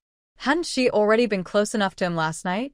Thinking this, another line of words appeared in the space mission. Marry Chu Junxing to receive grain seeds and a spiritual spring. What? To get the grain seeds and the spiritual spring, she had to marry Chu Junxing? This was really risking her life. She and Chu Junxing hadn't developed feelings for each other yet. How could they get married? But if she didn't marry Chu Junxing, she couldn't complete this task. Jian Enin felt a terrible headache coming on. She even doubted whether the space was created by her or by Chu Junxing. Why are all these space missions related to Chu Junxing? Jian Enin decided to set aside this space mission for now. The matter of the grain seeds and the spiritual spring could wait until later. She stood up, walked over to Han Shi and whispered, "I just had a premonition that at noon, a group of people will appear at the city gate of Inbeay. They are all sent by the emperor to assassinate Chu Junxing's family. Be on guard." When Han Shi heard this, his face immediately turned serious. He quickly relayed this information to the Imperial Guards. Jian Enin then went to Chu Junluan and Chu An's, sharing what she had foreseen. They had long believed in Jian Enin's predictive abilities. Chu Junluan's face also showed a serious expression. Chu An's was so angry, he was itching to fight. Why was that evil emperor so unwilling to leave them alone? Seeing that everyone was almost done resting, Han Shi stood up and announced they would start descending the mountain. Because the mountain was quite steep, the descent was a bit difficult. The group took over an hour to come down from a mountain. All the Imperial guards looked around cautiously, alert for any danger. As their group reached the city gate of Inbeay City, a band of people immediately surrounded them from all sides. They held swords and knives, and without hesitation, they attacked the members of King Yan's family. Unaware of the danger, the family members screamed in fear and huddled together. The Imperial guards had prepared in advance. They did not stand by and watch helplessly. Instead, they drew their swords and fought against the attackers. Jian Enin counted and estimated there were at least 40 of them. It seemed she would lose some of her silver needles again. Jian Enin protected the first lady and the second lady in front of her. She already held a poisonous needle in her hand. As soon as someone approached, she would stab them with it. Chu Junxing was placed on the ground, feeling very heavy-hearted. He couldn't fight now and could only watch anxiously. Fortunately, Jian Enin had foreseen that an assassination attempt would happen today. This allowed the Imperial guards to be prepared. If Chu Junxing hadn't been injured, he could have fought off the attackers alone. But now, Chu Junxing was filled with frustration. He really hoped his body would heal faster. Sheng Fang drew his sword from his waist and stood in front of Chu Junxing. His current duty was to protect Chu Junxing from being hurt by the attackers. While the Imperial guards fought the band of people, Jian Enin heard a loud scolding from the city tower. Who dares cause trouble in front of Inbeay City? Are you all tired of living? Jian Enin looked up at the city tower and saw a soldier glaring angrily from above. When Sheng Fang saw that soldier, he immediately shouted toward the tower. Chen Yongnian, what are you still standing there for? Hurry up and send troops to suppress these people. Sheng Fang's voice reached the soldier's ears. He looked carefully and recognized that among the people outside the city gate was Sheng Fang, the former city lord. He didn't move or send troops to attack. He called out to Sheng Fang outside the city gate. Oh, I thought it was someone shouting below. Turns out it's the former city lord. Why are you still alive? Why are you back now? Do you want to return to Inbeay City and be its city lord again? I'll tell you, Inbeay City is now mine. If you want to enter Inbeay City, you must get my permission. The soldier's words made Sheng Fang, who had been hopeful, suddenly feel very disappointed. Sheng Fang's face turned red with anger, and a vein bulged on his forehead. This soldier, named Chen Yongnian, was once Sheng Fang's subordinate. He had received many kind words and help from Sheng Fang before, but he never expected that a single city massacre would turn Sheng Fang into a prisoner. If it weren't for the help of the king of Yan's men, he might have already become a lost soul. To Sheng Fang's surprise, now that he was back, Chen Yongnian no longer paid him any attention. Sheng Fang tightly held his sword and pointed it at the soldiers on the city wall, shouting angrily, Chen Yongnian, just wait. When I get inside Inbeay City, you'll regret it. Chen Yongnian sneered disdainfully, showing he didn't take Sheng Fang seriously. Jian Enin looked at Chen Yongnian and secretly made a plan. At that moment, an assassin had already come behind Chu Junxing. He was about to stab him with his sword. Chu Junxing sensed the danger behind him and quickly spun around, rolling to the side. The sword stabbed into the ground. Seeing Chu Junxing badly injured and unable to fight back, the assassin became even more reckless. When he was about to strike again, Sheng Fang shouted loudly. He raised his sword and blocked the assassin's attack. Because Sheng Fang's sword was a sharp, powerful weapon, with a loud clang, the assassin's sword was cut in half. While he was stunned, his arm was pierced by a sword, and blood gushed out. The assassin retreated several steps, trembling as he held his sword. Blood flowed down his arm onto the broken sword. Sheng Fang didn't give him a chance to breathe. He took a few big steps forward, raised his sword again, and stabbed the assassin. The two immediately fought. The assassin, holding a half-cut sword, soon lost his ability to fight. Sheng Fang drove his sword into the man's chest. The man fell to the ground with a thud and took his last breath. Jian Enin gave Sheng Fang a thumbs up. Sheng Fang returned to Chu Junxing's side, and this time he was fully focused. He looked around carefully, protecting Chu Junxing with full attention. By then, several Imperial guards had been wounded by the attackers. Seeing the attackers about to take control, Jian Inen felt that if she didn't act now, many family members might be hurt or killed. Thinking this, she threw a few poison needles at the attackers. The needles pierced their bodies, and the poison quickly spread. The attackers groaned and fell to the ground. Soon, they stopped moving with no signs of life. Thanks to Jian Inen's help, the attackers were quickly driven back. Jian Inen noticed that among the attackers, one person had not fought directly with the guards. Whenever the guards swung their swords at him, he only blocked with his sword. He never tried to attack anyone. Jian Inen realized this person was probably the leader of the group. When they rushed out, everyone was watching him and acting accordingly. A breeze blew, lifting the hair on his forehead. Jian Inen saw that he had a long scar on his face. The scar ran from his brow bone down across his face, looking very striking. At that moment, Jian Inen heard Chu Junxing's voice. He shouted to Han Shigao, "Captain Han, keep that scarred man alive. Don't kill him." Han Shigao didn't reply, just nodded to Chu Junxing. Jian Inen was confused. Why did Chu Junxing want to spare that man? Just as she wondered, Sheng Fang suddenly exclaimed, He's the one who saved me all those years ago."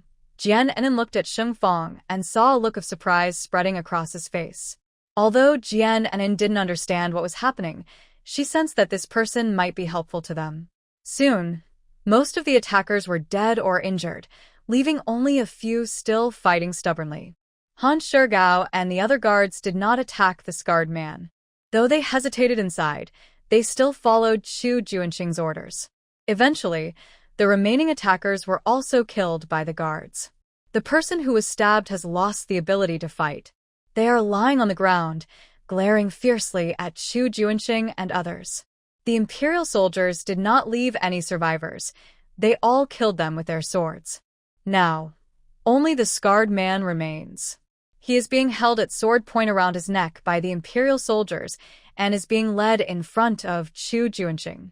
Chu Junxing straightens up and says to the man, "Lieutenant Yan, we haven't seen each other in a long time." The man called Lieutenant Yan snorts disdainfully at Chu Junxing and says, "Stop the nonsense. If you want to kill or punish me, just do it quickly." Sheng Fang is a bit emotional. He recognizes that this Lieutenant Yan is Chu Junxing's subordinate. Years ago, when Chu Zishi captured him and put him in the military camp, it was Lieutenant Yan who let him go. Sheng Fang has many words of gratitude, but can't say them now. After all, there are Imperial soldiers here. He doesn't want them to know that Lieutenant Yan is one of Chu Junxing's men. Han Shi asks Chu Junxing, "What do you want to do with this person?"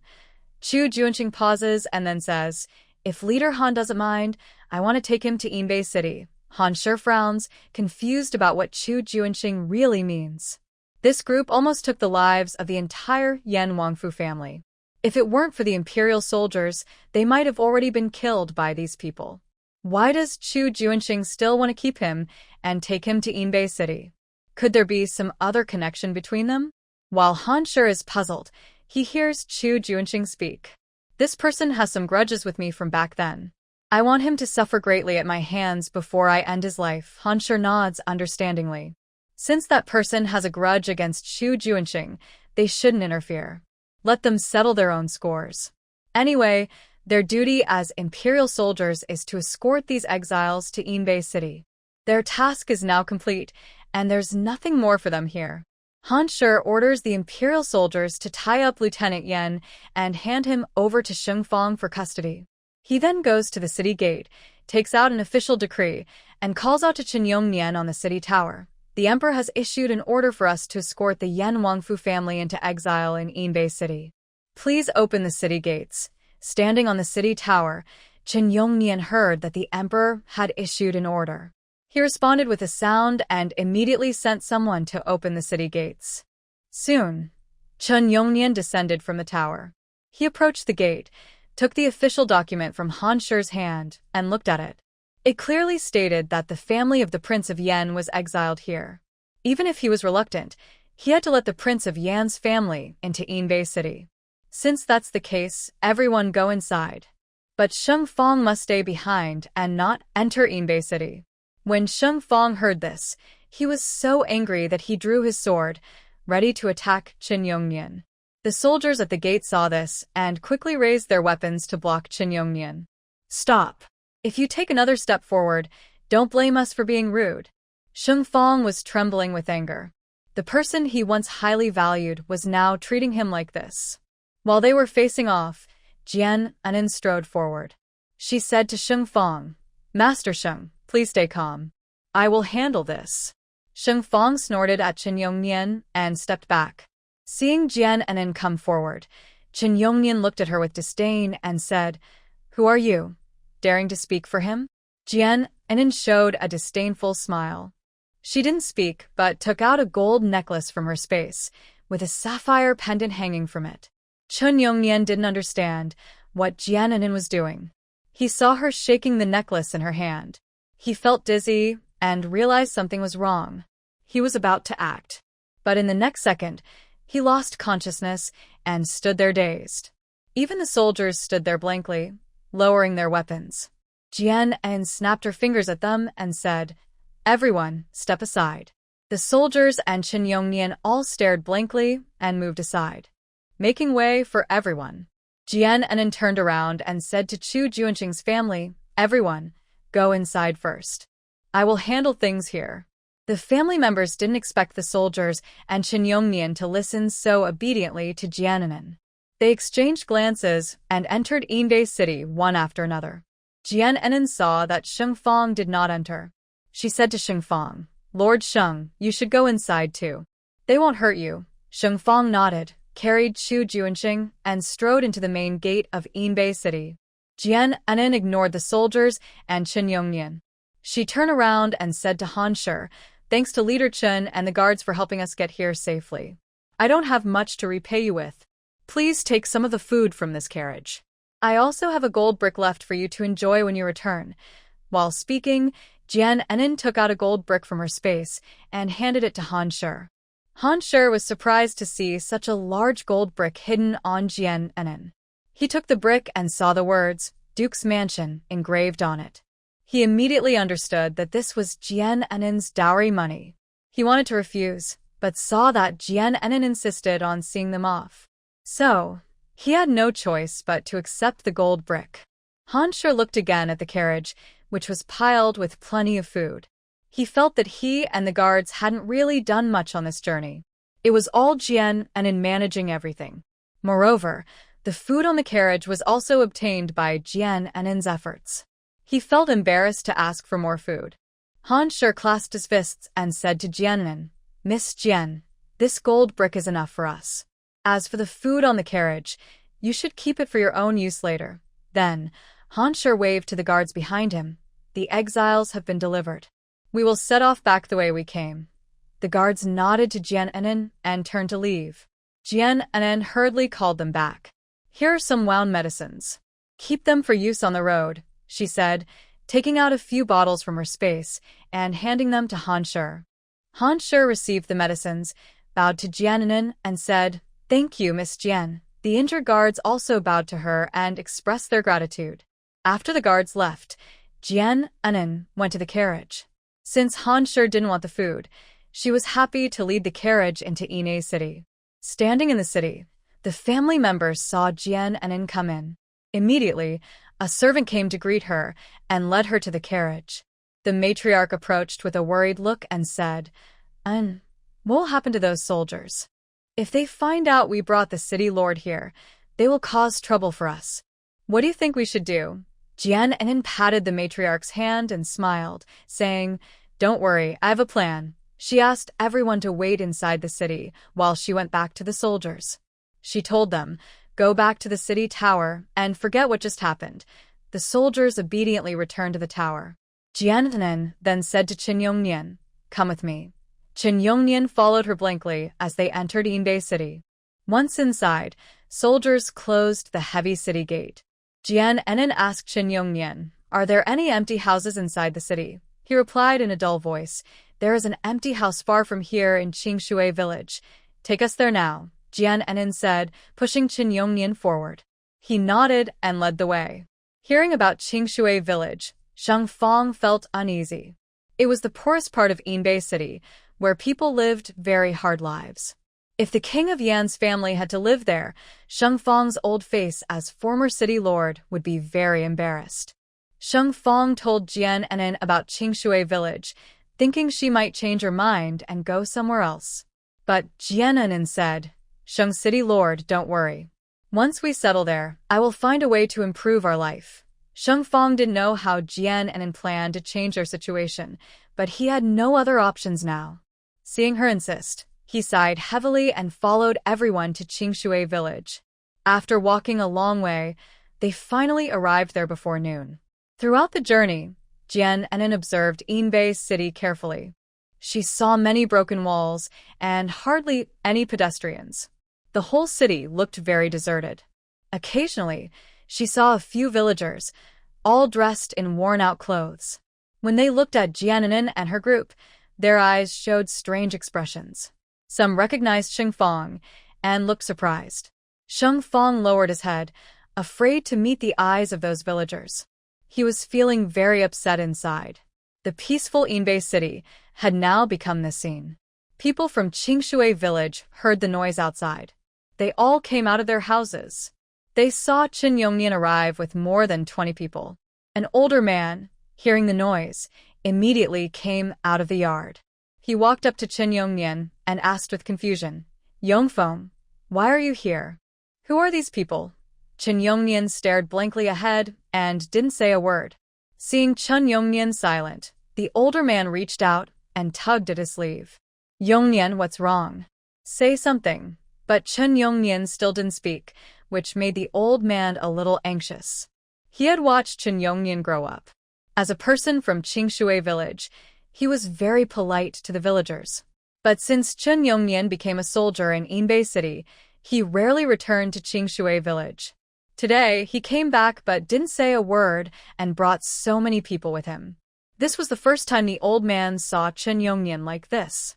Seeing the old man getting anxious, Jian Anin pushed Chu Junluan.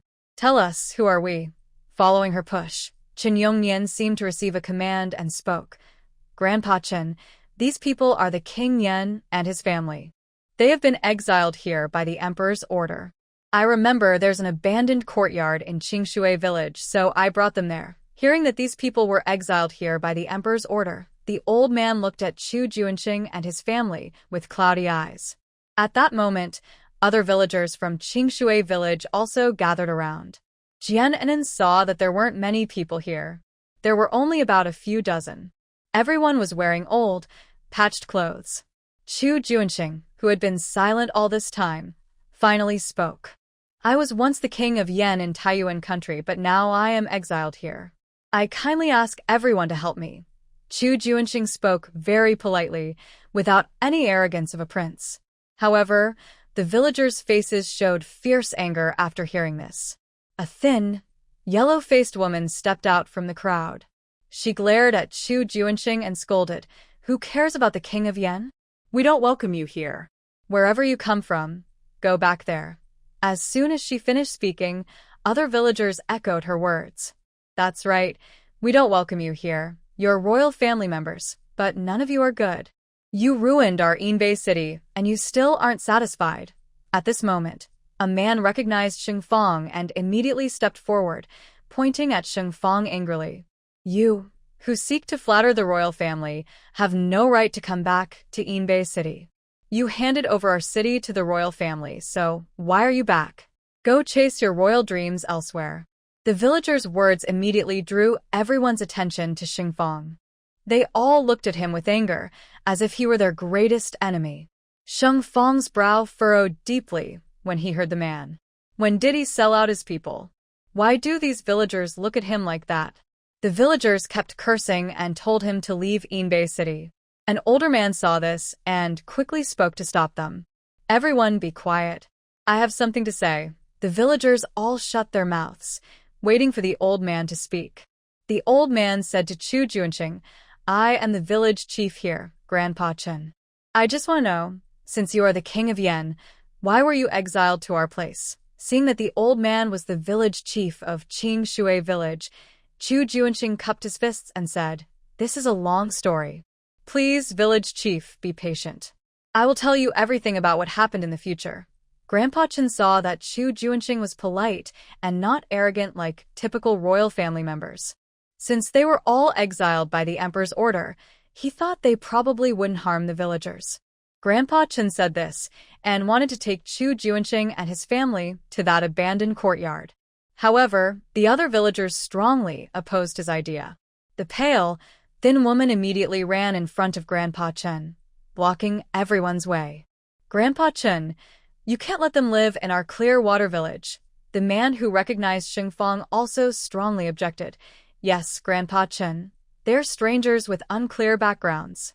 You can't let them stay." Other villagers also shouted loudly, demanding that Chu Junxing's family be driven out of Clear Water Village. Grandpa Chen was in a difficult position. On one side, there were the exiles ordered by the emperor, and on the other, the villagers. As the village chief, he didn't want to offend either side. Just then, a dull-eyed Chen Yongnian spoke. "Grandpa, please take them to that courtyard. It's the emperor's order, and we can't disobey." Chen Yongnian's words immediately silenced the villagers. Although they disliked the idea of outsiders coming to Clear Water Village, they listened to Chen Yongnian. Now, everything in Inbeay City was decided by him. Plus, he grew up in Clear Water Village. His becoming a soldier made the villagers very happy. He also brought a lot of honor to the village. Grandpa Chen let out in, and no longer paid attention to the villagers' protests. He led the way ahead. The villagers who blocked their path looked at Chen Yongnian. They didn't dare disobey him, so they made way. The villagers always felt that Chen Yongnian seemed a bit off, but they couldn't quite say what. Grandpa Chen and his family didn't walk far before stopping in front of an abandoned courtyard. "This is the abandoned courtyard," Grandpa Chen said, pushing open the gate, which creaked loudly. The gate hung on the frame and was swaying, about to fall. They all entered the yard together. Jian Enin saw that the courtyard wasn't very big, with 5 earthen houses inside. Because it had been abandoned for many years, the walls had cracks. Jian Enin walked to one of the houses and pushed the door open. After a few shakes, the door suddenly fell to the ground with a loud crash, kicking up a cloud of dust. Jian Enin quickly covered her mouth and nose, taking a step back. After the dust settled, she saw that the house was full of thick spider webs. Inside, it was covered with heavy dust. Jian Enin then went to other rooms. The doors of those rooms were also old and broken, hanging on the door frames and shaking, about to fall. The family members saw this and couldn't help but frown. When had they ever lived in such houses? In the Prince Yan's residence, even the servants lived quite well. Jian Enin returned to Old Man Chen, took out a silver ingot from her space, and handed it to him. Old Man Chen looked at the silver, showing a hesitant expression. "Old Man Chen, we don't want to stay here for free. This silver is for buying this courtyard. Please accept it." Old Man Chen looked again at the heavy silver in his hand, engraved with the words, 50 taels. Not to mention buying 1 abandoned courtyard, even 3 would be enough. In their poor Qing Shui village, such a large amount of silver was hard to see. He looked at Jian Enin and then at the others present. Seeing no objections, he put the silver into his clothes. All right, from now on you can stay here. If you have any trouble in the future, you can find me at the courtyard at the far west of Qing Shui village. That's where I live." Jian Enin smiled at Old Man Chen. There may be many things in the future that will trouble Old Man Chen.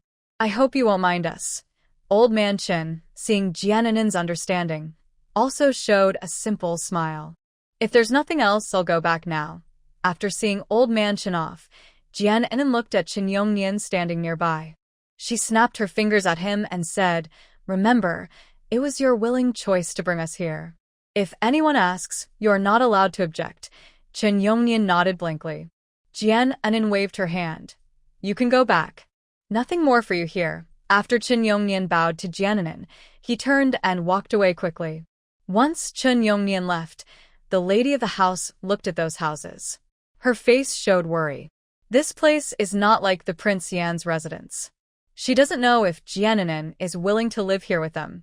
Although Jian had not shown any desire to leave during the journey, once they arrived, she might dislike the old and broken houses here. If she changes her mind and doesn't want to stay with them, what will happen to her son, Chu Junxing? Just the charge of treason weighs heavily on them, making it hard to breathe. In the future, who would want to marry Chu Junxing?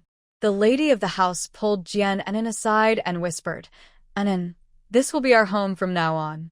You won't mind, will you?" Seeing the lady's concern, Jian gently patted her hand and smiled. Don't worry, madam. Since I have decided to go into exile with you, I have no intention of leaving. And I already told you on the way that I won't leave you. Hearing this, the lady finally relaxed. Since the house was now theirs, the first thing to do was to clean it. She hurriedly called the servants and maids to start sweeping away the dust. Just as they were about to begin, Jian stopped them. Everyone has been traveling all morning and must be exhausted. Plus, we haven't eaten yet, and everyone is hungry. Let's eat first, so we have the strength to work. The servants and maids felt warm inside upon hearing this. They thought Jian, who was about to be married, really had the demeanor of a family head. One servant quickly went to the kitchen and found a small earthen house on the far left, where they saw a stove and a large black pot. But because no one had lived there for a long time, the pot was rusty. And there was no firewood beside the stove. How could they start a fire and cook? The servants were momentarily at a loss. Jian went to the cart and, while everyone was not paying attention, bought a bag of firewood from the space shop. She called out to the servants, "Last night, I bought some firewood with the second in command. Come and help carry it." Hearing about the firewood, the servants immediately ran over. They saw that there was a sack of firewood on the cart, and all felt relieved. Two maidservants went to the abandoned well and took a long time to fetch a bucket of water. They had enough food supplies on the cart, so they wouldn't go hungry today. After the maidservants cleaned the pots, Jian handed them a fire starter. The servants began to move the food, including mountain chickens and wild rabbits, into the yard. Soon, the maidservants started a fire to cook. Jian also bought salt and seasonings from the space supermarket and gave them to the maidservants. The lady of the house and other family members were not idle either. They started to clean the dust inside the house. Only Chu Junxing and Chu Junluan sat in the yard, watching everyone busy. The captured Lieutenant Yan sat in the corner silently. Suddenly, a scream sounded inside the house. Jian went to the door and saw the second lady with a pale face, pointing at a mouse on the ground. Jian saw a very thin and bony mouse lying on the ground. It was slowly moving forward. Sheng Fang also came in. Seeing the second lady frightened by the mouse, he immediately stepped forward and stomped on the weak mouse to kill it. Then he grabbed the mouse's tail and threw it out of the yard. Jian thought to herself, "It seems that Qingshui village is really poor. Even the mice here are starving and emaciated." Fortunately, she had a cart full of food, and the space stored a large amount of supplies. They wouldn't go hungry for a while. But this wasn't a long-term solution. If she wanted to live here, she needed to think of other ways. Jian remembered the space missions. As long as she completed the space tasks, she could get grain seeds and spiritual spring water. She turned to look at Chu Junxing sitting on the ground. He was staring at her intently. Jian quickly looked away, thinking to herself, "This task is too difficult. How is she supposed to complete it?" Just as Jian was thinking of a plan, she suddenly heard Chu Junxing coughing violently. She hurried over, took out bottled water, and gave it to him to drink. After drinking a few sips, Chu Junxing stopped coughing. Jian said to Chu Junxing, "Tonight, I will give you an injection of anti-inflammatory medicine. This way, your body can recover faster." Chu Junxing nodded gently to show he agreed. Soon, the food was ready, and the house was cleaned. The maids carried the dishes into the room and placed them on the table. The room was quite spacious, with a table, several chairs, and a large Kong bed. But with so many family members, there was not enough space to sit. In the end, the head lady decided everyone would take turns eating. The family members, who had been hungry all morning, ate simple meals and found them very tasty. After eating, everyone sat in the yard. The room had a strong musty smell, so no one could stay inside for long. When they ate quickly, eager to leave the smelly room. Seeing everyone sitting on the ground, Jian Enin really wanted to buy some chairs from the space shop. But she couldn't reveal her identity now, so she had to hold back. Fortunately, everyone was used to sitting on the ground, as they had been doing this all along. The head lady had roughly figured out the arrangement of the 4 rooms. Although these rooms were not as good as the Yuang mansion, they were still quite spacious. The Kong beds inside were also large. The head lady looked at the 20 or so people present and began to assign rooms.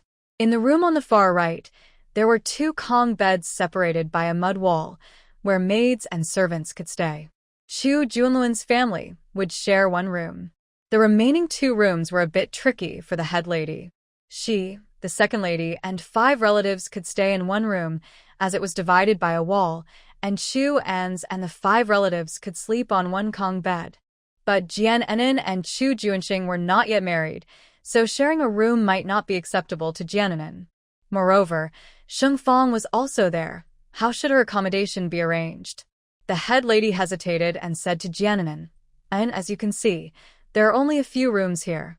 Do you think you can manage to share a room with Junxing?" Jian Enin heard that she might have to share a room with Chu Junxing and couldn't help but look at him. She saw that he didn't seem unwilling. Instead, there was a hint of hope in his eyes. Jian Enin lowered her head, unsure of what to say. The lady of the house sighed softly when she saw Jian Enin was hesitant. In the past, when they were still at the Yen King's residence, this wouldn't have been a problem.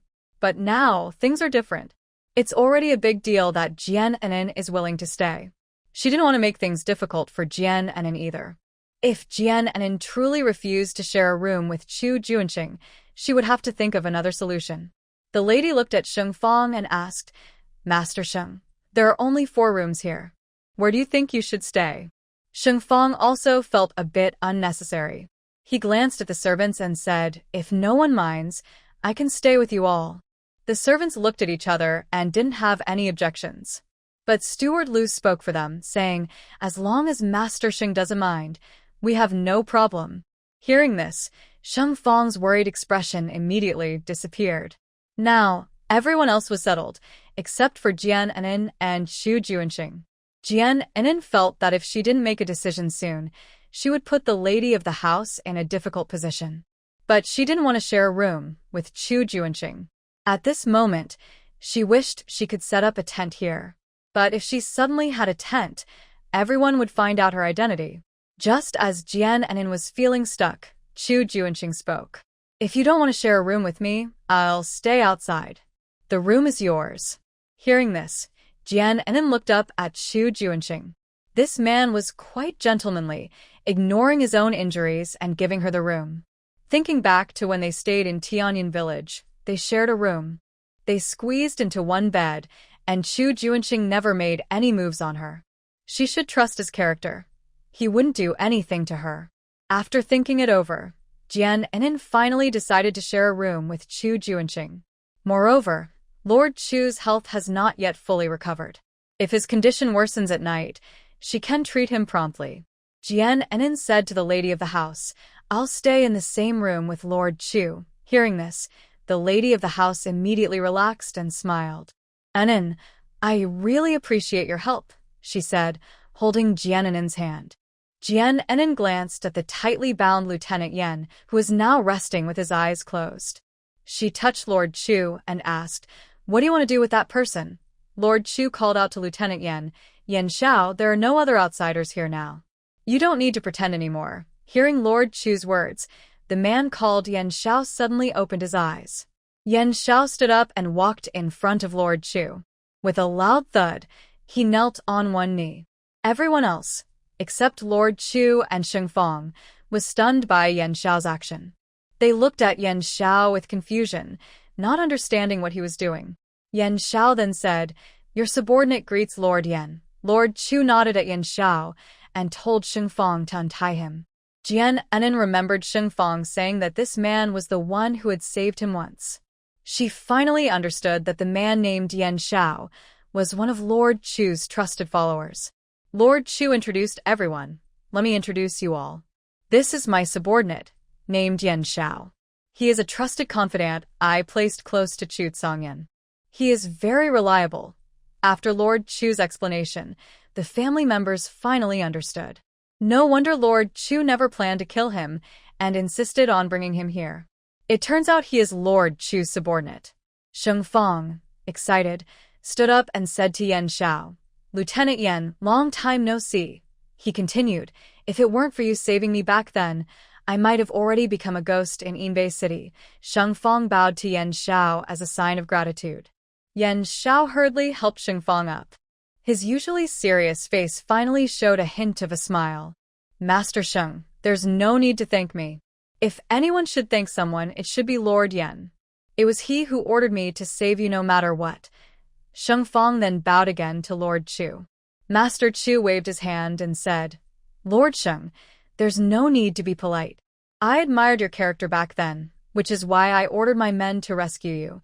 The three men talked back and forth, sharing many words. The family members sat nearby, listening as if they were hearing a story. It turned out that when Chu Junluan captured Sheng Fang, he imprisoned him in the military camp. Chu Junluan used inhumane methods on Sheng Fang, trying to force him to reveal the location of the treasure in Inbeay City. But Sheng Fang refused to admit that there was any treasure in Inbeay City. Chu Junluan then intensified his torture on Sheng Fang. Seeing Sheng Fang nearly die from the torture, Chu Junluan still couldn't find out where the treasure was. He also didn't find any treasure in Inbeay City. This made Chu Junluan even angrier. He ordered the slaughter of the city's people and set fire to Inbeay City.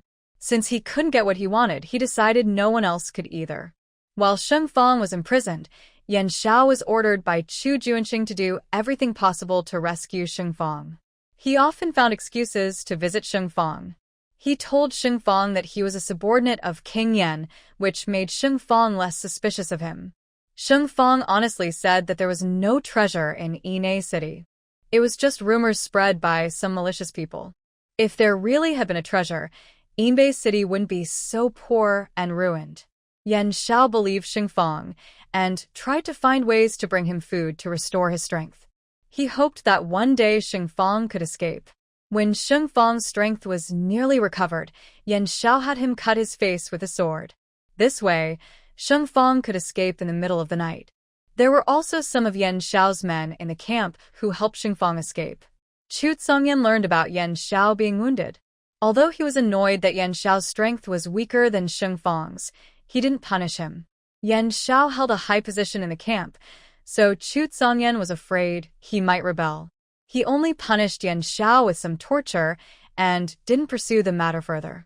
For Chu Junluan, losing Sheng Fang wouldn't pose much of a threat. His goal was to achieve great success so that, after returning, he could overthrow the previous emperor's dynasty and become emperor himself. Since then, Yan Xiao had a long scar on his face. After hearing Yan Xiao's story, everyone admired his bravery. Since Yan Xiao was one of them, his place of residence needed to be arranged properly. Before the lady of the house could speak, a few servants suggested that Yan Xiao stay with them. Yan Xiao looked at Chu Junxing and saw him nod in agreement. He then happily agreed. The place where they would stay was already arranged. Everyone was just waiting for the musty smell inside to fade, so they could rest. They were sitting in the yard chatting when suddenly they heard footsteps. Soon, a group of people appeared at the gate. Without hesitation, they kicked open the yard gate. They knocked the gate down onto the ground. Chu Junxing and his family all looked toward the gate. They saw a man they recognized as Sheng Fang walking in confidently. Behind him, there were 7 or 8 men, including a thin, pale woman. The lady of the house quickly stood up and angrily asked, "What are you doing?" The pale, thin woman stepped forward and said sharply, "What are you doing? You live here. Did you get permission from anyone?" Seeing that the visitors did not seem friendly, the lady of the house hurriedly explained, "You should know that Old Man Chen agreed for us to stay here." The pale woman sneered and said, "Old Man Chen is confused if he agreed for you to live in Qingshui village. We never agreed to let you stay here." Every tree and blade of grass belongs to Qingshui village. You better leave now, or we will tear this place down. The woman turned to the men behind her and said, Shangqiu, get ready to act. Break everything here, leave no walls standing. The men all held iron picks. Their purpose was to demolish the house. Since no one was living in this yard, and they had all helped build it initially, they felt justified in tearing it down. Even if they destroyed the place now, Old Man Chen wouldn't be able to say anything. Hearing her command, the men looked fierce and prepared to start demolishing the yard. Sheng Fang immediately stood up. He drew his sword and angrily shouted at a few people, "Who dares to challenge me?" The men stopped what they were doing. They were all afraid of Sheng Fang's sword. The man who recognized Sheng Fang was the woman's friend, Shang Qiu. He looked at Sheng Fang with a mocking smile and said, "Master Sheng? Oh no, you're no longer the city lord now. You, the traitor who sold the city, don't you know how much benefit the royal family gave you? They let you hand over Inbeay city easily. Back then, the royal family soldiers also had a part in destroying the city. Now you come back, and you want to kill all of us who survived?" Sheng Fang clenched his sword tightly, veins bulging on his hand. He was about to ask Shang Qiu when he sold Inbeay city to the royal family. Suddenly, a pale and thin woman shouted, "Stop talking to them. Quickly tear down this place. We can't let these unknown people stay in Qingshui village." Hearing this, the men started to act. They swung their iron picks and began smashing the wall. The weak earthen wall collapsed loudly. Sheng Fang, furious, raised his sword and strode toward them. His presence scared the men who were smashing the wall. They tightly gripped their iron picks and looked ready to fight Sheng Fang. He thought to himself that, as a former city lord, he shouldn't fight these villagers. But they were destroying the place without reason, which was too much. Moreover, they falsely accused him of being a traitor who sold the city. Sheng Fang was so angry he raised his sword to attack. At that moment, Jian and quickly stepped forward. She grabbed Sheng Fang's arm to stop him from doing something he might regret later. Sheng Fang paused and looked at Jian. She shook her head and whispered, "I will handle this. Don't say anything that will make them gossip." Sheng Fang didn't expect Jian to be so thoughtful. He put down his sword and stepped aside. Jian then said to the pale, thin woman, "Madam, we bought this courtyard with our own money. Now you have damaged the wall here, but you will have to pay for it." A woman, only about 20 years old, is called a big sister. She is angry because the other person is demanding money from her. She spits at Jian's feet. "Pay? You really have the nerve to say that. This is Qingshui village and we built this courtyard ourselves. Besides, you say you bought it with money. Who did you give that money to?" The woman then turns to the man behind her and asks, "Did you take her money?" A few men shake their heads, indicating they haven't taken anything. The woman snorts and says to Jian, "See, we haven't taken any money from you. This is our land. We can smash it wherever we want. It's none of your business." She then calls out to the men, urging them to continue smashing the wall. "This courtyard belongs to Grandma Li. She has the best relationship with me. Her whole family was killed years ago, and there's not much left here. Just smash it all." Jian notices that the men seem to listen to the woman. As soon as she speaks, they pick up their tools and start smashing again. Jian snorts coldly and already has a poisonous needle in her hand. She throws a needle at the man named Shang Qiu. A sharp pain hits him, and he cries out, "Ouch!" He loosens his grip, and his iron pick drops to the ground, nearly hitting his foot. The other men stop what they are doing and look at Shang Qiu. They see a silver needle stuck in his wrist. Shang Qiu is about to curse loudly, but suddenly he feels dizzy. His body sways, and he falls heavily to the ground. Everyone else is stunned. The thin, pale woman quickly runs over. Seeing Shang Qiu's face turn blue and purple, she sits down on the ground and screams, "Shang Qiu, please don't die. Help! Someone has been hurt. They are killing people." Her cry immediately attracts some villagers. They rush into the courtyard and see what is happening. The villagers already didn't like the Chu Junxing family. Now that something has happened here, They look at Chu Junxing's family with hostility. "You killers, after killing Shangqiu, you will all go to hell," the woman shouted and hit Shangqiu's body while crying. The villagers started shouting and cursing loudly. "All of you, run to our Qingshui village to report this. We will go to the officials. Yes, we must report it. Let the officials catch them and punish them." "Old man Chen, how can you let these people come into our Qingshui village? Now someone is dead, and you won't be safe either." Jian Enin impatiently brushed her ears and shouted angrily. "Everyone shut up. If you say one more word, I will make you face the same punishment as him." Jian Enin's words immediately made the villagers fall silent. They glared fiercely at Jian Enin but dared not step forward. Jian Enin walked over to the woman and kicked her. She said, "Get out of here. You're just in the way sitting here. You're delaying the antidote. You might as well pay with your life." The woman trembled with anger, clenched her teeth, and dared not speak. She knew Jian Enin used silver needles, but she could only hold back her anger and move aside. After pulling out the silver needle, Jian Enin took a detox pill from her space and put it into Shangqiu's mouth. The detox pill dissolved quickly. Soon after, Shangqiu slowly opened his eyes. He let out a groan, covered his head, and sat up. Seeing Shangqiu awake, the woman hurriedly wiped away the tears she had forced out. She dared not step forward, afraid of being kicked again by Jian Enin. Now she realized that Jian Enin was not someone to be messed with. She no longer dared to shout or make noise like before. Shangqiu sat on the ground and saw Jian Enin standing beside him. He immediately angrily shouted at Jian Enin, "You little brat, what did you just do to me?" Jian Enin scoffed coldly, "I advise you not to get angry, or the poison in your body will spread faster than before." Hearing this, Shangqiu's face changed drastically. He also felt it, the tightness in his chest and a faint stabbing pain. Jian Enin turned around and said to the men who were smashing the wall, "You just broke my family's courtyard wall. You must pay for it. If you dare to damage my yard again, none of you will escape." The men holding iron picks quickly hid their tools behind their backs, frightened. They could see that Jian Enin was not someone to mess with. They thought these exiled people had no real strength, and since they were on their territory, they believed they could do whatever they wanted. But they didn't expect there was a clever girl who knew how to use poison. The men who had been so arrogant earlier, after being poisoned in Shangqiu, all turned pale with fear. Jian Enin looked at the woman sitting on the ground with disdain. "Madam, you are the one leading the charge to break my wall. Now, just pay up. This wall is quite valuable, at least 10 taels of silver." The woman's face turned pale at her words. She couldn't pay 10 taels of silver, not even one. "No, I didn't break the wall.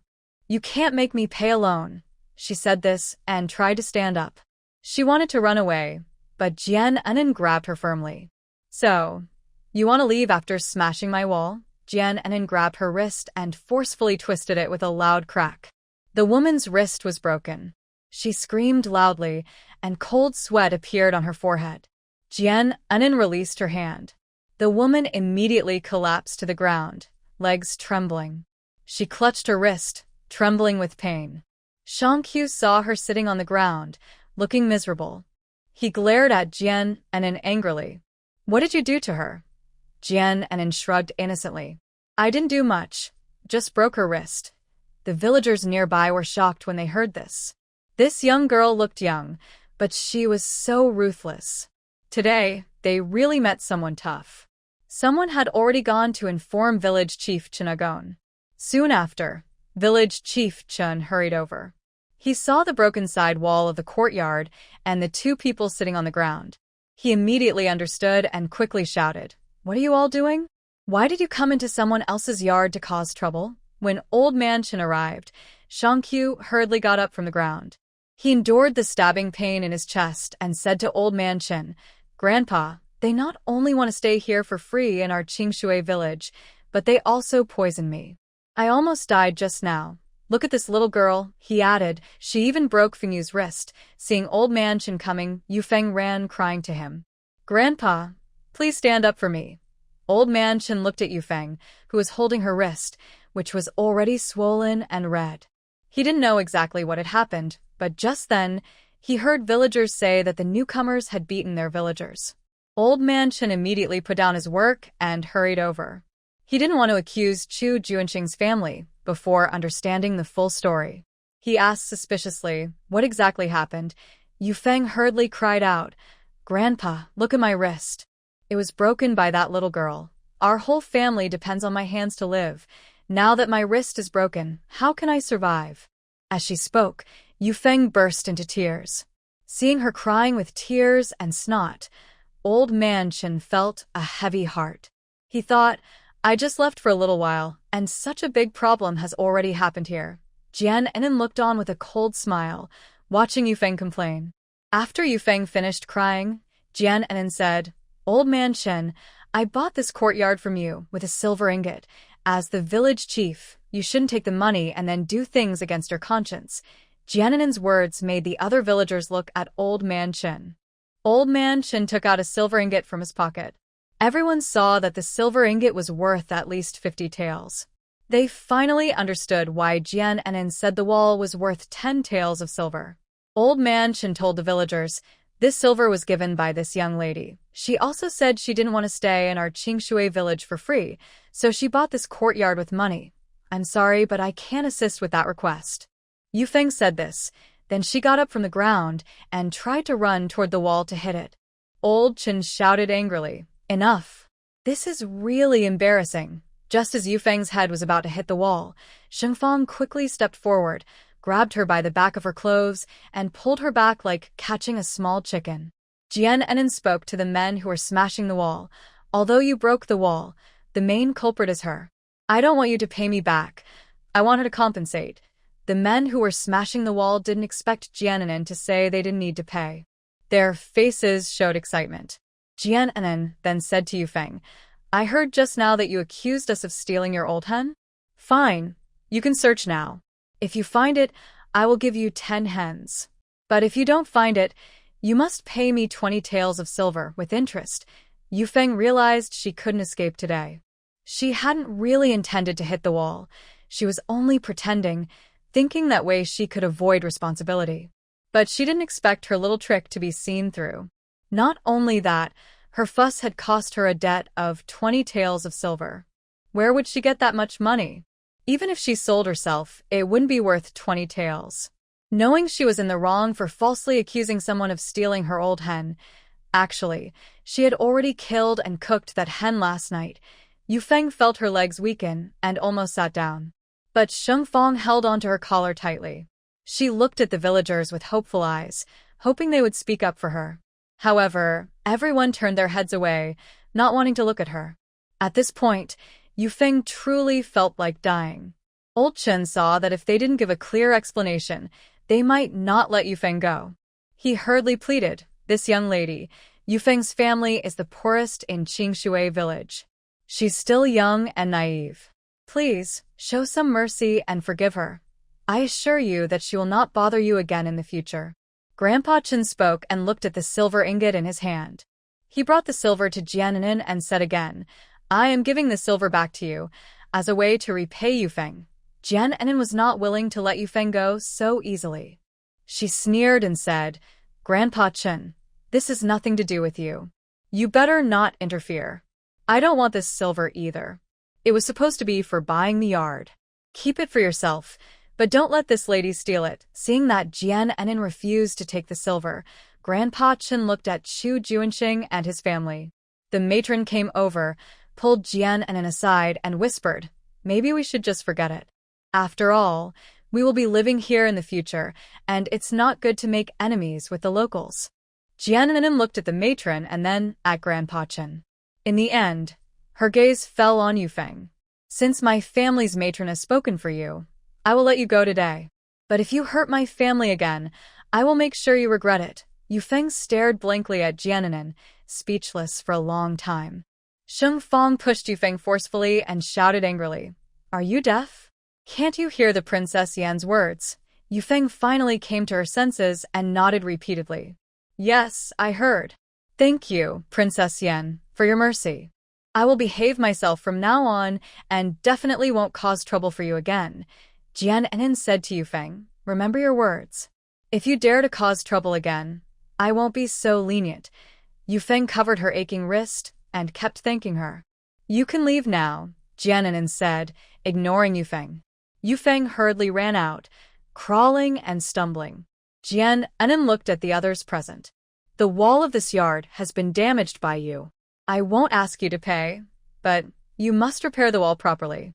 The men nodded and expressed their thanks. As long as they didn't have to pay or report to the authorities, they could do anything. Grandpa Chen saw that everything was settled and told the villagers to go home. Everyone disperse. There's nothing more to see here. After the villagers left, Grandpa Chen did not go. He looked at the silver in his hand, unsure whether to return it to Jian Enin. Seeing Grandpa Chen standing there in a daze, Jian Enin said to him, Grandpa Chen, keep the silver. You don't need to return it to me. Grandpa Chen saw that Jian Enin didn't want the silver back, so he kept thanking her repeatedly. Since there was nothing more for him here, Grandpa Chen decided to leave on his own. Only a few men who had been smashing the wall remained in the yard. They dared not slack off and immediately started rebuilding the wall. Shang Qiu had planned to help them rebuild the wall as well. But as soon as he moved, he felt a tightness in his chest, making it hard to breathe. Shang Qiu clutched his chest, his face looking very pale. He remembered Jian Enin's words and realized that the poison in his body had not been fully removed. Shang Qiu looked up at Jian Enin with a pleading face and said, Please, young lady, help me remove the poison from my body. I am having a hard time breathing and feel very uncomfortable. Jian Enin glared at Shang Qiu. She hadn't yet settled the score with him for kicking down the gate. She scoffed. Now you're begging me?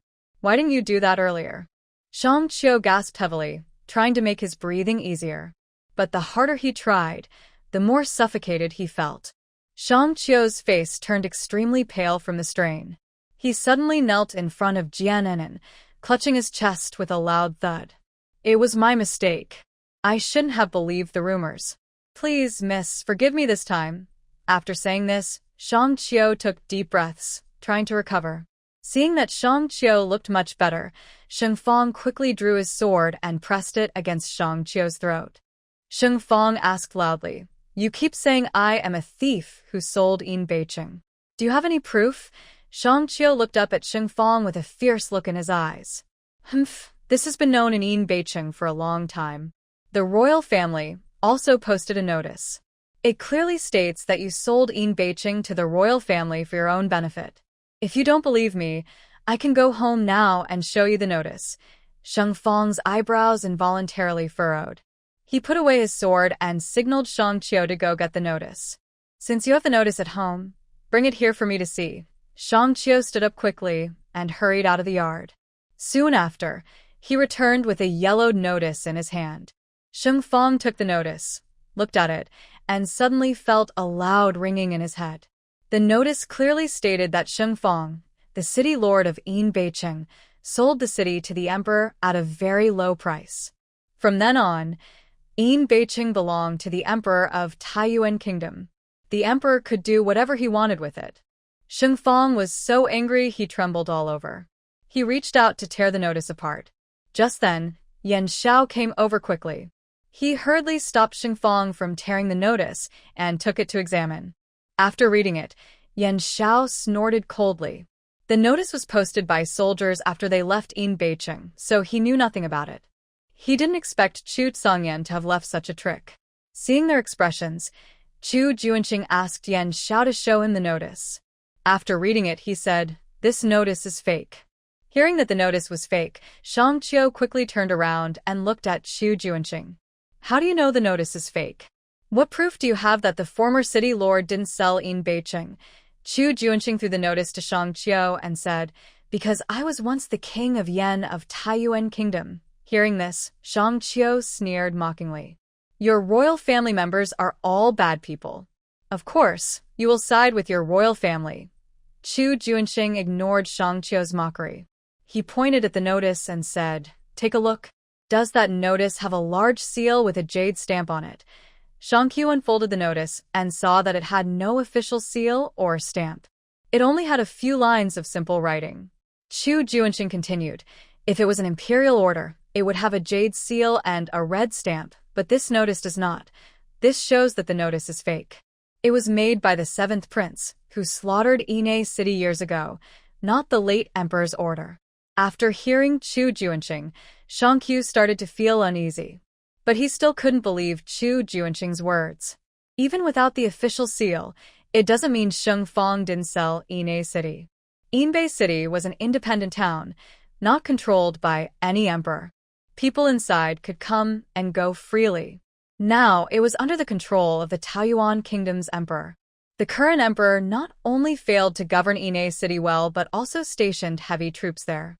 The city gates were always closed, preventing anyone from leaving. Thinking of this, Qiu clenched his teeth in anger. He looked at Sheng Fang and said angrily, "Even if this notice is fake, Inbeay City is already destroyed. Why are you still alive, former city lord? Why did you come back? Why don't you just die outside?" Sheng Fang remained silent, lowering his head. He didn't expect his reputation in Inbeay City to become so bad. Qiu, furious, suddenly felt toxins spreading inside his body. He clutched his chest and gasped heavily.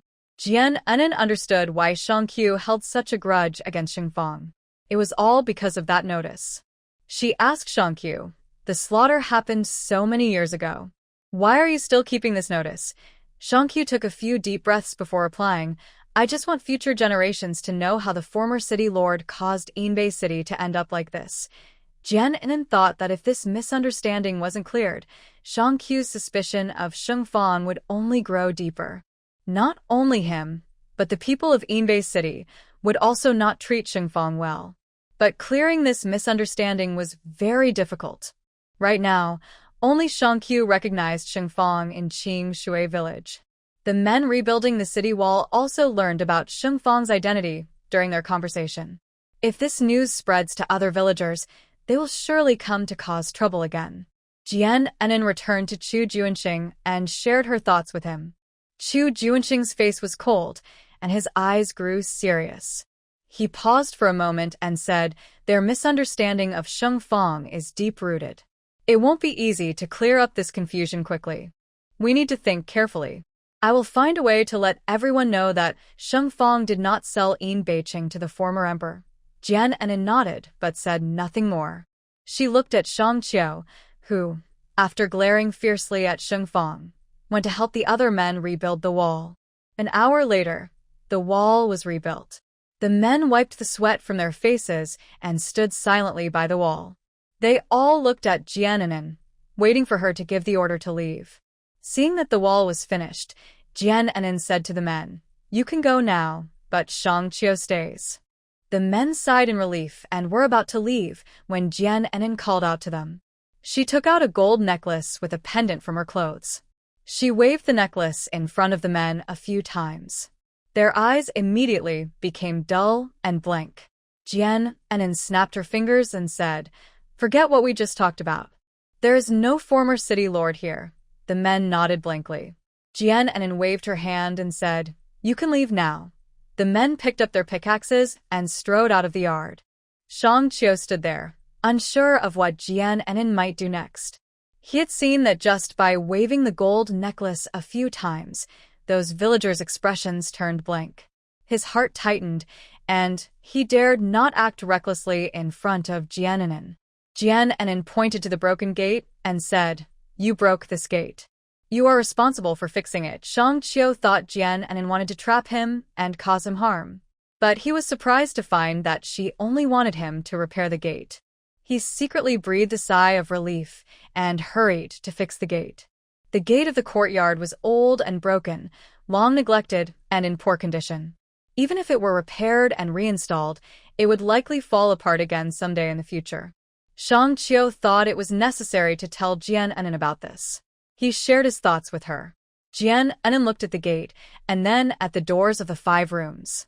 She said to Qiu, "Come with me for a moment." Qiu didn't know what Jian Enin was planning and didn't dare to refuse. He simply followed her out of the yard. Sheng Fang was worried that Jian Enin might be harmed by Qiu. He was about to follow them but was stopped by Chu Junxing. Chu Junxing looked at Chu Ans and said, "Ans, carry me on your back. Everyone else, stay here and don't come along." Chu Ans quickly went over, carried Chu Junxing on his back, and hurried out. The other family members listened to Chu Junxing and stayed behind, not following. Seeing Chu Ans and Chu Junxing come out, Jian Anan sighed helplessly. It seemed Chu Junxing didn't trust her and was worried she might get into trouble if she went out alone with Shang Qiu. Since Chu Ans was also coming out, it looked like this matter couldn't be hidden anymore. She didn't want to use hypnosis on Chu Ans. Since Chu Junxing asked Chu Ans to carry him out, it showed that Chu Ans was trustworthy. Jian Anan and the three of them arrived at a remote, deserted place and stopped. She took out a gold necklace and used hypnosis on Shang Qiu. After Shang Qiu was hypnotized, Jian Anan bought several wooden doors from a space supermarket.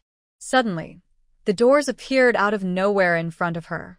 Chu Ans was immediately shocked, his mouth wide open, almost dropping his chin. He pointed at the doors and exclaimed, "Second sister-in-law, how did you make these doors appear?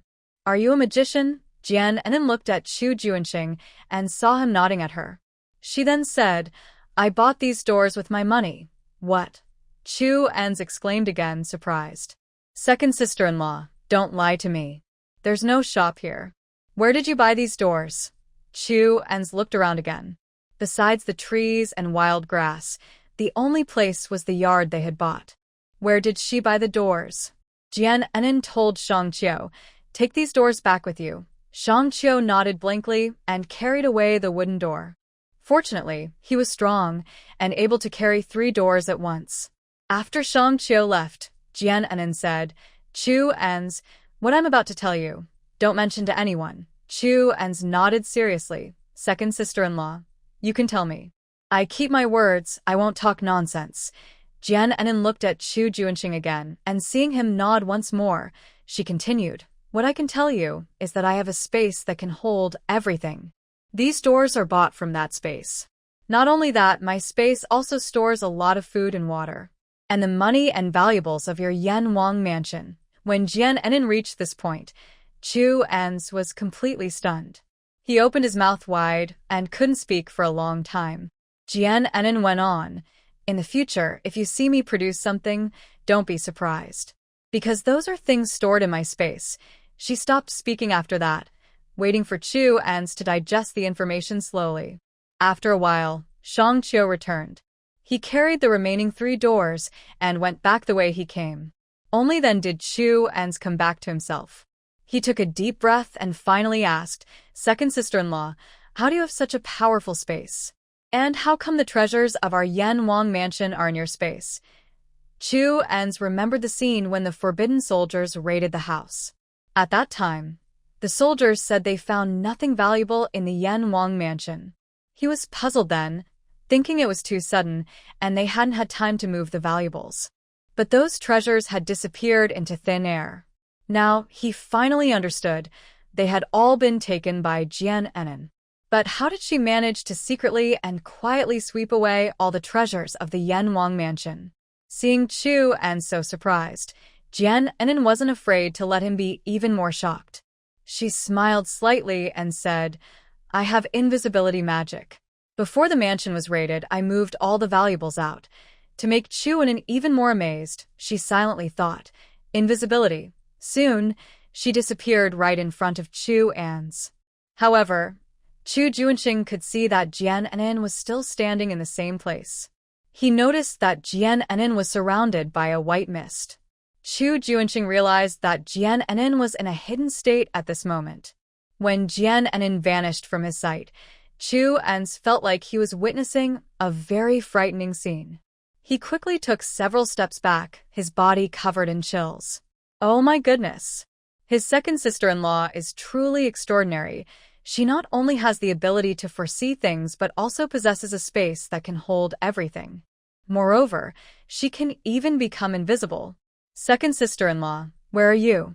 Come out quickly, don't scare me." Chu Ans kept calling out, looking around but couldn't see Jian Anan's figure. Jian Anan covered her mouth to stifle a laugh, watching Chu Ans as if he were a silly person. Chu Junxing's lips also curled into a slight smile. He said to Jian Enan, "All right, stop scaring him."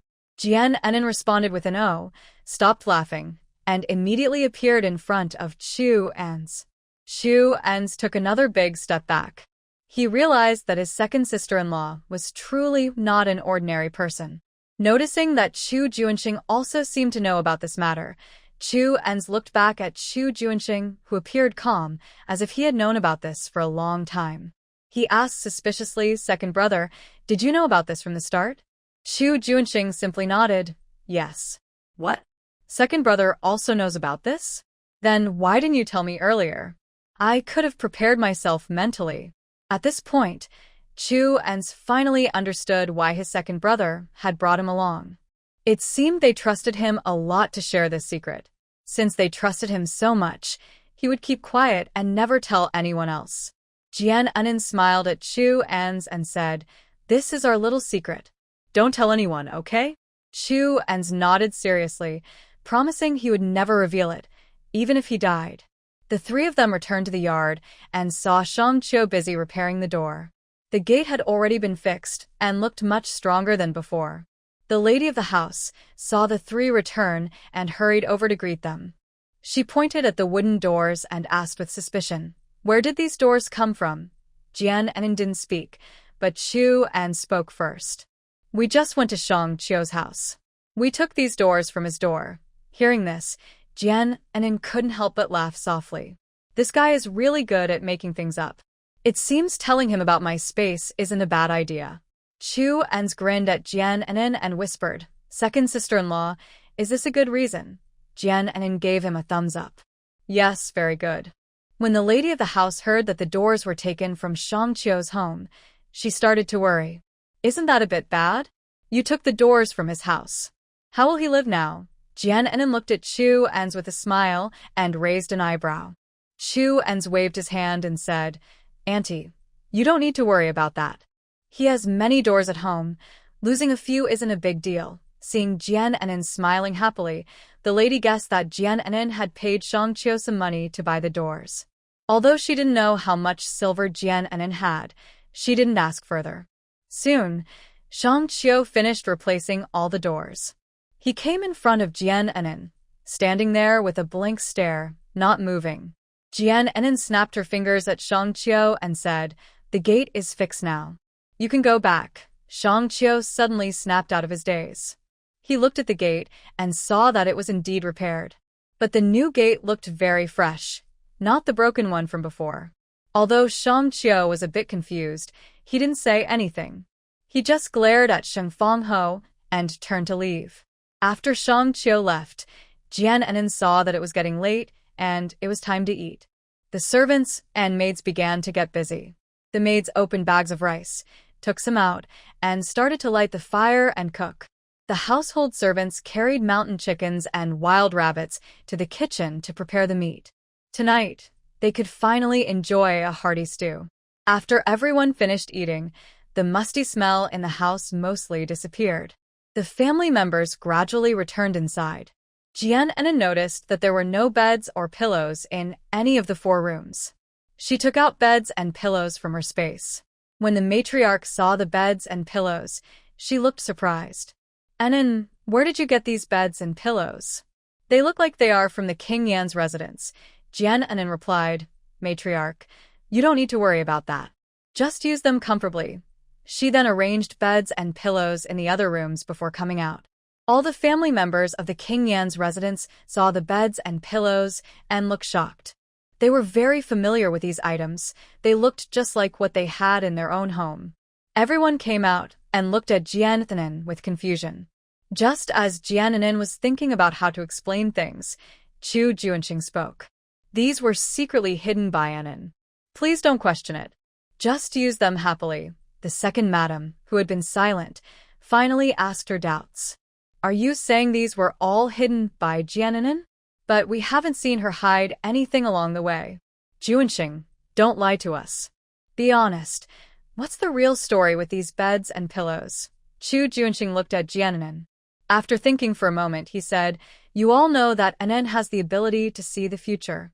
She told me that our residence was about to be seized, and we would be exiled. To prepare for that, I asked a wise person for a special bag. I put all the beds and clothes from our home into that bag. Before the emperor took me away, I met with Enin and handed her this bag. When Chu Junxing said this, he looked at Jian Enin with deep eyes. Jian Enin quickly nodded and helped cover the story. Chu Junxing is right. To avoid suspicion, Jian Enin also bought a small silk bag from the market. She held the small embroidered bag in her hand and showed it to everyone, saying, "Look, this is the universe bag that Chu Junxing gave me." Everyone looked at the small embroidered bag and wondered to themselves. Such a small bag, could it really hold so many quilts and pillows? Is that possible? Jian Enin saw that everyone still didn't believe her, so she pretended to shake the small embroidered bag in her hand. Soon, a few pieces of clothing appeared in front of everyone. They all recognized these clothes. They were what they usually wore. At this moment, everyone believed Jian Enin and Chu Junxing's words. The lady of the house saw this scene and looked back and forth between the two of them. She was surprised. When did Chu Junxing meet Jian Enin? As the mother, she didn't know. And Jian Enin, she already had a universe bag that could store things. Why didn't she take the bag and secretly run away? After all, besides Chu Junxing, no one else knew about this. And since they were all exiled people, they couldn't even take care of themselves, let alone go after Jian Enin to get the bag back. Fortunately, Jian Enin didn't leave with the universe bag. She continued to stay with everyone, sharing their hardships. The lady of the house grew to like Jian Enin even more.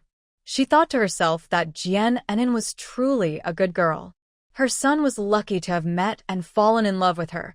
It was a blessing they had cultivated over 3 lifetimes. Jian Enin was surprised to find that this time, when she lied, she didn't have a crazy hiccup. Could it be that her bad habit was gone? When everyone went inside to rest, Chu Junxing was carried into the room. He lay on the big bed, his eyes fixed on the door. But after a long time, Jian Enin didn't come in. Chu Junxing knew that although Jian Enin agreed to live with him, she was still a girl and they weren't married yet. If they lived together like this and others found out, it would definitely affect Jian Enin's reputation. But now, there was no other way. After a while, the door was pushed open from outside. Jian Enin walked in with her head lowered. Thinking about sleeping on the big bed with Chu Junxing tonight, Jian Enin's face unconsciously turned red. She stood there, feeling confused and unsure. Chu Junxing saw Jian Enin lowering her head, standing quietly at the door, as if she was struggling inside. He cleared his throat, breaking the quiet in the room. "Sorry for making you stay in the same room with me these days. To protect your reputation, I will marry you as soon as possible." Hearing this, Jian Enin felt nervous inside. She looked up at Chu Junxing lying on the big bed.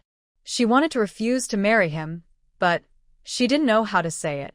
Although they had known each other for a few days, she didn't have any strong feelings for him. She didn't want to marry someone she didn't love so quickly. Thinking about how Chu Junxing's body was still not fully healed, Jian Enin decided it was better to wait until he recovered. I will give you an injection first," she said, taking out a bottle and a rubber band. She went to the side of the bed, grabbed Chu Junxing's hand, and was about to give him an injection. When their hands touched, they both jerked back as if shocked by electricity. Chu Junxing felt that Jian Enin's hand was soft and cool. When she touched him, he couldn't help but gasp. It wasn't the first time she had touched him like this, but this time, his heart unexpectedly missed a beat. Jian Enin wasn't feeling much better either.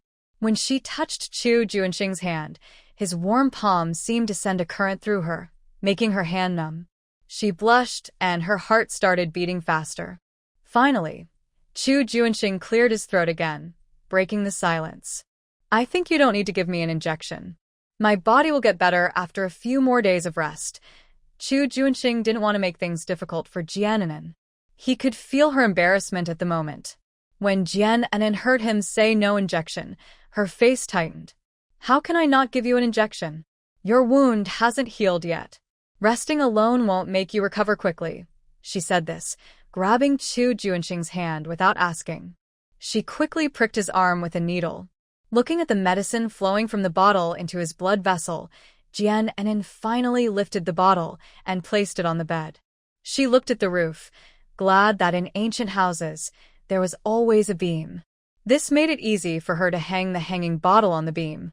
Jian Enin jumped down from the Kong, a traditional bed, looked around the room, but couldn't find a place to sit. Although the room was quite large, it only had a big Kong. There wasn't even a chair to sit on. In the end, Jian Enin had no choice but to sit helplessly at the edge of the Kong. She said to Chu Junxing, "Although we are in the same room, you sleep on one side of the Kong, and I sleep on the other. You can't wake up in the middle of the night and come over to my side." Seeing Jian Enin looking awkward, Chu Junxing's lips couldn't help but curl up. He wanted to tease Jian Enin, so he said, "Don't worry, I sleep honestly and won't come over to your side. But you don't envy my good looks and secretly come over to my side in the middle of the night." Hearing this, Jian Enin's eyes widened in surprise. "Envy your good looks? Although you are quite handsome. But I have seen men who are more handsome than you. Don't worry, I won't sneak over to your side in the middle of the night."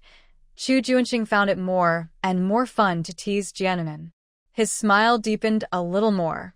"I wonder who it is, sleeping restlessly at night, with hands and feet touching me." Hearing this, Jian Enin was so angry she wanted to punch him. She really wasn't sleeping peacefully, but that was unconscious behavior. She glared at Chu Junxing angrily, turned her face away, and didn't want to talk to him anymore. Seeing that Jian Enin was truly angry, Chu Junxing stopped teasing her. After a long while, the medicine in the hanging bottle was about to run out. Jian Enin kept staring at the bottle, beginning to miss her family in the modern world. She woke up and found herself in this unfamiliar country. She didn't know how her family was doing now. If they knew she was missing, would they go crazy searching for her? While Jian Enin was lost in thought, Chu Junxing's voice reached her ears. "The water in this bottle is almost gone." Jian Enin finally noticed that the medicine in the 4-bag was finished. Not only that, but the infusion tube was also empty. She hurried over and removed the needle from Chu Junxing. "The medicine is done. You can rest now." Jian Enin placed the 4-bag back into the space and sat down in her own spot. Chu Junxing asked softly, "Why aren't you lying down yet?" Jian Enin rolled her eyes at him and said irritably, "I'm not sleepy yet. You go ahead and sleep. Don't worry about me." A slight smile appeared at the corner of Chu Junxing's mouth. He didn't say anything else and closed his eyes, quickly falling asleep. Jian Enin didn't know how long she had been sitting when a wave of sleepiness suddenly hit her. She immediately snuggled into the quilt and fell into a deep sleep. After some time, Chu Junxing felt as if something heavy was pressing on him, making it hard to breathe. He suddenly opened his eyes and saw a soft, delicate body lying on top of him. Looking closely, it was Jian Enin. Chu Junxing tried to push her gently, and he heard her mumbling softly, "Don't take my chicken leg." He was amused by Jian Enin's sleepy words. A gentle, charming smile appeared on his face. She had said she wouldn't come over to him at night. But with such a big bed, Jian Enin could easily roll over to his side. He truly saw how good Jian Enin was at sleeping. Suddenly, Jian Enin seemed to have dreamed of something again. She rolled over and slipped off Chu Junxing's body. Finally, Chu Junxing could breathe easily again. He turned his head to look at Jian Enin beside him. She was pouting her little lips and had a sweet smile on her face. It looked like she had just eaten something delicious. After a while, Jian Enin moved again. She rolled over toward her own bed and kept muttering, "You people, are you all sent by the Emperor? I knew that evil Emperor had bad intentions. Just wait, I'll pull all your heads off and kick them like balls." As she spoke, her hands and feet moved in the air, kicking and scratching as if she were fighting someone. Chu Junxing found it very amusing. He decided not to sleep anymore and turned to watch Jian Enin's playful performance. After a while, Jian Enin finally calmed down. She seemed frozen and started feeling around for the blanket beside her. Once she grabbed the blanket, she rolled into it. Chu Junxing's face showed a gentle, loving smile that even he didn't realize he had. Fortunately, Jian and In didn't have any more dreams in the second half of the night. Chu Junxing fell asleep peacefully again. The next morning, Jian and In woke up feeling a strong urge to use the bathroom. She pulled back the quilt, groggily got off the Kong bed, put on her shoes, and headed out to relieve herself. Her movement woke Chu Junxing. He saw Jian and In open the door and leave. Chu Junxing looked at the sunlight outside the window and estimated that it was already past the middle of the day. There were maids and servants busy in the yard. When they saw Jian and In come out, they smiled and asked, "Did Princess Yin sleep well last night?" Jian and In waved her hand. "I'm not Princess Yin anymore, so please don't call me that." If someone with bad intentions hears it, it wouldn't be good. The servants and maids realized they had spoken incorrectly. They hurriedly corrected themselves. "Sorry, second young mistress. We know we were wrong." Seeing how obedient they were, Jian and In quickly said, "We're now living together as a family. You don't need to be so formal when talking to me." The servants and maids saw that Jian and In was very down to earth, and they all nodded and smiled. Eager to use the toilet, Jian and In didn't pay much attention to them and hurriedly ran towards the outhouse. The outhouse was small and built behind the main house. After she finished, she noticed there was a small backyard behind the main house. It was overgrown with weeds, and a few thin, old mice slowly scurried past her. She looked up at the sky. The sun was high overhead. She started to worry about the food and vegetables. The grains and vegetables they brought over were now piled in the front yard. Exposed to the hot sun, the vegetables would spoil quickly. This couldn't go on. She had to find a way to move the vegetables and grains to a shady place for storage. Just then, the gate of the yard was knocked on. Jian and In hurriedly came out from the backyard and saw the housekeeper standing at the door, angrily staring at the person outside. She approached and saw that it was Shang Qiu standing outside. "What are you here for?" Jian and In didn't give Shang Qiu a friendly look. Shang Qiu covered his chest, looking worried and begging, "Could you please help me remove the poison inside me? I haven't slept well all night. It's very painful." Seeing Shang Qiu in such pain, she coldly said, "Come inside." Shang Qiu quickly entered the yard. At this moment, Sheng Feng also came out of the house. Seeing Shang Qiu again, he wondered if the other person was here to ask about selling Inbeay City. He noticed that Shang Qiu ignored him completely and thought maybe he wasn't here to find him. Sheng Feng secretly sighed in relief and went to do his own work. Jian and In said to Shang Qiu, "I can help you remove the poison, but I have a condition." When Shang Qiu heard that Jian and In would help him, he was willing to agree to any condition, even 10. "Miss, please tell me." "I will agree to any condition." Jian and In said, "I see you are good at repairing the courtyard walls and gates. Are you a mason here?" Shang Qiu scratched the back of his head, showing a simple smile. "That's right, Mississippi. I am a mason from Qing Shui village. I learned my skills from my father. But my father..." Sigh. He sighed heavily here. If it weren't for the royal family of Tai Yuan invading the city, his father wouldn't have died. Maybe even now he could still learn more skills from his father. As he spoke, Shang Qiu looked again at Sheng Feng, who was busy working. A trace of resentment appeared in his eyes. Hearing that Shang Qiu was indeed a mason, Jian and In's face gradually showed a smile. It seemed that the food and vegetables in the yard finally had a place to be stored. She no longer needed to buy tents from the market. She just needed Shang Qiu's help. Shang Qiu originally thought that Jian and In's conditions would be very strict, but it turned out she only asked him to build a storage house. This was an easy task for him. Although Qing Shui village was poor, the land was everywhere. Most of the houses here were made of mud. Years ago, he helped his father build houses for the villagers. He had contributed a lot. Whenever he asked for help, people would give him face and assist in building the storage house. Thinking of this, Shang Qiu quickly said, "Don't worry, young lady. I will take care of this. But I need to know how big the storage house should be and when to start building." Jian and In naturally wanted to build it as soon as possible. To prevent Shang Qiu from having a toxic reaction during construction and delaying the work, she took out a detox pill from her space and handed it to him. "This detox pill will keep you safe from toxicity for 3 days. You need to finish building the storage house within these 3 days. I will check it later. If your work passes, I will remove all the toxins from your body. Shangqiu repeatedly thanked Jian Anin and promised to complete the storage house within 3 days. After swallowing the detox pill, he immediately felt the tightness in his chest disappear. Go find someone and start building the storage house today, Jian Anin said, waving her hand.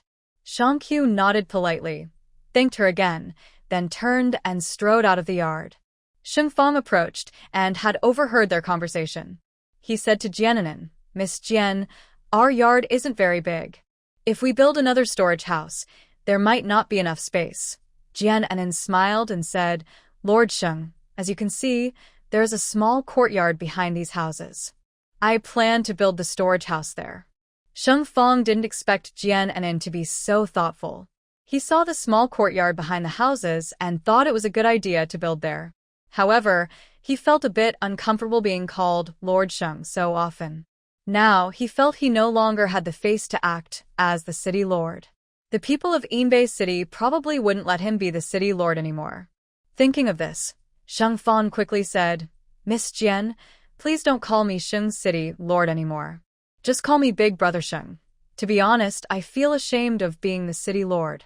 Jian Anin also understood Sheng Fang's feelings. She smiled and said, All right, from now on, I'll call you Big Brother Sheng. Sheng Fang's face also showed a smile. Not long after, Shang Qiu returned with 4 men. Each of them carried 2 full buckets of water on their shoulders. They also held tools for work. Jian Anin saw that these 4 men were the ones who came to break the wall yesterday. When they repaired the wall yesterday, they worked very skillfully. Shang Qiu came to Jian Anin and said kindly, Miss, they didn't sleep well last night. They said that yesterday's wall repair was too rushed, and they didn't do a good job. I called all of them here to redo the wall and then build the storage shed. Is that okay? Jian Anin looked at the 4 men. They all lowered their heads, with dark faces, showing discomfort. She didn't expect that they would be quite responsible. Since that's the case, let them repair the wall again. All right, go ahead and work. Don't worry, I always believe in fairness. I won't let you work for nothing. If you do a good job, I will pay you. But if you don't do well, don't expect to escape punishment. When the 4 men heard this, they all looked up at Jian Anin. They didn't expect her to say she would pay them. They thought she would just let them work for free, especially since they were the ones who broke the wall yesterday. They knew it was their fault for not repairing the wall properly. The 4 men felt happy inside and immediately said to Jian Anin, Thank you, miss, for not blaming us. Please rest assured, we will work hard and definitely won't do what we did yesterday. Jian Anin nodded with satisfaction and told them to start working. Shang Qiu called the 4 men to repair the wall. Yesterday, when they fixed it, they did some shoddy work. Today, they must do better. Jian Anin paid no more attention to these people. She went to the kitchen to take a look. A few maidservants were busy inside. Last night, the wild chicken and rabbit that were not eaten had been put into a big pot to stew. Soon, the aroma of meat filled the air. Jian Anin returned to her room and saw Chu Junxing already sitting up. She went over to check his pulse. Because he received an anti-inflammatory injection last night, Chu Junxing's health had improved a lot. After you finish eating, I will give you another shot. You should rest in the room, and I will handle the things outside. Seeing Jian Anin busy all morning, Chu Junxing looked down with a guilty expression. Before she was married to him, she was already helping her family so much. As the head of the family, he could do nothing but sit idly in the room. Chu Junxing felt uncomfortable inside. When Jian Anin put down his hand and was about to turn to leave, her wrist was caught by a large hand. Jian Anin turned around and looked at Chu Junxing with confusion. Thank you for everything you've done for my family, Chu Junxing said, avoiding her gaze and lowering his head in shame. His voice was deep and pleasant. Jian Anin was surprised that Chu Junxing actually said thank you. She gently withdrew her hand and said to him, Right now, your most important task is to recover your health. As for these small matters, don't worry about them. After speaking, Jian Anin turned and left the room. Watching her figure leave, Chu Junxing looked down at his hand again. There was still a faint warmth from Jian Anan on it. He clenched his hand tightly and made a firm decision in his heart. When Jian Anan arrived in the courtyard, she saw Shang Qiu and the 4 men working enthusiastically. They worked skillfully and reinforced the courtyard wall further. Soon, they finished repairing the wall. Shang Qiu saw Jian Anan come out and stepped forward, saying, "Miss, we've finished repairing the wall. Where would you like to build the granary?" Jian Anan led Shang Qiu and the others to the backyard. She pointed to an empty spot and said, "Build it right here." Shang Qiu immediately asked 2 of them to bring some mud. They quickly started working. Jian Anan didn't want to be the supervisor. She was still thinking about the meat in the pot. The meat she ate last night left her wanting more. Today, she planned to enjoy a big meal. Just as Jian Anan returned to the front yard, a small figure ran out of the house. She saw it was Chu Zishi. He looked much livelier than before. He ran into the yard, looked at the repaired wall, and then started playing alone. Jian Anan walked over and saw Chu Zishi holding mud and playing. His little face was very focused. She crouched down and gently asked, "Are you building a city?" Chu Zishi couldn't hear her clearly. He was just concentrating on playing with the mud. At this moment, sister-in-law Fang Ying came out of the house. She approached Jian Anan with a smile and said, "This child loves playing with mud. Yesterday, he saw a lot of dirt here and was very happy." Jian Anan stood up and smiled at Fang Ying. "Did you sleep well last night, sister-in-law?" Fang Ying saw Jian Anan caring so much and quickly waved her hand. "We all slept very well last night, much more peacefully than on the road." While they were talking, a maid came over. "Madam, the food is ready. You can start eating." The maid then went to the other 4 rooms to call the people inside to come and eat. Chu Junxing couldn't walk on his own, so Sheng Fang carried him out. Soon, the servants moved the main house's table into the yard. Jian Anan saw there were too few chairs, and the table wasn't very big. She bought over 20 chairs and a large long table from her space supermarket. Everyone was amazed to see the chairs appearing out of nowhere. But Chu Junxing had already said yesterday that he had asked a master for a magic bag. It seemed these chairs and tables were taken out of that bag. No one doubted it and sat down. After everyone was seated, Jian Anan went to the backyard. At this time, Shang Qiu and the others were busy working on their tasks. When they saw Jian Anan coming, they stopped what they were doing and looked at her. They didn't know if she had any other instructions. Jian Anan asked, "Have you all not eaten breakfast yet?" Shang Qiu smiled simply and said, "Miss, you don't need to worry about us. When the work is almost done, we'll go home to eat." Jian Anan never liked to treat others unfairly. She told Shang Qiu and the others, "Everyone stop for now. The work isn't finished in a day. Since you haven't eaten breakfast, come and eat with us." The group exchanged glances but didn't dare move.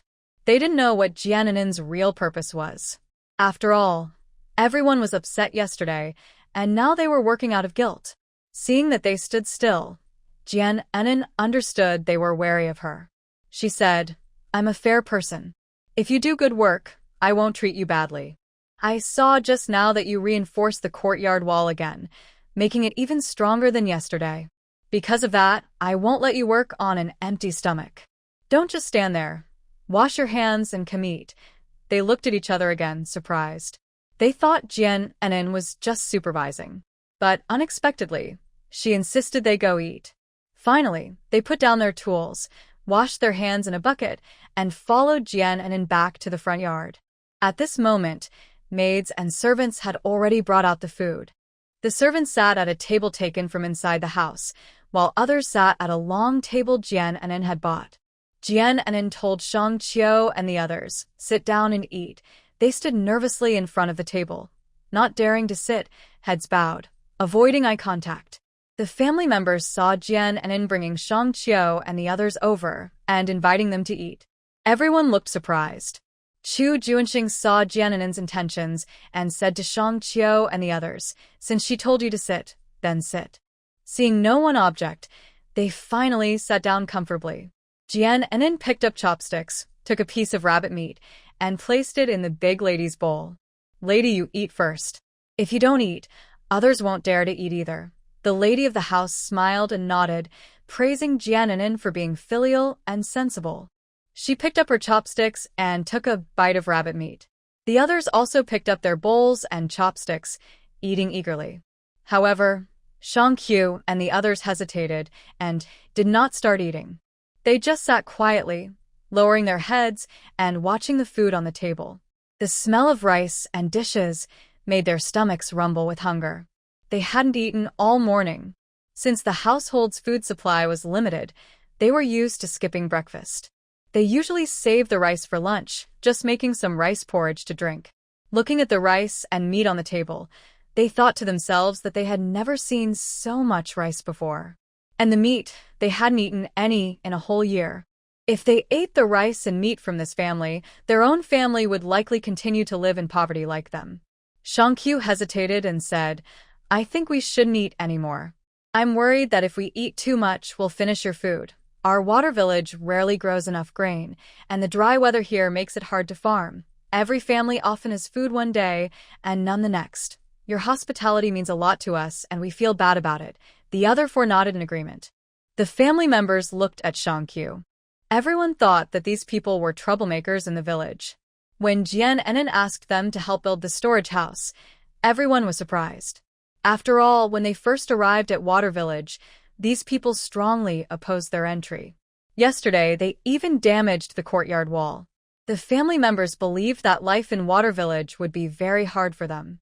Seeing them bring a cart of food, they thought these troublemakers would try to steal food at night. But after a night passed, everyone slept peacefully. No one came to steal their food. And with how these people behaved now, the family members started to see them in a different light. Jiananin also realized that they were responsible villagers. They weren't as unruly as everyone thought. As long as you all work hard, I can support not just one bowl of rice, but 10 bowls. When Shangqiu and the others saw how Jiananin treated them, they all felt warm inside. Their hostility towards this family gradually disappeared. Shangqiu felt very guilty and said to Chu Junxing's family, "We were wrong before. Not only did we stop you from entering Qingshui village, but we also damaged the wall. On behalf of everyone in Qingshui village, I apologize to you."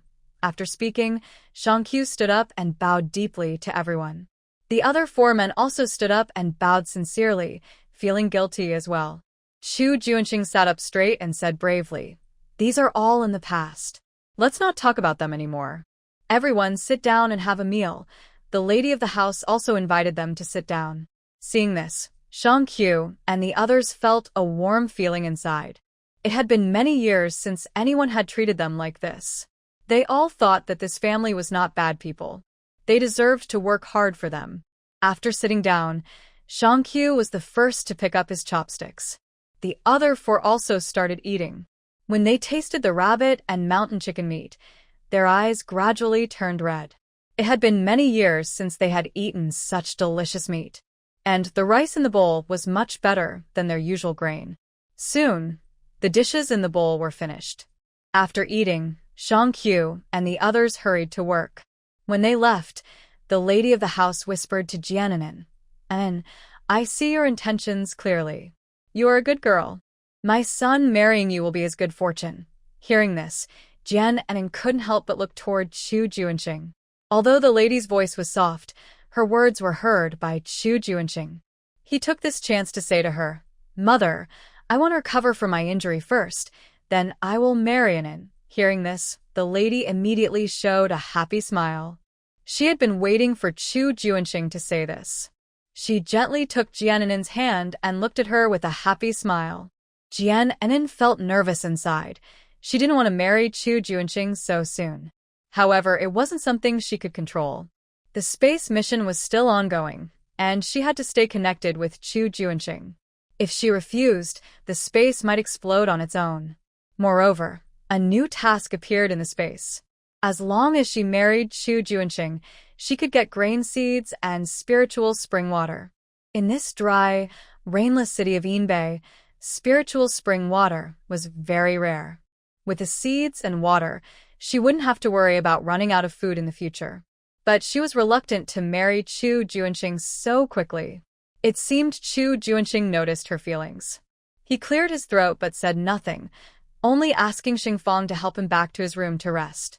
Jian Enin looked at her bright red wedding dress, which was now covered in dirt. The dress was almost torn. She also looked at others. Their clothes were dirty too. She took clothes from the space belonging to the Euang mansion and told everyone to go inside and change. When the family members saw they had clean clothes to wear, they happily went to change. Jian Enin felt a bit awkward. Where could she change? She couldn't go into her own room because Chu Junxing was there. Going into someone else's room might also be inappropriate. The matriarch finished changing and came out. Seeing Jian Enin still sitting there, she understood she was having trouble.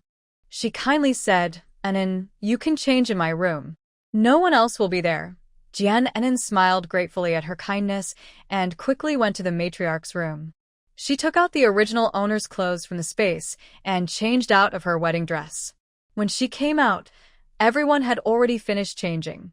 Jian Enin handed Chu Junxing's clothes to Chu An's. "You can give this to Chu Junxing to change into. His current clothes are too worn out. Just throw them away." Chu An's responded immediately, took a new set of clothes, and went inside to help Chu Junxing change. The maids took the clothes of everyone and began to wash them. Fortunately, there was a place in the yard to hang clothes. After washing, they hung the clothes to dry. Now, they could no longer throw away their clothes casually, as they used to. They could only exchange old clothes to wear. After Chu Junxing changed into his new clothes, Jian Enin entered the room. She checked Chu Junxing's injuries. The wounds had already scabbed over. There was no sign of infection or worsening. Jian Enin gave Chu Junxing another injection, hoping he would recover quickly. Chu Junxing watched Jian Enin busy with the needle and asked, "Do you not want to marry me?" Seeing how directly Chu Junxing asked, Jian Enin replied honestly, "I really don't want to marry you right now. We've only been together for a few days, and I haven't developed those feelings for you yet."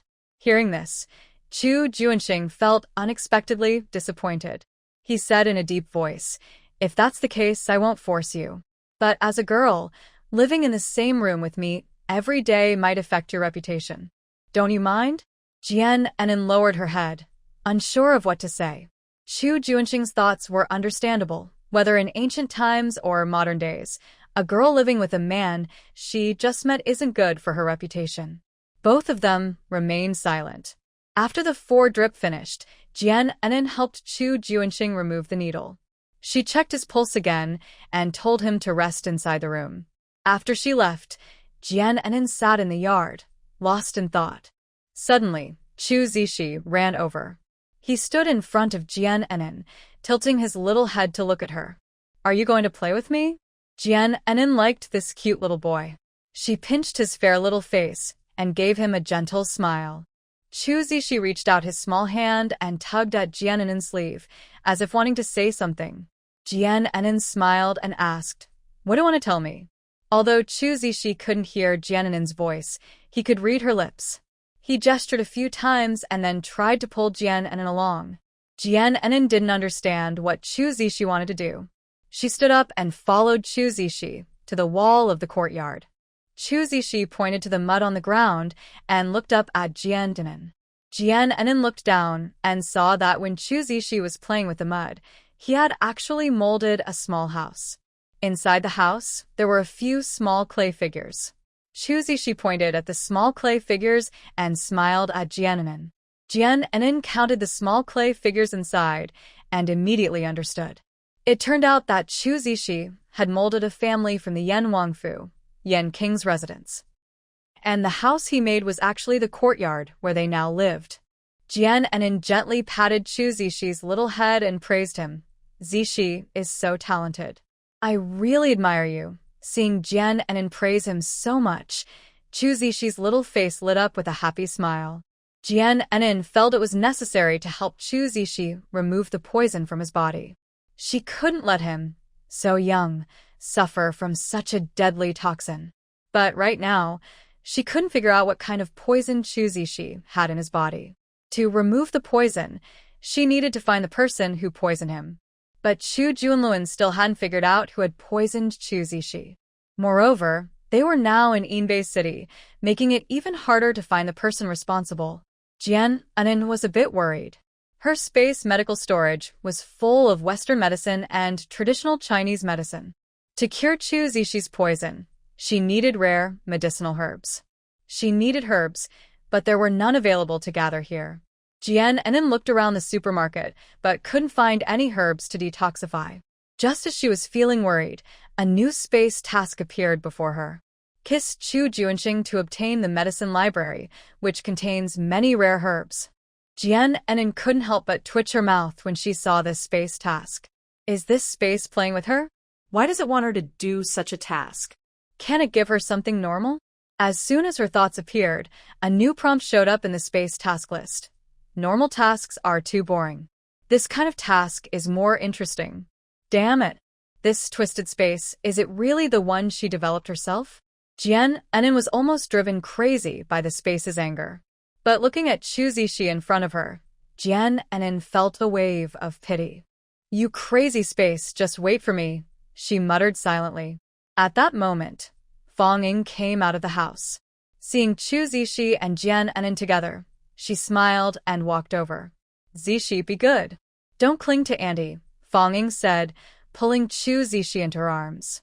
Jian Anin saw Fong Ying approaching and asked, Sister-in-law, my brother hasn't figured out who poisoned Zishi yet. Fong Ying shook her head with a worried look. These past 2 days, Junluan and I have been thinking about what happened back then. When we held Zishi's 100-day celebration, many people came to congratulate us. Everyone was happy, drinking and chatting, and no one harmed Zishi. Jian Anin frowned slightly. If it wasn't the poison from that day, then Zishi might have been poisoned even before then, she said, holding Chu Zishi's small hand and checking his pulse. From his pulse, the poison in Chu Zishi's body had been there for 4 years. She looked seriously at Fong Ying. Sister-in-law, think carefully. When Zishi was born, was there anything unusual? Fong Ying's heart skipped a beat at Jian Anin's words. Anin, don't scare me. Do you mean Zishi was poisoned right after he was born? Jian Anin didn't argue. She stared at Fong Ying, hoping she could remember what happened at that time. Fong Ying looked down at Chu Zishi and recalled what happened 4 years ago. When Chu Zishi was born, a thin black line appeared on his neck. It looked like a very fine thread had wrapped around it. At that time, Chu Junluan called the palace doctor to check Zishi's pulse. But the doctors said Zishi was healthy, with no major issues. After 2 days, the black line on his neck disappeared. They didn't think much of it then and gradually forgot about it. Could it be that Zishi was already poisoned at that time? Fong Ying hurriedly recounted what happened that year. Jian Anin listened and quickly grabbed Fong Ying's hand to check her pulse. Soon, Jian Anin understood everything. She let go of Fong Ying's hand and said seriously, Big sister-in-law, I think someone wanted to harm you back then. But at that time, you were already pregnant with Zishi. So Zishi absorbed all the toxins in your body. Hearing this, Fong Ying's face turned pale with fear. She took a step back instinctively. Are you saying that I was the one with the deadly poison? That I caused Zishi to become like this? Thinking about Chu Zishi being poisoned for 4 years, unable to hear or speak, she suddenly realized she was the real culprit. Fong Ying's nose twitched, and she hugged Chu Zishi's small body, crying loudly. Her crying attracted other family members, who looked at her with confusion. What's wrong? Why are you crying for no reason? The matriarch approached with concern. The second lady also looked worriedly at Fong Ying, puzzled about why she was crying so much. Hearing the commotion, Chu Junluan called a servant to carry him out. Seeing his mother crying, Chu Zishi quickly reached out his small hand to wipe Fong Ying's tears. Jian Anin glanced at the family members around her and decided it was necessary to tell everyone the truth. She asked Chu Ens to help Chu Junxing come out of the house. Everyone sat at the table, waiting for Jian Anin to speak the truth. She looked serious and said, Zishi was poisoned even before he was born. Everyone was immediately shocked by her words. Fong Ying started crying like a broken flower, tears streaming down her face. This is all my fault. All my fault. Boo-hoo, the matriarch hurriedly asked Jian Anin what had happened. Jian Enin explained her recent conversation with Fang Ying. She then asked Fang Ying, "Do you feel a sharp pain in your chest every night when you sleep, but after a while, the pain completely disappears?" Fang Ying nodded repeatedly. Jian Enin was right. Every night when she slept, she felt intense chest pain, but it would go away quickly. She had kept this to herself to avoid worrying her family. Jian Enin said, "Although Zishi absorbed most of the toxins in your body before he was born, a small amount of poison still remains inside you. That is why you experience severe chest pain when you sleep at night." Chu Junluan, who had been silent, finally spoke. "What is going on? Why does Fang Ying's body have such strong poison?" Fang Ying had already cried so much, she was a mess. She didn't understand why she was poisoned either. Jian Enin thought for a moment and said, "Big brother, think carefully. When my sister-in-law was pregnant with Zishi, did anyone come to the house?" Chu Junluan recalled and seemed to remember something. He clenched his fists in anger. It must be him. Everyone looked at Chu Junluan, their hearts pounding with anticipation. Chu Junluan took a deep breath and gritted his teeth. "It's Chu Junxing. When he came to visit me at the Euang residence, he was pretending to be friendly but actually wanted to harm me and Fang Ying. Everyone was furious when they heard it was Chu Junxing. That damn Chu Junxing, even before he became emperor, had already planned to hurt their family. Years ago, Chu Junluan had won a great victory on the battlefield but was left partially disabled. When Chu Junxing visited the Euang residence, Chu Junluan refused to drink because he didn't want to drink alcohol. He thought Chu Junxing would leave, but instead, he sat there without moving. At that time, Fang Ying was already 1 month pregnant. She knew Chu Junluan didn't like Chu Junxing. To prevent a fight between them, she suggested everyone drink tea instead of wine. Chu Junxing didn't show any unusual behavior. After drinking the tea, he left with a smile on his face. Neither Chu Junluan nor Fang Ying thought much of it at the time. After all, they were in the Euang residence. Even if Chu Junxing wanted to harm them, he had to consider his own strength. After recounting what happened, all the family members present understood. It was clear that Chu Junxing had secretly poisoned the tea. He wanted to harm Chu Junluan so he could safely compete for the throne. Jian Enin listened and asked with some confusion, "Since he wants to harm you all, why did he use this slow-acting poison to hurt my sister-in-law?" At this moment, Fang Ying had already stopped crying. She wiped her tears with her sleeve and said, "That cup of tea was originally meant for Junluan. But Junluan didn't drink it at the time. Seeing Chu Junxing seem ready to get angry, I took the cup and drank it myself." Jian Enin understood.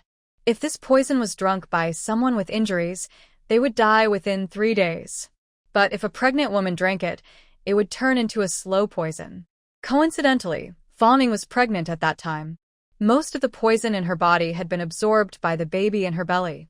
Only a small amount of poison remained in Fang Ying's body. Even the palace doctors couldn't detect it. After Jian Enin shared her thoughts, Chu Junluan was so angry that he slapped the table. The table shook a few times and then split in half, falling to the ground. Jian Enin looked at the broken table and thought, Chu Junluan truly deserves to be the Prince of Jin. Even though he was disabled, his strength was still so strong. Anyway, breaking a table wasn't a big deal. The money in her space was enough to buy a whole city. If this table was broken, she could just buy another one. Chu Junxing, who had been silent, finally spoke. "Is there any way to remove this poison?" Seeing that the question was asked by Chu Junxing, Jian Enin couldn't help but blush. The poison could be cured, but how could she complete the space task? She hesitated and said, "The antidote can be found, but the herbs needed are hard to get. Give me some time first, and I will think of a way." Hearing that the poison could be cured, everyone's worried expressions eased significantly. As long as they could cure Chu Zishi and Fang Ying, they were willing to wait as long as needed. Chu Junluan said, "Please leave this matter to my sister-in-law." Jian Enin smiled at Chu Junluan but didn't say anything. Seeing that the sunlight outside was too strong, everyone went back inside to rest. Jian Enin helped Chu Junxing back to the room. Chu Junxing sat on the Kong bed, looking at Jian Enin with deep eyes. Can you really get the herbs to cure the poison? Jian face turned red again after he asked her a question. She lowered her head, not knowing what to say. Seeing her silence, Chu Junxing spoke again. If you need any help, just ask. Jian lowered her head even more, unsure how to speak. The room fell silent again. Chu Junxing didn't know what Jian was thinking. He sighed softly. He said quietly, "Actually, my older brother's injuries are all my fault. If I hadn't blocked that arrow for him, he wouldn't be like this now. I've always felt guilty about them. When I heard you say you could help the big sister-in-law and Zishi, I wanted to do my part too." Jian turned to look at Chu Junxing, noticing his worried expression. A strange feeling of sympathy rose in her heart. She hesitated and said, "Actually, it's not too hard to get this medicine, but it does require your cooperation." Chu Junxing heard that he was needed, and his eyebrows raised with a hopeful look in his eyes. He quickly grabbed Jian's hand. "Just tell me how to cooperate." Jian wanted to pull her hand back, but thinking of the space mission, she held on. Feeling the warmth of Chu Junxing's palm, her heart beat faster. She looked into his eyes, took a deep breath, and finally gathered her courage. "Just a kiss from you, and I can get the medicine from the storage. There are antidotes there." Chu Junxing looked at Jian with deep eyes. After a long moment, he said 4 words, "I understand." Jian didn't know what Chu Junxing meant. Did he agree or not? Seeing that Chu Junxing didn't speak anymore and just stared at her intently, her face turned completely red. She hurried to pull her hand back, but he held it tighter. Jian didn't understand what Chu Junxing was thinking. Just as she was about to speak, she was pulled closer by a strong force. Chu Junxing pulled Jian into his arms. They looked into each other's eyes, their breathing hot on each other's faces. Jian's face was now red all the way to her ears. She wanted to break free from Chu Junxing's embrace, but he held her even tighter. "Don't move around." Chu Junxing's voice became deep and steady. Jian was so scared she didn't dare to struggle, only staring with wide, almond-shaped eyes at Chu Junxing, who was so close. "What are you trying to do?" Jian found her voice weak and powerless. Just as her heart started pounding faster, soft lips pressed against hers. She felt a tingling sensation like an electric shock on her lips, making her feel numb. Before she could react, Chu Junxing pulled away from her lips. "How about now? Can I get the medicinal herbs?" His voice reached Jian's ears. She finally realized he was cooperating with her to complete a space task. Jian tried to break free again, but saw that Chu Junxing didn't seem to want to let go. His voice sounded again. "If this doesn't work, I will deepen the kiss." Shy, Jian lowered her head and placed her hands on Chu Junxing's chest. She quickly looked at the space task display, which showed that the task was not yet completed. Jian was completely stunned. Is a kiss really not enough? Seeing that Jian didn't speak, it seemed she hadn't obtained the medicinal herbs. He calmly said, "It looks like I need to deepen this kiss." After saying that, Chu Junxing didn't give Jian time to react. He lifted her chin, gently holding her small face, and lowered his head to kiss her again. This time, he deepened the kiss. Jian felt her mind go blank. She kept her eyes tightly closed, not daring to look at Chu Junxing. Fortunately, the kiss didn't last long. Jian saw the display in the space. Medicinal herbs task completed. She hurriedly pushed Chu Junxing away. Shy, she covered her mouth and simply said, "I got the medicinal herbs." After saying that, she turned around and ran out quickly. Watching Jian run out in a panic, a beautiful smile appeared on Chu Junxing's face. The lingering warmth on his lips was still there. He raised his hand and touched his lips. He had never kissed anyone before, but this feeling seemed pretty good. Jian ran to the yard, her cheeks feeling hot and her heart pounding quickly. She sat in the yard, fanning herself with her hand. She just wanted to erase the image from her mind completely.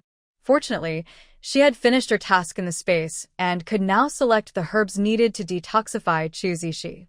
While Jian was choosing herbs, Shang Qiu, who had been working in the backyard, came over.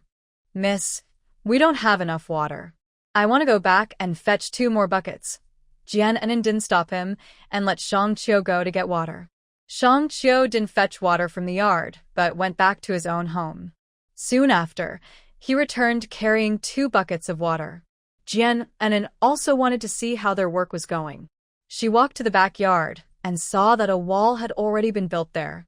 At this rate, the storage shed could be finished in less than 3 days. The 4 people were waiting for the water to arrive. They stopped their work and, seeing Jian Enin, all smiled at her kindly. Jian Enin said to the 4, "You're working quite quickly. Keep it up. When the storage shed is finished, I will pay you." The 4 felt happy and nodded in thanks. Jian Enin didn't watch them work. She returned to the front yard and started to research how to make the antidote for Chu Zishi. She found several herbs in the medicine storage. Soon, those herbs appeared on the table. She also bought a small cooking pot for boiling medicine from the shop. She went to a corner and lit a fire to start boiling the herbs. After the maids finished their chores, they came over. Seeing Jian Enin boiling medicine, they said, "Second young mistress, let us handle the boiling. You can go rest in your room." Jian Enin didn't feel comfortable letting the maids do the boiling. She quickly waved her hand and said, "No need. You all go back and rest."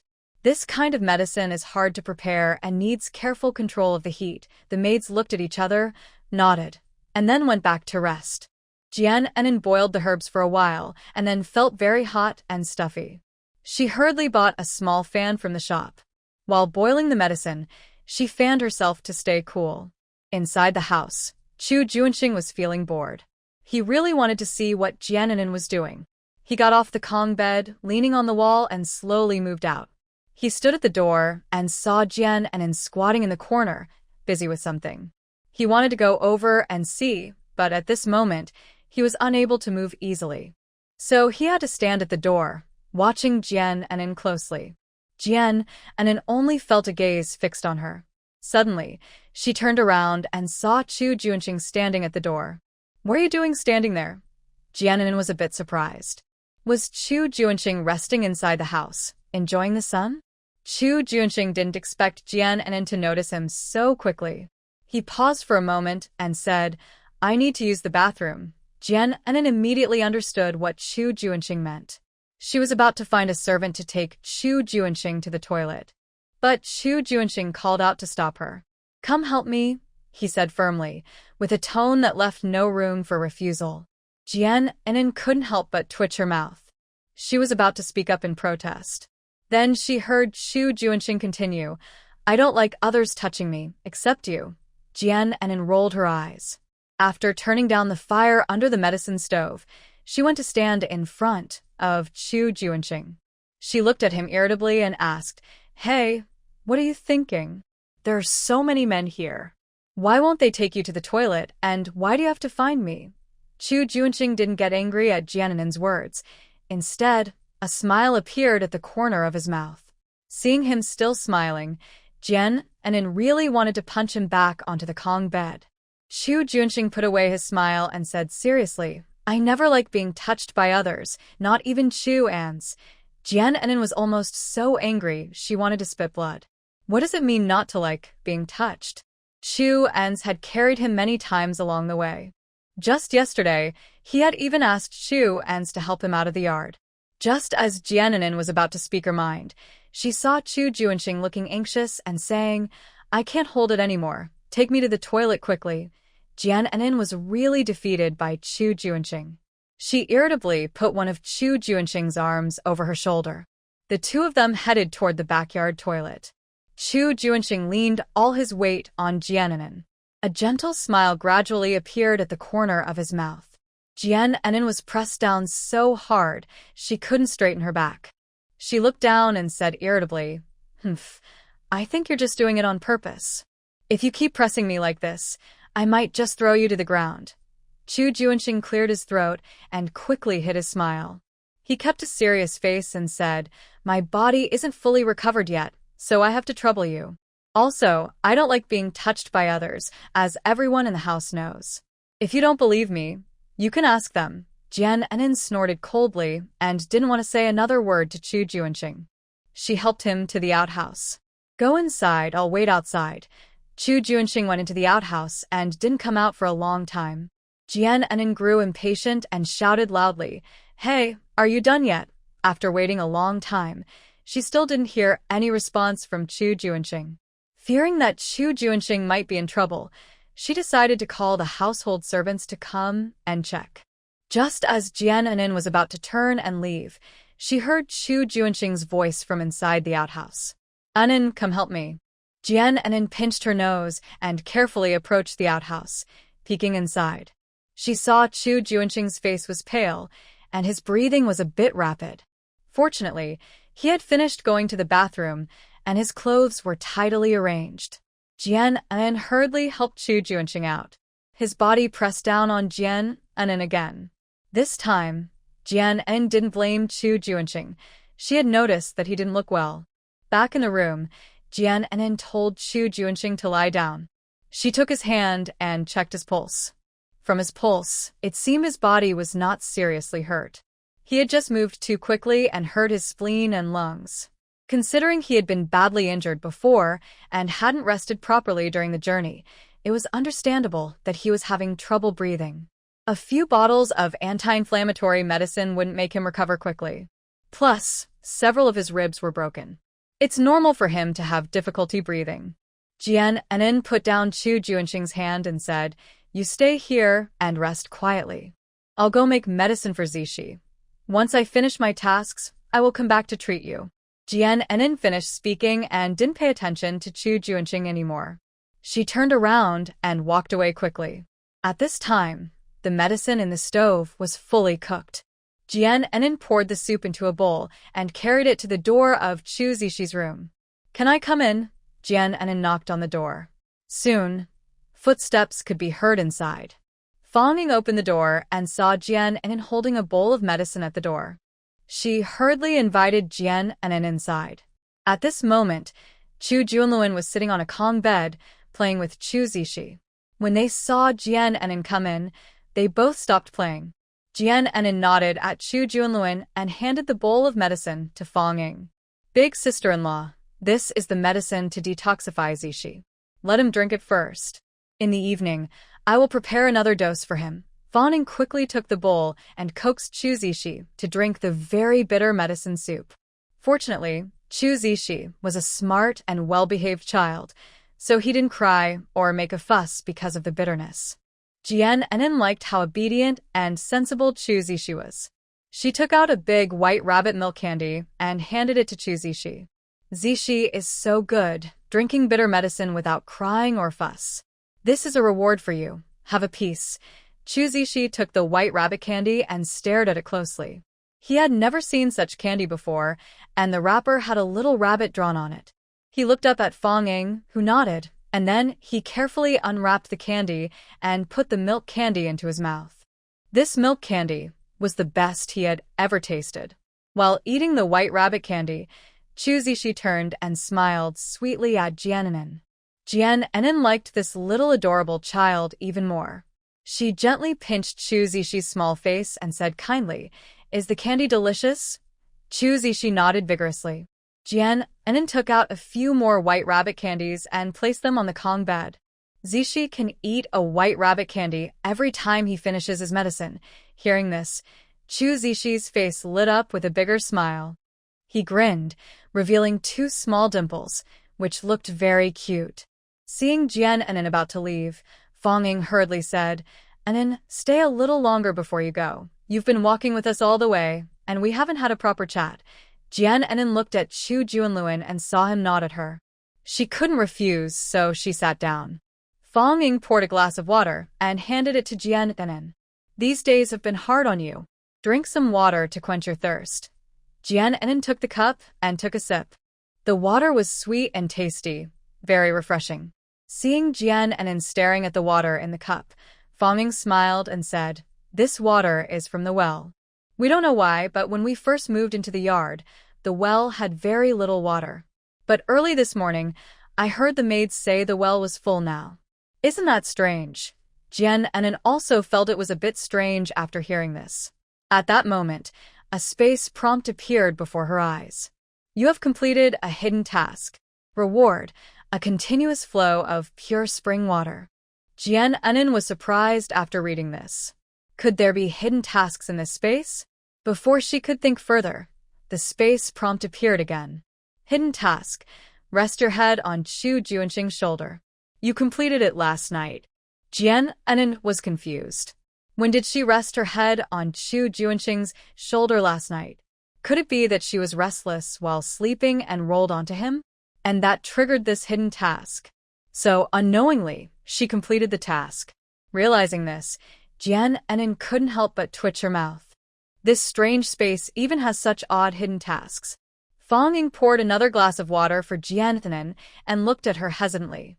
Seeing Fang Ying's hesitant look, Jian Enin asked curiously, "Is sister-in-law about to say something?" Fang Ying glanced at Chu Junluan and sighed softly. "Enin, our family is now relying on you alone to manage everything. As the eldest sister-in-law, I feel a bit guilty." Jian Enin quickly waved her hand. "It's nothing. I just want everyone to eat well and live comfortably." Fang Ying looked at Chu Zishi, who was eating candy, and sighed again. Zishi's life is really hard. Even at such a young age, he has to endure hardships with us. If it weren't for you, I don't know what he would be like now, especially since he's been poisoned internally. I'm afraid we will be kept in the dark for the rest of our lives. Jian Enin understood that Fang Ying was trying to thank her. She hurriedly said, "Big sister-in-law, we are now family. There's no need for formalities. Moreover, I won't let us continue to suffer. I will find a way to help you all rise again." Chu Junluan didn't expect Jian Enin to say such words. He looked deeply at Jian Enin, seeing that she didn't seem to be talking nonsense. It was as if she had already planned what to do in the future. He said in a serious tone, "And tell me honestly, do you have a way to help us return to Jingzhou City?" Jian Enin turned to look at Chu Junluan. "Don't worry, big brother. As long as I am here, there will be a day when you can go back to Jingzhou City." Hearing her words, Chu Junluan's face showed a strange expression. But he still found it hard to believe that Jian Enin would help their family return to Jingzhou City.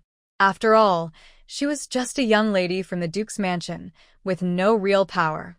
Plus, outside Jingzhou City, the Duke's mansion only sent a maid to escort them. It had caused quite a bit of trouble at the time. This was enough to show that the people of the Duke's mansion didn't value her. And Jian Enin, just a young lady, how could she take her whole family back to Jingzhou City?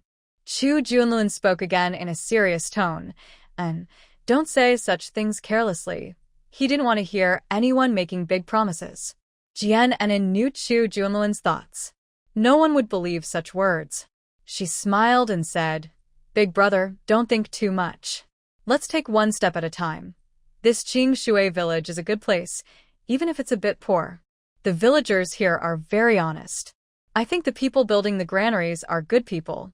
They just have prejudices against the royal family, and since Brother Sheng is a former city lord, they might misunderstand him a bit." Chu Junluan noted that. He was good at judging people. During the meal, he also noticed that those 5 villagers had good character. If they got along well, maybe they could be useful in the future. Seeing Fang Ying still looked thoughtful, Jian Enin asked her what was wrong. Fang Ying looked at Chu Junluan again. After thinking for a moment, she said, "Enin, I know you're skilled in medicine, but could you take a look at Junluan? His leg." Fang Ying wanted to continue speaking, but Chu Junluan stopped her with a word. Jian Enin looked at the two of them with confusion, not understanding what was happening. Fang Ying became a little anxious. "Junluan, we're at this point. How much longer will you hide? Your leg isn't untreatable. It's just that the Imperial doctors were ordered by the Emperor not to treat you. That's why you still can't stand up." Chu Junluan lowered his head, looking at his legs that had no feeling. He didn't want Jian Enin to treat him, especially since he had injured his tailbone. He couldn't bring himself to ask a girl to help him. Just as Chu Junluan was about to refuse, he heard Fang Ying crying. Fang Ying cried, "Junluan, do you want to be like this forever? Don't you want to stand up again someday?" Chu Zishi, who was eating a white rabbit candy, saw Fang Ying crying. He quickly threw down his candy and ran over to wipe Fang Ying's tears. His small face also scrunched up, about to cry. Jian Enin understood now. It turned out Chu Junluan's legs could be healed. But No one had mentioned this to her along the way. She hadn't taken his pulse either, so she didn't know how serious his injury was. She had thought that Chu Junluan's paralysis was the result of treatment. Jian Enin gently patted Fang Ying's back and comforted her. "Sister-in-law, don't cry yet. I will find a way to treat your brother." Hearing this, Fang Ying quickly wiped her tears and turned to look at Jian Enin. "Enin, do you really have a way to treat Junluan's legs?" Jian Enin nodded. "Sister-in-law, don't worry. I will definitely cure your brother." With Jian Enin's promise, Fang Ying finally stopped crying. But Chu Junluan felt uneasy inside. He was conservative in his thoughts and still didn't want Jian Enin to treat him. After all, men and women shouldn't touch each other. To treat him, she would have to expose her body in front of him. He would rather be paralyzed for life than let another woman see his body. Moreover, the other person is his future sister-in-law. Jian Enin also saw Chu Junluan's thoughts. She was not in a hurry to treat Chu Junluan right now. As long as his legs are not completely untreatable, she believes she can find a better solution. Jian Enin said to Chu Junluan, "Big brother, may I check your pulse first?" Chu Junluan was about to refuse, but worried that Fang Ying might cry again for him. In the end, he raised his hand and allowed Jian Enin to check his pulse. After examining his pulse, Jian Enin had a general idea. Chu Junluan's legs could indeed be cured. However, the surgery is quite difficult, and Chu Junluan is very reluctant. Plus, there are no medical instruments available here to perform the operation. If the treatment fails, Chu Junluan might never be able to stand again in his life. This matter cannot be rushed. A careful plan must be made before proceeding. Jian Enin lowered Chu Junluan's hand and said to the two of them, "Big brother and sister-in-law, don't be too anxious. First, I need to make a wheelchair for Big Brother, so he can move freely. As for the treatment, we can discuss it further later." Seeing that Jian Enin was not insistent on treating him immediately, Chu Junluan finally sighed in relief. Fang Ying also did not insist further, as this matter still depends on Jian Enin's decision. Since Jian Enin said she would find a way to treat Chu Junluan's legs, Fang Ying decided to wait patiently. Jian Enin didn't stay long. After leaving the room, she returned to her own. At this moment, Chu Junxing was lying on the Kong bed, staring at the ceiling. When he heard footsteps, he turned his head to look toward Jian Enin. "Has Zishi's medicine been prepared?" Chu Junxing asked, trying to sit up. Jian Enin came to the Kong and helped Chu Junxing sit up. She took out a chest strap from her space medical storage to stabilize his body. She told Chu Junxing, "I'm going to remove your clothes now. Don't move around." When the outer garment was removed, Chu Junxing's chest and abdominal muscles were revealed to Jian Enin. He was already in good shape, and with his muscles, Jian Enin couldn't take her eyes off him. However, the scars on his body looked quite shocking. Fortunately, Chu Junxing's injuries had fully scabbed over. Even with a chest band, the wounds wouldn't get infected. As Jian Enin stared at his body without blinking, Chu Junxing asked, "How long are you going to look?" Startled, Jian Enin quickly looked away and saw Chu Junxing looking at her with a teasing smile. She cleared her throat, trying to hide her embarrassment. I need to put the chest band on you. Don't move around." Blushing, Jian Enin picked up the chest band and wrapped it around Chu Junxing. While doing so, she had to be very close to him. Her breath brushed against Chu Junxing's neck, making her feel a little ticklish. A faint scent of perfume came from Jian Enin. Chu Junxing looked down at her head. Their close proximity made his heart beat faster for no clear reason. His Adam's apple moved, and his face gradually turned slightly red. When Jian Enin finally fastened the chest band, Chu Junxing couldn't hold back anymore and pushed her away. She looked up and saw Chu Junxing with a red face, turning his head to look elsewhere. "What's wrong? Did I accidentally touch your wound?" Jian Enin asked, confused. Chu Junxing cleared his throat awkwardly and said, "No." Jian Enin then realized that their close contact earlier had made Chu Junxing uncomfortable. She hurriedly got off the Kong and said awkwardly, "Well, I have something outside. I'll go now." After saying that, she quickly ran out. Outside, Jian Anin covered her burning cheeks. She hadn't thought much. She just wanted to put the chest band on Chu Junxing to help him recover faster. But she didn't expect it to be misunderstood. Feeling embarrassed, Jian Anin didn't dare stay inside.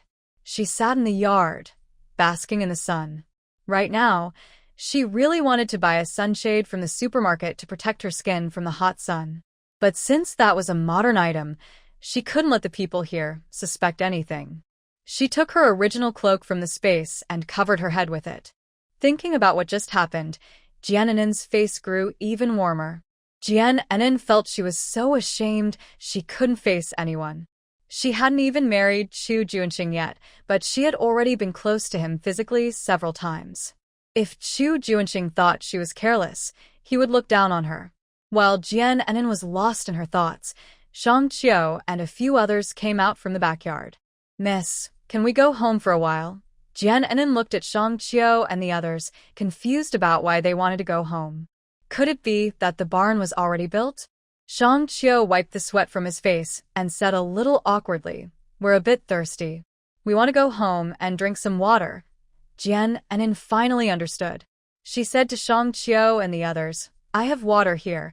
You don't need to go back." She stood up, went to the well, and drew a bucket of water.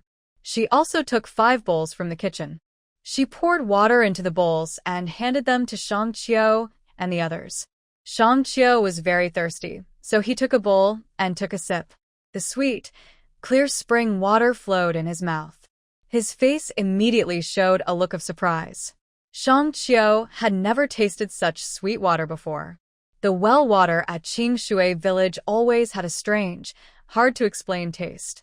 As residents of Qingshui village, they were used to drinking it. But this bowl of water not only lacked that strange taste, it was also so sweet and delicious. The other 4 saw Shang Qiu's shocked expression and didn't understand what was happening. Jian Anin knew what shocked Shang Qiu. She said to the other 4, "What are you all waiting for? Drink quickly." The 4 hurriedly took a sip from their bowls.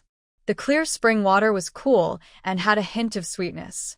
Like Shang Qiu, they looked at Jian Anin in surprise, then lowered their heads to look at the water in their bowls. They had never tasted such delicious water before. They all drained their bowls in one gulp. They wiped their mouths and smiled foolishly at Jian Anin. "Miss, why is this water so cool and sweet?" Finally, Shang Qiu asked the question he had been wondering about. Jian Anin smiled warmly and said, "This is water I drew from the well. Feel free to drink it." Shang Qiu and the others looked at each other, feeling a bit shy, and then looked back at Jian Anin. "Could you please give us some more water to drink?" Jian Anin generously poured more water for them. They drank eagerly from their bowls, and after finishing, they all thanked Jian Anin. After drinking, they went to the backyard to work. As they worked, they chatted.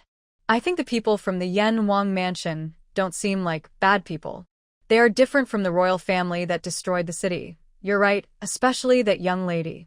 She's not only beautiful but also kind-hearted." "Exactly. Even though we treated them badly yesterday, they didn't argue with us. The young lady even said she would pay us after the work was done. It seems we were too petty before."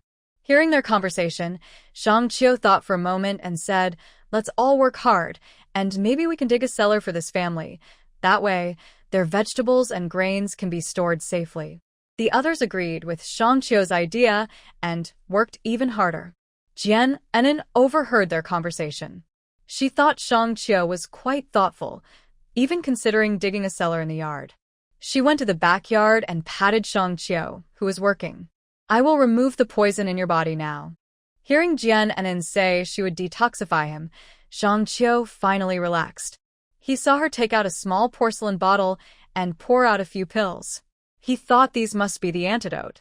Jian Anin handed the pills to Shang Qiu. "Take all of them. In half an hour, your poison will be completely gone." Hearing this, Shang Qiu quickly took the pills and swallowed them. The pills dissolved quickly and went down his throat.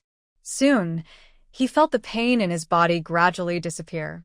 He kept thanking Jian Anin, promising to work hard and never slack off. Jian Anin didn't say anything else, and left the backyard. It was noon now, and the servants in the mansion started to get busy. The housemaids were sweeping dust in the yard, while the maidservants were busy cooking in the kitchen. Jian Enin looked at the few wild chickens and rabbits left. She felt there wasn't enough meat for everyone. So she bought some pork, beef, and lamb from her space supermarket and placed them near the vegetable storage. Jian Enin went to the kitchen and looked inside. A pretty maidservant was chopping chicken. Although she looked delicate, she was quite strong. Jian Enin walked over and asked, "What is your name?" The maidservant put down her work and respectfully replied, returning to the second young lady, "My name is Sierre." Jian Enin smiled slightly at Sierre and said, "Sierre, come with me for a moment." Sierre quickly wiped her hands and followed Jian Enin out of the kitchen. Jian Enin pointed to the meat and said, "Salt and marinate this pork, then smoke it over the stove. Also, marinate the beef and lamb." Sierra looked at the extra meat and immediately smiled happily. Although she didn't know where the meat came from, she guessed that Jian Enin had taken it from her family before her wedding. The second young master said he had asked a wise person for a magic bag. It must be that Jian Enin put the meat into the magic bag and brought it along. But on the way, soldiers guarded them, so Jian Enin didn't take out the meat. Now that the soldiers are gone, Jian Enin can take out the meat to help everyone. Sierra happily took the meat to the kitchen to marinate it. Other maidservants, seeing the fresh meat, curiously asked Sierra where it came from. Sierra happily said, "This meat was brought back by the second young lady from the Duke's estate. She is such a kind person. She must have seen that we were running out of meat and decided to share some with us." Hearing this, the other maidservants liked Jian Enin even more. Jian Enin listened to Sierra and couldn't help but smile secretly. She didn't expect Sierra to be quite clever. She had been thinking of a reason to cover up the truth, but Sierra had already found a good excuse for her. This way, she could use the Marquis's residence as a shield. Soon, the meal was ready, and everyone came out of the house to sit at the table and eat. Shang Qiu and a few others were also hungry, so they planned to go home and drink some rice soup to satisfy their hunger. Jian Enin, as usual, invited them to stay and eat. Just as Shang Qiu and the others were about to sit down to eat, a series of hurried footsteps sounded outside the courtyard. Soon, the courtyard gate was knocked loudly. A voice came from outside. "Is Brother Shang Qiu inside?" Hearing that someone was looking for him, Shang Qiu hurried to open the door. When the gate opened, he saw a villager, panting heavily, standing outside. The man looked very anxious. He grabbed Shang Qiu's arm and tried to pull him out. "Brother Shang, you should go home and check. Your child is very sick." Hearing that the child was seriously ill, Shang Qiu's heart immediately tightened. He turned back to Jian Enin and said, "Miss, something has happened at home. I need to go back first." Jian Enin nodded to show she understood and allowed him to leave. After Shang Qiu left, Jian Enin asked the other 4 people what happened at his house. One man said, "It seems Shang Qiu's daughter has fallen ill again. That child has been weak since birth. Her mother died giving birth to her. This child has had many hardships. She's really pitiful," another man added. "Who wouldn't say so? Her illness has been neglected for 3 years. If she doesn't get proper treatment soon, she might not make it." The family members in the residence looked confused after hearing this. Madam Second asked, "The child is sick, so why didn't they see a doctor? Why has it been 3 years?" The 4 men exchanged glances and sighed heavily. One of them said, "At first, there was a doctor in Qing Shui village who treated the child's illness. But that doctor was old and passed away 3 years ago. Since then, the people in Qing Shui village had no doctor. They wanted to go to the town for treatment but lacked the money, so everyone just endured it." Jian Enin understood clearly. She put down her bowl and said to one of the villagers, "Take me to Shang Qiu's house to see." She then asked the other 3 to sit and eat lunch before following the villager to Shang Qiu's home. Chu Junxing watched Jian Enin leave without eating and asked the maids to leave some food behind, waiting until Jian Enin and Shang Qiu returned to eat. When Jian Enin and the villager arrived outside Shang Qiu's house, they saw several people standing in the dilapidated yard. Seeing Jian Enin approach, their faces showed surprise. Jian Enin ignored the villagers and hurried into the house. Inside, there was only a simple Kong, raised bed, and a table. The room smelled very damp and was mixed with a foul odor. Qiu was standing in front of the Kong, looking worried and helpless. Jian Enin quickly went in, pushed past Qiu, and saw a young girl lying on the Kong. She looked about 6 or 7 years old, very thin, with no flesh on her body. Her face was pale, and her lips were dark purple. The girl was convulsing constantly, her eyes rolling upward. Jian Enin quickly checked her pulse and knew the girl was very sick. If she didn't get help soon, she might not last long. She turned to Qiu and said, "If you trust me, wait outside. I will try to help her." Qiu was now very anxious, but he could see that Jian Enin was a good person. She wouldn't harm his daughter. If she could really help, that would be wonderful. Qiu nodded heavily, turned, and left the house, closing the door behind him. The villagers waiting outside saw Qiu come out alone. They hurried forward and asked, "What happened? Why did you come out alone?" Qiu looked worried and said, "The young lady said she can save Dongyue. She didn't let me watch, so I had to come out." Hearing this, the villagers immediately said, "You left Dongyue alone in the house? What if something happens?" Qiu sighed deeply, squatting on the ground, feeling helpless. The person who brought Jian Enin here quickly spoke up to stop the villagers' chatter. "The young woman is kind. She says if she can save someone, she will. So, we should wait outside peacefully."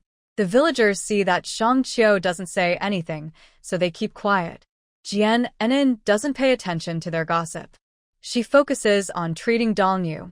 She lifts Dongyue's coat, revealing her very thin body. She takes out a silver needle and inserts it into a specific point on Dongyue. Gently turning the needle, she stimulates the point more deeply. Soon, Dongyue stops trembling. Jian Enin then uses another needle to strengthen her heart, injecting medicine into Dongyue's body. Dongyue's rolling eyes gradually close as she begins to recover. Jian Enin also finds some herbs from the medicine storage. She opens the door and says to Qiu, "Take these herbs and boil them. Remember to use low heat." Qiu looks at the herbs and runs to the kitchen without saying a word. A few villagers standing in the yard watch Jian Enin go back inside. They want to peek inside to see what is happening. But they see nothing. Jian Enin just closes the door. Jian Enin checks Dongyue's pulse again. Her pulse is now steady. Soon, Dongyue opens her eyes. She sees a stranger woman in front of her, but her father is not in the room. Dongyue looks scared and tries to move onto the bed. But she is weak and just had an illness.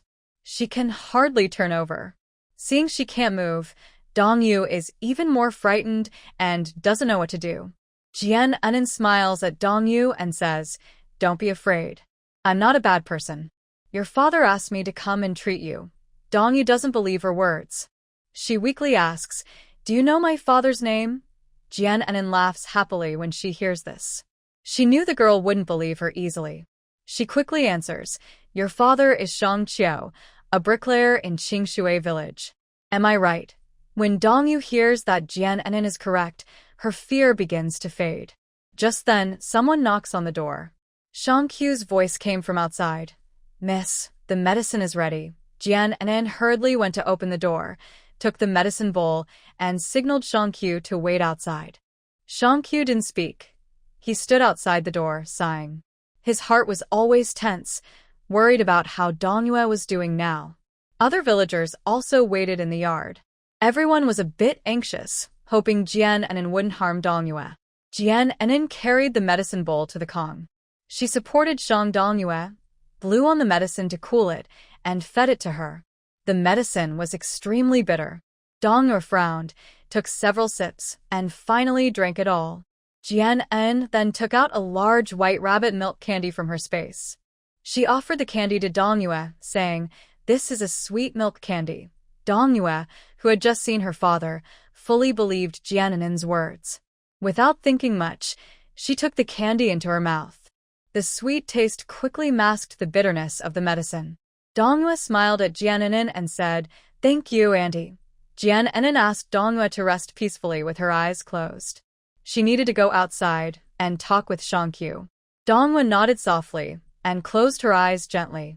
Soon, the medicine took effect, and Dongyue felt sleepy. Before long, she fell asleep. Jian Enin took the medicine bowl and went outside. Everyone saw her come out and hurried over. Shang Qiu, looking anxious, asked, "Miss, how is my daughter now?" Jian Enin slightly frowned and shook her head, saying, "Your child's illness has been neglected for too long.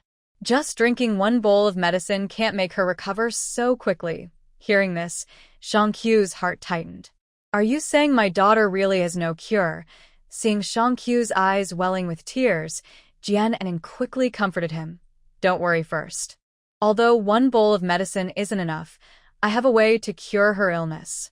You just need to give me some time." Jian Enin smiled and waved her hand. "It won't take a whole year. Give me 1 week, and I can cure Dongyue's illness." The other villagers present thought this was impossible. Shang Dongyue has been sick since she was born. She can't run, jump, or play freely like the other children in Qingshui village. In the past, the village's old doctor said that Shang Dongyue probably wouldn't live past 8 years old. This doctor has practiced medicine for many years and is highly respected in the village. Even he said that Dongyue's illness had no cure. How could this little girl possibly cure Dongyue's illness in just a week? Maybe she's just talking big, trying to fool them. But Shang Qiu believed strongly in Jian Enin's words. He thought she didn't seem like someone who would lie. The antidote she gave him before had already worked.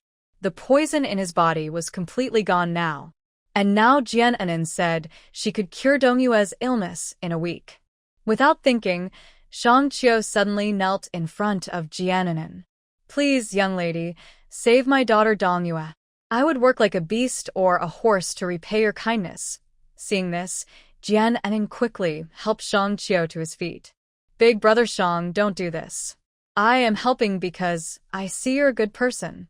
I heard what you said when building the barn. You suggested digging a cellar in our yard. Because of that, I won't ignore your child's illness." Jian Enin's words moved Shang Qiu deeply. His eyes turned red, and tears of gratitude welled up. He wiped his eyes with his sleeve and kept thanking Jian Enin. Jian Enin told Shang Qiu, "Your child is already sick and has been malnourished for years. If she doesn't get enough nutrition, even the medicine I prepare might not work well for her." Shang Qiu sighed heavily. He also wanted Dongyue to eat better. But his family was so poor that they only had half a bowl of rice left, which he had to eat in parts. He couldn't afford to give Dongyue good nutrition. Shang Qiu also thought about going to town to work, but he was worried about Dongyue being alone at home. After all, she was still young and sick. If he went to work in town, he couldn't take care of Dongyue. So, he could only do farm work at Qingshui village. However, the dry and rainy weather made it hard for the crops to grow well. Thinking of this, Shang Qiu sighed heavily again. Jian Enin saw that Shang Qiu was in a difficult situation.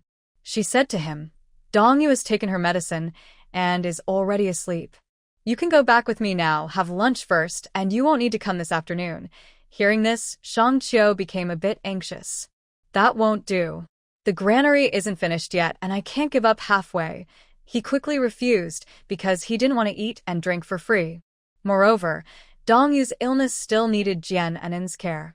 He couldn't just stay at home all afternoon doing nothing. Jian Enin saw that Shang Qiu was a responsible person, and she was very pleased with this. She said to him, "Since that's the case, go inside and check on Dongyue. Later, you can come back and help with the work." Shang Qiu responded with an "eh" and hurried to the house to see Dongyue. After a while, Shang Qiu came out of the house. The villagers there asked anxiously, "How is Dongyue now?" "She has slept, and she's fine now," Shang Qiu said with a relaxed smile on his face. Seeing this, the villagers all breathed a sigh of relief. Since everything was fine, everyone left one by one. Jian Enin took Shang Qiu and the village worker back home. At this time, Chu Junxing was sitting in the yard and hadn't gone inside to rest. When Jian Enin returned, his tense mood gradually eased. Jian Enin didn't expect Chu Junxing to still be sitting in the yard. In such hot weather, doesn't he feel hot? He probably doesn't want to tell her he's just sunbathing to get calcium. Why don't you go inside and rest? Why are you sitting here? Jiananin said as she walked over to him. Chu Junxing pointed to the kitchen and said, I asked the maid to leave some food. You can have the servant bring it in to eat. Chu Junxing said this and then supported himself on the table to stand up. He slowly moved back into the house. Jiananin saw that Chu Junxing could walk back on his own, which reminded her of when she helped him to the toilet before. This guy can walk by himself, yet he still wanted her to help him. Annoying man, he was just doing it on purpose. Jiananin called Shang Qiu and the worker to come over and eat. She brought out the food she had specially prepared from the kitchen. Shang Qiu and the other man looked at each other. They were indeed hungry. Since Jiananin insisted they come to eat, they didn't want to refuse and sat down at the table. While eating, Shang Qiu still looked a bit worried and asked, Miss, do you really think you can cure my daughter's illness in a week? Seeing Shang Qiu doubted her ability, Jiananin was about to speak when another man spoke first. Miss, don't blame Shang Qiu. Actually, Donya's illness is very hard to treat.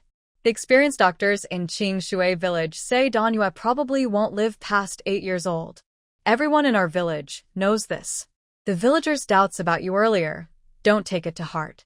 Hearing the man speak so politely, Jiananin asked, What is your name, and what do you do in Qingshui village? The man scratched his head and said simply, My name is Euang. I am a carpenter here. Hearing that he was a carpenter, Jiananin became interested immediately. Can you make a wheelchair? Euang didn't expect her to ask that and quickly replied, Wheelchairs are easy to make. As long as I have wood, I can make one. Jiananin's face lit up with a smile when she heard this. She had been worried about who could make a wheelchair for Chu Junluan. She had thought about buying one from the store, but those wheelchairs were quite simple and not what she wanted. Plus, if a wheelchair suddenly appeared, Chu Junluan might become suspicious. Originally, she wanted Shang Qiu to help find a carpenter to make a wheelchair for Chu Junluan. Now, the perfect carpenter was sitting right across from her. Jiananin quickly said, After you finish building the barn, please make a wheelchair for me. Don't worry, I won't let you work for nothing. I will pay you for your work. One day, Euang heard there was money to be earned and immediately showed a silly smile on his face.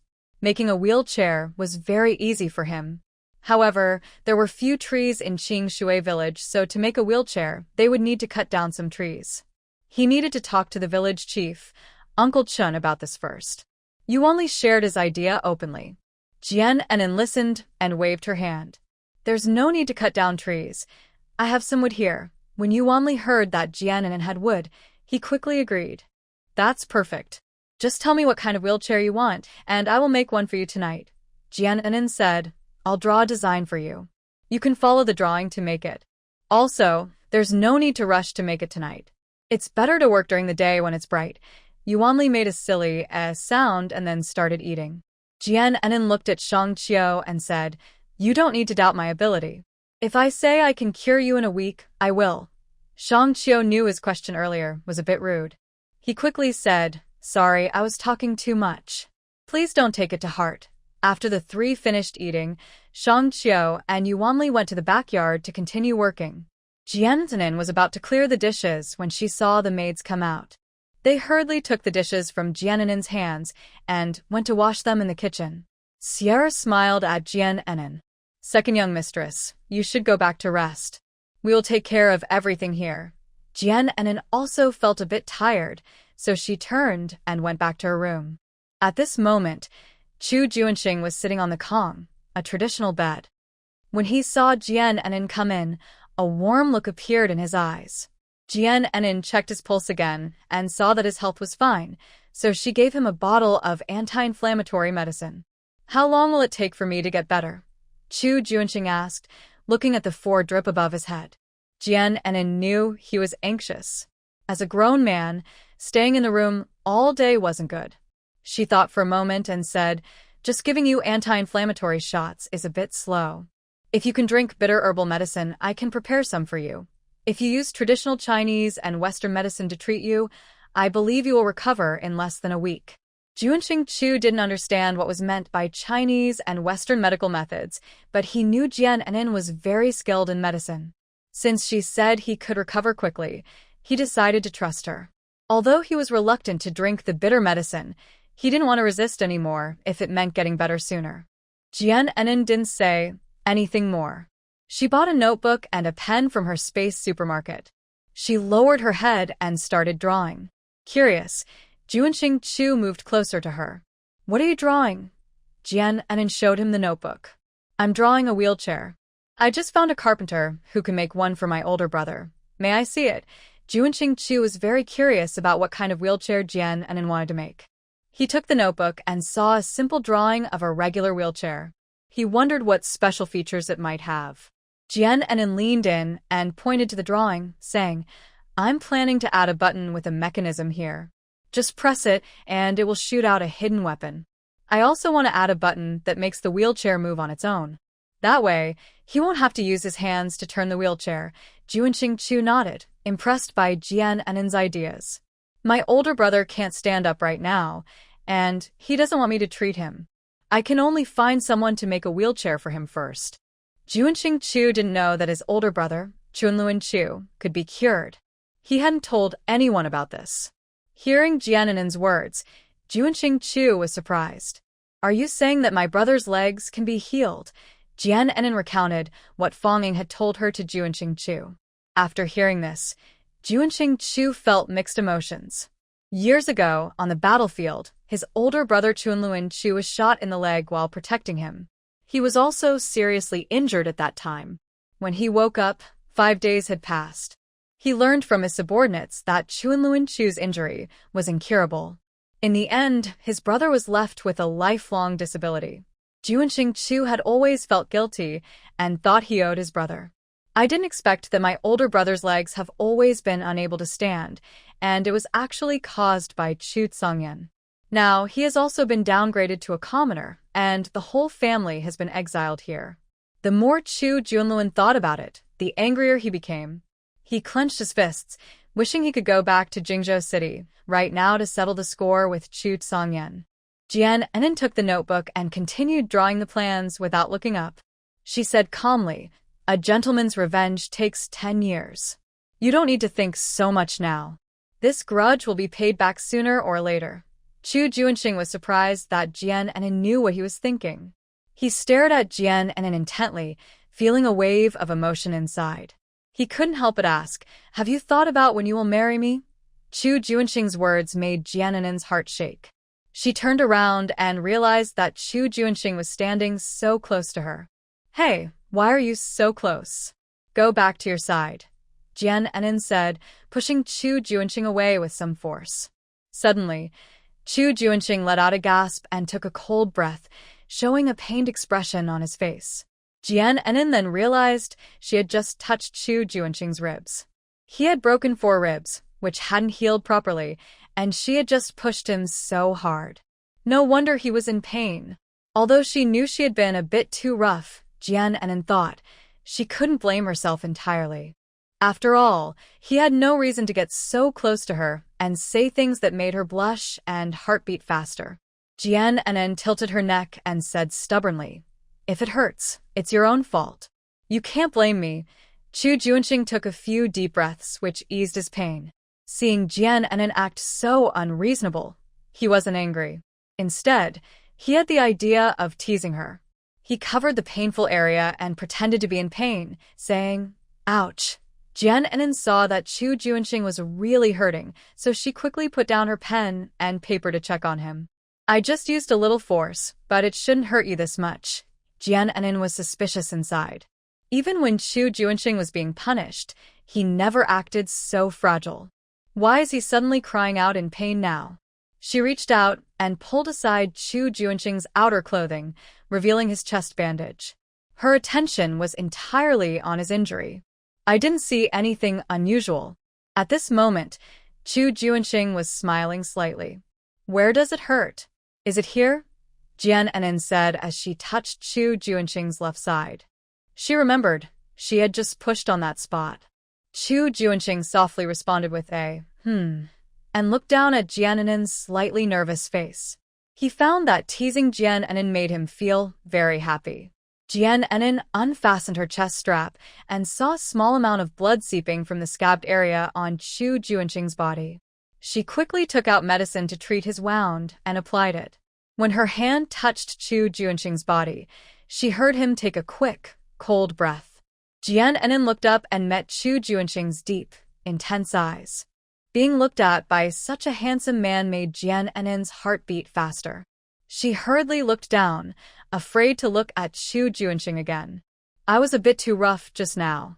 I'm sorry," Jian Enin said as she continued to apply the medicine. Suddenly, a large hand grabbed her hand. Jian Enin wanted to pull back, but the hand held her tighter. "Hey, what are you trying to do?" "I already apologized. Don't push your luck," she looked up sharply. What she didn't know was that Chu Junxing's face was very close. As she looked up, their lips accidentally touched. Jian Enin felt a jolt like an electric shock and quickly moved back. But she was sitting on the edge of the Kong, a traditional bed, and as she moved back, she almost fell to the ground. Chu Junxing reacted quickly, grabbing her waist. "Be careful," he said, holding Jian Enin back into his arms, who looked a bit panicked. Jian Enin came to her senses and pushed Chu Junxing away. "Chu Junxing, you jerk, let me go." Chu Junxing felt a sharp pain in his chest from being pushed, but he didn't want to let go of Jian Enin. Seeing she couldn't push him away, Jian Enin became angry. If it weren't for Chu Junxing's injury, she would have stabbed him with a needle just to see why his blood was so red. She glared at Chu Junxing angrily. "You bastard Chu Junxing, if you don't let me go now, I will shout for help." Chu Junxing looked at Jian Enin pouting in anger. He couldn't hold back anymore and leaned down to kiss her. Jian Enin felt her mind go blank and her breathing become difficult. She pushed hard against Chu Junxing, but he held her tighter. After a long moment, Chu Junxing finally moved his lips away. Seeing Jian Enin's face flushed red, a gentle smile appeared on his lips. "Chu Junxing, I want to kill you." At this moment, Jian Enin no longer cared about who he was. She had a silver needle in her hand and stabbed it toward Chu Junxing. Why did this darn Chu Junxing kiss her? She wasn't planning to do anything special, so what was he doing? She wanted to poke Chu Junxing, so he would feel her anger. Chu Junxing still had a smile on his face. He raised his hand and grabbed Jian Enin's hand. The silver needle in her hand was about to stab him, but he caught it halfway. Jian Enin was even more angry. "Let go. If you have the guts, let me stab you once, or I will never forgive you in my life." Seeing Jian Enin's furious face, Chu Junxing finally stopped smiling. But he held her hand without letting go. "Are you angry?" Chu Junxing asked softly. He didn't know why himself, he just wanted to tease Jian Enin a little. But when he saw her pouting, he couldn't help but kiss her. Jian Enin didn't speak. She just glared at Chu Junxing angrily. Chu Junxing knew he had gone too far. He had to let go of her hand. He said, "If stabbing me can make you feel better, then go ahead." He closed his eyes, waiting for Jian Enin to stab him. He could tell that the silver needle in her hand wasn't poisoned. He was willing to endure this small pain. When Jian Enin removed the silver needle, a stream of black blood came out. This black blood had been blocked here for a long time, which also prevented Chu Junxing's ribs from healing. She was indeed very angry just now, but she didn't want to cause Chu Junxing any more harm. Seeing the black blood flow out, Jian Enin said, "If there is a next time, I will make sure you stay in bed for the rest of your life." Never able to get up, Chu Junxing opened his eyes and saw that Jian Enin seemed to have calmed down. He responded with a soft, but didn't speak. Jian Enin noticed that the medicine in the bag was almost finished. She pulled out the needle and threw the bottle into her space. Chu Junxing felt that after the needle was inserted into his ribs, the pain suddenly disappeared. Not only that, but his breathing also became easier. Even when she was so angry, Jian Enin did not hurt him.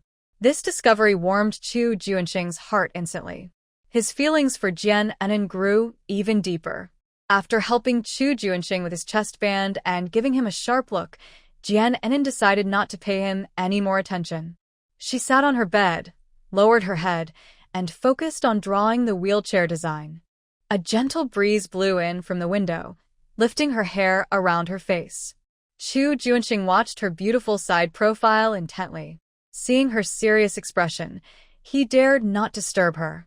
After a while, Jian Enin finally finished the drawing. She ignored Chu Junxing and strode out.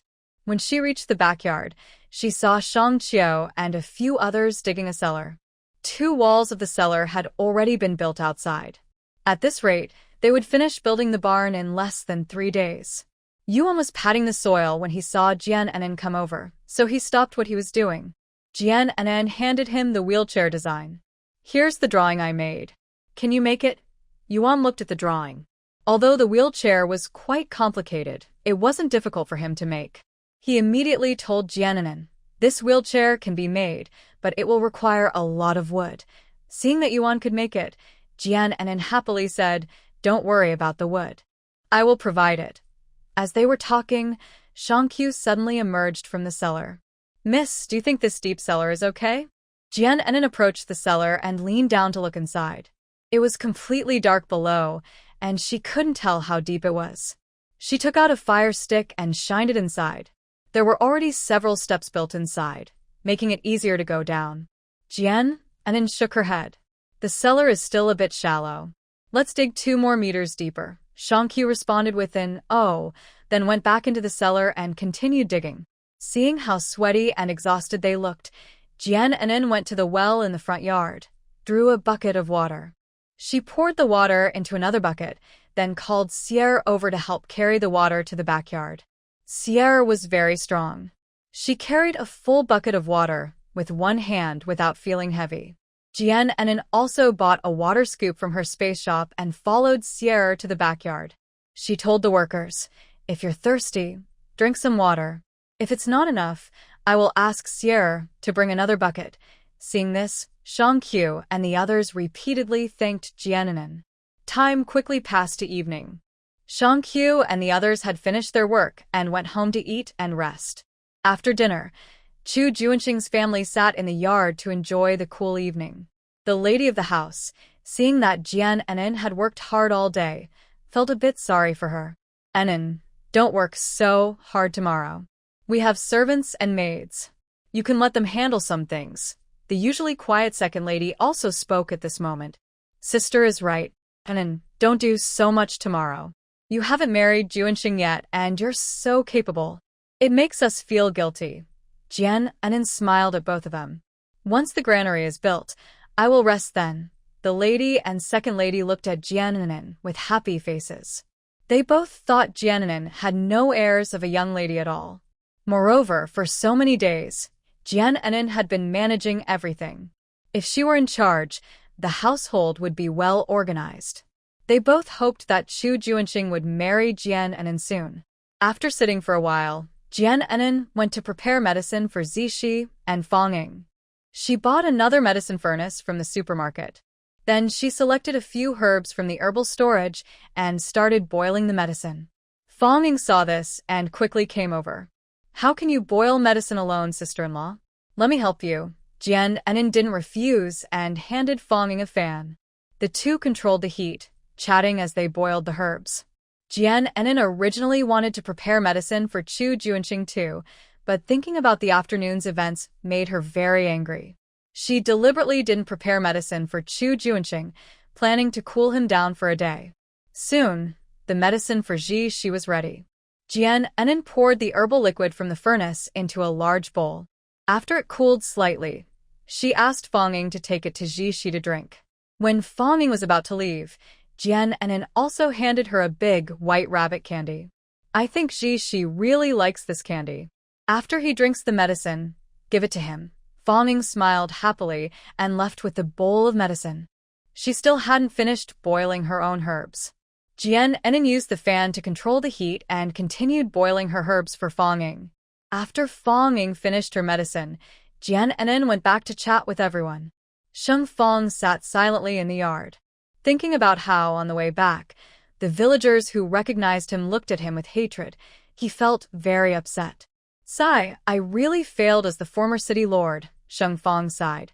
Yan Xiao noticed Sheng Fang's feelings and patted his shoulder, comforting him. Big brother Sheng, don't say that. Back then, Inbeay City was not very prosperous, but you managed it very well. If it weren't for that city massacre, Inbeay City wouldn't be in such a state now. Sheng Fang grew angrier the more he thought about it. He took a deep breath, trying to hold back his anger. There's no treasure in Inbeay City. The seventh prince back then is now the emperor of Taiyuan Kingdom. He came to Inbeay City searching for treasure, killing innocent people and causing chaos. As the former city lord, I ended up a prisoner. Sheng Fang spoke and sighed heavily again. I thought that after returning to Inbeay City, I could find a way to continue managing it. But I never expected that I would be seen as a traitor by the villagers. It seems I can no longer be the city lord. I just wonder if Wening will still look up to me in the future once she finds out. After hearing Sheng Fang's words, Chu Junluan gritted his teeth and said, "This is all Chu Songyan's plan. He is determined to fight for the throne, so he set up this trap. The so-called treasure in Inbeay City is probably just his imagination. As princes of Taiyuan Kingdom, we have never heard of any treasure in Inbeay City. Even the officials in the court have never discussed it." Chu Junxing also clenched his teeth in anger. He looked at his older brother, whose legs were disabled. Thinking about Jiannin's words, he felt even more furious.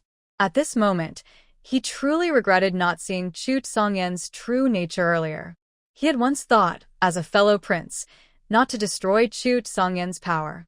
That led to so many problems later. Chu Ens couldn't help but curse. That bastard Chu Songyan caused us to be exiled here. If I ever get back to Jingzhou City, I will be the first to kill him. When the second lady heard Chu En's curse so loudly, she quickly spoke up. "Zaire, don't say such things. Mother, I didn't say anything wrong. Don't you hate Chu Songyan too?" Chu Ens was so angry, he couldn't hold back. His mother was good in every way, but she was too weak. Hearing this, the second lady lowered her head silently. She also hated Chu Songyan, but what could she do? Jiannin listened to everyone cursing Chu Songyan. She remembered the emperor she saw in the palace prison. He looked quite decent, but he was irresponsible. At that time, she didn't know about these things. If she had known, she definitely wouldn't have just given him some laxatives. After chatting for a while, everyone went back to their rooms to rest. Jiannin ignored Chu Junxing and was the first to return to her room. Her actions caught the attention of the lady of the house. She approached Chu Junxing quietly and asked, "Junxing, tell the truth. Did you bully Inen?" Chu Junxing replied in a low voice, "No," but the lady of the house didn't believe him. She had seen that Jiannin had been acting strangely since the afternoon. In the past, Jiannin was not close to Chu Junxing, but she had never kept such a deliberate distance from him as she did today. During dinner, Jiannin didn't even look at Chu Junxing. It seems these two must have had a disagreement. After spending these days together, the matriarch had already seen through Jiannin's personality. She never usually looked for trouble unless someone provoked her, then she would retaliate fiercely. Thinking of this, the matriarch said, "Junxing, if you really made Inen angry, just apologize to her. It's already hard enough for Inen to come here and live a tough life with us. You must not bully her." Chu Junxing lowered his head, feeling uncomfortable inside. "Understood." Chu Junxing responded and slowly moved toward the door. The matriarch wanted the servant to help Chu Junxing, but then she remembered that he didn't like others touching him, so she gave up. When Chu Junxing returned to his room, he saw Jiannin sitting on the Kong, lost in thought. He approached her, opened his mouth to speak, but didn't know what to say. Jiannin glared at him, then lay down, pulled the quilt over her head, and refused to look at him. Chu Junxing knew he had gone too far earlier that afternoon. He took a deep breath and said, I was wrong about today. I'm sorry." Jiannin, still under the quilt, didn't want to respond. Seeing this, Chu Junxing grabbed the quilt and pulled it off. "Why?" "Give me back my quilt." Jiannin was a little angry. She sat up to try to take the quilt back. When Chu Junxing saw Jiannin finally spoke to him, his previously gloomy mood instantly brightened. He sat on the edge of the Kong, holding onto the quilt and refused to give it back. Jian Enin snorted and turned away, not wanting to look at him. Chu Junxing said again, "Can you stop being angry? Or maybe hit me a few times. I can take it." He usually didn't try to coax people, and he'd never begged a woman like this before. Seeing that Jian Enin still ignored him, Chu Junxing didn't know what to do. The room suddenly fell into complete silence. After a long while, Jian Enin finally said, "Come here."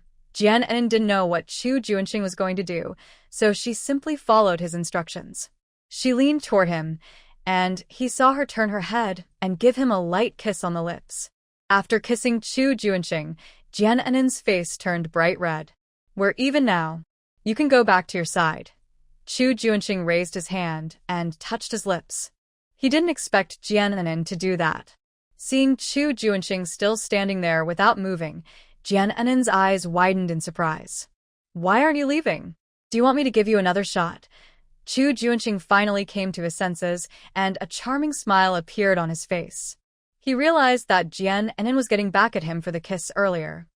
He didn't expect her way of revenge to be so unique. Chu Junxing felt very happy. He smiled and moved back to his side to lie down. Jian Enin grabbed the blanket and pulled it over her head. Her small face was already flushed all the way to her ears. What she had just done was so embarrassing. 3 days later, the barn was finally finished. Jian Enin looked at the completed barn and nodded with satisfaction. She first went down to the cellar and saw how spacious it was inside. Shang Qiu and the others had built a wall inside the cellar according to her instructions, dividing it into 2 spaces. One space was for storing vegetables. The other was for storing fish and meat. Jian Enin left the barn and took out a few silver ingots from the storage. She handed 1 silver ingot to Euang. "This is your payment. Later, you can help me make a wheelchair, and I will pay you again then." Euang took the silver and his eyes widened in surprise. The ingot was worth about 10 taels of silver. He didn't expect Jian Enin to give him so much money. Euang was very excited inside and kept thanking Jian Enin. Jian Enin also gave 30 taels of silver to the other 3 people. They were all shocked by the silver in their hands. 10 taels of silver was too much for them. Even working as farmers for 3 years, they couldn't earn this much money. Shang Qiu looked at the others and saw they all had silver in their hands. His heart was full of envy. Shang Qiu did not speak. He knew that Jian Enin helping his daughter recover was already a great help to him. He didn't expect any payment. Jian Enin took out a small silver piece from her space and handed it to Shang Qiu. Shang Qiu looked at the silver in his hand and showed a surprised expression. He didn't expect that after working for only 3 days, he would receive 5 taels of silver. Moreover, Jian Enin also treated his daughter's illness. During these 3 days, his daughter Dongyue had not fallen ill again. Her health was improving day by day. Shang Qiu was so moved that he quickly bowed to thank Jian Enin. "Miss, you've helped me so much. I really don't know what to say." Shang Qiu's eyes were slightly red, and he felt even more guilty toward Jian Enin. A few days ago, they had strongly opposed Jian Enin and her family staying in Qingshui village. Not only did Jian Enin not argue with him, but she also treated his daughter's illness. He thought he wouldn't get any payment, but unexpectedly, he received 5 taels of silver. Even if he worked in the town, he couldn't earn so much in just 3 days. Seeing that Shang Qiu and the others were very emotional, Jian Enin said, "We will be staying here for a long time in the future. Maybe then, we'll need to trouble you again. This payment is for building the storage house. Please accept it." Shang Qiu and the others didn't know what to say. After accepting the silver, they all bowed to thank Jian Enin. After the others left, Shang Qiu and Euang stayed behind.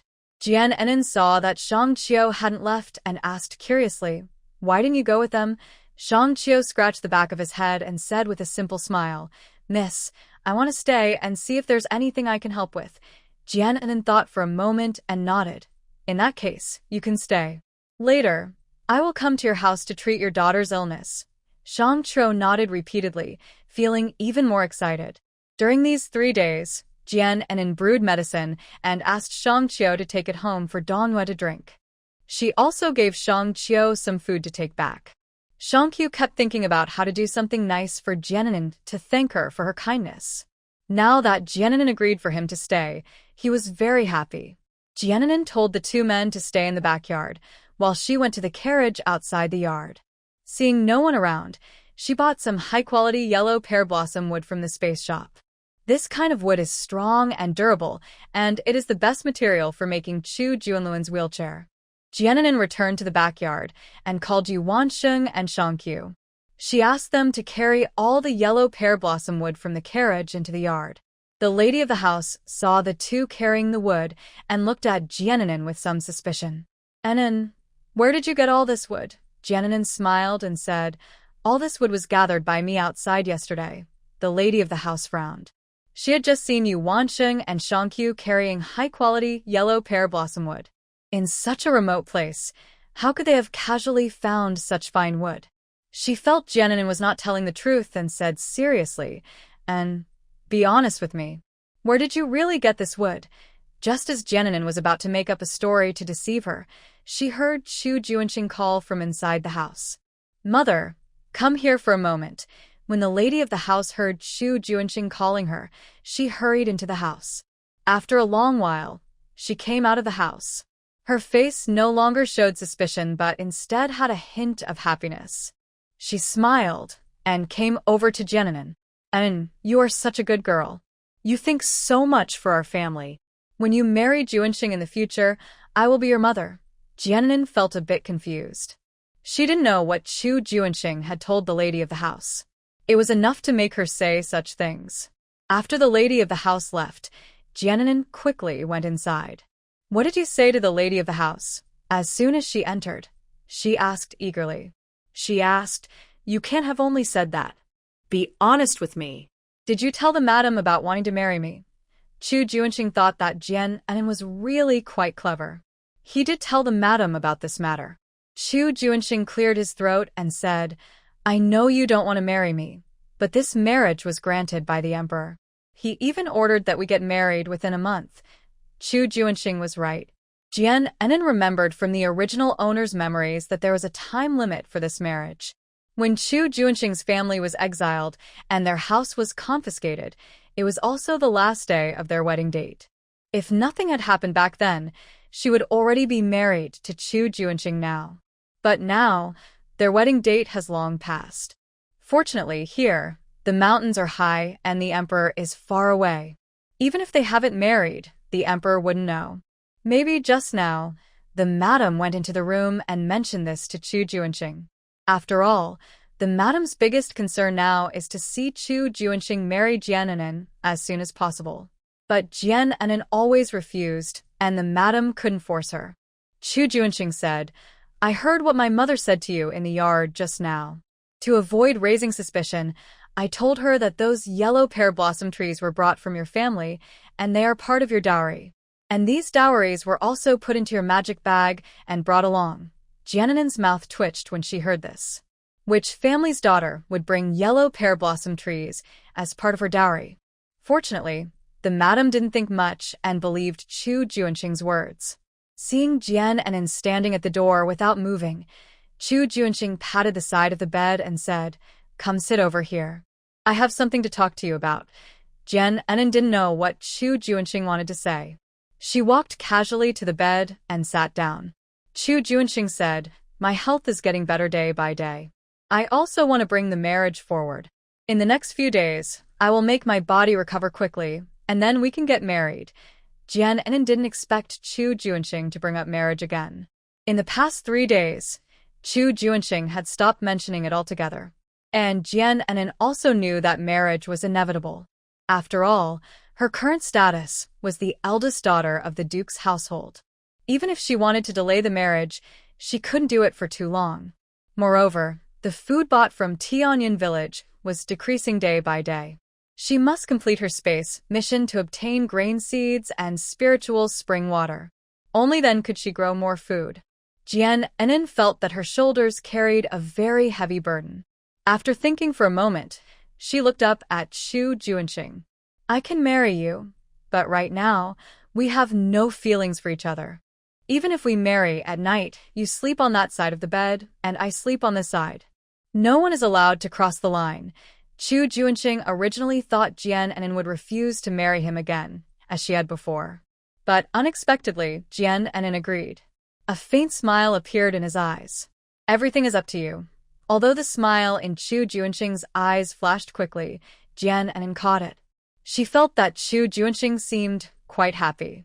Could it be that she agreed too quickly just now? While they were talking, a voice came from outside the house. "Miss, could you come out for a moment?"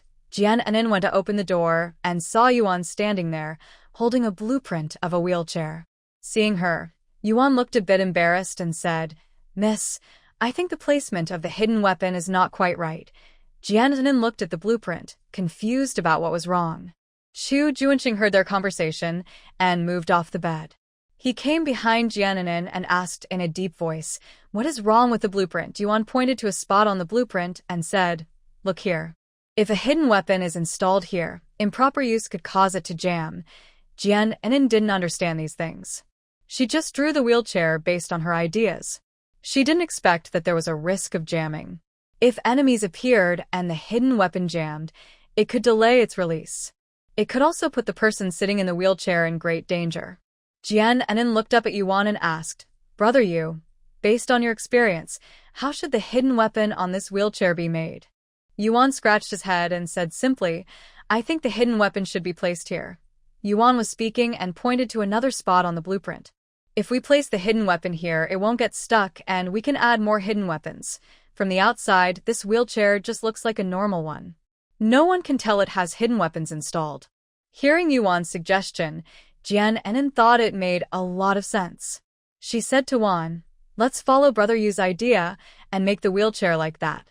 Seeing that Jian Anin agreed, Yuan immediately responded and went to make the wheelchair. Jian Anin turned to Chu Junxing and said, "I'll go make some medicine for you. You should go back and rest."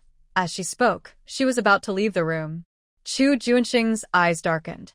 He quickly grabbed Jian Anin and pulled her into his arms. Just as Jian Anin was about to ask what he was doing, they heard a loud bang at the door. On the roof, a large piece of dirt fell down. The dirt hit the ground and shattered into pieces. Jian Anin froze in place. If Chu Junxing hadn't pulled her back just now, the dirt would have hit her on the head. Even if it didn't kill her, it could have hurt her. The sound of the falling dirt attracted the attention of others in the house. Everyone came out to check and saw Jian Anin and Chu Junxing standing inside. In front of their house, a piece of dirt had fallen. "Anin, are you both okay?" the matriarch asked worriedly. Jian Anin, still shaken, turned her head and saw Chu Junxing looking at her with a serious expression. "Are you all right?" Seeing Jian Anin's face turn pale, Chu Junxing guessed she was frightened by the falling dirt. After a while, Jian Anin finally calmed down. She gently shook her head. "I'm fine." Shang Qiu and Yuan came to their senses and quickly brought a wooden ladder to repair the eaves. The houses in this courtyard were old and had cracks from years of neglect. But no one expected the eaves to fall so quickly. In a short while, they finished repairing the eaves. After coming down, they told Jian Anin, "All the houses need repairs. If not, this might happen again." Jian Anin immediately asked them to repair all the houses. Fortunately, fixing the house was simple and didn't require calling others. Shang Qiu and Yuan finished repairing all the houses in just over an hour. Jian Anin didn't stay inside the house. After boiling medicine for Chu Junxing, she also prepared a dose for Dongyue. After watching Chu Junxing drink the medicine, she went to Shang Qiu's home. By now, Shang Dongyue could walk around in the yard. She was in the kitchen boiling rice soup when Jian Anin arrived, and she immediately came out to greet her. "Auntie is here," Shang Dongyue said happily with a big smile. In recent days, Jian Anin had been sending Shang Qiu to deliver soup medicine at noon. After drinking the soup, her health was gradually improving. She had always wanted to see Jian Anin again but was afraid to leave the house even a little. Unexpectedly, today Jian Anin came to visit her. Jian Anin checked Shang Dongyue's pulse and found her health had improved greatly. She said, "In a couple of days, you'll be fully well." Shang Dongyue didn't expect her illness to get better someday. She was so excited, she knelt down in front of Jian Anin with a thump. I will never forget your great kindness, Annie. Jian Anin helped Shang Dongyue up and said softly, once you're well, your father can finally rest easy. Drink your medicine first. Tomorrow, I will prepare another dose for you. Shang Dongyue took the bowl and drank it eagerly. By now, she no longer found the medicine in the bowl bitter. After finishing, she smiled at Jian Anin. Jian Anin took out a big white rabbit milk candy and gave it to Shang Dongyue. While eating the candy, Shang Dongyue looked down and mumbled. Seeing she seemed to want to say something, Jian Anin asked, "What's wrong? Do you want to say something?" After hesitating for a while, Shang Dongyue looked up at Jian Anin. She shyly said, "Auntie, when I get better, can I come help you at your house?" She was afraid Jian Anin would refuse, so she hurriedly added, "I don't want any pay. I just want to help you at your house. Don't look at my age. I can do many things. I can cook, clean, and sweep the yard." Jian Anin's mouth twitched. She knew Shang Dongyue was only 7 years old. Letting such a young child go to her house to cook and do chores is like employing child labor. Moreover, there are servants and maids at home, so she doesn't need to help with these tasks. Jian Anin gently rubbed Shang Dongyue's head and smiled, saying, "You're still young, so there's no need for you to do chores.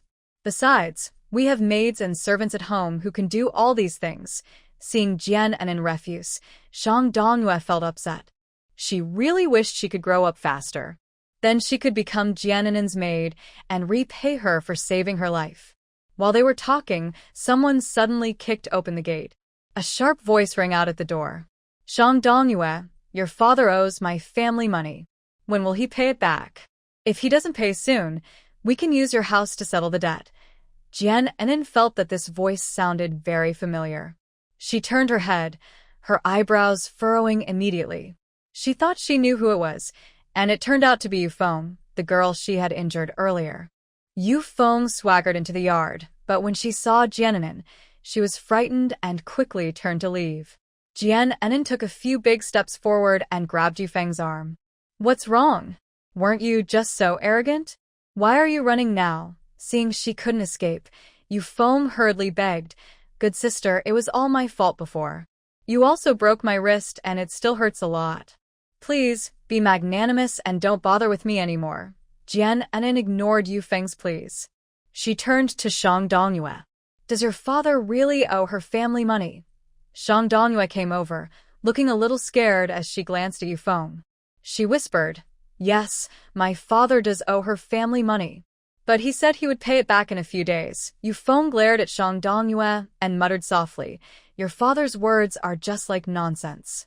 He's been saying that for days, but I haven't seen him pay back the money." Hearing this, Jian Anin tightened her grip on Euang's arm. Euang cried out in pain. "Ouch. Sister, please have mercy." Jian Anin snorted coldly, tightening her grip a little more. "Who is your sister?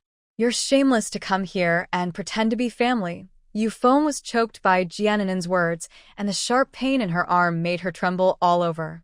A fine layer of cold sweat appeared on her forehead. Jian Anin asked Shang Dongyue, "How much money does her father owe her?" Shang Dongyue raised 2 fingers, still a bit scared, and said, "My father owes her 2 taels of silver." Jian Anin was amused and angry. Just 2 taels of silver, and she wants to use a house to pay off the debt? Euang really dares to say such things. Jian Anin didn't let go of Euang, allowing her to twist in pain. She then asked Shang Dongyue, "How did your father borrow money from her family?" Shang Dongyue lowered his head, showing a worried expression. "It's all because of me. My father borrowed some rice from Euang's family to help me recover faster." Jian Anin listened with some suspicion. Just borrowing rice shouldn't cost as much as 2 taels of silver. She urged Shang Dongyue to tell the full story. Shang Dongyue had no choice but to explain everything about Qing Shui village. The land in Shang Qiu's family had always been poor at producing crops, unlike other villagers' fields, which could still yield some harvest. In Qing Shui village, only Euang's family's land could produce good crops. When the villagers had no rice to eat, they would buy on credit from Euang's family. Once they earned money, they would pay back Euang's family. The more Jian Anin listened, the more suspicious she became. Everyone lived in Qingshui village and used the same land. The area was dry all year round, and water was very scarce. Why was it that only Yufeng's family's land could produce such good harvests? Jian Enin thought that even if she asked Shang Dongyue, he wouldn't be able to say much. She looked at Yufeng and once again increased her grip. Hurry up and tell me, why does your land produce better crops than others? Yufeng didn't dare lie and had to answer honestly. My husband is a government officer in the county. He can get water. Our family relies on the water he brings, which helps us grow some crops. Hearing this, Yufeng was afraid Jian Enin wouldn't believe her. She quickly said, I'm telling the truth. Please let me go. Jian Enin understood now. No wonder the village chief was pleading for her. It turns out everyone depends on Mrs. Yufeng's family for food to live. Jian Enin released Yufeng and took out 2 taels of broken silver from her space, tossing it at Yufeng's feet. This money is to pay back Shang Qiu for you. If you dare to trouble his family again, don't blame me for breaking your arm. Yufeng hurriedly picked up the silver and quickly ran away. Shang Dongyue saw Jian Enin helping her father pay back the money. She was so excited she almost knelt again. Jian Enin quickly helped Shang Dongyue up and said, If Yufeng comes to trouble your family again, just come to me. I have plenty of ways to deal with her. Shang Dongyue's nose felt sore with emotion, and tears started to fall. She lifted her small face and begged, Auntie, let me work at your house. I really can do anything. Seeing Shang Dongyue eager to help at her house, Jian Enin decided not to refuse. All right, once you're better, you can come work at my place. Shang Dongyue immediately wiped her tears with her sleeve and nodded happily. Thank you, Auntie. I will work hard. Shang Dongyue went to the kitchen and brought out a bowl of rice porridge. Auntie, you're hungry, right? Have some rice porridge. Jian Enin looked at the bowl, which had hardly any rice in it. She took the bowl and placed it on the table in the yard. Just drinking this every day won't be enough to keep you healthy. Come, let's go to my house for a meal. As she spoke, Jian Enin took Shang Dongyue's small hand and led her toward her home. When Shang Dongyue first came to Jian Enin's house, she saw Shang Qiu and Euang working in the yard. Shang Qiu saw Shang Dongyue and quickly put down what he was doing. He thought Shang Dongyue came to see him and hurriedly said, Dongyue, why are you here? Dad will finish his work soon. Just wait at home for Dad. Shang Dongyue looked at Jian Enin, unsure of what to say. Jian Enin smiled and said, I brought Dongyue here. She only drinks some rice porridge every day, so she can't stay healthy. Today, let her come here for a meal. You just focus on your work. Shang Qiu didn't expect Jian Enin to bring Shang Dongyue over. She also invited Shang Dongyue to come here for a meal. Shang Qiu was very happy about this. While working, Shang Qiu kept thinking about Shang Dongyue. Leaving her alone at home was really a helpless choice. When Shang Dongyue saw the maids busy in the kitchen, she wanted to go help. Jian Enin quickly pulled her back and sat her down. Your body hasn't fully recovered yet, and it's not the time for you to work. Shang Dongyue lowered her head shyly, not knowing what to say. Soon, the food was ready, and the maids brought the dishes to the table. The whole family sat down to eat together. They looked at Shang Dongyue and saw she was very nervous. The lady of the house smiled and said, You must be Shang Dongyue. When you come here, don't be so shy. Just eat. Shang Dongyue turned to Jian Enin and saw her nodding. Only then did she dare to pick up her chopsticks. Seeing a bowl filled with white rice, with a lovely aroma, Shang Dongyue hesitated. She had never seen so much rice before. At home, they only drank rice soup. She was afraid to eat, worried that if she ate rice, the family might run out. Jian Enin noticed Shang Dongyue's concern and smiled, saying, You said you wanted to help at my house, right? Then you should finish this bowl of rice, so your health can get better faster. Shang Dongyue's nose felt a little sore. She scooped some rice and started eating. Seeing Shang Dongyue eating rice steadily, without daring to take even a piece of meat, Jian Enin took a piece of meat and put it into her bowl. Just eat freely. I'm waiting for you to come help.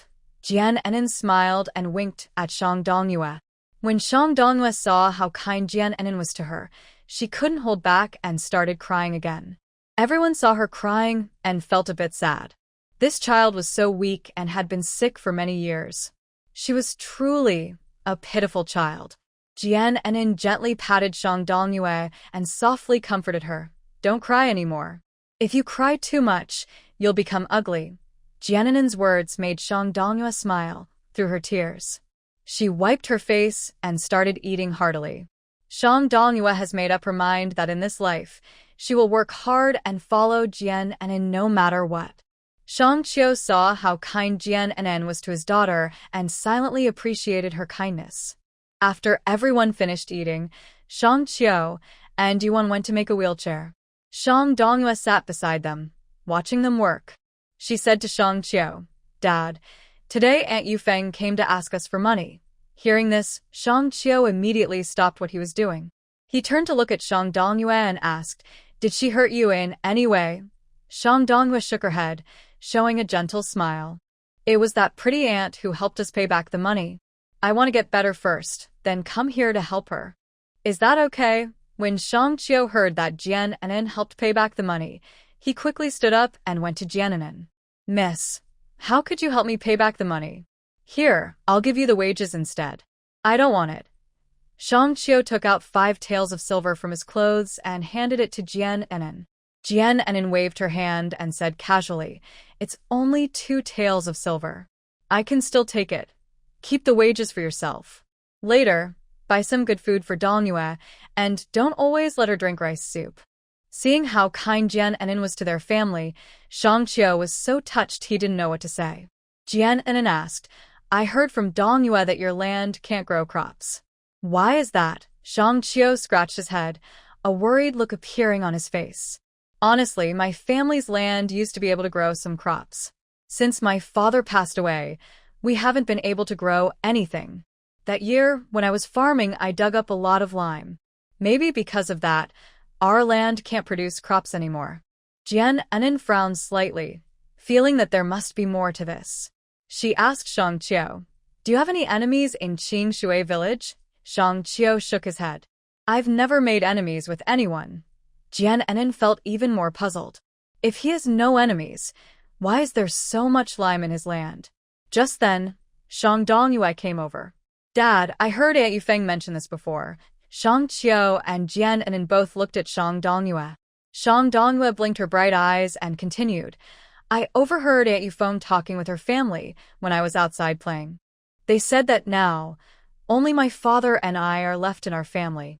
I'm sick, so if I die, you won't stay in Qing Shui village.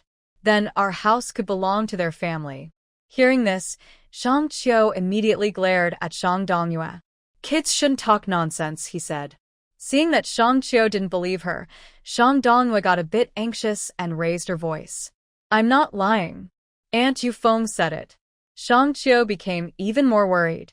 He had no quarrel with Aunt Yufeng's family. How could they possibly want to take over his house? Moreover, their family didn't have anything valuable, just an old, broken house. Even Aunt Yufeng's family wouldn't do such a cruel thing. Jian asked Shang Dongyue, "Why didn't you tell your father about this?" Shang Dongyue looked at Shang Qiu and lowered her head. "My father doesn't believe me, and I'm afraid to say anything," she replied. Jian then asked Shang Qiu, "If no one lives in your house, can others just take it?" Shang Qiu nodded gently. "Our village is the poorest in Inbeay city. After the city was destroyed, many people died or left. The remaining houses were unoccupied, and the village chief distributed them to the villagers. My family only has us, my father and I, and we didn't take any other houses."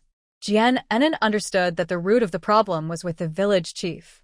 If the village chief hadn't started distributing the houses, Aunt Yufeng wouldn't have tried to take Shang Qiu's house. But the issue of land not being suitable for farming was caused by Aunt Yufeng and her family. Even if someone should be punished, it should be Aunt Yufeng. Jian already disliked Aunt Yufeng, and now she had even more reason to deal with her. Seeing that Jian wasn't speaking, Shang Qiu went back to work. At this moment, Yuan had finished making the wheels for the wheelchair. All that was left was to assemble the wheelchair, and it would be complete. Shang Qiu was busy helping Yuan put the wheelchair together, and they worked quickly. It didn't take long before they finished assembling the wheelchair. Jian Enin walked over and saw that the assembled wheelchair looked very similar to her design. However, the hidden weapon part had been modified by Euang. The current wheelchair was more attractive and durable than the one Jian Enin had designed. She was very happy. She sat on it and pressed the button on top. Suddenly, with a crisp snap, the wheels started to turn by themselves. She controlled the direction of the wheelchair and made a big circle in the yard. "Brother Yu, your craftsmanship is really good. This wheelchair is very fast," Jian Enin said excitedly, praising Yuan loudly. Fong Ying heard Jian Enin talking and hurriedly came out of the house. She saw Jian Enin sitting on a brand new wheelchair, moving back and forth in the yard. Fong Ying stood at the door, smiling happily as she watched Jian Enin. "Sister-in-law, come and try it," she said. Jian Enin turned the wheelchair to face Fong Ying and helped her sit down. She told Fong Ying that by pressing the button on the left side, the wheelchair could move automatically. Fong Ying gently pressed the button, and the wheelchair immediately started to move. It was her first time sitting in this kind of self-moving chair. Because it was so fast, Fong Ying was frightened and shouted for Jian Enin to stop. Jian Enin saw Fong Ying looking scared and couldn't help but laugh. At first, Fong Ying was a little afraid, but after sitting for a while, she got the hang of it.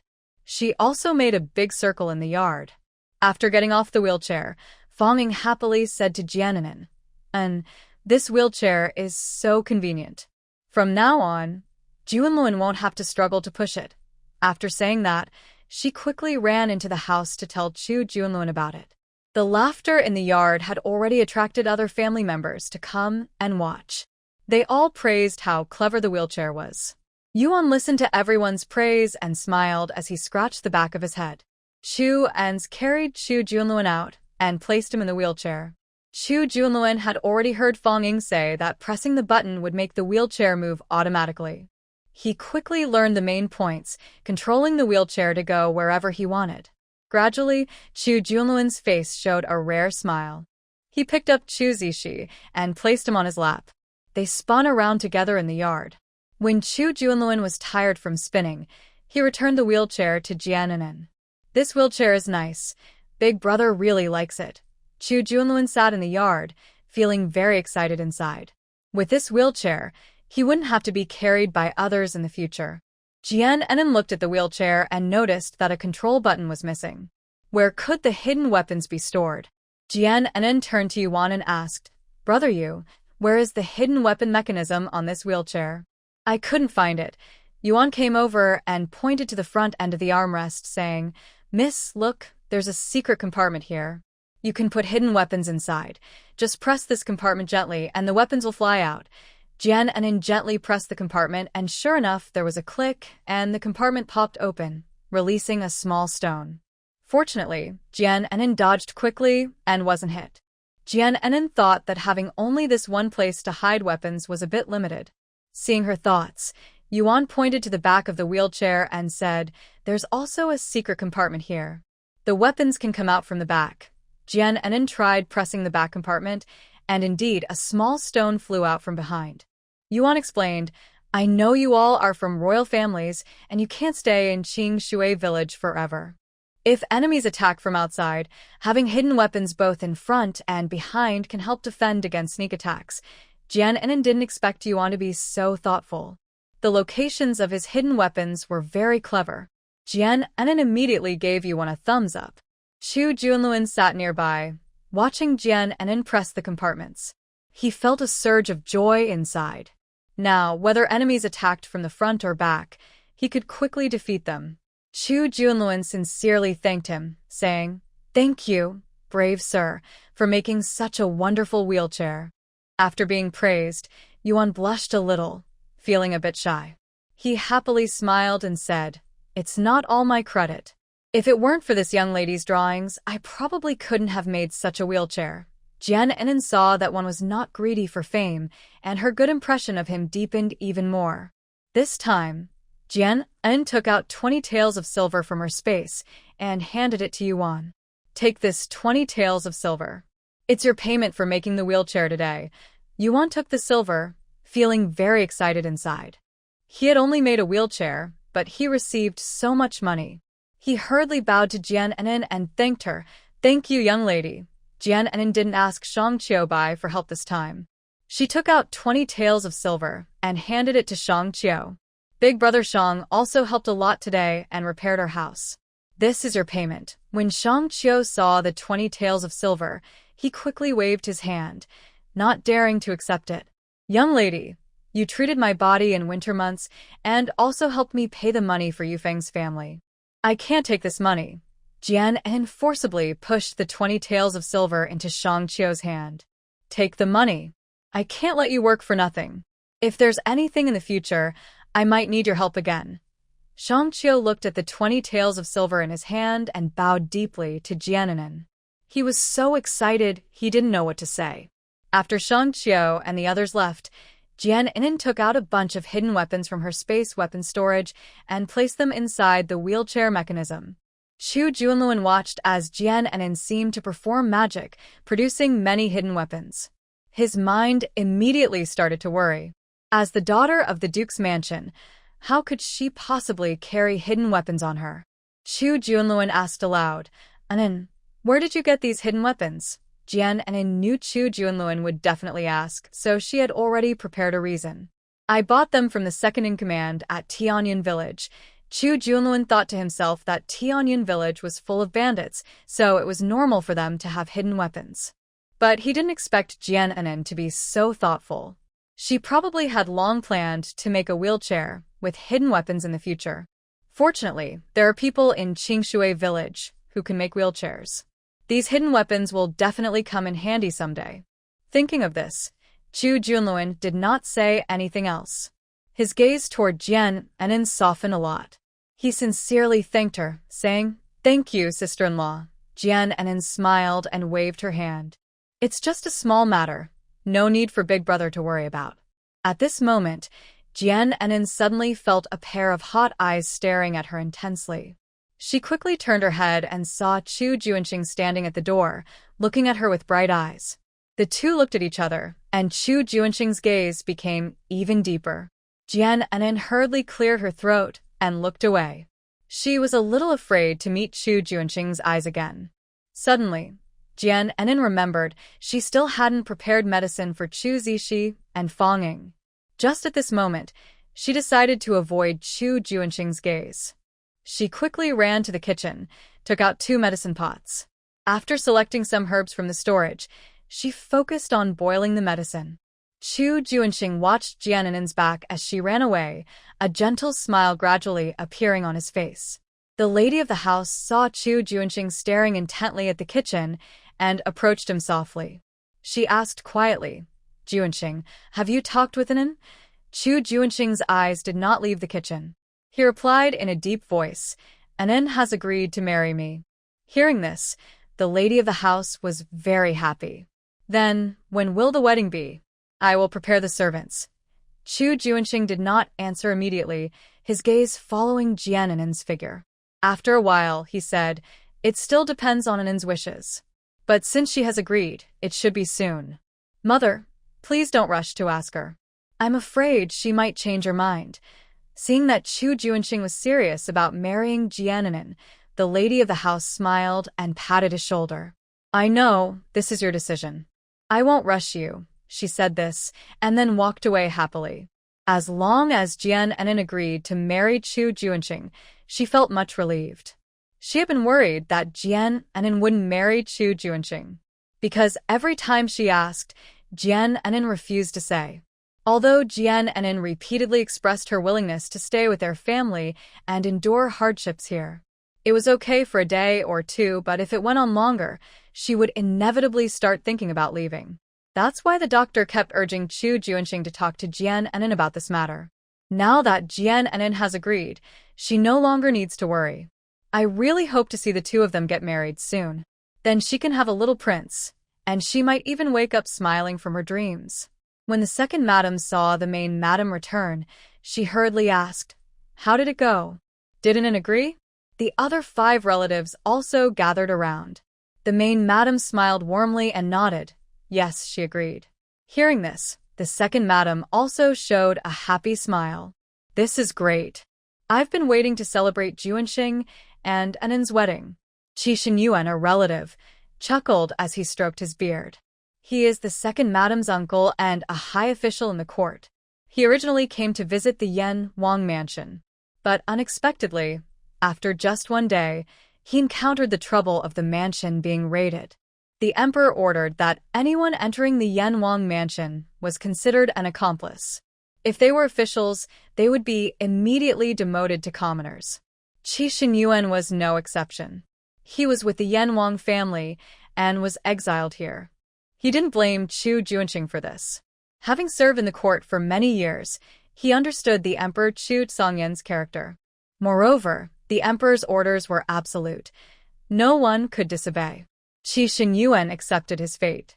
He thought he would have a hard life in the future. But unexpectedly, Jian, the daughter of the duke's family who married in place of her sister, not only didn't run away halfway, but also tried her best to protect everyone along the way.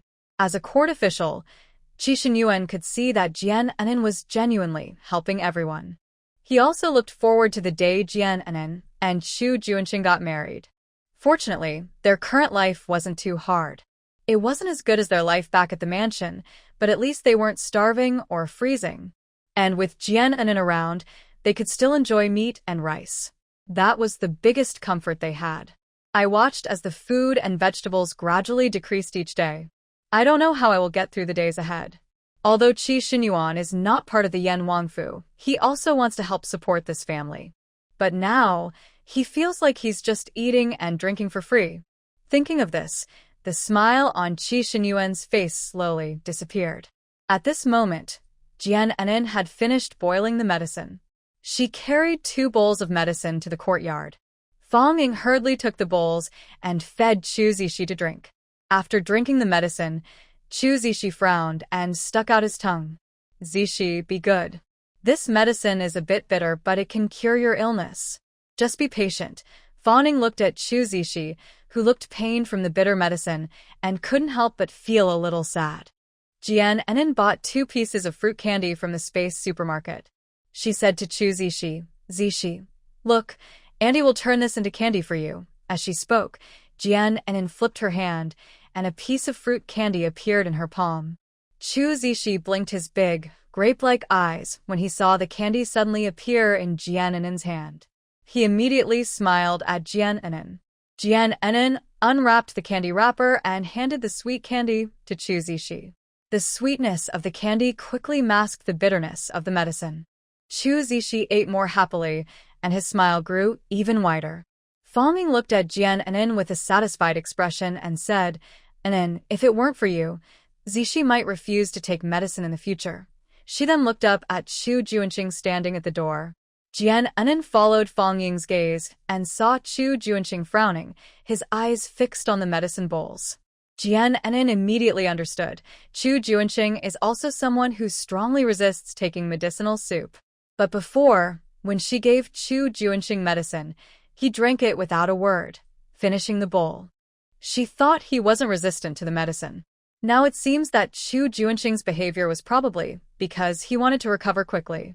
He hopes to marry her soon, thinking that in a few days, Chu Junxing's health will be fully restored. At that time, she will marry Chu Junxing. A faint blush appeared on Jian's face. After drinking bitter herbal medicine for 3 days, Fang Ying noticed that her chest pain had disappeared. It seems that most of the toxins in her body have been removed. Jian's medicine is truly amazing. In just 3 days, she has recovered most of her health. If she continues to take the bitter medicine for a few more days, her toxins will be completely gone. Fang Ying picked up the medicine bowl and drank all the medicine inside. Jian then gave her a piece of fruit candy. Fang Ying ate the candy and asked curiously, how many things do you have in your magic bag? I always see you pull out different things. Some of them I've never seen before. For example, this piece of candy, she had never seen it before. It tasted sweet and fruity. Jian smiled at Fang Ying and lied. This magic bag is really a good thing. I put so many things in it, but it's not full yet. Fang Ying believed her and smiled, saying, thanks to this magic bag, Chu Junxing watched Jian Enen pretend to be innocent and found her very cute. His gaze at her showed a kind of affection he didn't even realize himself. Suddenly, Chu Junxing felt a sharp pain in his finger bones. He couldn't help but hum softly and took a deep breath. Jian Enen heard the sound and hurried over to Chu Junxing. "What's wrong? Did you stand too long and feel unwell?" she asked. Chu Junxing stretched out his hands, trying to endure the pain in his fingers, and said, "I don't know what's happening, but my finger bones suddenly started to hurt." Jian Enen quickly opened the bandage on Chu Junxing's hand and saw that his long finger's bones were slightly red. Just as she was about to examine them carefully, she saw a vision appear before her eyes. "Tonight, there will be a heavy rain, and Chu Junxing's finger bones will hurt even more tonight." Jian Enen looked up at the sky. Dark clouds were moving quickly toward the sun. She told everyone, "There will be a heavy rain tonight. Everyone go back inside." Everyone looked up at the sky and saw that it was indeed about to rain. They all returned to their houses, waiting for the storm to arrive. Jian Enen supported Chu Junxing and sat down beside the Kong bed. She took a painkiller from her space and gave it to him with some water. Fortunately, the medicine worked quickly, and the stabbing pain in Chu Junxing's finger bones gradually disappeared. Jian Enen explained, "Your finger pain is because a heavy rain is coming soon. Since all your finger bones are broken, they hurt a little before a storm." Chu Junxing responded with an, "Oh," but said nothing else. He looked down at his hands, which still had thick bandages because they hadn't fully healed yet. However, over the past few days, he felt his fingers were more flexible. "When will my hand be fully healed?" Chu Junxing asked, unable to hold back. Jian Enen thought for a moment and said, "In about a week, it should be fine. But you will need to keep drinking the herbal soup for another week." When Chu Junxing heard he had to drink the herbal soup for another week, he felt a bitter taste in his mouth. He disliked drinking the herbal soup the most, but to recover quickly, he forced himself to drink it. Jian Enen saw Chu Junxing resisting and secretly smiled to herself. It turned out that Chu Junxing was not only afraid of bugs, but also disliked the herbal medicine. Even the most handsome man, even a prince, has his imperfect side. Soon evening came. After everyone finished eating, thunder roared in the sky. Soon, raindrops started falling heavily with a pitter-patter sound. Fortunately, the house had been repaired by Shangqiu and Yuanqiu. Even in heavy rain, there were no leaks. For Chu Junxing's family, heavy rain was nothing unusual. But the villagers in Qingshui village were very excited because of a sudden storm. The rain lasted all night.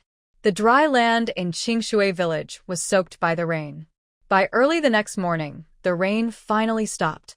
The villagers of Qingshui village happily came out of their houses. "God, you finally opened your eyes. You know we've had droughts for years, and last night, a big storm finally came." Village Chief Chinagon looked up at the sky, tears of excitement in his eyes. All the villagers gathered outside, chatting excitedly. There were a few children playing in the mud on the ground. Jian Enen arrived at the door and heard the villagers outside talking. She looked at the muddy ground in front of the house and felt hesitant to step on it. It seems the yard should be paved with stones. When Sierra saw Jian Enen standing at the door, looking like she wanted to go out but was afraid to step down, she hurried over and asked, "Second young lady, do you want to go out?" Jian Enen nodded, thinking she needed to use the toilet. But the muddy ground was really hard to walk on. Seeing Jian Enen wanted to go out, Sierra said, "Where are you going, second young lady? I can carry you." Jian Enen quickly waved her hand and said, No, I just want to use the toilet." Xiao noticed Jian Enen's embarrassment and, without asking, grabbed her arm and carried her on her back. "Sierra, please put me down. I might fall on you." Jian Enen was frightened and shouted. Sierra, being small, might not be able to carry her steadily. She was about to get down, but Sierra said, "Second young lady, don't be so polite. I have enough strength to carry you to the toilet." Sierra carried Jian Enen and walked quickly toward the toilet. Seeing that Sierra wouldn't let her down, Jian Enen blushed and leaned on her back. "Sierra, be careful. The ground is wet and slippery. Don't fall." Jian Enen still felt uneasy. If Sierra slipped and fell, she would feel guilty. Sierra smiled and said, "Second young lady, don't worry. I am steady on my feet." Soon, Sierra carried Jian and into the toilet. Jian and then hurriedly got off her back, went inside to take care of her business, and then Sierra carried her back. Back in the house, Jian and then lowered her head and sighed. Chu Junxing saw her sigh and asked with concern, "What's wrong? Do you have something on your mind?" Jian and then looked at the muddy ground outside and frowned slightly. The yard was full of mud, making it hard to walk. She thought about paving stones so that even if it rained again, everyone wouldn't have to walk on mud. But if the stones appeared out of nowhere, others might suspect something. Lord Chu understood what Jian Enin meant. He softly said, "There's no need to worry about that. If you can produce some stone bricks from the Prince Yan's residence, I can help you tell a lie." Hearing this, Jian Enin's eyes lit up. When she was clearing out the Prince Yan's house earlier, she took whatever she saw. She noticed a large pile of stone bricks by the wall and thought to herself that she couldn't leave them behind, so she took them all. She stored all the bricks in her space. Her idea back then was that if the place she was exiled to had no houses, she could use those bricks to build one. She never expected that today she could use those bricks to pave the ground in the courtyard. Excited, Jian Enin looked at Lord Chu and said, "You won't believe it, but I really brought the stone bricks from the Prince Yan's house." When Lord Chu heard this, he couldn't help but chuckle. Those bricks were meant for building a small retreat. After he married Jian, he planned to live there. But before he could build it, he was sent to the battlefield. When he returned, the emperor summoned him to the palace. Later, he was accused of treason, and his family was confiscated and exiled. He never expected that Jian Enin would bring all those bricks along. Most likely, she took everything that could be moved from the Prince Yan's residence. Seeing Lord Chu laugh at her, Jian Enin scowled and said, "What are you laughing at? If you keep laughing, I won't help heal your body anymore." Lord Chu cleared his throat and quickly stopped smiling. Since he said he would help her tell a lie, Jian Enin felt reassured and went to find someone to lay the bricks. She went to the door, took out the bricks from her space, and placed them on the ground. With each step, she laid a brick. Soon she paved a small path. The lady of the house stood at the door, curious about where Jian Enin had gotten the bricks. She asked, "Enin, where did you get these bricks?" Jian Enin casually replied, "I brought them from the Prince Yan's house." She wanted to ask something else but saw that Jian Enin had already left the yard. The lady of the house did not follow her. She walked slowly to the door of Chu Junxing's house. "Junxing, can I come in?" The lady stood at the door and knocked. Hearing it was the lady of the house, Chu Junxing quickly said, "Mother, come in." He had already heard their conversation and thought that his mother must want to ask him about this matter. When the lady entered the room and had not yet spoken, Chu Junxing said, "Mother, I originally wanted to take those stone bricks away. I put them into another space bag and asked Enin to bring them here." The lady of the house felt suspicious. Before the Euang family was raided, those stone bricks had not been touched. And during the raid, Chu Junxing was also badly injured by the emperor's men. How did he manage to move the stone bricks? Seeing her doubt, Chu Junxing cleared his throat and continued to lie. "I asked Ans to move the stone bricks. You can ask him about it." The lady of the house responded within, "Oh," but said nothing more. She closed the door and turned to leave. She still didn't quite believe it, so she went to ask Chu Ans. When Chu Ans heard her story, he immediately understood that Chu Junxing wanted him to help cover the lie. Chu Ans' eyes twitched, and he said to the lady of the house, "Auntie, my second brother is right. Those stone bricks were indeed moved into the space bag by me. Later, when my second sister-in-law came to the mansion, I secretly handed the space bag over to her." The lady of the house saw that both brothers said the same thing and finally relaxed her doubts. Others sitting in the room listened to her questions. They saw a small path suddenly laid out in the yard and started to feel suspicious. But after hearing Chu An's explanation, they all dismissed their doubts. At this moment, Jian Enin arrived outside the yard and saw villagers from Qing Shui village standing at their own door, loudly discussing.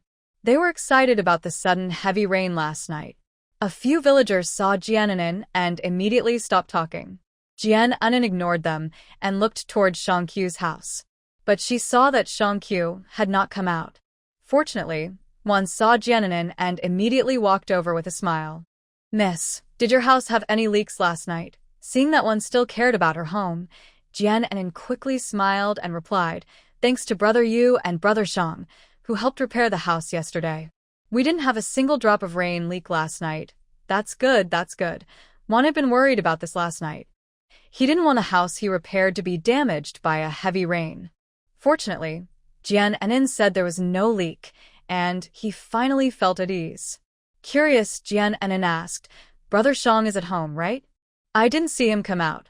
When Wan heard Jiananin was looking for Shangqiu, his smile froze. Jiananin noticed something was wrong and hurriedly asked, "What's wrong?" "Did something happen to Shangqiu's family?" Wan sighed heavily. "Shangqiu was taken away by the county officials last night." "What?" Jiananin was shocked. "What did he do? Why did the county officials take him?" Wan shook his head. "I'm not sure of the details. It seems related to Yufeng's family." Jiananin understood. "It must be that Yufeng went to Shangqiu's house to ask for money.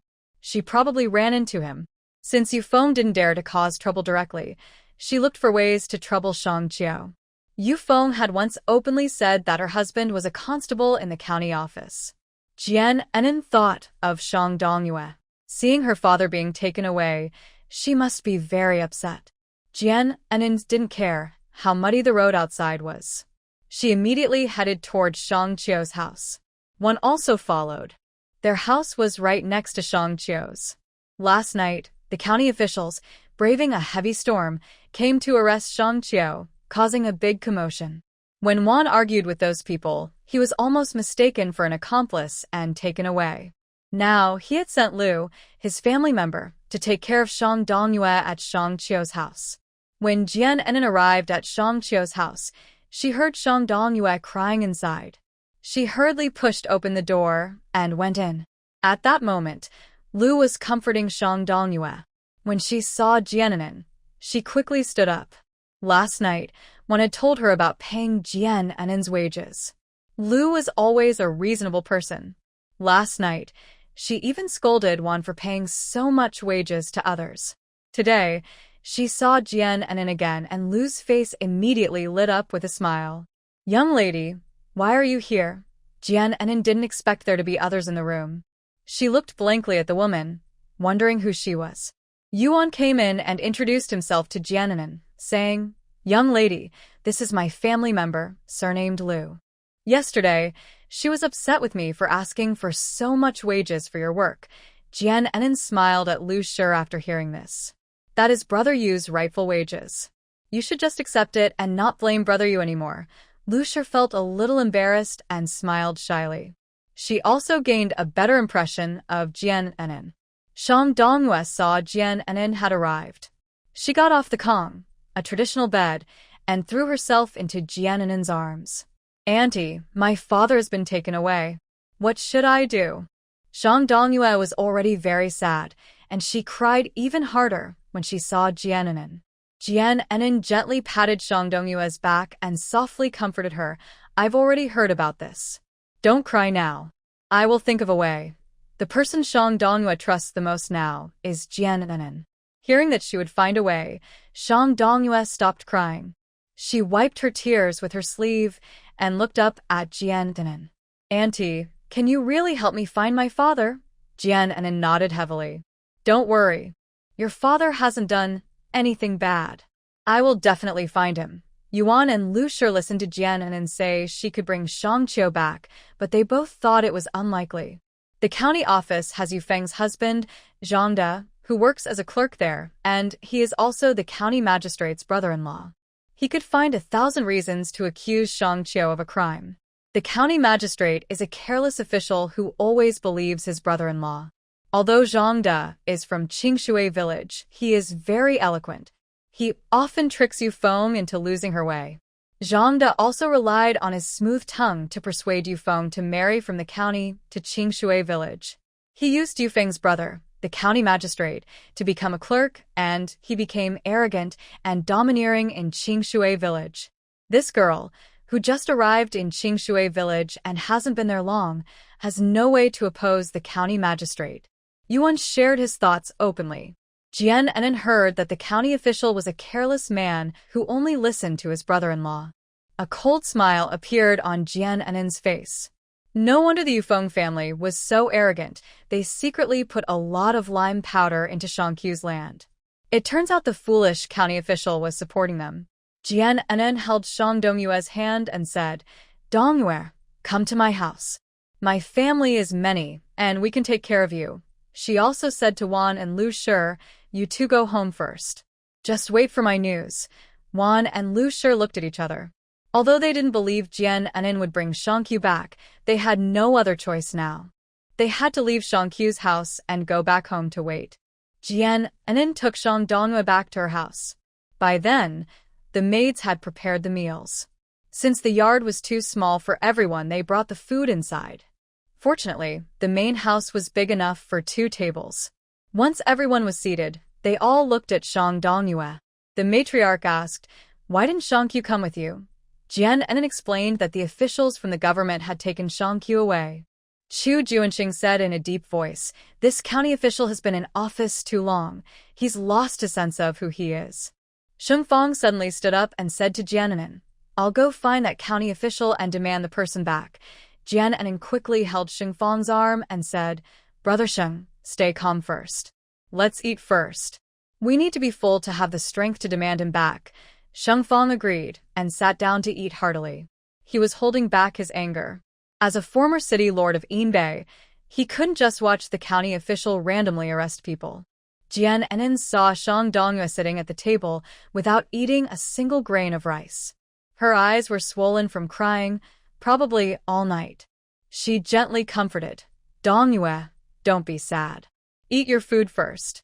Your father won't be detained at the county office for long. I will bring him back." Everyone kept urging Shang Dongyue to eat. Seeing their concern, she finally picked up her chopsticks and started eating. Chu Junxing said in a serious tone, "After we finish eating, I will go to the county office with Enan. I want to see how many heads that county magistrate has so I can cut them off." When Jian Enan heard that Chu Junxing was also going to go, she immediately agreed. Soon after everyone finished eating, Jian Enan prepared to leave for the county office. As the former city lord of Inbeay City, Sheng Fang naturally also went along. Yan Xiao was worried that Chu Junxing might be mistreated by the county magistrate. As Chu Junxing's subordinate, he also had to go to the county office. The lady of the house looked at the 4 of them about to leave and said worriedly, "You must be very careful when you go to the county office." Chu Junxing knew what his mother was worried about. After all, he was no longer the king of Yen. If they reached the county office and the magistrate accused them of disturbing the court, it would be very hard for all 4 of them to escape. Although he was no longer the king of Yen, he didn't really fear a mere county magistrate. Jian Enan said to the lady of the house, "Don't worry, madam. It's just a county magistrate. I have ways to deal with him." The lady of the house didn't say anything more. She watched the 4 of them leave the house. Chu Junxing asked Jian Enan to support him, and she didn't say anything. She helped Chu Junxing into the carriage. Yan Xiao and Sheng Fang also got into the carriage. Knowing the way to the county office, Sheng Fang took on the role of driver. He drove the carriage toward the county office. People from Qingshui village saw Jian Enan and the others leave in the carriage. Some of them already knew that Shangqiu had been taken by the county officials. They immediately started talking. "Do you think this family is going to the county office?" "I think it's very likely. Shangqiu has been building a house for this family these days. They probably went to the county office to get someone. With all this, do you think they can still get someone back from the county magistrate?" "I doubt it. The magistrate has so much power. Since they've been demoted to commoners, how could they possibly get Shangqiu back from him?" Hearing the villagers gossip behind her, Jian Enan's lips curled into a cruel smile. She was eager to see what kind of 3-headed, 6-armed figure the county magistrate was, and how easily he could arrest people. The carriage traveled for over half an hour before reaching the county office. At this moment, the gates of the county office were closed. The guard standing at the county office saw the carriage stop in front and immediately approached, trying to chase away Jian Enin and the others. Go away. What kind of troublemakers are you? How dare you stay in front of the county office? Do you want to die? The guard said this while already reaching for his sword at his waist. Sheng Fong jumped down from the carriage, glaring angrily at the two guards. Tell your county magistrate to come out. I have something to ask him. The two guards looked at him as if he were a fool and burst into laughter. Our master is not someone you can see just because you want to. You're really tired of living. As they spoke, the two guards drew their swords and attacked Sheng Fong. Sheng Fong drew his sword and swung at their blades. Soon, the two guards stopped their attack. They stared blankly at their swords, which Sheng Fong's sword had cut in half. They shouted in anger and, using their broken swords, tried to attack Sheng Fong again. Sheng Fong said, "You really don't know when to stop." He dodged their attack and stabbed one of the guards in the arm with his sword. The guard cried out in pain and dropped his sword. Seeing this, the other guard's face changed drastically. He quickly turned around and ran to the front of the county office, knocking loudly on the door. "Open up. Someone's been hurt."